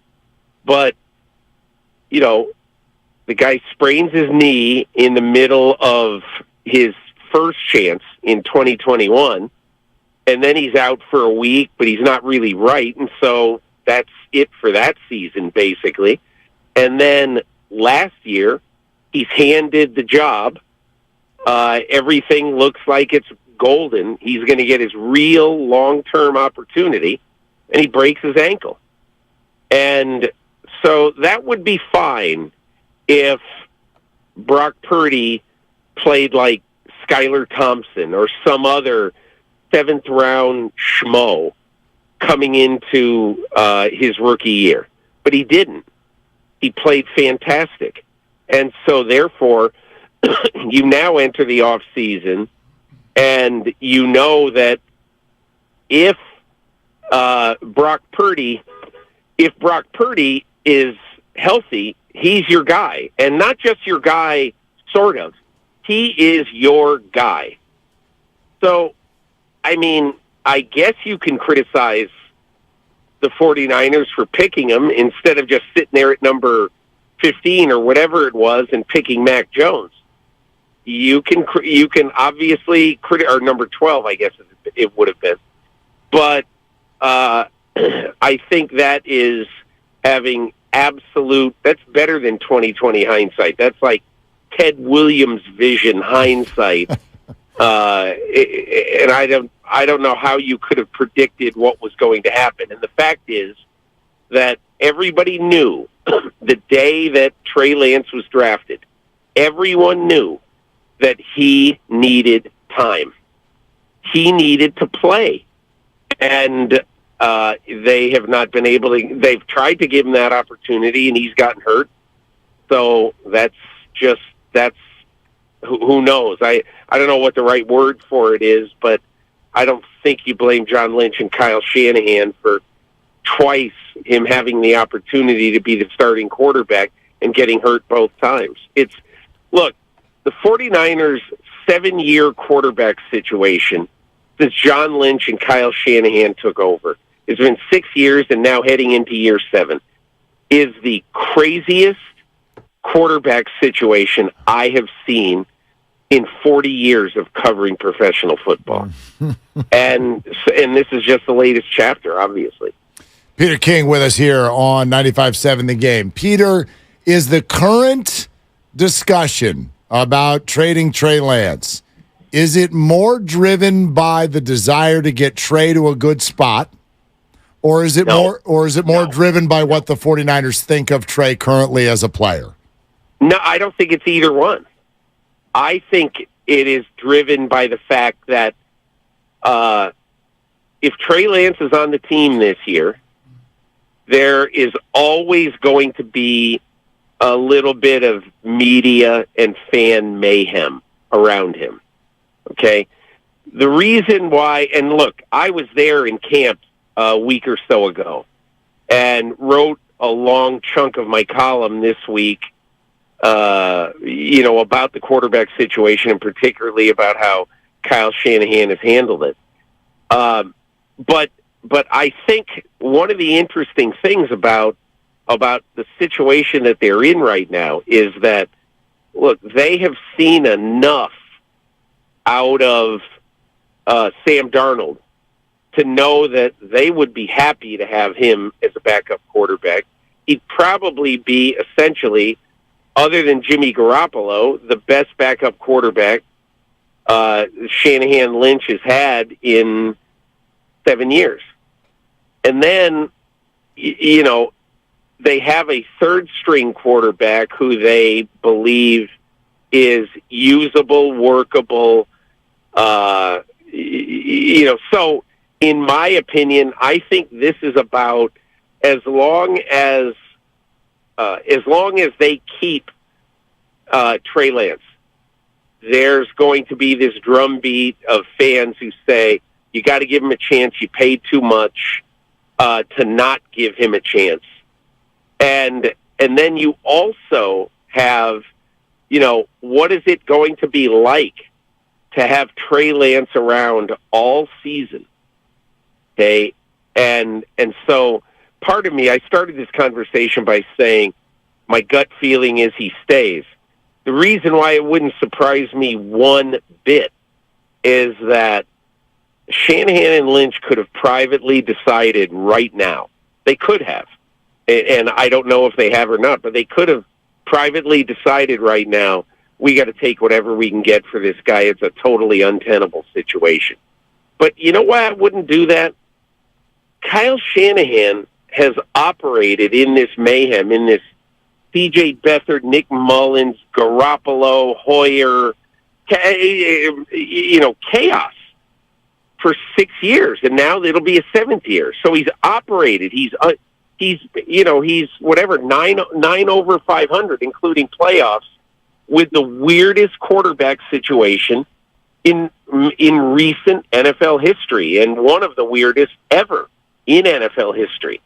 So my only point is, particularly after how well Trey Lance played in the preseason game last weekend, I mean, you're going to give this guy up for nothing, and he's going to go somewhere and be a really good player, potentially. And so that's why if I were the 49ers, I hang on to him. I absolutely, totally hang on to him. I don't get rid of him. And you just cope with, the quasi firestorm that you're going to have, because that's just the way life is in the NFL when you've got a weird quarterback situation like the Niners have. Peter, does making Sam Darnold QB2, when we talk about his arm talent, we know what he did at USC, does making him QB2 say more about Sam Darnold and what the Niners believe he could be in this offense, or say more about how behind Trey is? I think probably how behind Trey is, because really, if you're the 49ers and you have to go win, Brock Purdy, slips in the shower and he's going to miss 3 weeks, okay, with a sprained knee, and you got to go win the next 3 games, 3 big games. Who are you going to be more comfortable playing right now? Are you going to be more comfortable playing a totally inexperienced Trey Lance? Or are you going to be more comfortable playing a guy who has played a lot more football in his life, going back to his days, in college? What are you going to be more comfortable doing? And that, to me, I'd be a lot more comfortable right now with Darnold. Now, look, I'm just saying, if you're Kyle Shanahan, if Trey Lance plays lights out this weekend, I'm just telling you, do not trade this guy. I just think it'd be a big mistake. Peter King with us here on 95.7 The Game. Peter, I'm sure that you've at least attempted to have conversations to find out what Trey's thinking. Where do you think he would like to be right now? Anywhere but San Francisco. I mean, if I were him, I would want to go to a place that had a good coach of quarterbacks, a place that he knows that he could just have a little bit of a growth year this year in another offense, knowing that, opening the off season in 2024, he'd have a legitimate chance to compete for a starting job. Now, the reason why I say that I'd be hesitant about Minnesota is a very simple reason, okay? The Minnesota Vikings, if Kirk Cousins plays great and they win 2 playoff games, are going to sign Kirk Cousins, okay? They're not going to dump Kirk Cousins if he has a good year and takes them further in the playoffs than he has taken them to this point. The idea of the Vikings trading for Trey Lance now and putting all of these doubts in a guy who is a big thinker, in Kirk Cousins, I think it'd be a terrible move. by the Vikings. But what I would want if I were Trey Lance is to go to a place. Kevin O'Connell is a very good coach of the position. I'd want to go there. I might want to go if you're going to get traded right now, and even though I don't think they would do it, you might want to go to Washington to see what Eric Bieniemy / Patrick Mahomes can rub off on him. And so I'd want to go to a guy who can coach the quarterback, and I would want to go to a place where I knew that, hey, look, everybody's got their quarterback situation set up for this year. I want to go to a place where I'm solid number 2, and at worst, next spring, I have a good chance to compete for the starting quarterback job. Peter, one of the things I'm struggling with, you've said it in this conversation, Tom Pelissero said it to us yesterday. You've both sort of suggested that Brandon Allen is going to make the final 53, and the 49ers, we all believe, at least I do, that they're not keeping 4 quarterbacks. So the idea of keeping Trey, what does it look like? You'd have to cut Brandon Allen. You know, you're not keeping 4 quarterbacks. Now, let's just let me say this, and let's be. I say they're not keeping 4 quarterbacks. Look, the thing that I think people really miss a lot when they say, "Well, you can't keep 4 quarterbacks." Well, next Tuesday is not, underline is not, put it in all caps, put it in bold, put it in italic, is not your final roster. It isn't. And the reason that it's not your final roster is because a lot of teams will keep guys on their roster, and these guys who they keep on their final roster, they will keep knowing that they are either going to trade them before opening day, or if they're not going to trade them before opening day, they are going to they'll cut them before opening day. And you say, well, geez, then why would they keep them?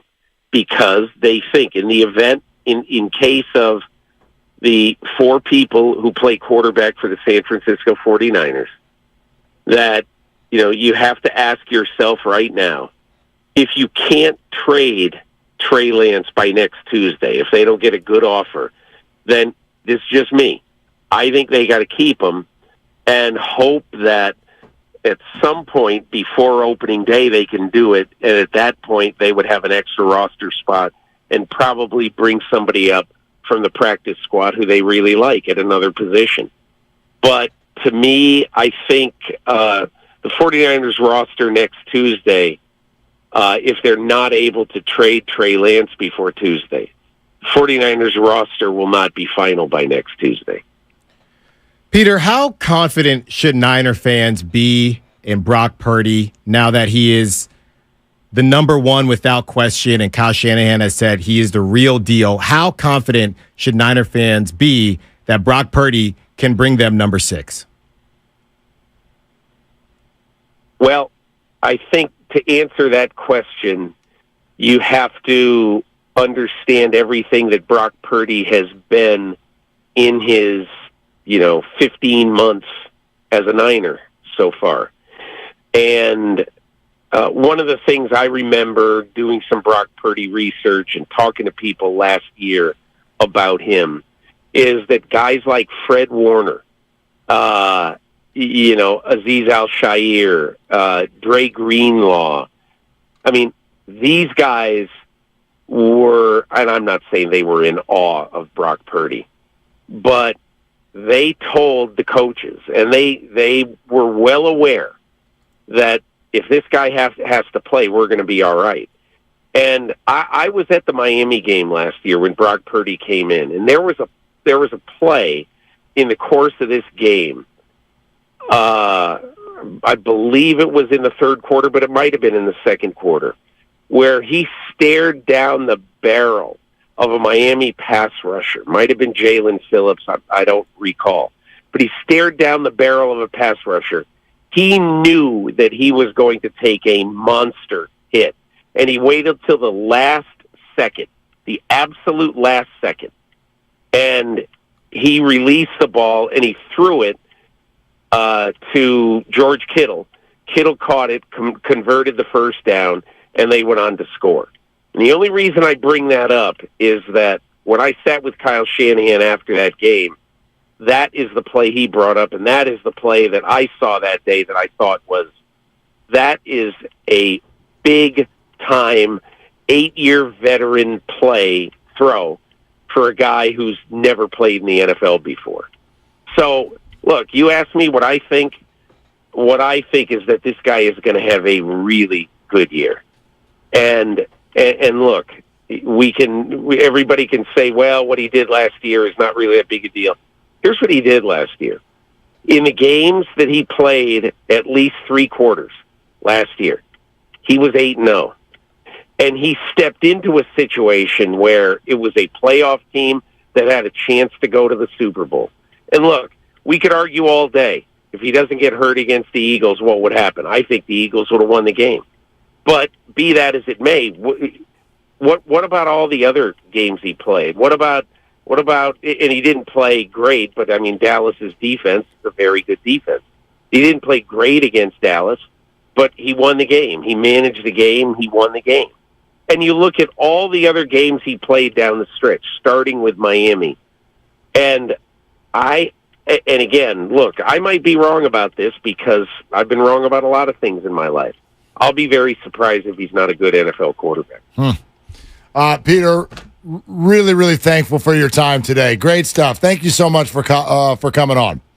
Appreciate it, guys. Thank you. Have a great weekend. Okay, you too. Football Morning in America, NBC Sports. That is Peter King. We will react to that and reopen things to your phone calls, 888-957-9570.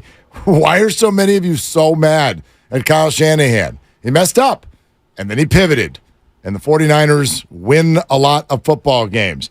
We'll get to your calls. We're presented by Fremont Bank. Full-service banking, no compromises. Styles is in for Dibs. It's Willard and Dibs. Have you ever had an unwelcome pest in your home? Not fun.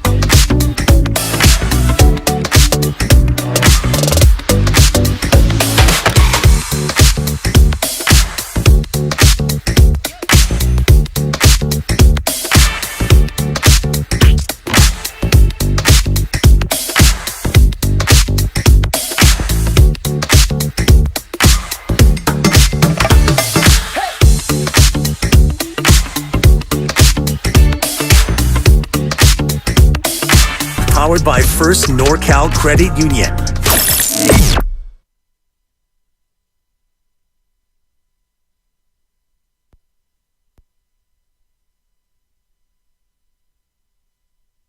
Peter, I'm sure that you've at least attempted to have conversations to find out what Trey's thinking. Where do you think he would like to be right now? Anywhere but San Francisco. Now, back to Willard and Dibs on 95.7 The Game. I was just thinking about this. Styles is in for Dibs. Glad you're here. David Lombardi joins us in 45 minutes. I was just thinking about this, and this is why I am going to pause and wait on the drumbeat that is building about keeping Trey Lance for a number of reasons. Okay. First of all, the 49ers are going to publicly say, we want Trey here because that's what you do. You support your guy and reasons. Okay. You make it look to the rest of the league like it's not like we have to get him out of here, right? So that's why they're going to say that, and I get where Peter's coming from. Like, the bottom line is Trey Lance is 2.5 years removed from being the number 3 overall pick in the draft, and he's only played 4 games. So you don't just give that person away. Unless, of course, you're motivated by, like, Trey is dying to get out of here and he's going to cause problems, and he doesn't seem like that kind of guy to me. But I was thinking about it this way. Look at this. Giants had one of the craziest baseball games you'll ever see yesterday. Shohei Ohtani has a torn UCL and will not pitch this year or next, and may not really pitch more than maybe 3 or 4 seasons for the rest of his career. That's the word that I've kind of gotten. Wow. Meantime, I'm looking at something that just popped on the internet earlier today about how Dame Lillard will not speak on the Portland Trail Blazers as a franchise. Yeah. And but also said he confirmed there was a trade request. He did not say there is. And I could do what I'm doing right now for another 20 minutes. What I mean is I could bring up unbelievably monstrous story after story after story after story, and none of you want to talk about any of it. And that's why the 49ers can't keep Trey Lance. That's why. Because they can't go to Pittsburgh in 17 days and win 31-17 and have everybody come back the next day and go, oh, okay, so this is what Brock Purdy did, and how would we compare that to Trey Lance? And if Trey Lance had gotten a chance to go play with Christian McCaffrey, media versus fans, you think it would stop? I don't. Maybe not the fan. Maybe not some fans. It's too big. I don't think the media would be asking questions. Not once the season started. Depends on what happens. I agree with you that the assembled media in Pittsburgh after a 31-17 ho-hum win, I think that, but what happens if Brock limps off? But they're going to do the same thing with Sam now, though. But it's different. It's different. It's just like the specter is so large. And so I'm not saying they have to. What you're saying is you think they're more motivated. I think that they are more motivated than we're all letting on. Absolutely. And I think that we all should be aware of what is a potential pitfall to this whole situation. Football teams do not take this stuff lightly. Like, this is, make no mistake. I hate using this word because it sounds dismissive of a human being. That's not how I mean it. This is a distraction. Trey's not a distraction. He didn't do anything wrong.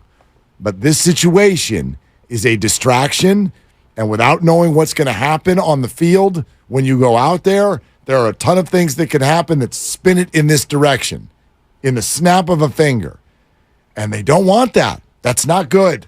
It's not good. I'm at some point I'll move forward off of it, but the way we're talking about this, I just know that they bought a year of not dealing with this because Trey got hurt.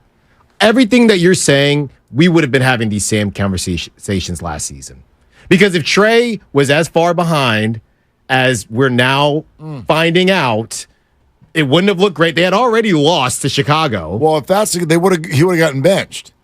Right. Is what you're saying. Well, but then they would have had to deal with, like I said, they got let off the hook. Because if you bench the kid in the middle of, they wouldn't be able to now say, we were willing to take our lumps with Trey last season, because I don't believe that, right? And a lot of people do. And when people say we gave it to him in good faith, they did. They had no choice. They had no choice. But when people say, "Hey, Trey got his opportunity," he did, and they can hide behind it forever, and we'll never be able to prove it because Trey did get injured. But I'm telling you, Mark, it would have been the same thing last season. All they did was push it by one season. Now you couldn't deal with the drama this season. And Trey, who knows what Trey is this season if he does play. You're saying if he got benched. Mm-hmm. You're saying if he got benched. Yeah. Yeah, but then you're in the middle of the season. Again. We're starting the season here, though. I know, but we're not there yet. They haven't even gotten to cutdown day yet. So there's a reason that, and this is not me, don't take it from me, go to the high-level NFL reporters, and it's all over the internet for your consumption. The Niners have been trying to trade him every month. Mm-hmm. Every month of the offseason, they've been trying to trade him. There's a reason for that. It's not because nobody likes him. It's not because nobody thinks that he couldn't develop someday. It's because football teams do not want chatter about people deep on the bench. It's not good. It's just crazy for me to hear that when you brought back a guy last season where they were wearing Jimmy for President shirts. That guy that they got upset that Trey got to, run in, throw in that touchdown? Okay. You brought that guy back? So again, why would you welcome a distraction into your locker room? There is only one reason. You feel forced. Every time the 49ers have made one of these decisions that people like to hang around their necks, if I had $1 for every person in the last 3 weeks who's called in and said, how can you go all in on him last year, and then a year later, he's not even your backup? How's that possible? Mm-hmm. Because they were forced. They were forced. There was no other option last year. Oh no, I agree with that. You go into last year's offseason, you have your plan. We all acknowledge now that it didn't work. Mm-hmm. But Jimmy Garoppolo has had a bye-bye press conference. See ya. He is gone. He is under the knife. There are trade talks. He is out the door for all intents and purposes. Mm-hmm. You have Nate Sudfeld. Who cares? You drafted Brock Purdy. You're like, whoa, I dig it. I really like what he's doing. But he's never played a football game. It would be ludicrous for us to name him the starter when Trey Lance is the number 3 overall pick from a year and a half earlier. It would be ludicrous to do that, even though if you read between the lines with what Kyle Shanahan said on the TK pod, he essentially said last year in training camp, Brock was better than Trey. But we couldn't do anything about it yet. And then furthermore, Trey goes out there during training camp. They're not liking what they see, so they bring back Jimmy Garoppolo because they don't want a season to just be given away. They are forced at every turn last year to make the decision they made. They are no longer forced. But that's why I can't let him off the hook. But that's why I cannot let him off the hook for this pick and this decision. You don't have, no one's asking you to let him off the hook. If they don't, that's why I'm saying I believe that, look, everybody, Kyle Shanahan, whether he drafted Trey or not, at some point, people are going to say, are you going to win the big one or not? So regardless of the stench of this bad pick that was Trey Lance, at some point, whether Kyle Shanahan went with Deshaun Watson or Mahomes, you assume that he would have won one, but we don't know. So at some point, he was going to have to win a big one or people are going to have questions. But because of what you, and I know it's a sunk cost, I know we're done there, but it's just hard for me to say that you can remove it unless you just go in. And I would be okay with the whole thing if they say, hey, we moved off of it, we got our guy Brock, and we won it. We made the right decision. If you don't win it, I'm not saying that it's still successful, but ultimately you still didn't get the goal. I get it. The goal was to get to the mountaintop. That's why you got rid of Jimmy. Yeah. So it doesn't matter that it didn't work out with Trey and it quote unquote worked out with Brock. At some point, the goal was still to win the big one that you felt you couldn't win with Jimmy. That's what's wild, and that's actually where we started our conversation today, which is since they've drafted Trey Lance, playoffs included, they're 27-13. And people are out in the streets going, Kyle's not this, and accountability, and we're not letting him off the hook, and we got to stop thinking that he's a good coach. And that's what is interesting to me. 888-957-9570. You can absolutely weigh in on this. If they're winning football games, that's acknowledged. It's a fact. If you all acknowledge, and I think you do, that if Kyle Shanahan is available tomorrow, almost every team in the whole NFL tries to hire him. If you can acknowledge all of that, then what are you so upset about? We will acknowledge as fact that the pick was a disaster. And they made a mistake. They made a huge mistake and then pivoted.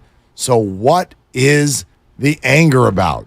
What is it that you want acknowledged or changed or what have you? So we'll take your phone calls on that. We're sponsored by Chilton Auto Body. David Lombardi's a half hour away, but nothing but your calls till then. Styles in for Dibs. It's Willard and Dibs. Have you been in a car accident? Chilton Auto Body has 15 convenient Bay Area locations to help restore your vehicle to pre-accident condition. Chilton Auto Body is also a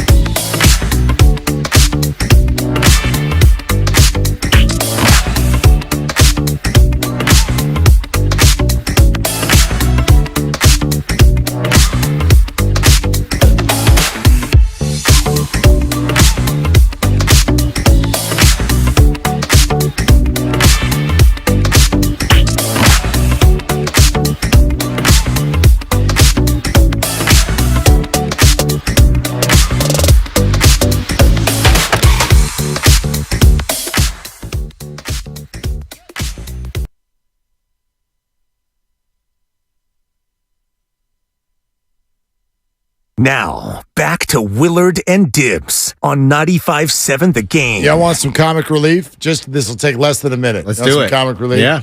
So I had told the audience earlier this week, I hosted my sons, so they're all juniors in high school, their fantasy draft. Okay. However, of the 12 people in the draft, 10, 12? Yeah, I think it was 12. Anyway, it's him and all of his buddies, plus my nephew, his cousin. And then they have one slot for my younger son, who's only 9. And the way they try to take advantage of him, boy, they don't know. They don't know that he knows more football than all of them combined. Good. It's wild. So because he's only 9, I have the access to his fantasy team site. So he just got his first trade offer. I love when they do this.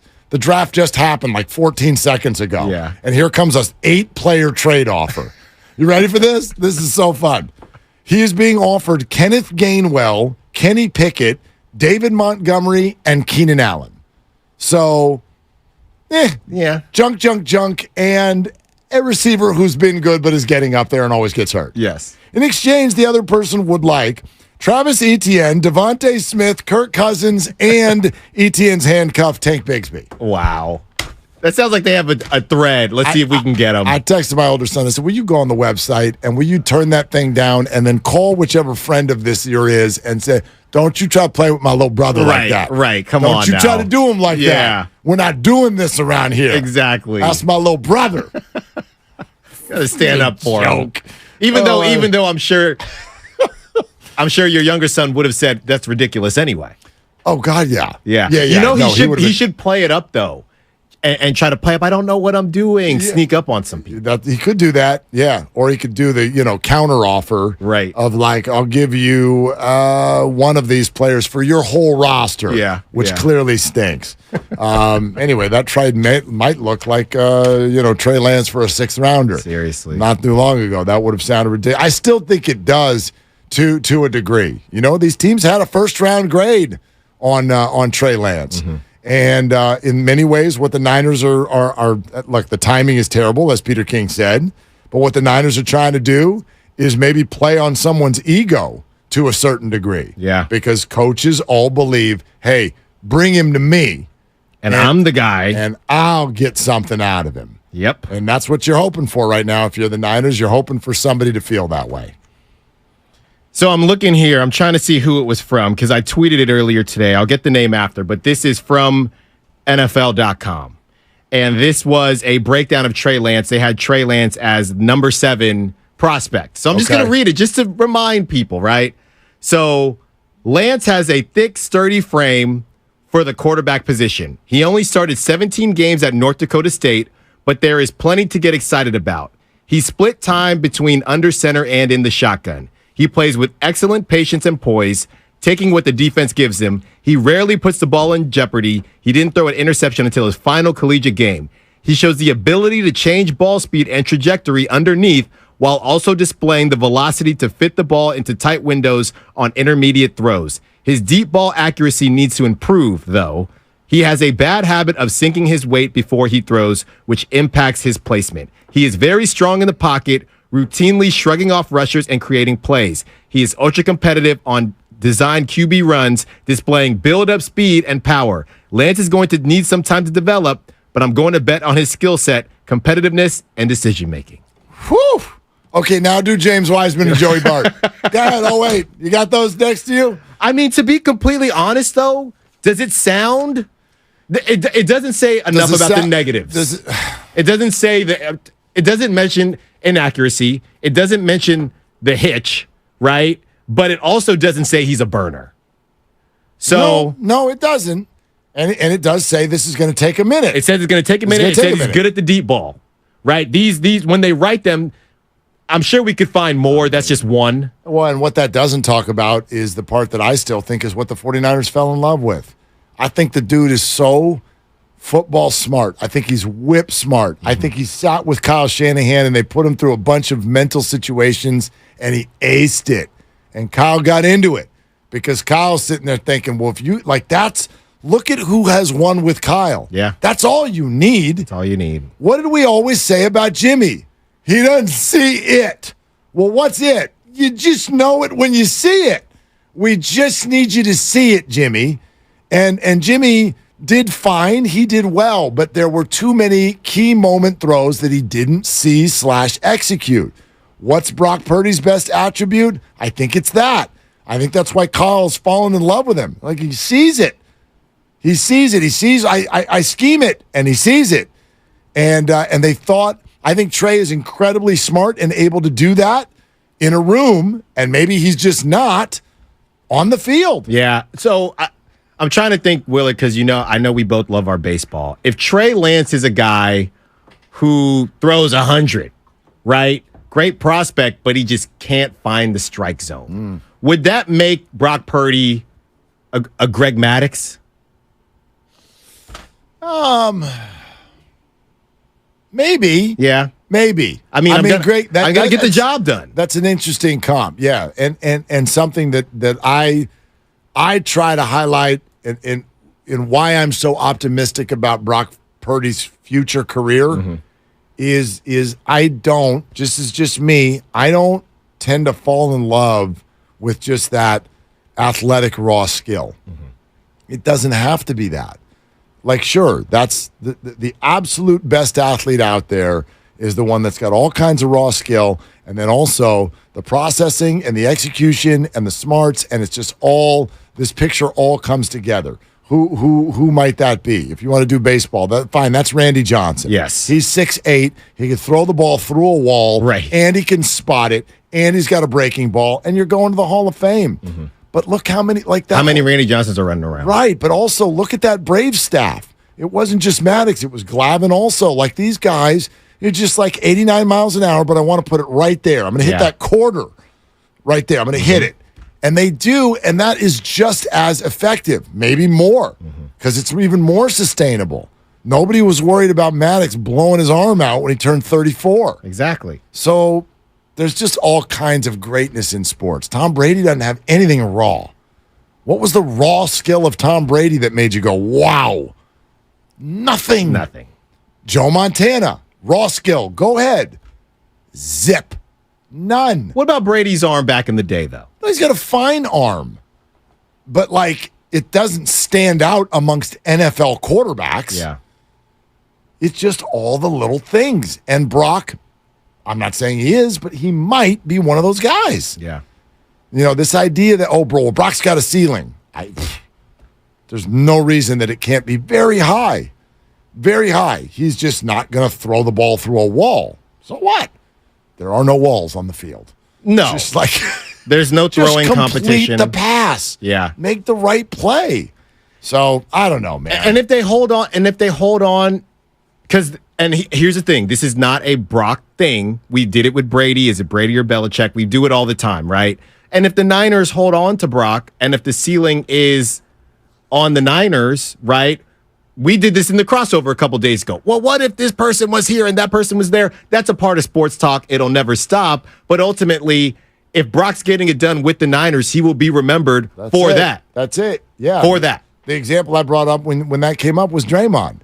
Like, if you guys don't want to take... It's always Draymond. If you want to take Draymond's Hall of Fame speech away from him, go right ahead. I'd like to watch it. Yeah. And he gets it, whether or not he would have been good on the Pistons or not. It doesn't matter. Right. His career is his career, and it's great. It's not that it's not even. It's not that it's not true. It's that it's a slippery slope and it's a snowball. Because then it's where do we stop?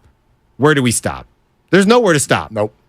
How about Mike in Santa Clara? We'll keep taking your calls. David Lombardi is coming up in less than 20 minutes. Mike in Santa Clara with Willard and Styles. Hi, Mike. What are you doing? Hey, Willard. Hey, Sounds. Hey, so before I even get into the Trey Lance situation, I just want your guys' thoughts. And Sounds, this means more to you. What about your nickname as being Soundwave, if you're a Transformers fan? This one, that just flew way the heck over my head. Can you restate that, Mike? What did you say? I'm trying to give Sounds a nickname here. Styles? What about Soundwave? Give me a nickname? Yeah. Oh, yeah. I mean, sure. Where are you coming from, Mike? I'm just coming from a Transformers perspective. Like, Soundwave, it just seems like it's the right fit for you. You're just, honestly, just by the book and just very authoritative about it. Thank you. Mike, did you have anything else, or was that all you wanted to say? No. Okay, that was a total mess up. All right, I'll accept that one. You know what? Good on you for owning it. You know, like a stand-up comic, sometimes like it just it didn't land, Mike. But you know what? I appreciate it. It was great effort. You know what? Let's forget that. Look, overall, the Trey Lance situation, I just feel bad for the kid. Look, we already knew Brock Purdy was going to be the guy. We knew that. But what did we really see outside of Trey Lance compared to Sam Darnold as a secondary? In my opinion, Trey Lance had the way better preseason so far. But, again, I just feel like we're not giving the guy enough of a chance. And, yes, we all can agree that this is just a really, really big screw-up. We lost 3 first-rounders. Now we're kind of in the hole. And, yes, granted, if we do end up winning the Super Bowl, everything's forgiven. But if it's not the case, again, we're back in the same hole. We haven't had a real true quarterback, for God knows how long. I mean, outside of Montana, you could even say maybe Jeff Garcia after that, who was, consistent, was not the guy. And so us giving up 3 first-rounders for this and then making him the third stringer, I don't blame the guy for wanting to move on.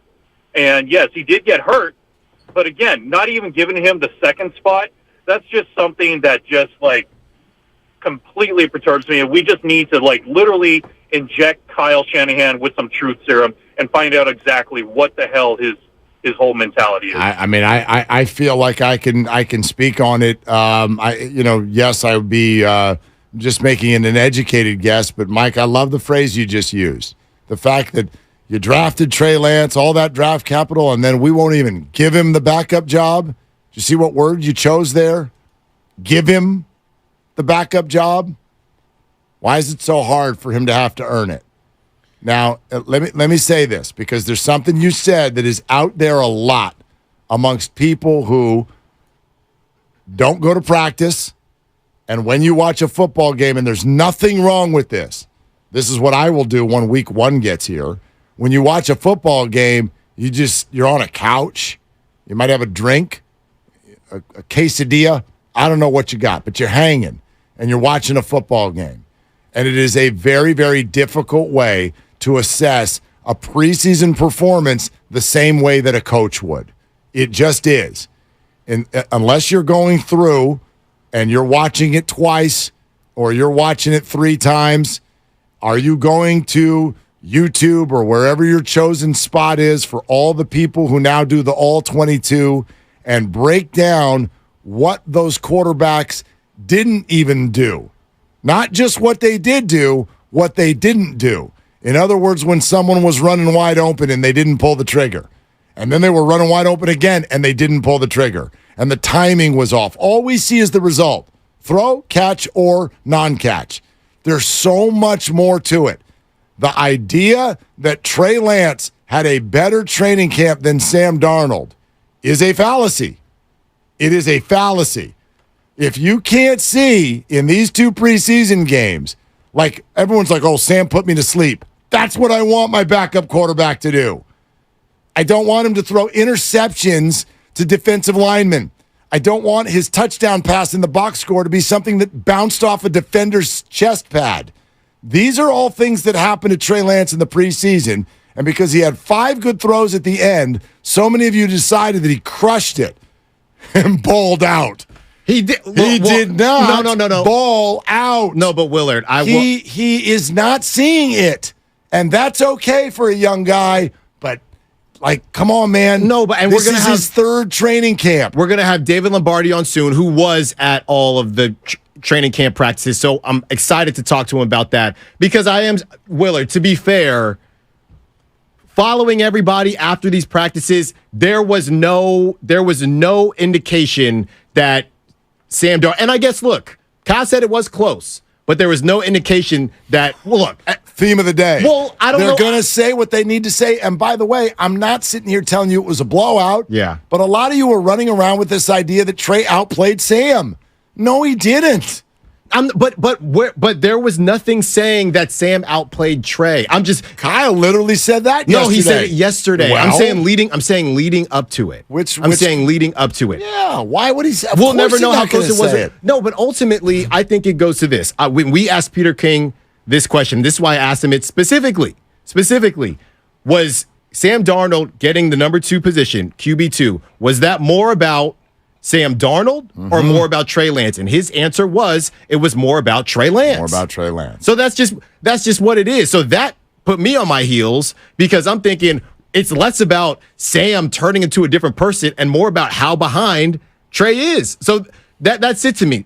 Now, again, we're going to have David Lombardi on and we can break these things down because all I'm saying is throughout training camp when they're putting out everything and they have their little blurbs about things, there wasn't a consensus that I saw that was it's trending in the wrong direction. But we can get it. We can easily get this cleared up. Well, I also think just go back to how he got here.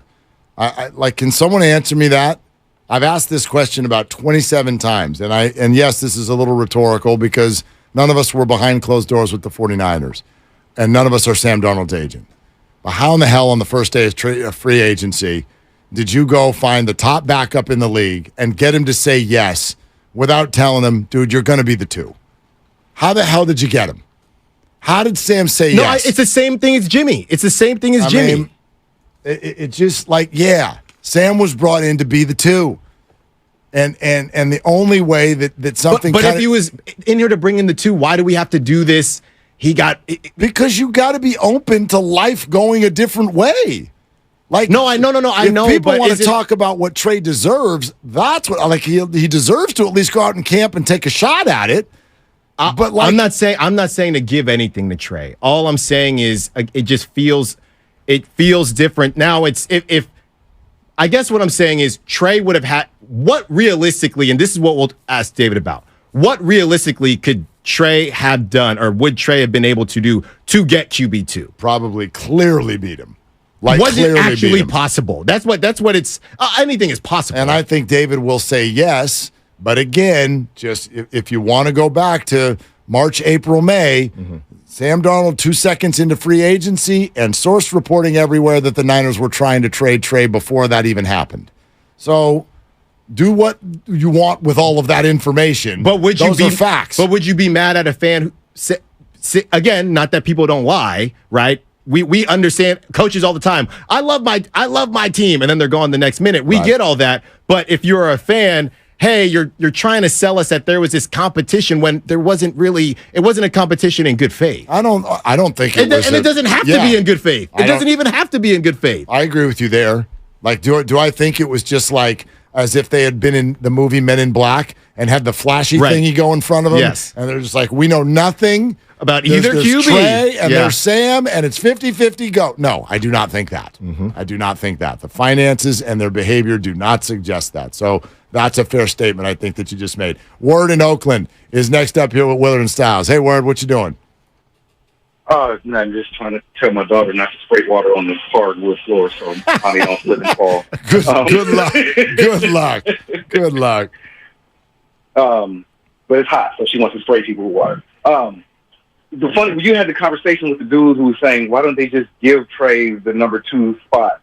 And I loved how I don't say you checked him, but you correct, the word give in that situation is just crazy. I remember when I played my one season of Pop Warner football, I was a little chubby, out of shape kid in 6th, 7th grade. They gave me the number 25 and stuck me in the middle of the defensive line. I was terrible. I went to practice and practiced hard. Well, I practiced. I went. But I didn't get to play much until the starter got hurt and I got to play again, starting the game. But my family never actually complained about why y'all not letting this boy play because they probably figured these coaches know this boy can't play. And that's kind of the thing with fans and Trey is we are complaining about not being able to see him and not getting a shot. He's getting shots every day in practice. Players know, coaches know. I don't know if you caught when Schlereth a few days ago did an interview and he talked about how when he was with the Redskins, they were the Redskins. Yep, all good. Farad and Heath Schuler that year. And they did a couple of drills or whatever, and within about not much time, Schlereth said the players knew right off the top, Heath Schuler can't play. Gus Frerotte can play. It's as simple as that. Now, fans didn't necessarily get all that information because they're not at practice watching all that. But players know and coaches know, and fans need to realize, man, just wait for this product on the field. Stop acting like we know who should be and shouldn't be playing, man. Like, at the very least, obviously we blew the kick, but at this point, fortunately, we were able to hedge, and Brock bailed us out. But that's a great thing. Like, so fans need to understand, like, it's not like they're just deciding, we're just not going to let Trey play.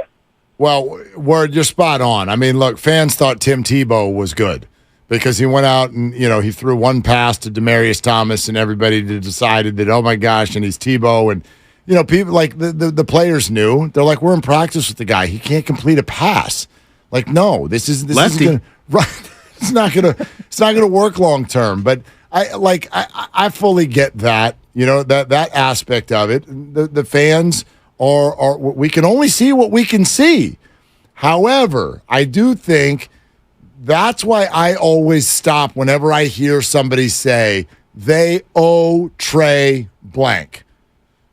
You fill in that blank with a paycheck. No, yes. That's what they owe Trey Lance. I'm good with you there. His paycheck. I'm good with you there. But throughout this show, I've been trying to figure out and try not speak for a group, but just we know where you are on the logical side. I have been taking the emotional stance, if you will. So as I continue to try to do that, Willard, I guess the way I'm looking at this is that the Niners, if you look at them as a business, right? Because that's what they are. They're an organization. Sure. And if you look at the Niners and the decision to pick Trey, is it fair to say that knowing, I just read a scouting report from Trey, knowing the time that Trey needed, okay, and the Niners, they're scouting, they thought they could pull it off, and Trey did get injured. But is it fair to say that maybe people feel some type of way because the Niners mess up actually affected Trey's career? Right? Because if Trey got drafted to a different team where maybe the Anthony Richardson Colts model, I don't know if he gets injured or not, but he would have had a longer runway. Of course that's fair. And now let me respond with this. That is the case for every single human being in the draft. You get drafted. You might No, I'm not saying Trevor Lawrence had. Do you know what Trevor Lawrence had to deal with in year one with Urban Idiot Meyer? I do know. And he endured. And now it's time to cook. That's different, though. Why is it different? They're all different. Well, because he still had no expectations to win. Of course, but my point was not to say that. My point was to say your lot in life is your lot in life when it comes to professional sports, because it's not like the rest of us who come out of college and can pick where we say yes to a job. Sure, and we're not saying, I'm not saying it's not fair. I'm not saying anything. I'm saying that's why people feel Trey needed time, and they miscalculated the amount of time they thought that they needed to give him. He shares in that. And his injuries share in that. Sure. And yes, the 49ers share in that. I mean, we can all agree it was a bad pick. Mm-hmm. It was a bad pick. But, I'm supposed to feel sorry for a guy who got picked, a quarterback who got picked by Kyle Shanahan? Well, the feel sorry thing is interesting. I know we're up against the feel sorry thing. Fans choose when they want to feel sorry for an athlete. I feel sorry for the experience he's had. I really do. Sure. But I'm not going to tell you to feel sorry for Trey, but some people might feel sorry for Trey. When it comes to the end of the day, you shouldn't feel sorry for anybody, any of these guys. They're all in the 1%. They're all millionaires. So if a fan wants to feel sorry for Trey, cool. I think some people felt sorry for Jimmy and how he was treated on the way out. Jimmy's checks were clearing too. Yeah, so it's not just about money. whoever wants to feel sorry for Trey, cool. If you don't want to, cool. That's your prerogative. What exactly are the Niners going to do next? We'll keep taking your calls, but David Lombardi's going to jump in here coming up next. We're presented by Fremont Bank, full-service banking, no compromises, and very, very interesting inside information. The minds of both Kyle Shanahan and Trey Lance with Peter King. If you missed that, we'll have a good portion of that coming up for you in about a half hour. So stick with us. Styles in for Dibs. It's Willard and Dibs. Hey, it's your boy Guru. Every time.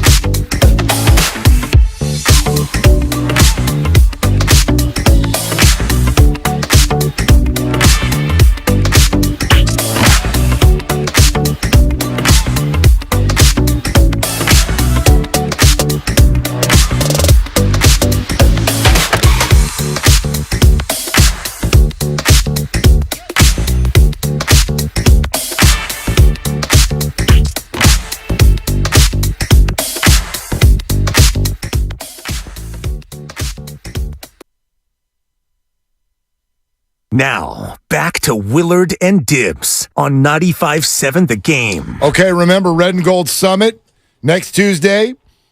Fieldwork Brewing Company, San Ramon, 2 to 4, me and Dibbs, 4 to 6, all the hosts, all the topics, all the debate, and all of you. Free, just come join us. That's it. That's all you need. Just come. Just come to Fieldwork Brewing Company, Tap Room and Beer Garden in San Ramon next Tuesday afternoon, August 29th. You're coming, right? I might slide through. You should. You definitely should. David Lombardi will not be there. He's way too busy. I imagine there's going to be a huge Niner practice that afternoon. And as always, he will be there. But right now, he's here. The Athletic, David Lombardi. How are you, my friend?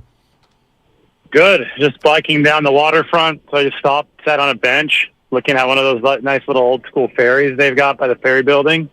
And they're building skyscrapers on Treasure Island. That's something I noticed, but just right now I noticed not driving. It's going to look crazy out there. I did not know that. But speaking of surprising things that are about to happen, when we go to our Red and Gold Summit next Tuesday, David, what will we be talking about with regard to Trey Lance? How he fit into the roster or how he fit into someone else's roster? In all likelihood, how he fits into the 49ers roster, because you just look at probabilities, and the probability says that there's not a trade market for him, at least one that the 49ers would be satisfied with right now. And quarterbacks are currency. The 49ers have shown us that they feel this way. We had a case study last year with Jimmy Garoppolo when they contorted themselves to make sure that he fit onto the roster throughout the entire 2022 calendar year. They wanted to maintain their option power, and at the cut down, so about a year before, just at this time last year is when the opportunity to re-sign Jimmy Garoppolo for the cheaper deal presented itself. Trey Lance is obviously a different situation with different variables, but the same overarching truth is in place, and that's that quarterbacks are currency, quarterbacks are assets at the most important position, and the 49ers aren't just going to let them go for free. And if there is not a big return for Trey Lance, I just don't see where it would come from right now, one that would make the 49ers better this year. So that probably means getting a player this year in return for him. If that's not going to be the case, then the 49ers are tangibly better with Trey Lance on the roster than without him, because you saw this team run out of quarterbacks last year. So why not stock up at the most important position? David, we know you've been at training camp, boots on the ground. How close did the competition for QB2 between Sam Darnold and Trey Lance look to you? Early on, it was closer, but especially since the first preseason game started, just the way that Sam Darnold commands the game, commands the huddle, has a feel for the short game, which Trey Lance still really struggles with. I didn't think it was particularly close. In the red zone, a lot of these differences between quarterbacks really show up, and Brock Purdy threw a touchdown pass, I think, on like 36 or 37% of his red zone attempts. Sam Darnold on 33% of his red zone attempts, and Trey Lance was way behind. He was at like 16% of his red zone attempts. I get that that's a rudimentary stat, but it's just one that I think might help illustrate for people, what Kyle Shanahan is looking for as far as quarterback ability within the context of his system. And I don't think it was that close at all. I mean, the only evidence you really need is that this was decided before the last preseason game.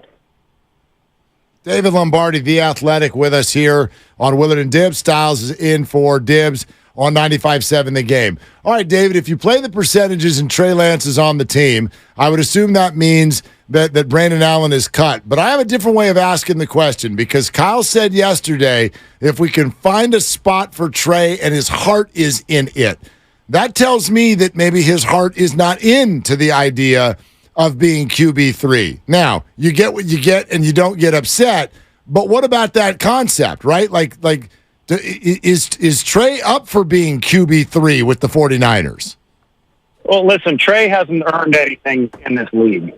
Let's be serious about that right now. He's played 4 games, and it's not through a fault of his own that he has a lack of experience. It's injuries, but the National Football League is a meritocracy, and Trey Lance right now is 3rd on the 49ers quarterback pecking order, and I'm not sure that he'd be much higher anywhere else. I mean, he just doesn't have enough experience, and he hasn't shown enough on tape to be somebody who can point and choose where he wants to go and have that job. It just doesn't work that way. I think that what Kyle Shanahan and John Lynch were referring to was that Trey Lance was upset after they let him know that he lost the battle for quarterback 2, as any competitor would be. And then Lance, I mean, everything about Lance, the 49ers like his character, right? They like the way that he carries himself. There have been some very turbulent waters, but, through and through, Trey Lance, the person, has shined throughout all of this. So I think that the 49ers are very confident that he'll bounce back, come back to work after what would be a rough day for anybody. And that was the case on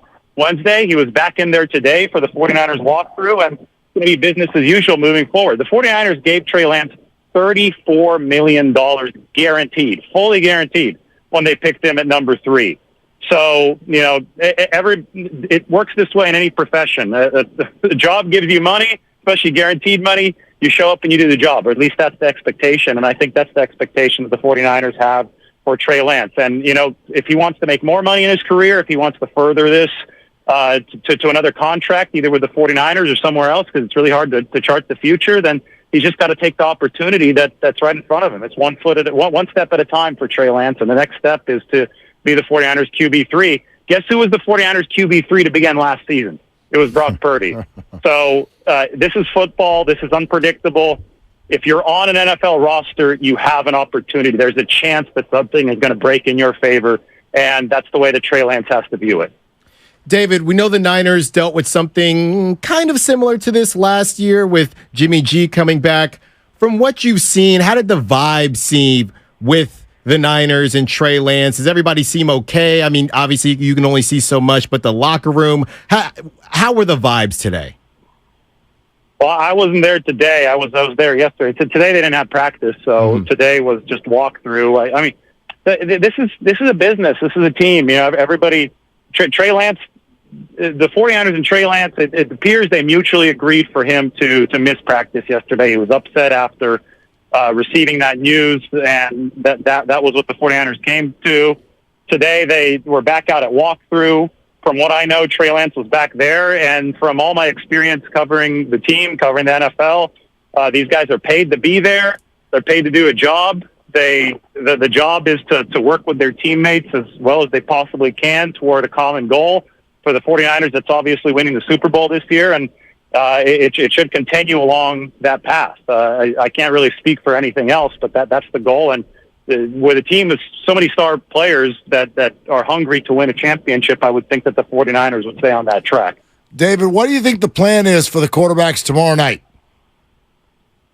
Well, they're going to start Purdy. It's the dress rehearsal.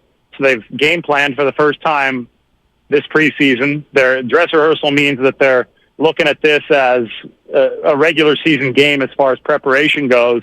The 49ers are actually happy that the Chargers run a 3-4 front because that's what the Steelers run. So the 49ers feel they can get some week 1 preparation in for their first team just by virtue of that. I would expect about 20 reps or so, maybe a little bit more, for the 49ers first team offense, including Brock Purdy.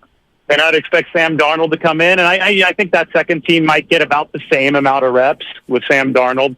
And then I think that you can give Trey Lance a really extended look and maybe give Brandon Allen some mop-up duty just to make sure that he stays sharp. But that's how I would expect it to be divided, probably in a similar fashion, like same order as the previous game, but with a longer stint for Brock Purdy and a shorter stint for Sam Darnold.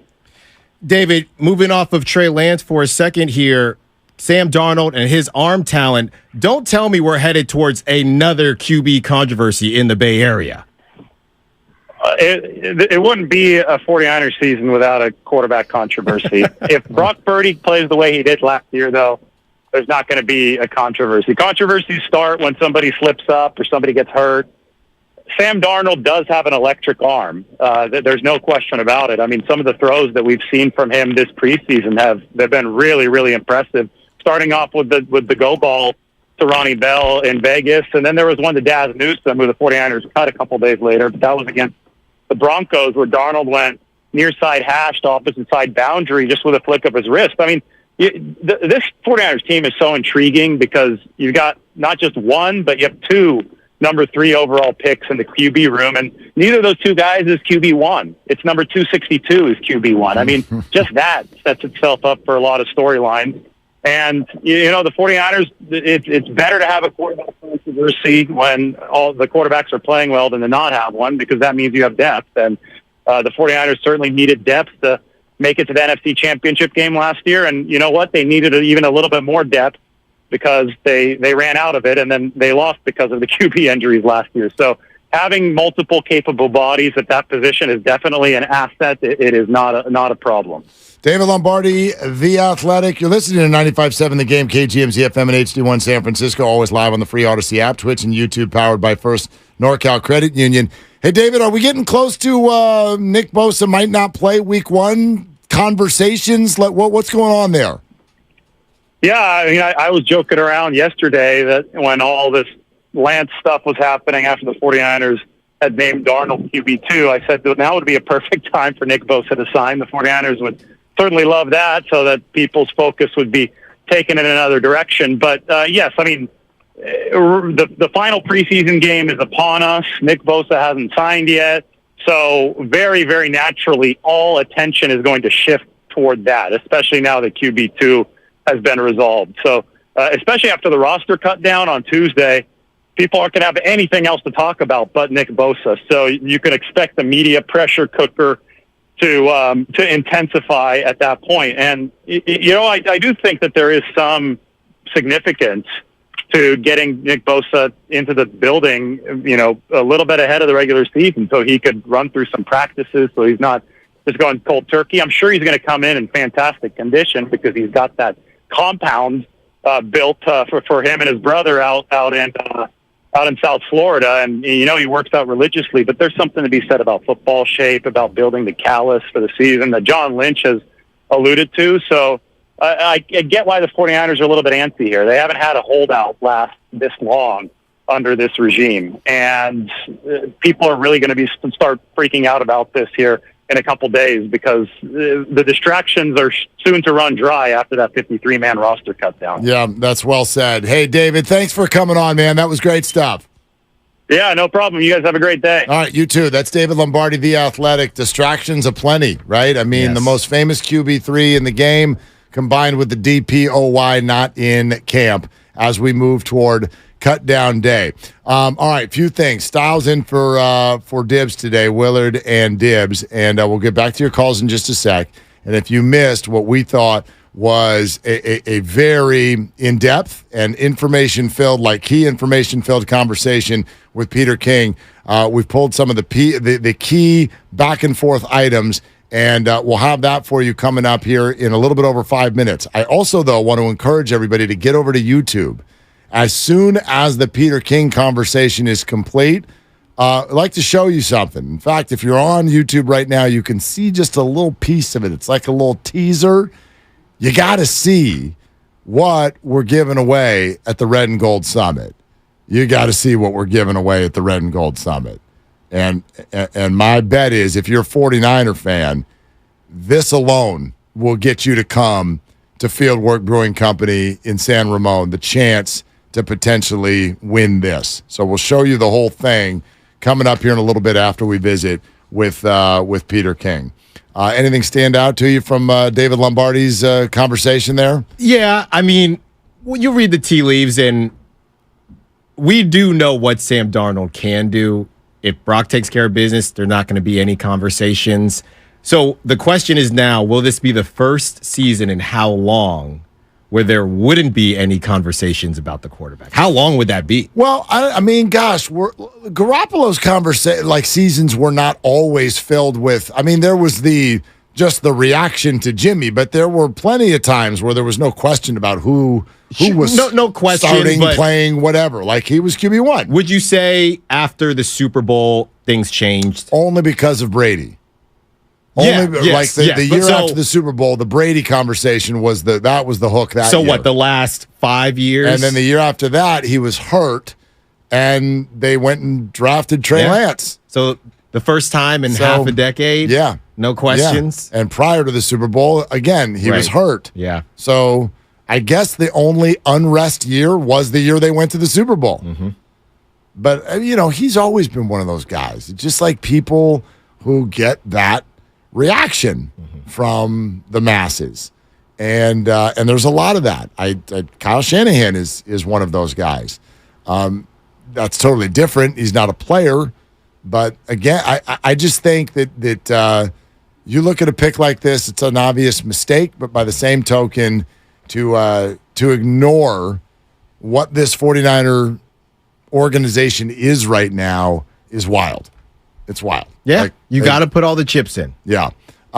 G-Rock in San Jose with Willard and Styles. Hey, G-Rock, what you doing? Hey, how you doing, Willard? What's up? So I'm just going to say this. I kind of take a little exception with that word and the way that you term it, give. I don't think anyone who supports Trey is saying give it to him. We're saying he earned it. So that's why we're saying give it to him. But let me just say this. There was an old saying. James Brown made a song. I don't want nobody to give me nothing. Open up the door. I'll get it myself. So what I'm saying here is last year Shanahan said QB1, Trey Lance. This year comes around. Yes, I do agree. Purdy earned it by playing his way to it. But then for QB1 last year to not be able to even compete for QB1, to me is strange, being that Shanahan, our great coach, decided this guy was good enough to be QB1. You mean to tell me if it's close between him and Darnold that he can't be given, earned the QB1 position, being that we drafted him in the first round? But G-Rock, I'm getting stopped up. First of all, you're making an assumption that it's close. The battle was close. David Lombardi, for one, just said that it wasn't that close. I don't even necessarily think it was all that genuine of a battle. But I do wish this. Like, you have a point, but by the same and thank you for the call, I just think we're ignoring circumstances whenever people go, you were the starter a year ago, and now you don't even get to compete for it. The circumstances of a year ago were totally different. There was not another option. I wouldn't go, when camp opened last year. There was not another option. But we now have been told that Brock Purdy caught their eye, and then 14 days before the season started, they hedged their bets and brought Jimmy back. Well, and I wouldn't it's not like they were digging their own decision. You could see it. Yeah, exactly. And that's what I was going to say. I wouldn't even the idea of going from 1 to 3. And again, when we talk about how the national media is destroying the Niners right now, it's funny because they didn't have anything to say when Jimmy got re-signed. That didn't light up. It was all for the national media. It was all just good business. Yep. It didn't set off anybody's alarm. That's a good point. To me, the QB1 thing, right? Hey, well, he was QB1. Just put an asterisk next to it. It was never a pure. When Kyle Shanahan talks about QB1 right now with Brock Purdy, and I thought about this, Willard, even before Brock did what he did. When I heard when he would say, "Hey, yeah, I mean, Kyle's got the keys," I just said, I don't believe you. I believe that you're giving them to him. I don't believe that you want to. Willard, you got kids that are driving age. Hey, Dad, can I take out the Mustang? I don't want to give them to you, but the minivan is in the shop. That's what it felt like, right? I mean, so yes, he was QB1, but you got to put that asterisk next to it, not because I want you to or anything. That's just how it was. Jimmy coming in was that asterisk to me. They liked Purdy. They hedged with Jimmy. And then they called plays where he was running more than throwing, and it all adds up to the same thing, which is that, he was QB1, but they weren't comfortable with it. No. They weren't comfortable with it. Get over to YouTube, because as soon as we're done talking to Peter King, we'll show you what we're giving away at the Red and Gold Summit, and it's pretty amazing. We'll show it to you on YouTube. And, yes, for the radio audience, we'll tell you about it for sure. And then we'll get back to your phone calls as well. But earlier today, welcomed in Peter King for a really, really good conversation, and started out by reminding him that we're still sitting here reacting to all of the news of the last 24 to 48 hours. So, Peter, what do you think happens next? What does this look like by the time we get to next Tuesday? Well, my gut feeling, and it is only a gut feeling, because I think, and look, this is a multi-layered thing, okay? Let's start at the end. My gut feeling is that Trey Lance stays with the 49ers, okay?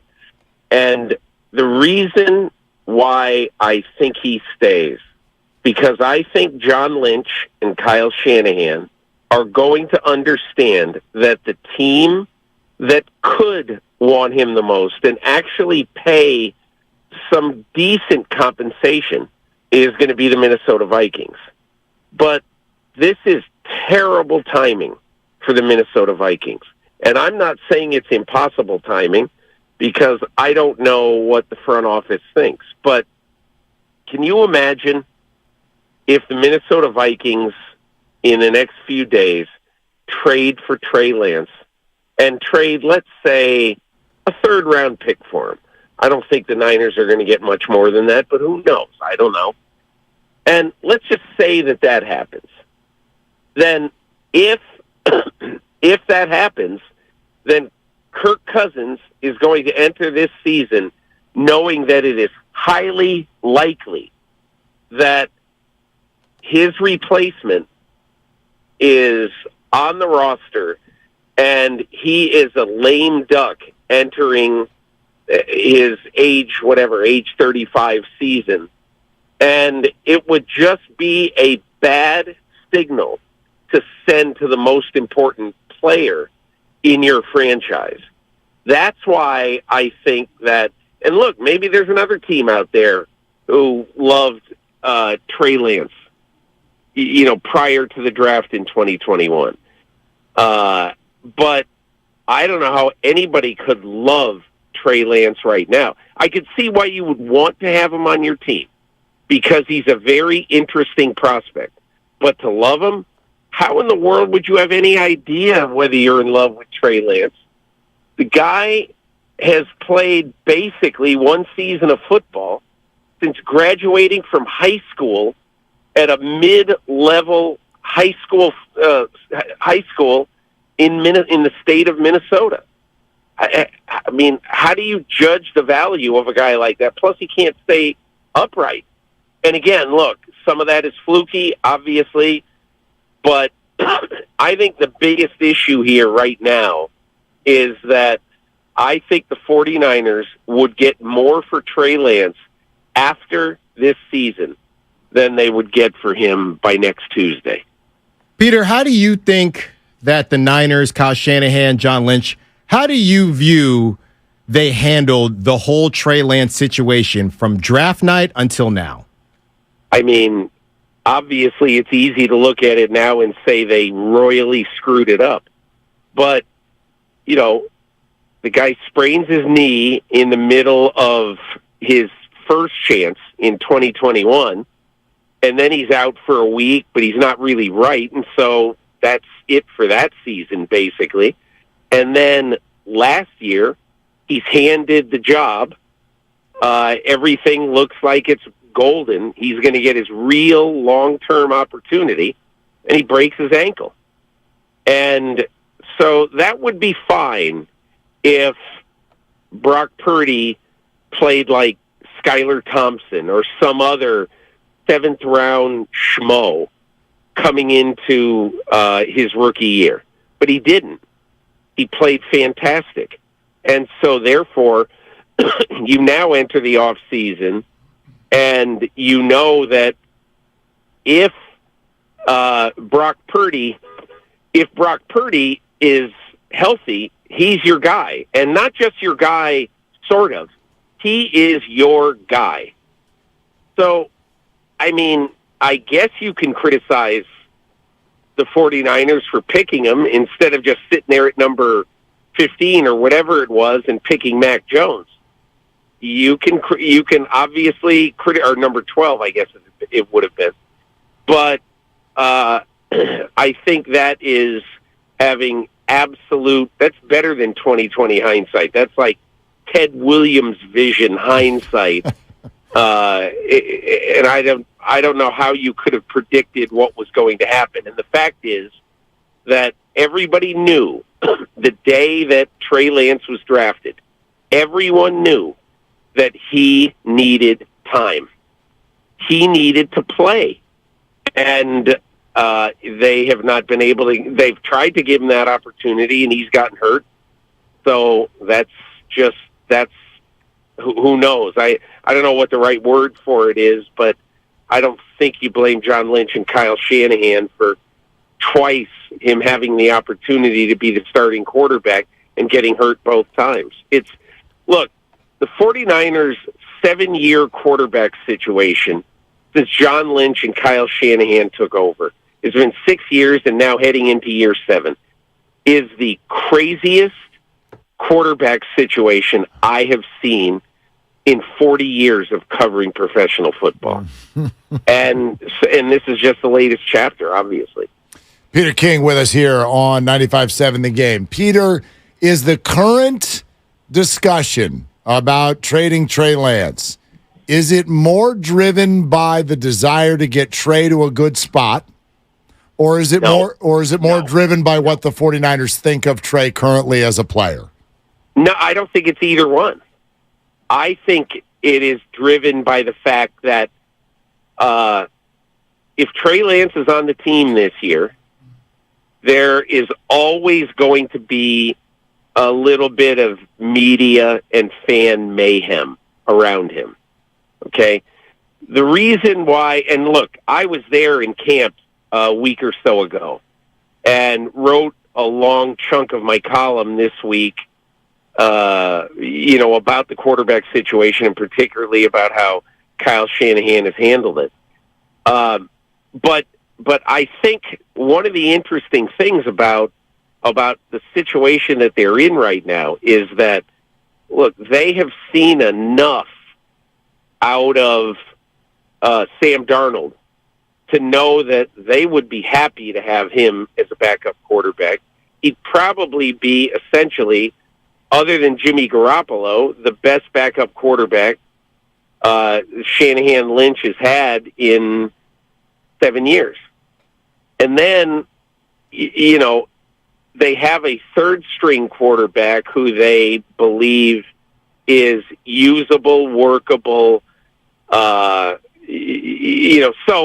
in my opinion, I think this is about as long as they keep Trey Lance, there's going to be this drumbeat of fans who say, you got to give him a chance. You paid too much to not give him a chance. And then you also have, what is it going to be like to have Trey Lance around all season? Okay. And so part of me, I started this conversation by saying my gut feeling is he stays. The reason why it wouldn't surprise me one bit is that Shanahan and Lynch could have privately decided right now. They could have. And I don't know if they have or not, but they could have privately decided right now, we got to take whatever we can get for this guy. It's a totally untenable situation. But you know why I wouldn't do that?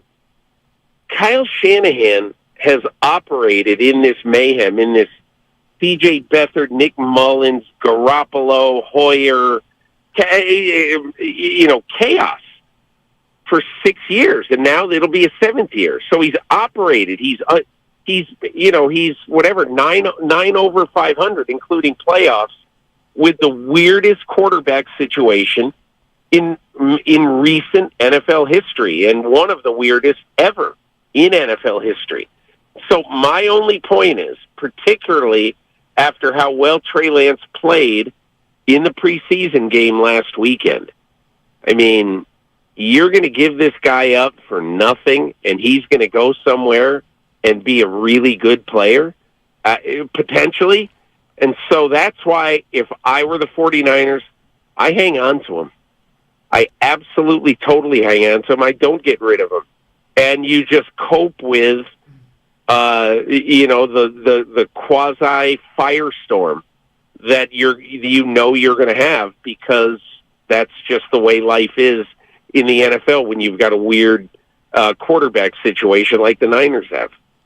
Peter, does making Sam Darnold QB2, when we talk about his arm talent, we know what he did at USC, does making him QB2 say more about Sam Darnold and what the Niners believe he could be in this offense, or say more about how behind Trey is? I think probably how behind Trey is, because really, if you're the 49ers and you have to go win Brock Purdy, slips in the shower and he's going to miss 3 weeks, okay, with a sprained knee. And you got to go win the next 3 games, 3 big games. Who are you going to be more comfortable playing right now? Are you going to be more comfortable playing a totally inexperienced Trey Lance? Or are you going to be more comfortable playing a guy who has played a lot more football in his life, going back to his days, in college? What are you going to be more comfortable doing? And that, to me, I'd be a lot more comfortable right now with Darnold. Now, look, I'm just saying, if you're Kyle Shanahan, if Trey Lance plays lights out this weekend, I'm just telling you, do not trade this guy. I just think it'd be a big mistake. Peter King with us here on 95.7 The Game.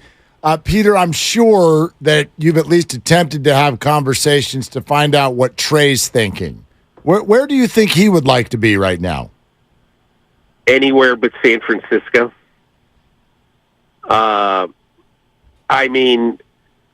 If I were him, I would want to go to a place that had a good coach of quarterbacks, a place that he knows that he could just have a little bit of a growth year this year in another offense, knowing that, opening the off season in 2024, he'd have a legitimate chance to compete for a starting job. Now, the reason why I say that I'd be hesitant about Minnesota is a very simple reason, okay? The Minnesota Vikings, if Kirk Cousins plays great and they win 2 playoff games, are going to sign Kirk Cousins, okay? They're not going to dump Kirk Cousins if he has a good year and takes them further in the playoffs than he has taken them to this point. The idea of the Vikings trading for Trey Lance now and putting all of these doubts in a guy who is a big thinker, in Kirk Cousins, I think it'd be a terrible move by the Vikings. But what I would want if I were Trey Lance is to go to a place. Kevin O'Connell is a very good coach of the position. I'd want to go there. I might want to go, if you're going to get traded right now, and even though I don't think they would do it, you might want to go to Washington to see what Eric Bieniemy / Patrick Mahomes can rub off on him.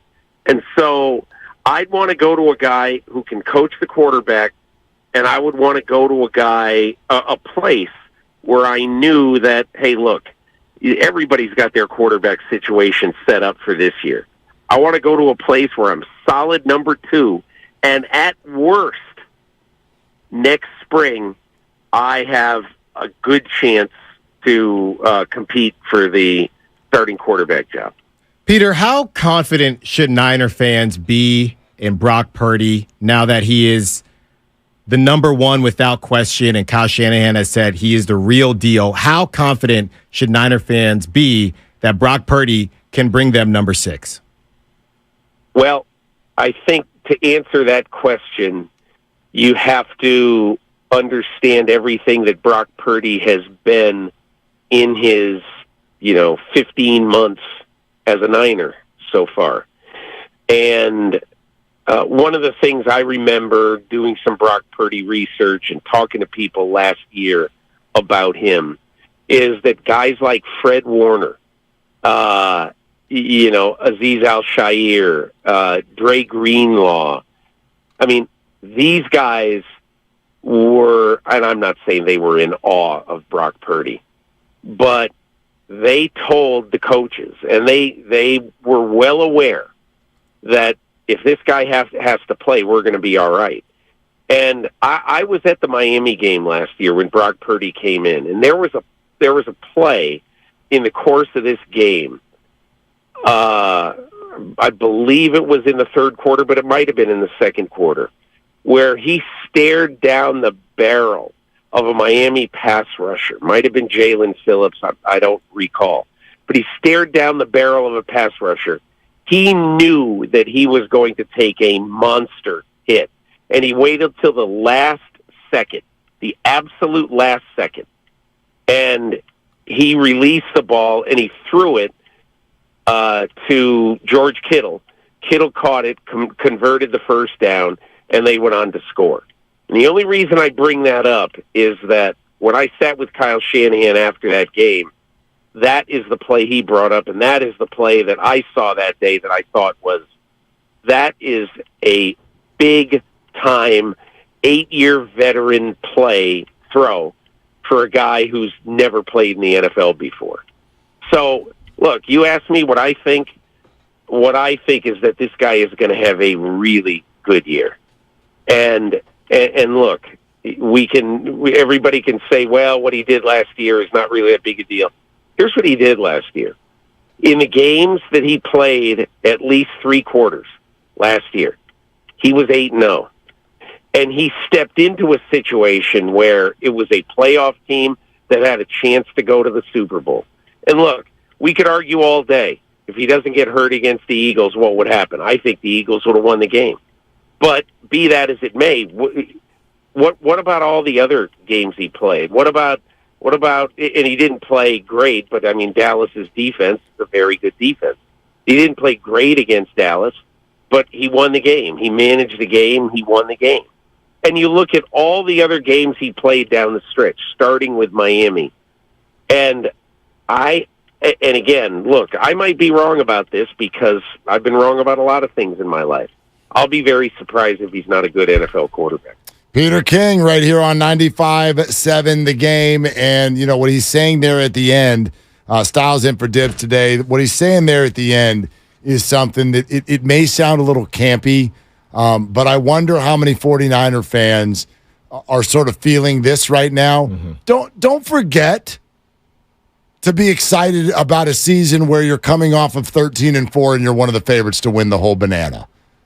Like, it is stunning. I get all the aspects of it. We're here talking about it every day. But this thing is not done yet. And if he does end up staying on the team, I would suggest to everybody at a certain point, like, dial into 49er football. It is stunning how much time is being used and energy on QB3. And even if he was QB2, that's QB2. Like, somewhere in this whole bucket, and what Peter just said there at the end is real important. Somewhere in here, I think everybody needs to realize that Brock Purdy, so far, is really good. Doesn't mean he's going to be great forever. Right. But, like, he's really good right now. Do you think there's been enough bridesmaid situations with the Niners to where some of this could even be Niners fans, dare I say, afraid to be excited? Totally. They don't want to get let down again. NFC Championship this, you get to the Super Bowl, you don't win it. Absolutely. I mean, this is, we were talking with Steiny and Goo earlier, who are on their way to Vegas, by the way. Make sure you check in tomorrow. But, like, we were talking with them earlier about this assumption that I hear in every corner of the 49er fan base that we're going to need at least 3 quarterbacks this year. They're going to at least. It's like, what? I'm not saying that it won't be that. Who knows? Mm-hmm. But, like, obviously admit that is our own wounding talking. No, it is. Obviously. It is. Now, I will give you this. So Dante Whitner was on Up and Adams yesterday, and he was saying when Kay Adams asked about trading Trey Lance, Dante Whitner said, well, Kyle Shanahan's system, you need a good backup QB. What are we supposed to do with that? I don't know if I buy it. The only reason in order to buy that, you would have to look at each specific injury and point to why Kyle's system is leading to that. Mm-hmm. And every injury is just wildly different.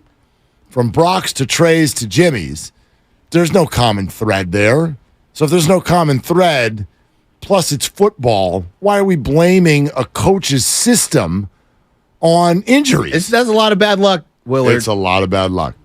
At what point would A you lot of be bad luck. willing to say, all right, I don't know what it is? If somebody goes, let's say they get through to QB7 this year. Sure.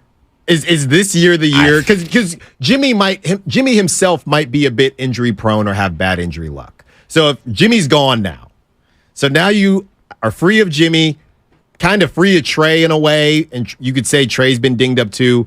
So you have Brock Purdy and Sam Darnold right now. If something happens, at what point would you say, all right, I don't know what it is, but it can't be, or would you just continue to say it is the worst stretch of luck? I'm pretty stubborn on this one just because it's the NFL. Like, they get hurt. Yeah. They all get hurt. Some of them, they can play through it. Some of the injuries and some of the people, and some of them can't. You know what I mean? Brock Purdy broke a rib last year, but he played through it. He didn't miss any games. Yeah. So, I don't know, man. There's just too many NFL players that have said that when you get to week 12 and beyond, we're all hurt. We're all hurt. You can't play that game and not get hurt. Quarterback's a little different. You stay a little cleaner, right? There's got to be a line. There's got to be a line. All right, QB 22. Not the all 22. All right. How many QBs we used? We used all 22. All of them. All right. Get over to YouTube because we're going to show you this gift that we're giving away at Fieldwork Brewing Company in San Ramon next Tuesday for Red and Gold Summit. We'll give everybody a few minutes to get over to YouTube if you want to take a look at it, and the radio audience will tell you all about it as well. But let's keep going on your calls. Carlos in San Jose here with Willard and Styles. Hey, Carlos, what you doing? Hey, so I have a quick take on this. I think this isn't about Lance. I think it's about Darnold. I think he fell in love with Darnold's skill set, and we've heard people say that he has like the best arm talent of any 49er quarterback that they've seen. Greg Cosell says he has just amazing arm talent. I think it's more of if Purdy goes out, he'd rather have Darnold there because Darnold just amazes him. I mean, these coaches have egos, and they think that they can fix these guys. And I'm not saying that Darnold's better than Lance. I think he just fell in love with the guy, and he's just like, this guy could be my quarterback of the future. I guess, Carlos, I got a question for you. I'm not gonna interrupt. I got a question for you. The question is, though, like, what makes you think when someone says Sam's got better arm talent, it seems like you're sort of like, well, wait a minute. Right? He's not better than Trey Lance. What did you see in Trey Lance that makes you think he's in that conversation? They're both number 3 overall picks. So you can't say, well, Lance is draft stock because Sam has the same stock. So what is it that you see in Trey Lance that makes you think that this Darnold thing sort of has strings attached to it? Lance, he has a lot of talent. He has the legs, the mobility, but you don't hear the same type of the strength of that arm talent as Darnold. And once again, we're just picking, but you do hear that Darnold has that arm talent. Like I said, I'm not saying Darnold's good. I just think these coaches fall in love with, especially Darnold's skill set more than what Darnold produced on the field. And Lance didn't do bad his first 2 preseason games. The first 2 series he struggled, but in the second quarter he did pretty well. He drove him down the field. Carlos. Even the last preseason game, he didn't do bad. And we can go back to Manning threw 30 interceptions his first year. But I think this is about Darnold as opposed to Lance. I think, in a way, if Purdy doesn't work out, I think he sees Darnold maybe as the guy who could be his quarterback for, 15 years? Yeah, I don't know about that. Carlos, thank you so much. I know that people, I know this got you earlier with what Orlovsky was saying and whatnot. And he was the only one because we went through Peter King and David Lombardi. They both said it's more about Trey. This is not, we're not going cart before horse here with this idea of now Darnold's going to be the starter and that's going to be long term. I don't think there's any of that. I know everyone's got a really hard time expressing this, accepting it, hearing it, talking about it. He's not very good right now. So I think he thinks that Sam's better than Trey. Well, I think that's the point, right? Now. Even it just, I don't know why we have to tiptoe around this so much. But even with what Carlos said, Kyle Shanahan feels more comfortable if something happened to Purdy. With Darnold, Well, yeah. I mean, Yes. that still says more about Trey than Sam Darnold. You wouldn't skip over Trey if you didn't think Sam Darnold looked better than Trey. And we've had everybody, it's all coming out now. Like I said, we had on David Lombardi. He continued to say that. Now, look, I don't recall it being as obvious, but it ultimately, Willard, it doesn't really matter now. It is what it is. They're moving forward. And we talked to Peter King and we talked to David Lombardi as it pertains to, hey, is this, we asked the question, right? We asked the question, is this about, if you look at what, that people have question marks about Brock Purdy's arm, and the one thing that Sam Darnold has is that elite arm talent. Is there something going on here? And we said, 5 years? Willard, Niners fans aren't used to no QB controversy. 5 years. 5 years. They don't know what to do with themselves. They don't know how to react. You don't have one. Not right now. Not as of 5:34. You asked the question, and he said it. It's more about the fact that Trey is behind. Okay? I asked it. And you know me. I wanted the tinfoil hat, Willard, and he wouldn't let me put it on. I wanted to put it on. He hasn't played well. And even that concept of he was pretty good in the preseason. No, he wasn't. He really wasn't. He had a good stretch of 5 throws at the end of the second game. Outside of that, he really, really, really wasn't.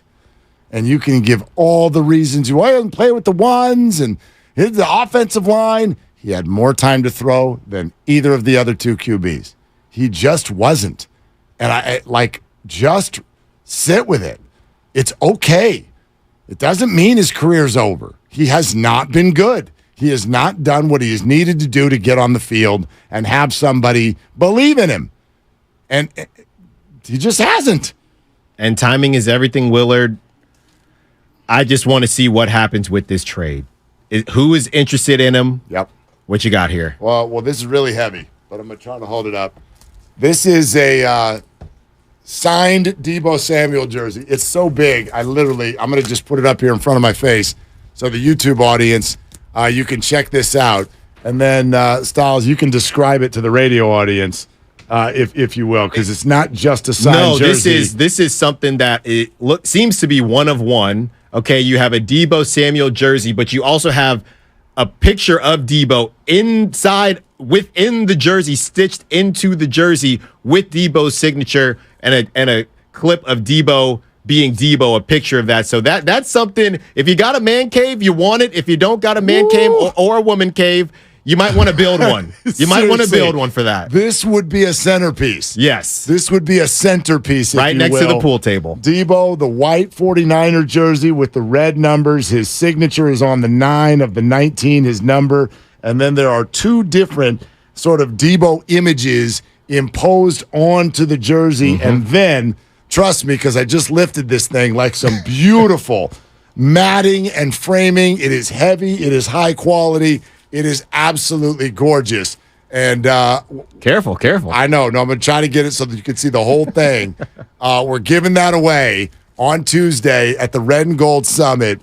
Fieldwork Brewing Company in San Ramon, and all you got to do is just be there. You just got to be there and come hang out with us, and all 6 hosts are going to be there talking about Red and Gold football before the season starts. Bring your pickup truck. Think good thoughts. That you're the one that's going to walk away with it. Because that's pretty nice there. You're going to, you can fit it in a back seat, but you don't bring all your friends. No. Got to put the back seat down because they could end up winning. Brian in San Jose here with Willard and Styles. Hey, Brian, what you doing? Hey guys, I've been stewing all day. I tried calling this morning, couldn't get through. I'm just so tired of the whining. 40 whiners for a reason, and I'm a lifelong Niner fan. I can't. Trey's been in the system for 3 years, and he struggled. I don't understand what people keep saying. Well, put him with the one. You can't do things in practice. You can't do it in the game. Why are we trying to give him the one? I just don't understand the love for him. Great guy. I wish him nothing but the best. I hope he does well. But for love of Pete, let's go on. Let's move on. Let's focus on Brock. Let's focus on how we're going to be good this year. And all these people calling in to say, I'm tired of Shanahan, I'm tired of this. What do you want? You want to leave Harbaugh again where we were winning and then suck for 3, 4, 5 years? You want to leave Shanahan? We're winning For the love of people, we're winning. Yes, we haven't won the Super Bowl. Suck it up, Buttercups. We're still winning. I'd rather be in the NFC Championship every year or in the mix than sucking like we were the last 5 years. For the love of God, shut your traps, people, and let's celebrate the Niners in our season. We are in a great position. Forget about the QB3. I'm so tired of every caller. Wah. Suck it up. Know your role. Shut your mouth. Let's go, Niners. Thank you, Brian. All right. Here's what I'll say about that. That was pent up he said he tried to get on, so all day he's been holding that in. He's been stewing all day. Yeah. Okay, so here's the thing. Brian, I think people will get there, but I don't know if people will get there if Trey is still on the team and there are injuries, and that's why the 49ers, I think, are trying so hard to find him a new address. That energy right there, that back and forth, that is a distraction to what a group of people who have a common goal are trying to do. And so Brian's frustration, I think, is almost an extension of what the 49ers probably feel behind closed doors. They don't have anything against Trey. They got something against the reaction to Trey. But I know we're up against it. It's just funny to me when we care. Since when has an organization cared how fans think? I could answer that. Coming up next on 95.7 The Game. Thanks to the Xfinity 10G network, my little brother's friends won't leave our house. When I was their age, internet with basically no interruptions was a pipe dream. You sound like my...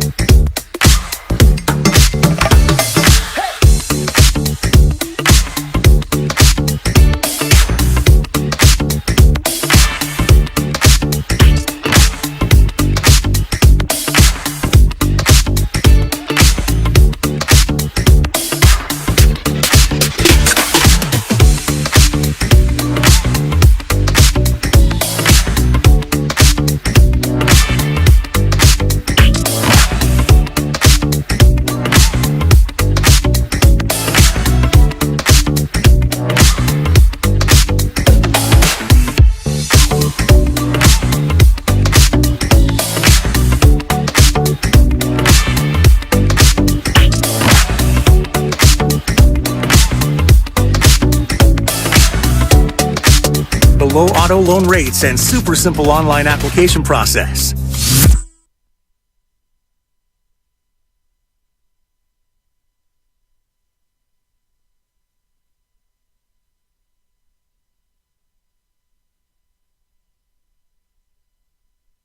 Who's your coworker today? I'm sorry, man. I don't know. Now, back to Willard and Dibs on 95.7 The Game. All right, it's been fun today. Thanks for being in, man. Of course.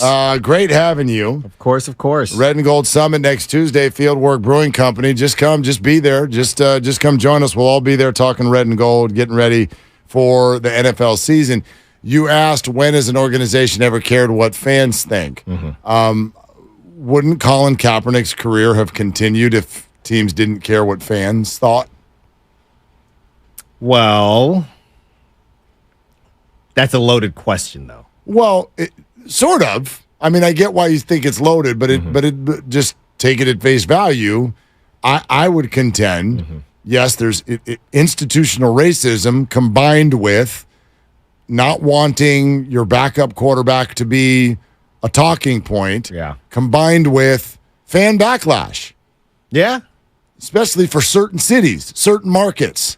Right. But that situation, okay, and how polarizing it was, I said the last time, not the Niners specifically, just in general, right?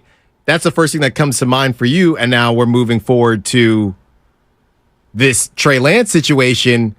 Doesn't it feel, is overblown the right word? Maybe once the season starts. This one being overblown? Yeah, of course compared to the Kaepernick situation. Well, of course it is. It doesn't have nearly the social impact and conversation that one did. The overlap for me, though, is that NFL teams, and you can say they're right, wrong, and yes, the reasoning is totally different, but NFL teams do not want this kind of talk and controversy going on about their backup quarterbacks.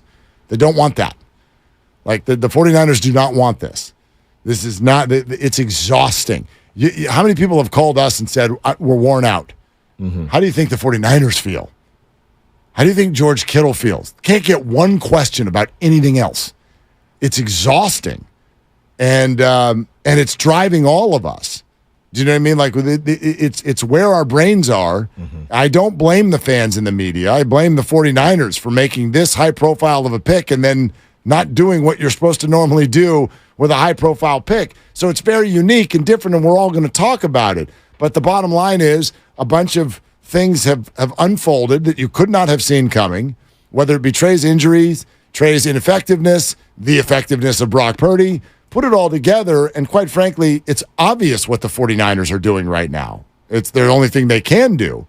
But they also cannot stop everybody from going absolutely bonkers over this, and they want that out of the room.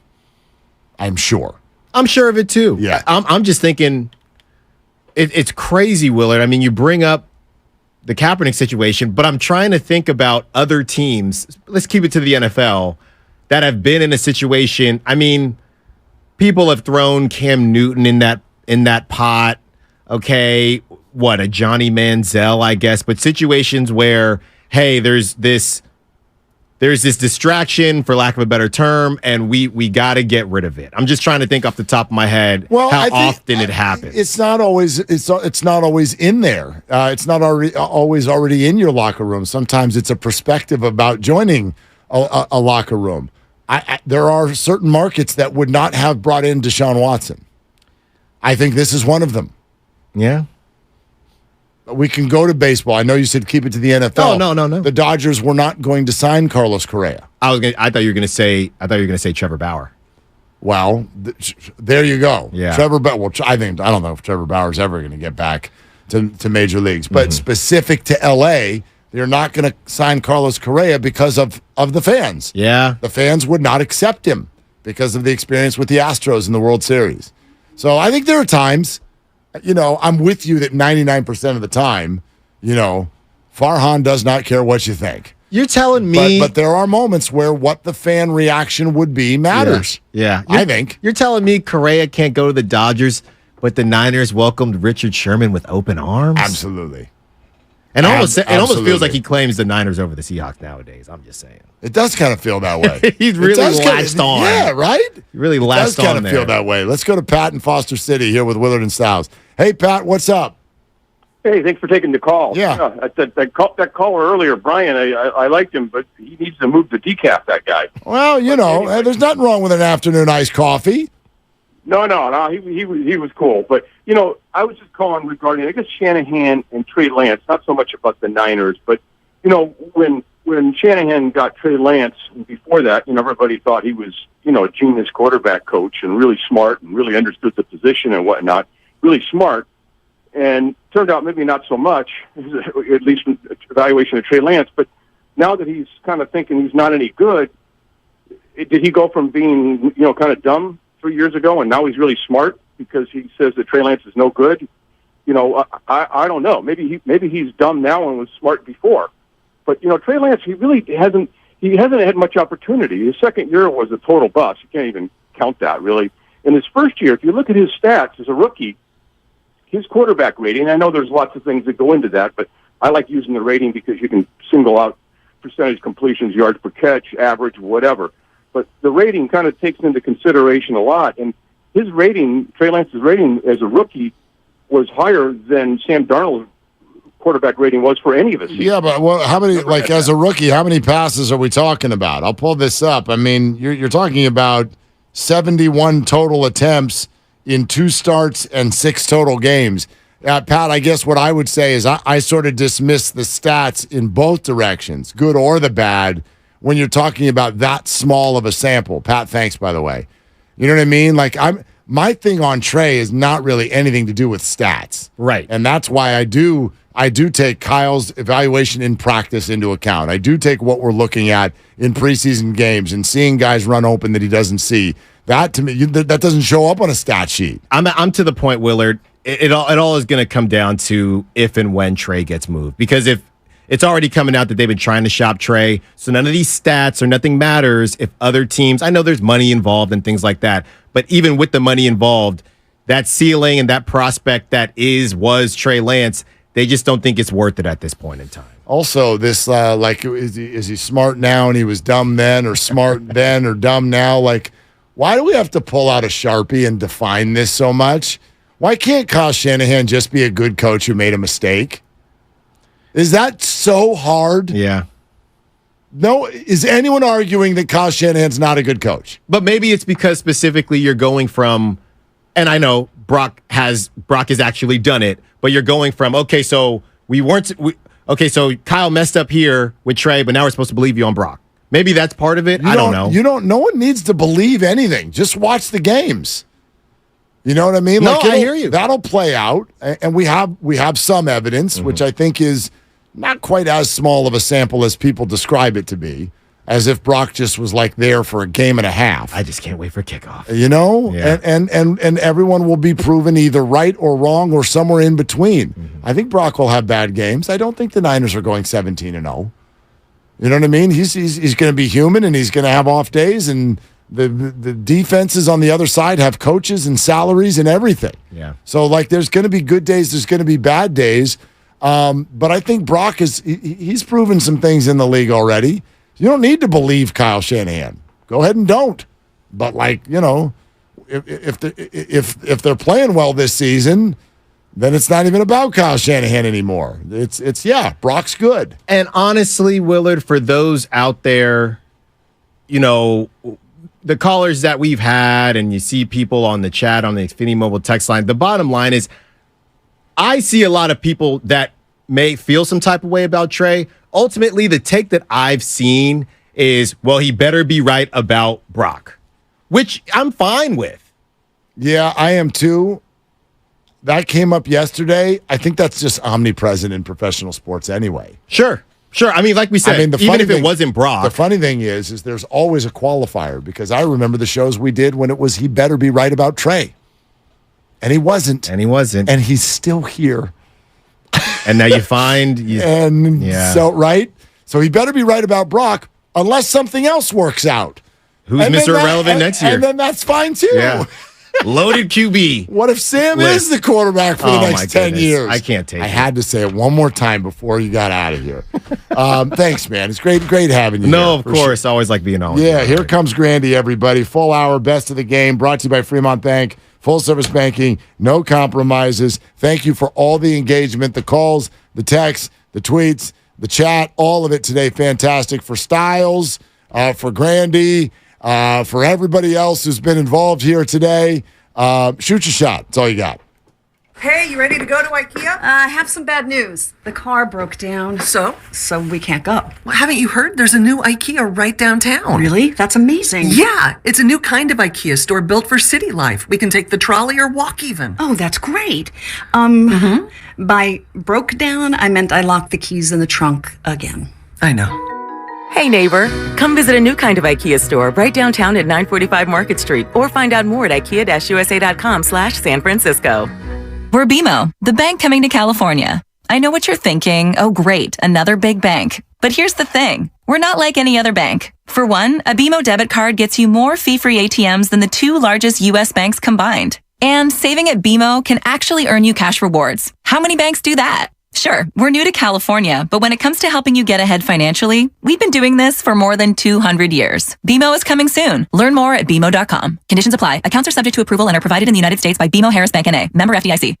The best time to get a great deal on a Jeep 4xe SUV is now, during the Summer of Jeep event. Well-qualified lessees get a low-mileage lease on the 2023 Jeep Wrangler Willys 4xe for $369 a month for 36 months, with $4,770 due at signing. Tax title, license extra, no security deposit required. Call 1-888-925-JEEP for details. Requires dealer contribution and lease through Stellantis Financial. Extra charge for miles over 30,000. Includes 7,500 EV cap cost reduction. Not all customers will qualify. Residency restrictions apply. Take delivery by 9/5. Jeep is a registered trademark. Not all water heaters are made equally. Some can be temperamental.